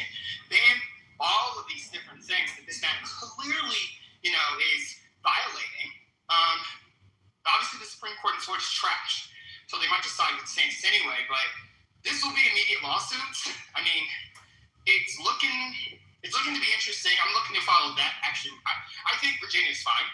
I think Florida's interesting in a couple of ways. Gerrymander, and two, if it actually legally will be able to stay, it's upheld, then that's really not good for Republicans. And I actually also wonder if it will even pass the legislature. I wonder, because I don't know if people realize this. DeSantis is hated by the Florida Assembly. The General Assembly hates him. Like, he's not some fave of theirs. So it's actually more exciting to me to watch this Florida Matt drama than the Virginia case. I think the Virginia case will be wrapped up by the end of the week. We'll probably have a decision on Friday or Monday next. I don't know if I don't know if Republicans want the Florida gerrymander to go through. They don't. I could actually see them losing more seats than if they just kept it as it was. Yeah, they could lose 10 seats with that due to the gerrymander. Because some of them, 10 of the seats are below a Trump plus. So, they're retarded to do that. Yeah, there was a few in Tampa, right? There was a few in the Tampa area. Yeah, Tampa had 5. They're done for what they just did. Because that's like a reliably purple, the Tampa Bay seat was like a reliably purple district. You split all that up. like if we get back to potentially 2016 marches for Hispanic, then they would lose 10 seats. Probably at quote most. They're predicting the 2020 trends hold, which is asinine. And everyone knows it, because the 2020 trends have shown to not hold since Democrats are performing as much as 13 points. That was the lowest voting performance in Florida. Why would you do this now? Thank you for the check-in. Okay, for sure. When the celebrity stuff came up, I was trying to comment in the chat. I think SZA is A-list. She has an Oscar nom, and she's won shit ton of Grammys. But I understand why some people might not think she is. But I think SZA is officially A-list, because all the white people, all the sad white girls know who she is. I went to dinner with her one time for her birthday. I was at her birthday dinner with my homeboys, his friends with her. And it was just cool to be in her energy and her presence, and that girl's a star. I mean, I think an A-list star. But yeah, just an interesting soul. I know she don't sing live, and I know she sings in cursive, but I think she's A-list. I think everybody knows who she is now.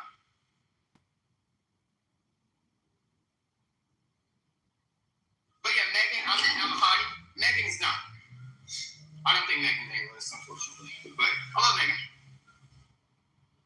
Matt, do you have a general theory of like celebrity, like what that means, like for someone to be a celebrity or something like that? I mean, celebrity is one thing, but like being A-list in terms of like scale, I think it's different.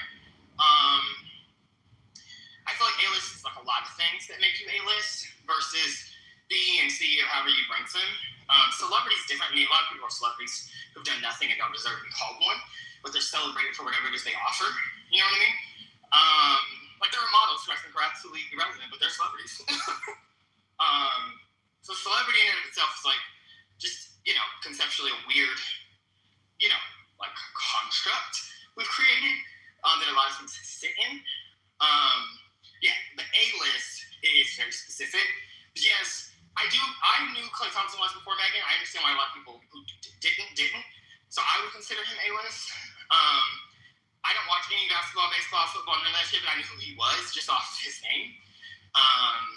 Same for Steph Curry. I don't watch basketball, and I knew who he was. And I've never seen a game. So that's, like that, to me, like, denotes a level of A-list. Like, I don't have to know or listen to any of your music to know who you are and to pretty much see you everywhere or see and understand your success. But that's just me. What do you think about John Boyega? He's not A-list, but he has like opportunity to become A-list. Yeah.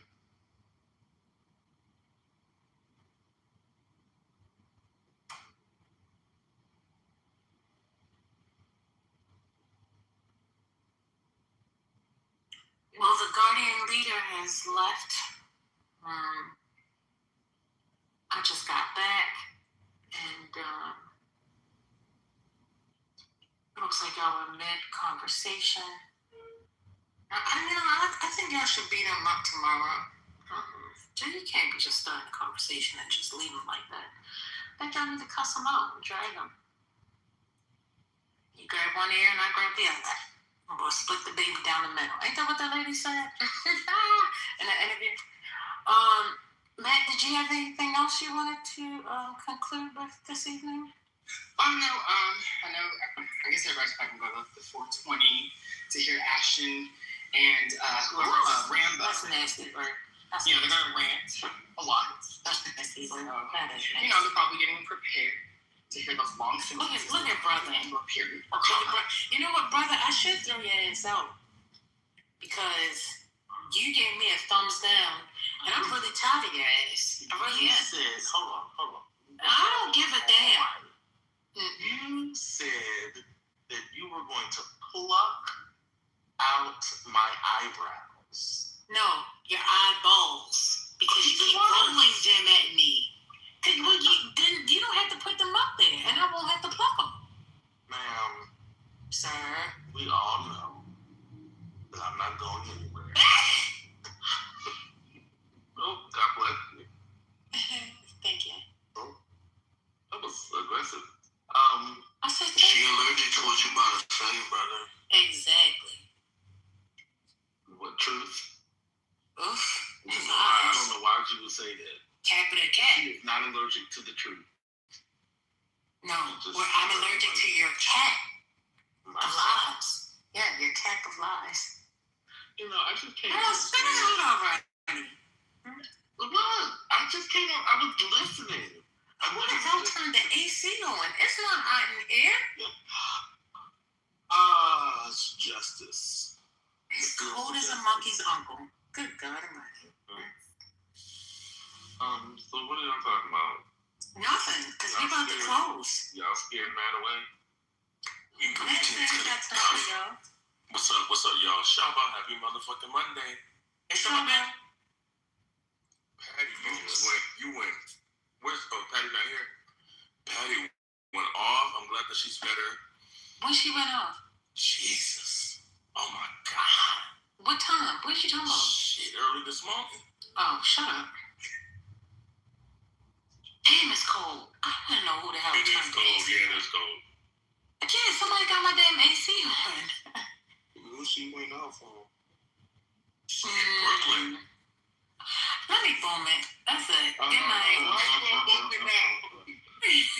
I was gonna boom it anyway because these jokers have left me yet again, and you know I don't appreciate it. I truly don't. There's people on the stage. No, they've left you. Yeah, for sure. Okay. I forgot about what they did earlier. What's up, Roshan? This year, and you were on. Yeah, the 12-day, war, like they like to call it. But yeah, so that's pretty much what happened during that time. So, that's when the United States brought in the B-2 bombers to strike the nuclear facilities that were deep underground. And then, then it's called this war now in March. So yeah, I think that's kind of like paved the way to what we saw last month. And there's actually satellite imagery showing like excavators and the difference between the imagery in June after they did the strikes to like present day, and they showed that they were actually excavating, moving away this dirt that was blocking the tunnels that were going, their tunnels where they were bringing in their, putting their missile silos in their missile cities. So there was actually different, you can see that they were already, pretty much rebuilding everything in the process of doing it as quick as possible. So they weren't fucking around, pretty much is what I'm trying to say. So, but yeah, so that's a little bit more. Yeah. Hey, Rashad. Sorry for interrupting. Rashad, I got a bone to pick with you. What's up, man? Ali, what is your name? Is your name Rashad? Ali, thank you. Rashad, here's my bone. Motherfucking artillery man in northern Iraq are fucking laying down fucking ass. I heard about that. I just had Grill Week over the weekend, and I'm hearing that fucking Army and fucking Marines are out there fucking putting belt to ass with the howitzers. You didn't fucking, get to fucking splurge on that shit, Richard? Goddamn, my guy. You talking about in Poker? Nah, dude, fucking, bro, buddy of mine fucking in northern Iraq said fucking, we got 91s up there fucking sending fucking eating shots. Are you drunk, Stephanie? No, I got hacks in my girl. Oh, every other word is fucking. I'm just like, I'm sorry, I didn't clean it up. Thank you. But yeah, Rashad, the 91s are out there putting out the fucking ass.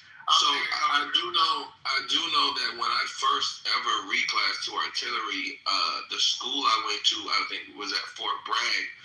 Now, the reason I say this is because if someone does their research, they'll see the actual school for artillery is actually at Fort Steele. But I guess they had that, it was like a reclass type thing, and they did it at Fort Bragg, though, and there were reservists there who were, I think some of them were 91 Papas, but they were taking, they were reclassing at 13 Bravo, and then I guess their secondary MOS was still like a 91 Papa. And their unit was going to deploy soon, and they wanted them to like become 13 Bravos. So I mean, it happens. You know what I'm saying? Like I guess the better way is to say like it's like your secondary MOS. And if anybody ever looks at my service record, they'll see that too. My primary MOS is 13 Bravo, but you'll see a slash, and then you'll see 92 Alpha, right? Because I used to be supplied. So I mean, it happens. Like, you know, man, I mean, you know, despite what everyone believes, when an incident happens, all 2 million active duty soldiers are not in Iran. We're not off the coast of Iran. You know, there's still, America still has other places that it has responsibility. I can tell you there's still units rotating to Poland. There's units rotating to Northern Africa. Like, I got a homeboy who's rotating to Gaza soon. Like East Africa, there's a lot in East Africa too, by the way. Yeah. Like everyone thinks that when an incident becomes center stage, that all 2 million of us converge on one place, but no, it doesn't work like that. No. I just want to hype you up because we was out in Arizona for a weekend drill, and I'm just like. There's a couple 91s that came in. They're talking about their boys out there. I'm just like, man, brother, they're fucking dropping shit out there, and they're like, yeah, friggin', they're out there, and I'm like, nah, till SIGCOM was signed. I looked it up. SIGCOM brought it out. I'm like, shit, artillery men out there putting belt to ass. I'm like, shit. I thought Rashad had been on his friggin' boosting his boys up. Bro, yo, it's like I can't, bro. Like I told y'all, man. Like despite what everyone believes, every service member you meet isn't going to Iran. So right now, I'm at the academy, man. Still certified to be an instructor, man. So I'm off the gun line right now. Are you going 1900 on my ass or what? No, it's just like going 0900, my dog. No.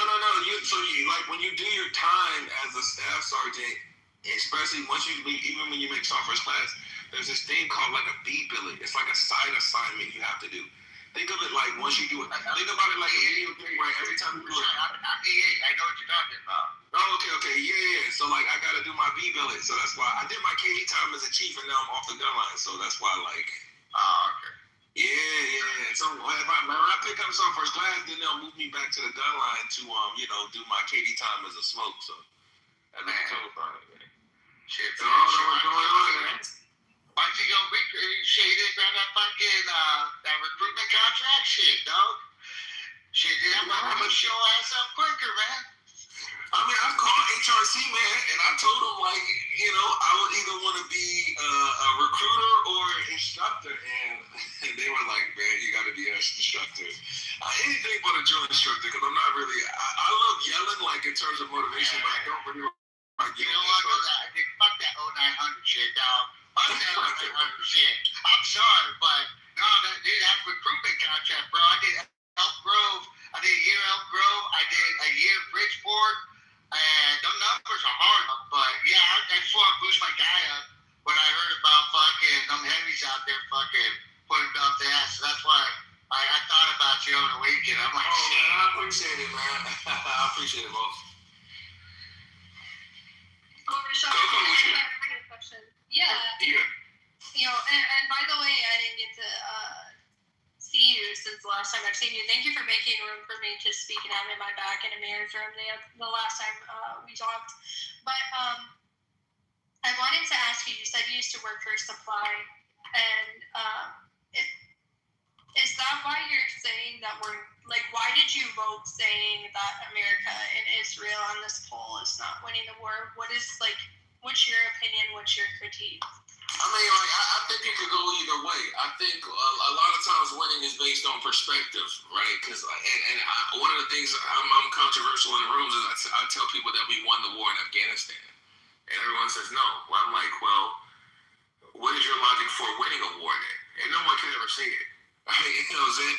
But I always tell people and I don't want to segue too far into that topic, but it's like saying if I kick you out of your house and live in your house for 20 years, and I tell the people living in your house when to go to work and when to go to sleep, I pretty much won. And if I decide that I'm tired of living in your house because I'm not getting nothing out of it, and I leave, and you walk back in your house after I left, and then you lean outside and say, "Hey, yo, I won." You didn't win. I just got tired and went home. And according to that, if that's losing, then according to that logic, every empire that's ever fought, that's ever taken over different countries, has all lost. That means the Roman Empire lost, the Ottoman Empire lost, because they all eventually collapsed, right? And then the countries the countries in city-states they took over became independent again. That's a loss. It's just, it took a very long time for them to lose. So that's why I always say that we won the war in Afghanistan. But victory is based on perspective. Because what I said makes a lot of sense, but everyone's so anti-American. They're like, no, we lost the war in Afghanistan. That story just sounds better. But to bring it back home to the topic, I don't know if we necessarily won, because in my idea, the biggest objective to me was overthrowing the Iranian regime. I don't think we lost though, but it was just like we didn't want to. I don't think Iran was entirely crashing out in terms of land operations. Now I don't know. This administration has shown that they're not going to let you get the last laugh. You know what I'm saying? This administration, more than anyone, has shown they will crash out before they let you think they one up them. Right? Trump got shot at, and he said, "Listen, I'm still going to deliver my address because." If I don't speak tonight, that means you got the one up on me. So if I do speak, even though you tried to kill me, that means you didn't get the one up on me. So I can see this administration more than others is very egotistical. Nothing wrong with that, you know what I'm saying?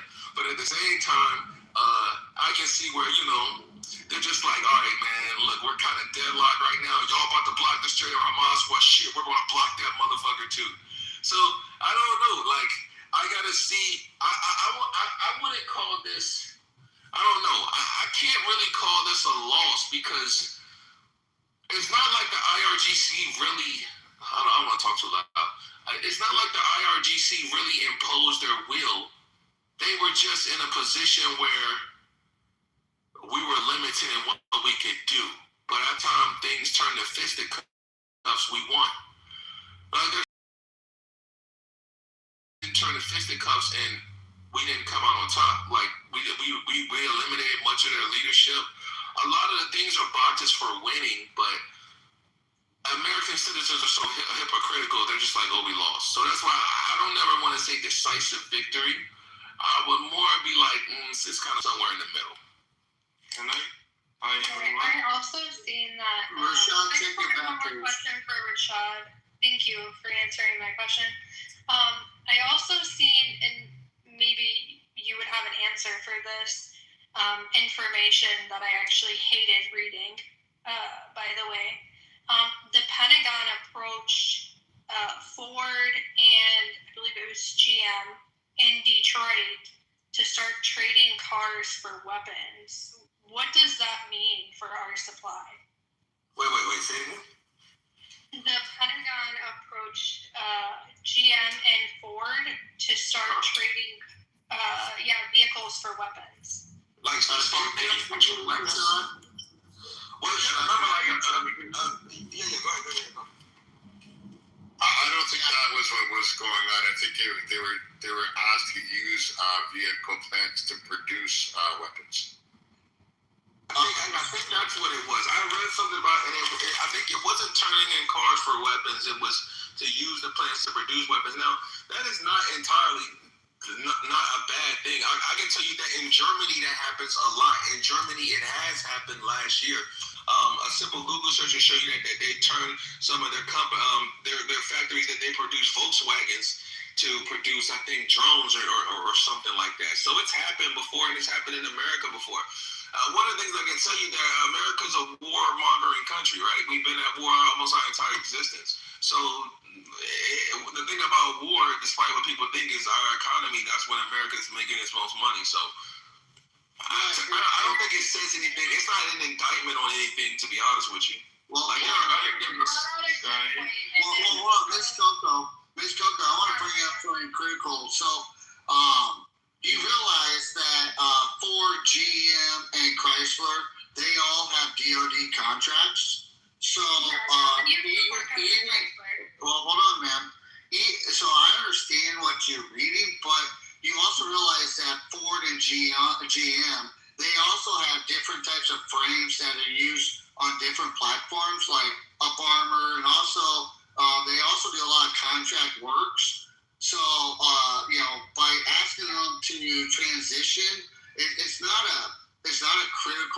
shift in the Roma, it could be a different type of contract. Yeah, it's not an end all be all. I know. I used to be contracted under Chrysler, so I kind of understand how that works.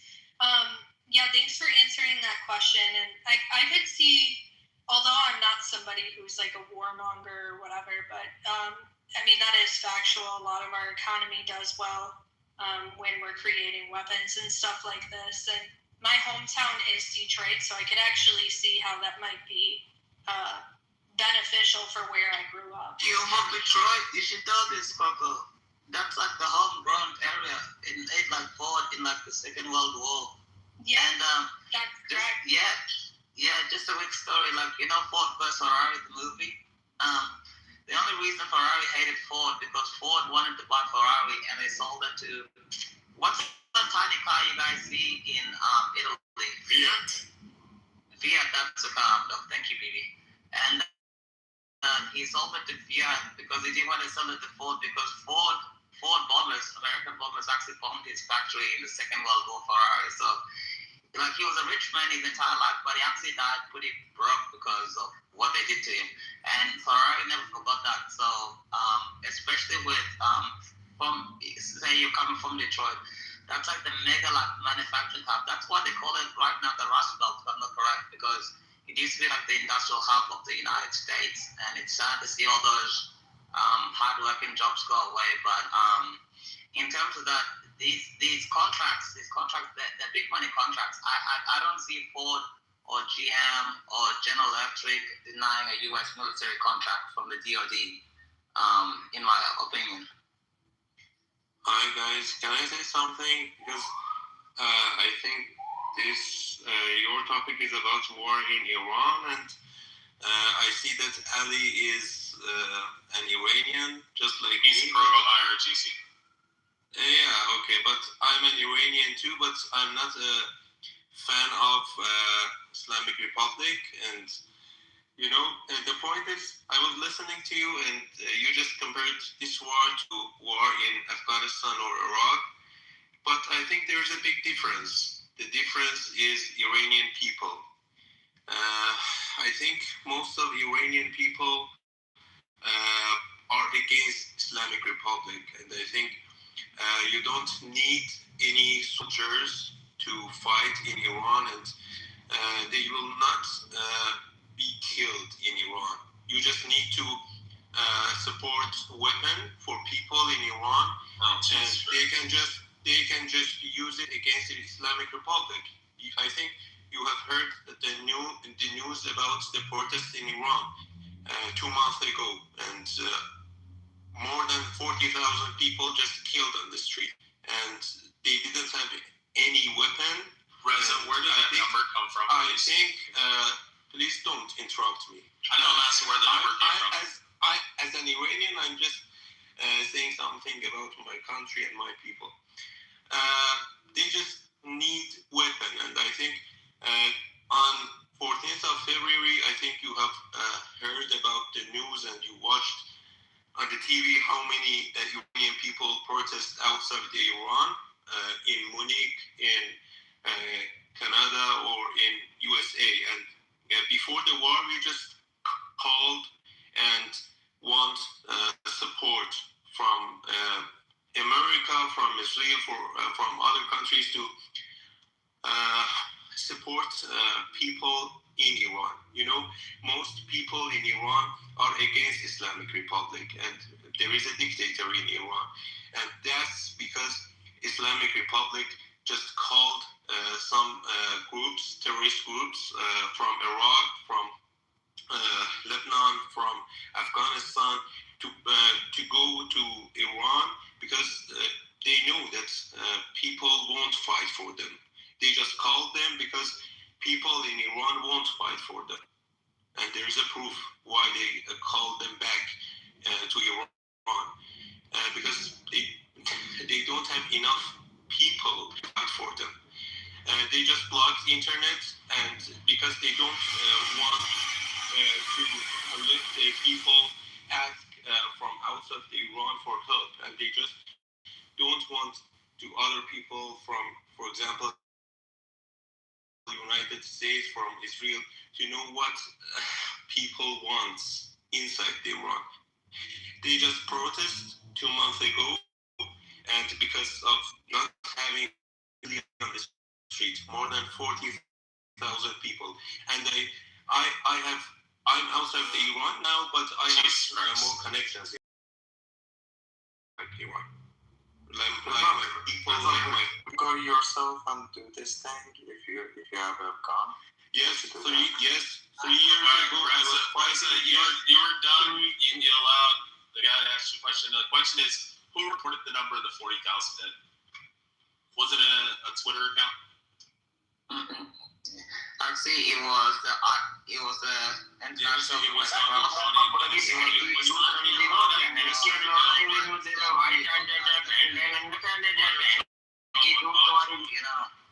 don't understand why. No, it's supposed to be the Iranian minister. Bro, like somebody tried to talk to him about a time, bro. Random like, Twitter post. Bro, it's like he's trying to talk to a time where his country's trying to change life around, and you're going like, oh, what about the 40,000 numbers? So what about if it's 1,000? What if it's like 50 people? What if it's like 2,000? What if it's like 100 people? Like, who gives a fuck how many people it was? This is a murderous terrorist regime, and it's got, I don't give a shit if the number is 100 million people or 2 people.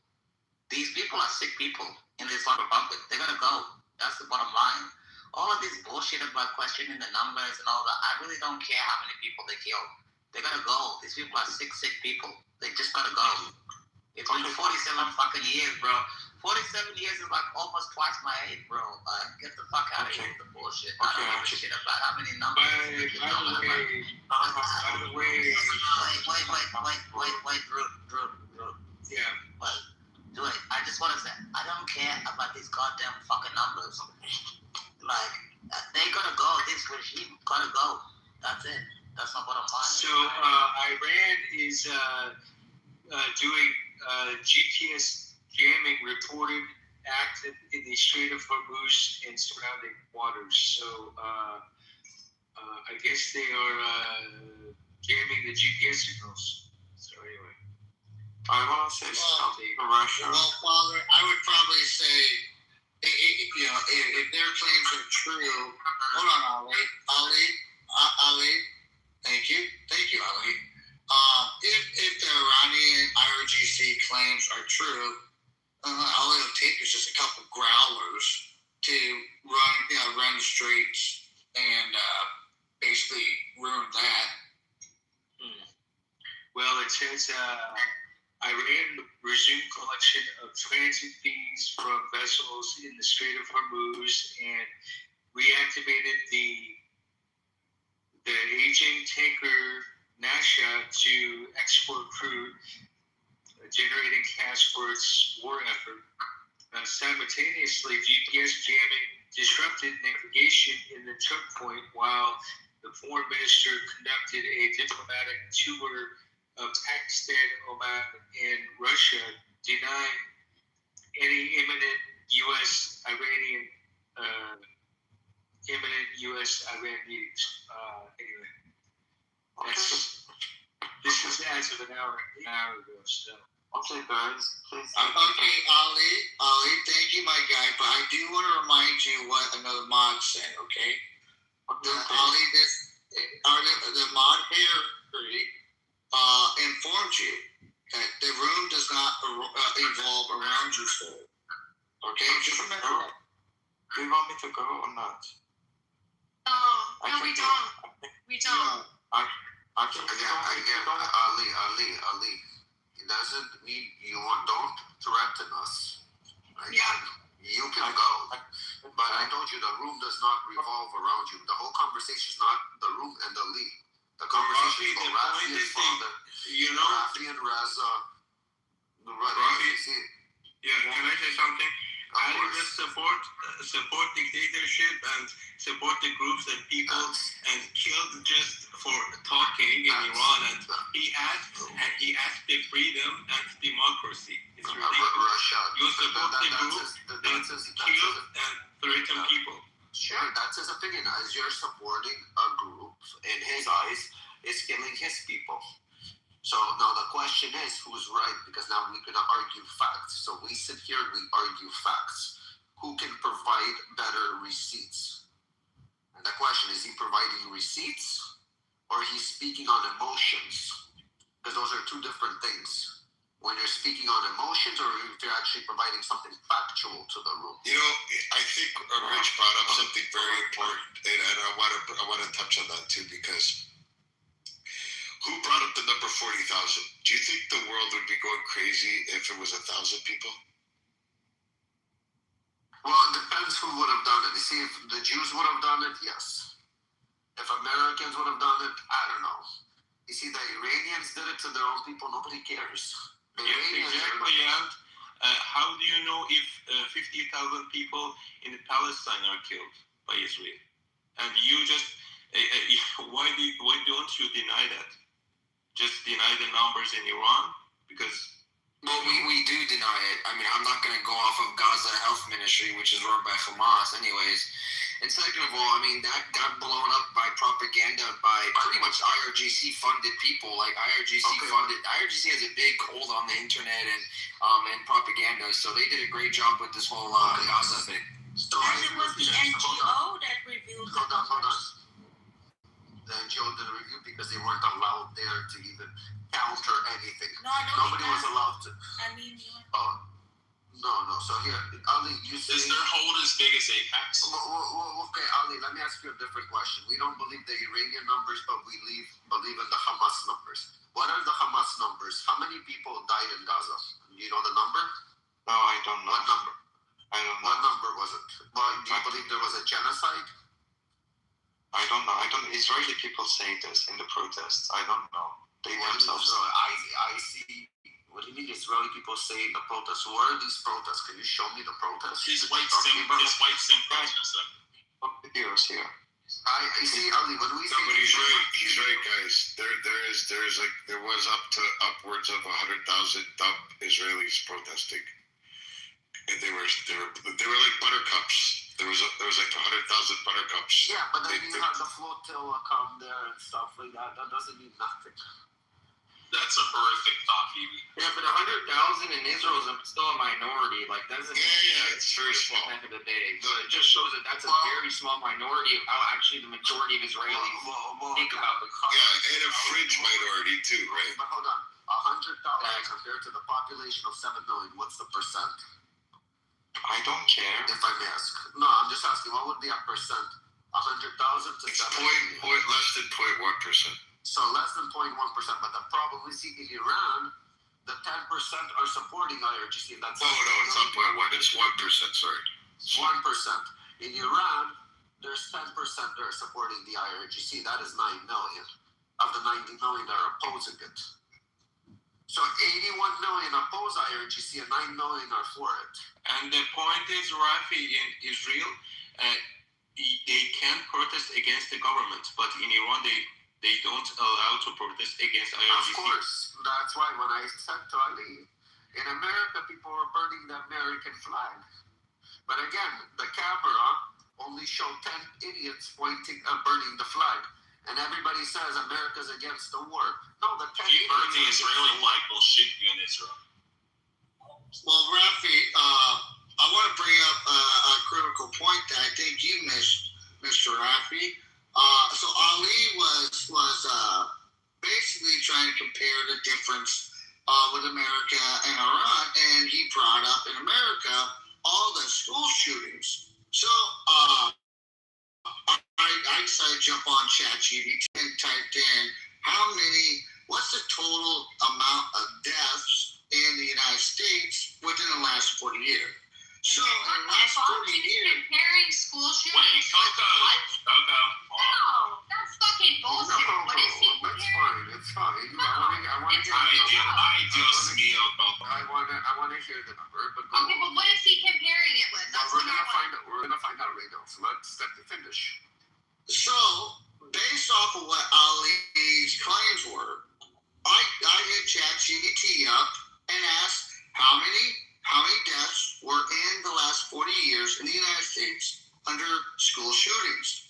And in the last 40 years, it came out to 450 deaths. And I told him, I was like, so you're saying in Iran but yet only 450 people unfortunately lost their lives in 40 years. But in a few days, 40,000 people were secured by their own government. And that's not just children, that's women, that's men, that's a lot of people. Yeah, the context is Ali was trying to say that Iran, underneath the Islamic regime, is better than the United States, and that's why Stevie brought up the point. That's the context. And that's all we all. Citizens killing other citizens is the same as state-sanctioned violence. That's not the same fucking shit. That's not even a point. You're stupid. Yeah, we agree. The government killing people in the streets and shit is worse than fucking school shootings. Am I allowed to answer, or you are going to propagate whatever you want to say? Okay. Am I allowed to talk? Or are you going to continue? Yes, you're allowed to talk. Actually, in the IPC, you will not be killed. Yeah, you will not be killed just because talking. You gotta let him talk. Yeah, no, but see, the problem is. Jesus Christ, let him respond. You don't have to clarify. We all got like fucking something to say. Calm down. Wait, let A-Check talk or let Ali, who was trying to respond? Wait, I just want to say. I just want to clarify exactly. No, I want to say one thing. We already know. Ali's just like, oh, can I talk? Underneath the IDC, they were until they shut the fuck up. Bro, let fucking Ali respond, then we can respond after. Wait, bro, A-Check, all you have to do is like go on mute. Calm down. And then after Ali responds, so you can respond. Later on. Calm down. Jesus Christ. Being attacked in these games.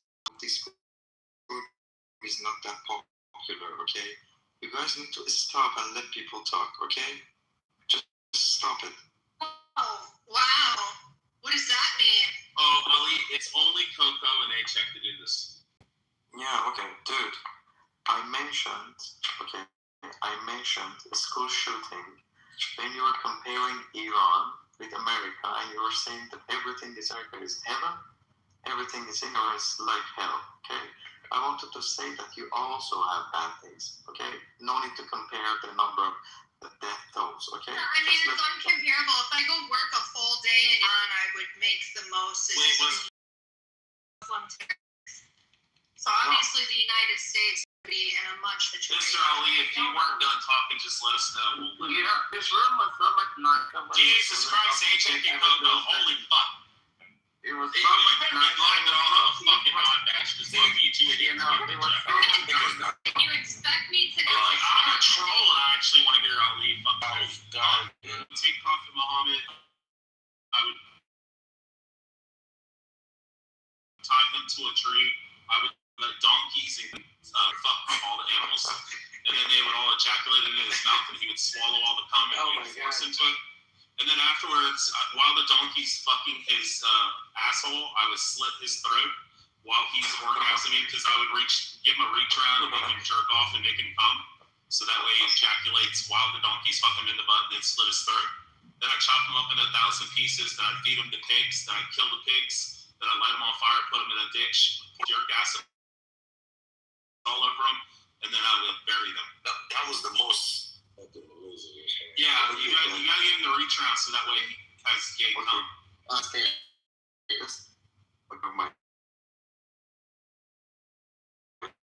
Well, I got another question for you, Ali. Ali, the reason why I want to keep it minimal with you is because you like to gaslight.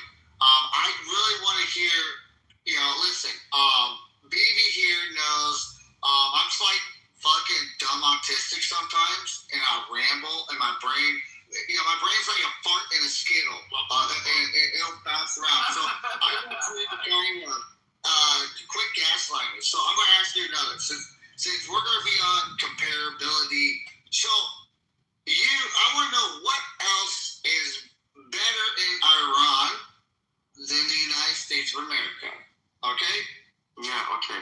Freedom, democracy. Far better than you. So it's because just I'm better than you. Let me talk. Hey, Chuck, I want to hear it, please. Hey, guys,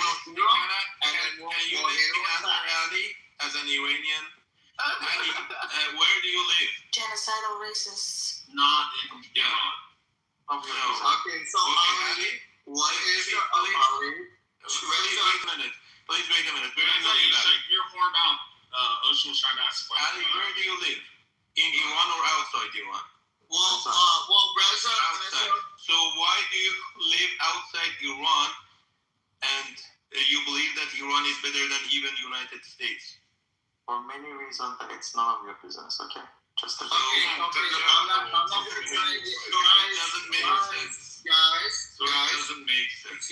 Excuse me, guys. Thank you.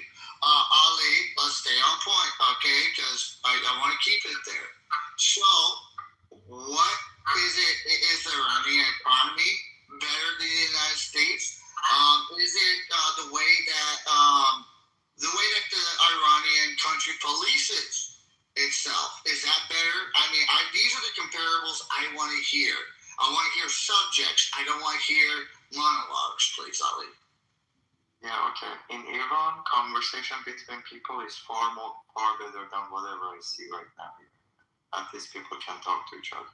Yes, exactly. Because some people talk with gun, not with their mouth. Okay, Ali, since you brought up that, since you can talk better. Thank you, Jason. Thank you. And their mic is lower than shit. Say that again? Somebody was talking and their mic was lower than shit. I don't know who it was. I don't know. Is it terrible? Guys, thank you for posting there. I want to go. Okay, so Ali, you brought up a subject. You say you can talk better. Okay, I got a question. So are women? So you said the communication in Iran is a lot more better than the United States. So, can women have free conversations and opinions in Iran? For sure, yeah, they can have. Give us some dialogue. Give us a context of it, because I'm hearing quite differently. Yeah, just let me explain. Do you know Maryam Mirzakhani? She was studying in Iran, and if she could not talk to people, she could not acquire that much level of mathematics. She's the only woman in the world who won the field medal of mathematics. Okay, so people can talk. If there is no freedom for people, there wouldn't be those kind of brains, the smart people growing up inside of Iran. So okay, hold on. Stop you right there. Ali, do you know The law that was stated in 1941 on education being provided by the state was established by Muhammad Reza Pahlavi, Shah of Iran. So I don't know what the intelligence has to do with it being in an Islamic genocidal racist state now. Nothing. Absolutely. Yeah, see, Miss Glow brings up a pretty good context right there. And the reason why I bring that up is because your prophet and Ocean or Miss G-Lo can probably help me out through this, because this is a little gray area for doesn't your prophet consider women's intelligence half of men? My prophet, I'm agnostic. I don't have any prophet. Okay, so in Iran, isn't it considered? Yeah, in Iran it is allowed to be agnostic. It's fine. Yeah, and he's allowed to lie too, by the way. That's another thing that you can out here. The context. So Ocean, what is Steffi, I'll give you context. I'm born in the Muslim Republic myself. He's allowed to lie to you, Steffi. Don't forget this. Miss G-Lo, hold on, sir. Miss G-Lo or Ocean, can you answer that for me? What does in Iran, what do they consider the value of the woman's, intelligence, independence, virtue? what is the rule in Iran that women are subjected to? By Islamic law. Go. What was that, Ms. Gilo? By Islamic law. Go, Ali. Answer the question. Can you repeat it? What is the law, the Islamic law in Iran, saying about the woman's intelligence and their testimony in court? What is it worth against a man? I don't know. Do you know it? I don't read the law. Do you read it? Yes, I read it. Okay, tell us. They have. Right now? Are you sure? Can you search about it? Yes, I'm sure. Ali, you said, well, why are you contradicting Reza? You said you don't know. So if I was to ask Reza that, and he said his answer, why would I would say, are you sure about that? Unless I would know. Maybe Ali knows about that, but he doesn't to say it. Because it's just one word and every Iranian, I think every Iranian know that. Every Iranian know that. Hold on. Yes, Ocean, I asked you, Ms. J-Lo. So, because you guys know, I'm a little gray in this area. I want to know in Iran, what in Iran, the IRGC. Hold on, are you Rafiatistic, bro? It's not, it's fucking glue. Her name's Glue, guys. Tilo. My name is Osama. You guys don't know my name. My name is Osama. You guys been calling me Ocean. Let's go ahead. Okay. Thank you, Ocean. And thank you, BB. I love you, dear. So, where does in Iran, where does the Islamic regime... Hold on, A-Check. Wait.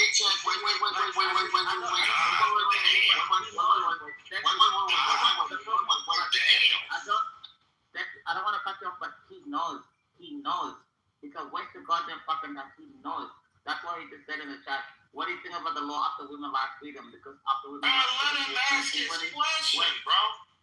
But the thing is, in 2022, they changed the law after that, but only in theory only. He knows. It's a waste of time. He knows the whole thing. Kentucky is right. He's running, bro. He asked the question. He did ask the question multiple times, and he's running. Stephanie just missed me. You just want to have a conversation with me. Let him ask his question. God damn. Ocean's my bro, guys. We're talking about Ali. Ali knows the answer to his question. And that's why he's goddamn fuck Ali and Islamic Republican all together. Let me answer. Let us be asking questions. Please, Ocean, let me answer this. He said, go check the law after the Women Life Freedom Movement. The thing is, Ali John, also when they said we're not gonna be, too harsh on the hijab law anymore, they didn't actually change those laws. No. They said we're just not going to enforce them. But if you run into the wrong officer at the wrong time, you're gonna be smashed into that bus again, and you might die on the way to the police station. Okay, so I want to ask Ocean a question. Excuse me, Mr. Ali. Speak English. Don't sit here and curse her out in Persian. Speak English. Yes, no travel talk, bro. I can speak Ocean, my guy Ocean, my brother Ocean. Are you there? Ocean. I think he's a Muslim. I don't know why he just got mad about that. That was weird. Exactly. So, okay. Okay, I'm gonna have to go slow. They just threatened me in Amir's house, alright?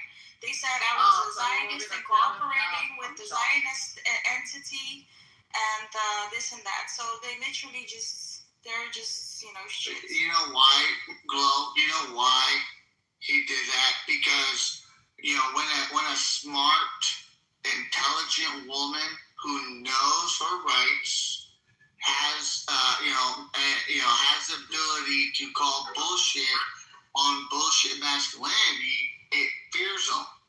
Okay, so Miss Glow, can I ask you a question since Ocean is a little busy? Glow? Oh, me? Yeah, sure, go ahead. Yes, okay. So, it's Gilo, bro. That's why she didn't respond. Oh, yeah, my apologies. G-Lo. I was just joking, bro. So Glow, what can a woman who has been raped, claim, identify the criminals who raped her? And yeah. So the thing is, we have to look at jurisprudence, right? When these cases happen, and if you look at the jurisprudence of rape cases, you will come to see that a lot of times they will be victim blaming. And we even have a case on Amnesty International of this woman named Mariam Rajabi, where she was hanged because she was raped because they testified against her. What? Really? Yes. Ali. Oh my gosh, Ali, did you hear that? So we have a lot of these cases, unfortunately, where they just not being given fair trials when they're raped. Oh my gosh. Ali, do you have something? Can you contradict that for me, my guy? No, he can't, love. That's the funniest thing. He can't do it. And he knows it too. And that's why he's writing in Persian in the chat now instead of English. He knows he can't contradict it. Why don't you speak in English? He knows. Yeah, I know. So getting back, Ali, with everything I've talked to, can I explain to you what happens in America? So in America, if a woman is... He doesn't care about America, bro. I know. This guy obviously supports the IRGC. He just literally, he did not care about what she just said. He threatened her instead. And then every question you're asking him about, women being oppressed under the Ayatollah Islamic law, he doesn't want to answer. He's just running. Coco, can you repeat what you told me when I wasn't listening? I mumbled something. I couldn't hear him. What did he say? I don't know what he said. He said it in Persian. Now he's typing in Persian in the chat because he knows only you can reply to him. That's why he's typing. Yeah, but I didn't hear him. I have a question. Speak English, bro. How about all of us can speak multiple languages. You do know that, by the way. It's an English-speaking room. Can I speak? Yes, Miss Adrian. Go ahead. Adriana. Yes, ma'am. Adriana. My apologies. It's okay. What's her name? Glow? Yes, babe. Yeah, I don't understand. So the lady got raped and then they killed her? Yes. Why? I don't understand. Well, nobody understands Adriana, but the truth is, if you look at the jurisprudence, go on Amnesty International, look for the case of Mariam Rajabi. This is one of many cases where she hasn't been given a fair trial and they accused the victim of being in a relationship within marriage with someone outside the marriage. We call it zina. That has the death penalty in her case. Yeah. So basically they're saying she cheated on her husband. Yeah. No. I googled it real quickly. Ayatollah Khomeini, he wrote in his book that in Shia Islam, when a woman is a virgin, she can go to heaven. But if she gets raped before that, then she doesn't go. That's why they rape the women before they hang them. Yeah, that's something else, Achik. That is true what he's saying. Yeah. But that is when they pick up political prisoners or any girl that is a virgin. Khomeini is not good, that but is Trump a is also virgin, they will rape her and they will execute her after raping, so she doesn't go to heaven because as a virgin she will go to heaven, and they don't want that. So they don't want her to go to heaven. Why is that? Please ask him. I don't know. Does he speak English? You know why? because Muslims are dumb cunts. No, please don't say that because a Muslim. No, please don't say that. Wait. A Muslim. Wait, I'm talking, please. So a Muslim. Hey, ma'am. Excuse me, ma'am. I have a green bean. I'm sorry to be rude about it, but Miss Adriana, you're asking questions. I'm trying to be pretty straight with you. Why are they doing that? Because they want to ensure most women are considered next to nothing. Okay, they're next to nothing. All right, even the prophet claims that women's intelligence is but of half. Who's the prophet? Wait, are you making up lies? Because that's not true. The question is, Adriana, are you Muslim? They are Shia Muslims. Okay, in your religion. Okay, now, in your religion. Hold on. Everybody be quiet.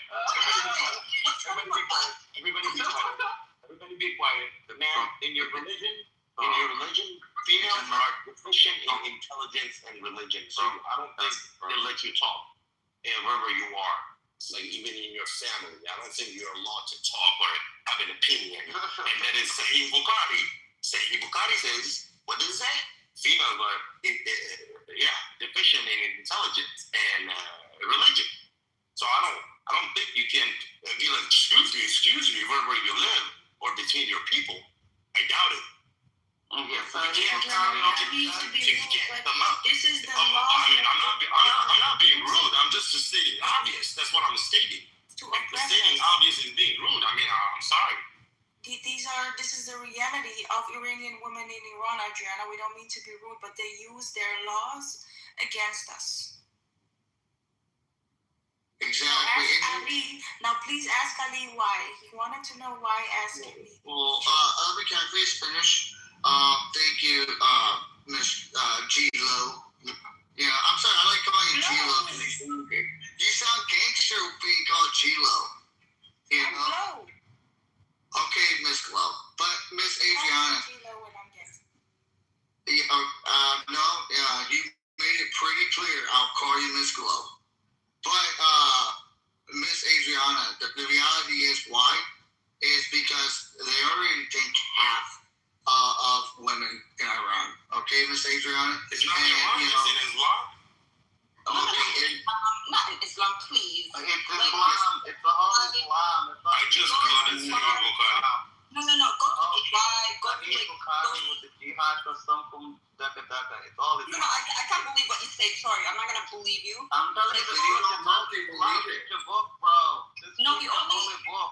It's the whole Quran. It's all Islam. No, the Quran doesn't say that. Some ahadith, it does. Some ahadith, some of it is not it's fake, and some of it is not real. But we go. Some of them are fake. Some of them are real. Some of them are okay, please stop interrupting. Can you please stop interrupting? You sound like a child right now. Let me talk. They want to. All right. If you go to Dubai, go look at the women there. They're open-minded. We're not talking about Dubai. We're talking about Iran. Why yelling? Because you are being impatient, ma'am. Ma'am, you're being impatient. You're trying to talk about Dubai, but we're talking about Iran. Are we talking about Dubai? Please calm down. They're so angry. Calm down, guys. He's talking about the whole. Guys, the lady's making a point. Hold on. No. Everybody relax. She's making a point. You guys are talking about Islam. You're attacking Islam. No, you can't attack Islam only in Iran. She's not bringing a case in Saudi or wherever, Dubai. And you're like, no, we're only sticking about Islam in Iran. If you guys are claiming that Islam's bad, it's bad all over the world. So I think Ocean needs to have the conversation with her, and nobody needs to interrupt. Exactly. Or Sam. Ocean's there anymore, BB. You should have that conversation. No, I think only Ocean. Actually, we're speaking about Iran because they use ahadith and they use ayah to justify their law, their Islamic law, their interpretation of it to be respectful to you as a Muslim, against us. Did you guys chase that chick away? I know that chick. Serious. Don't get it going. What do you think? But the simple thing to ask her is, it's easy, guys. So, Adriana, Where is he? He's still worried about where he is. Hold on, Adriana. Do you reject any hadiths? Some hadiths I reject them, and some hadiths I don't reject them. Why do you reject certain hadiths? Because some of them are fake. I don't know, like. How are they fake? They're hadiths. If one is fake, the next one is fake too. You can't say that. Like, it's not okay.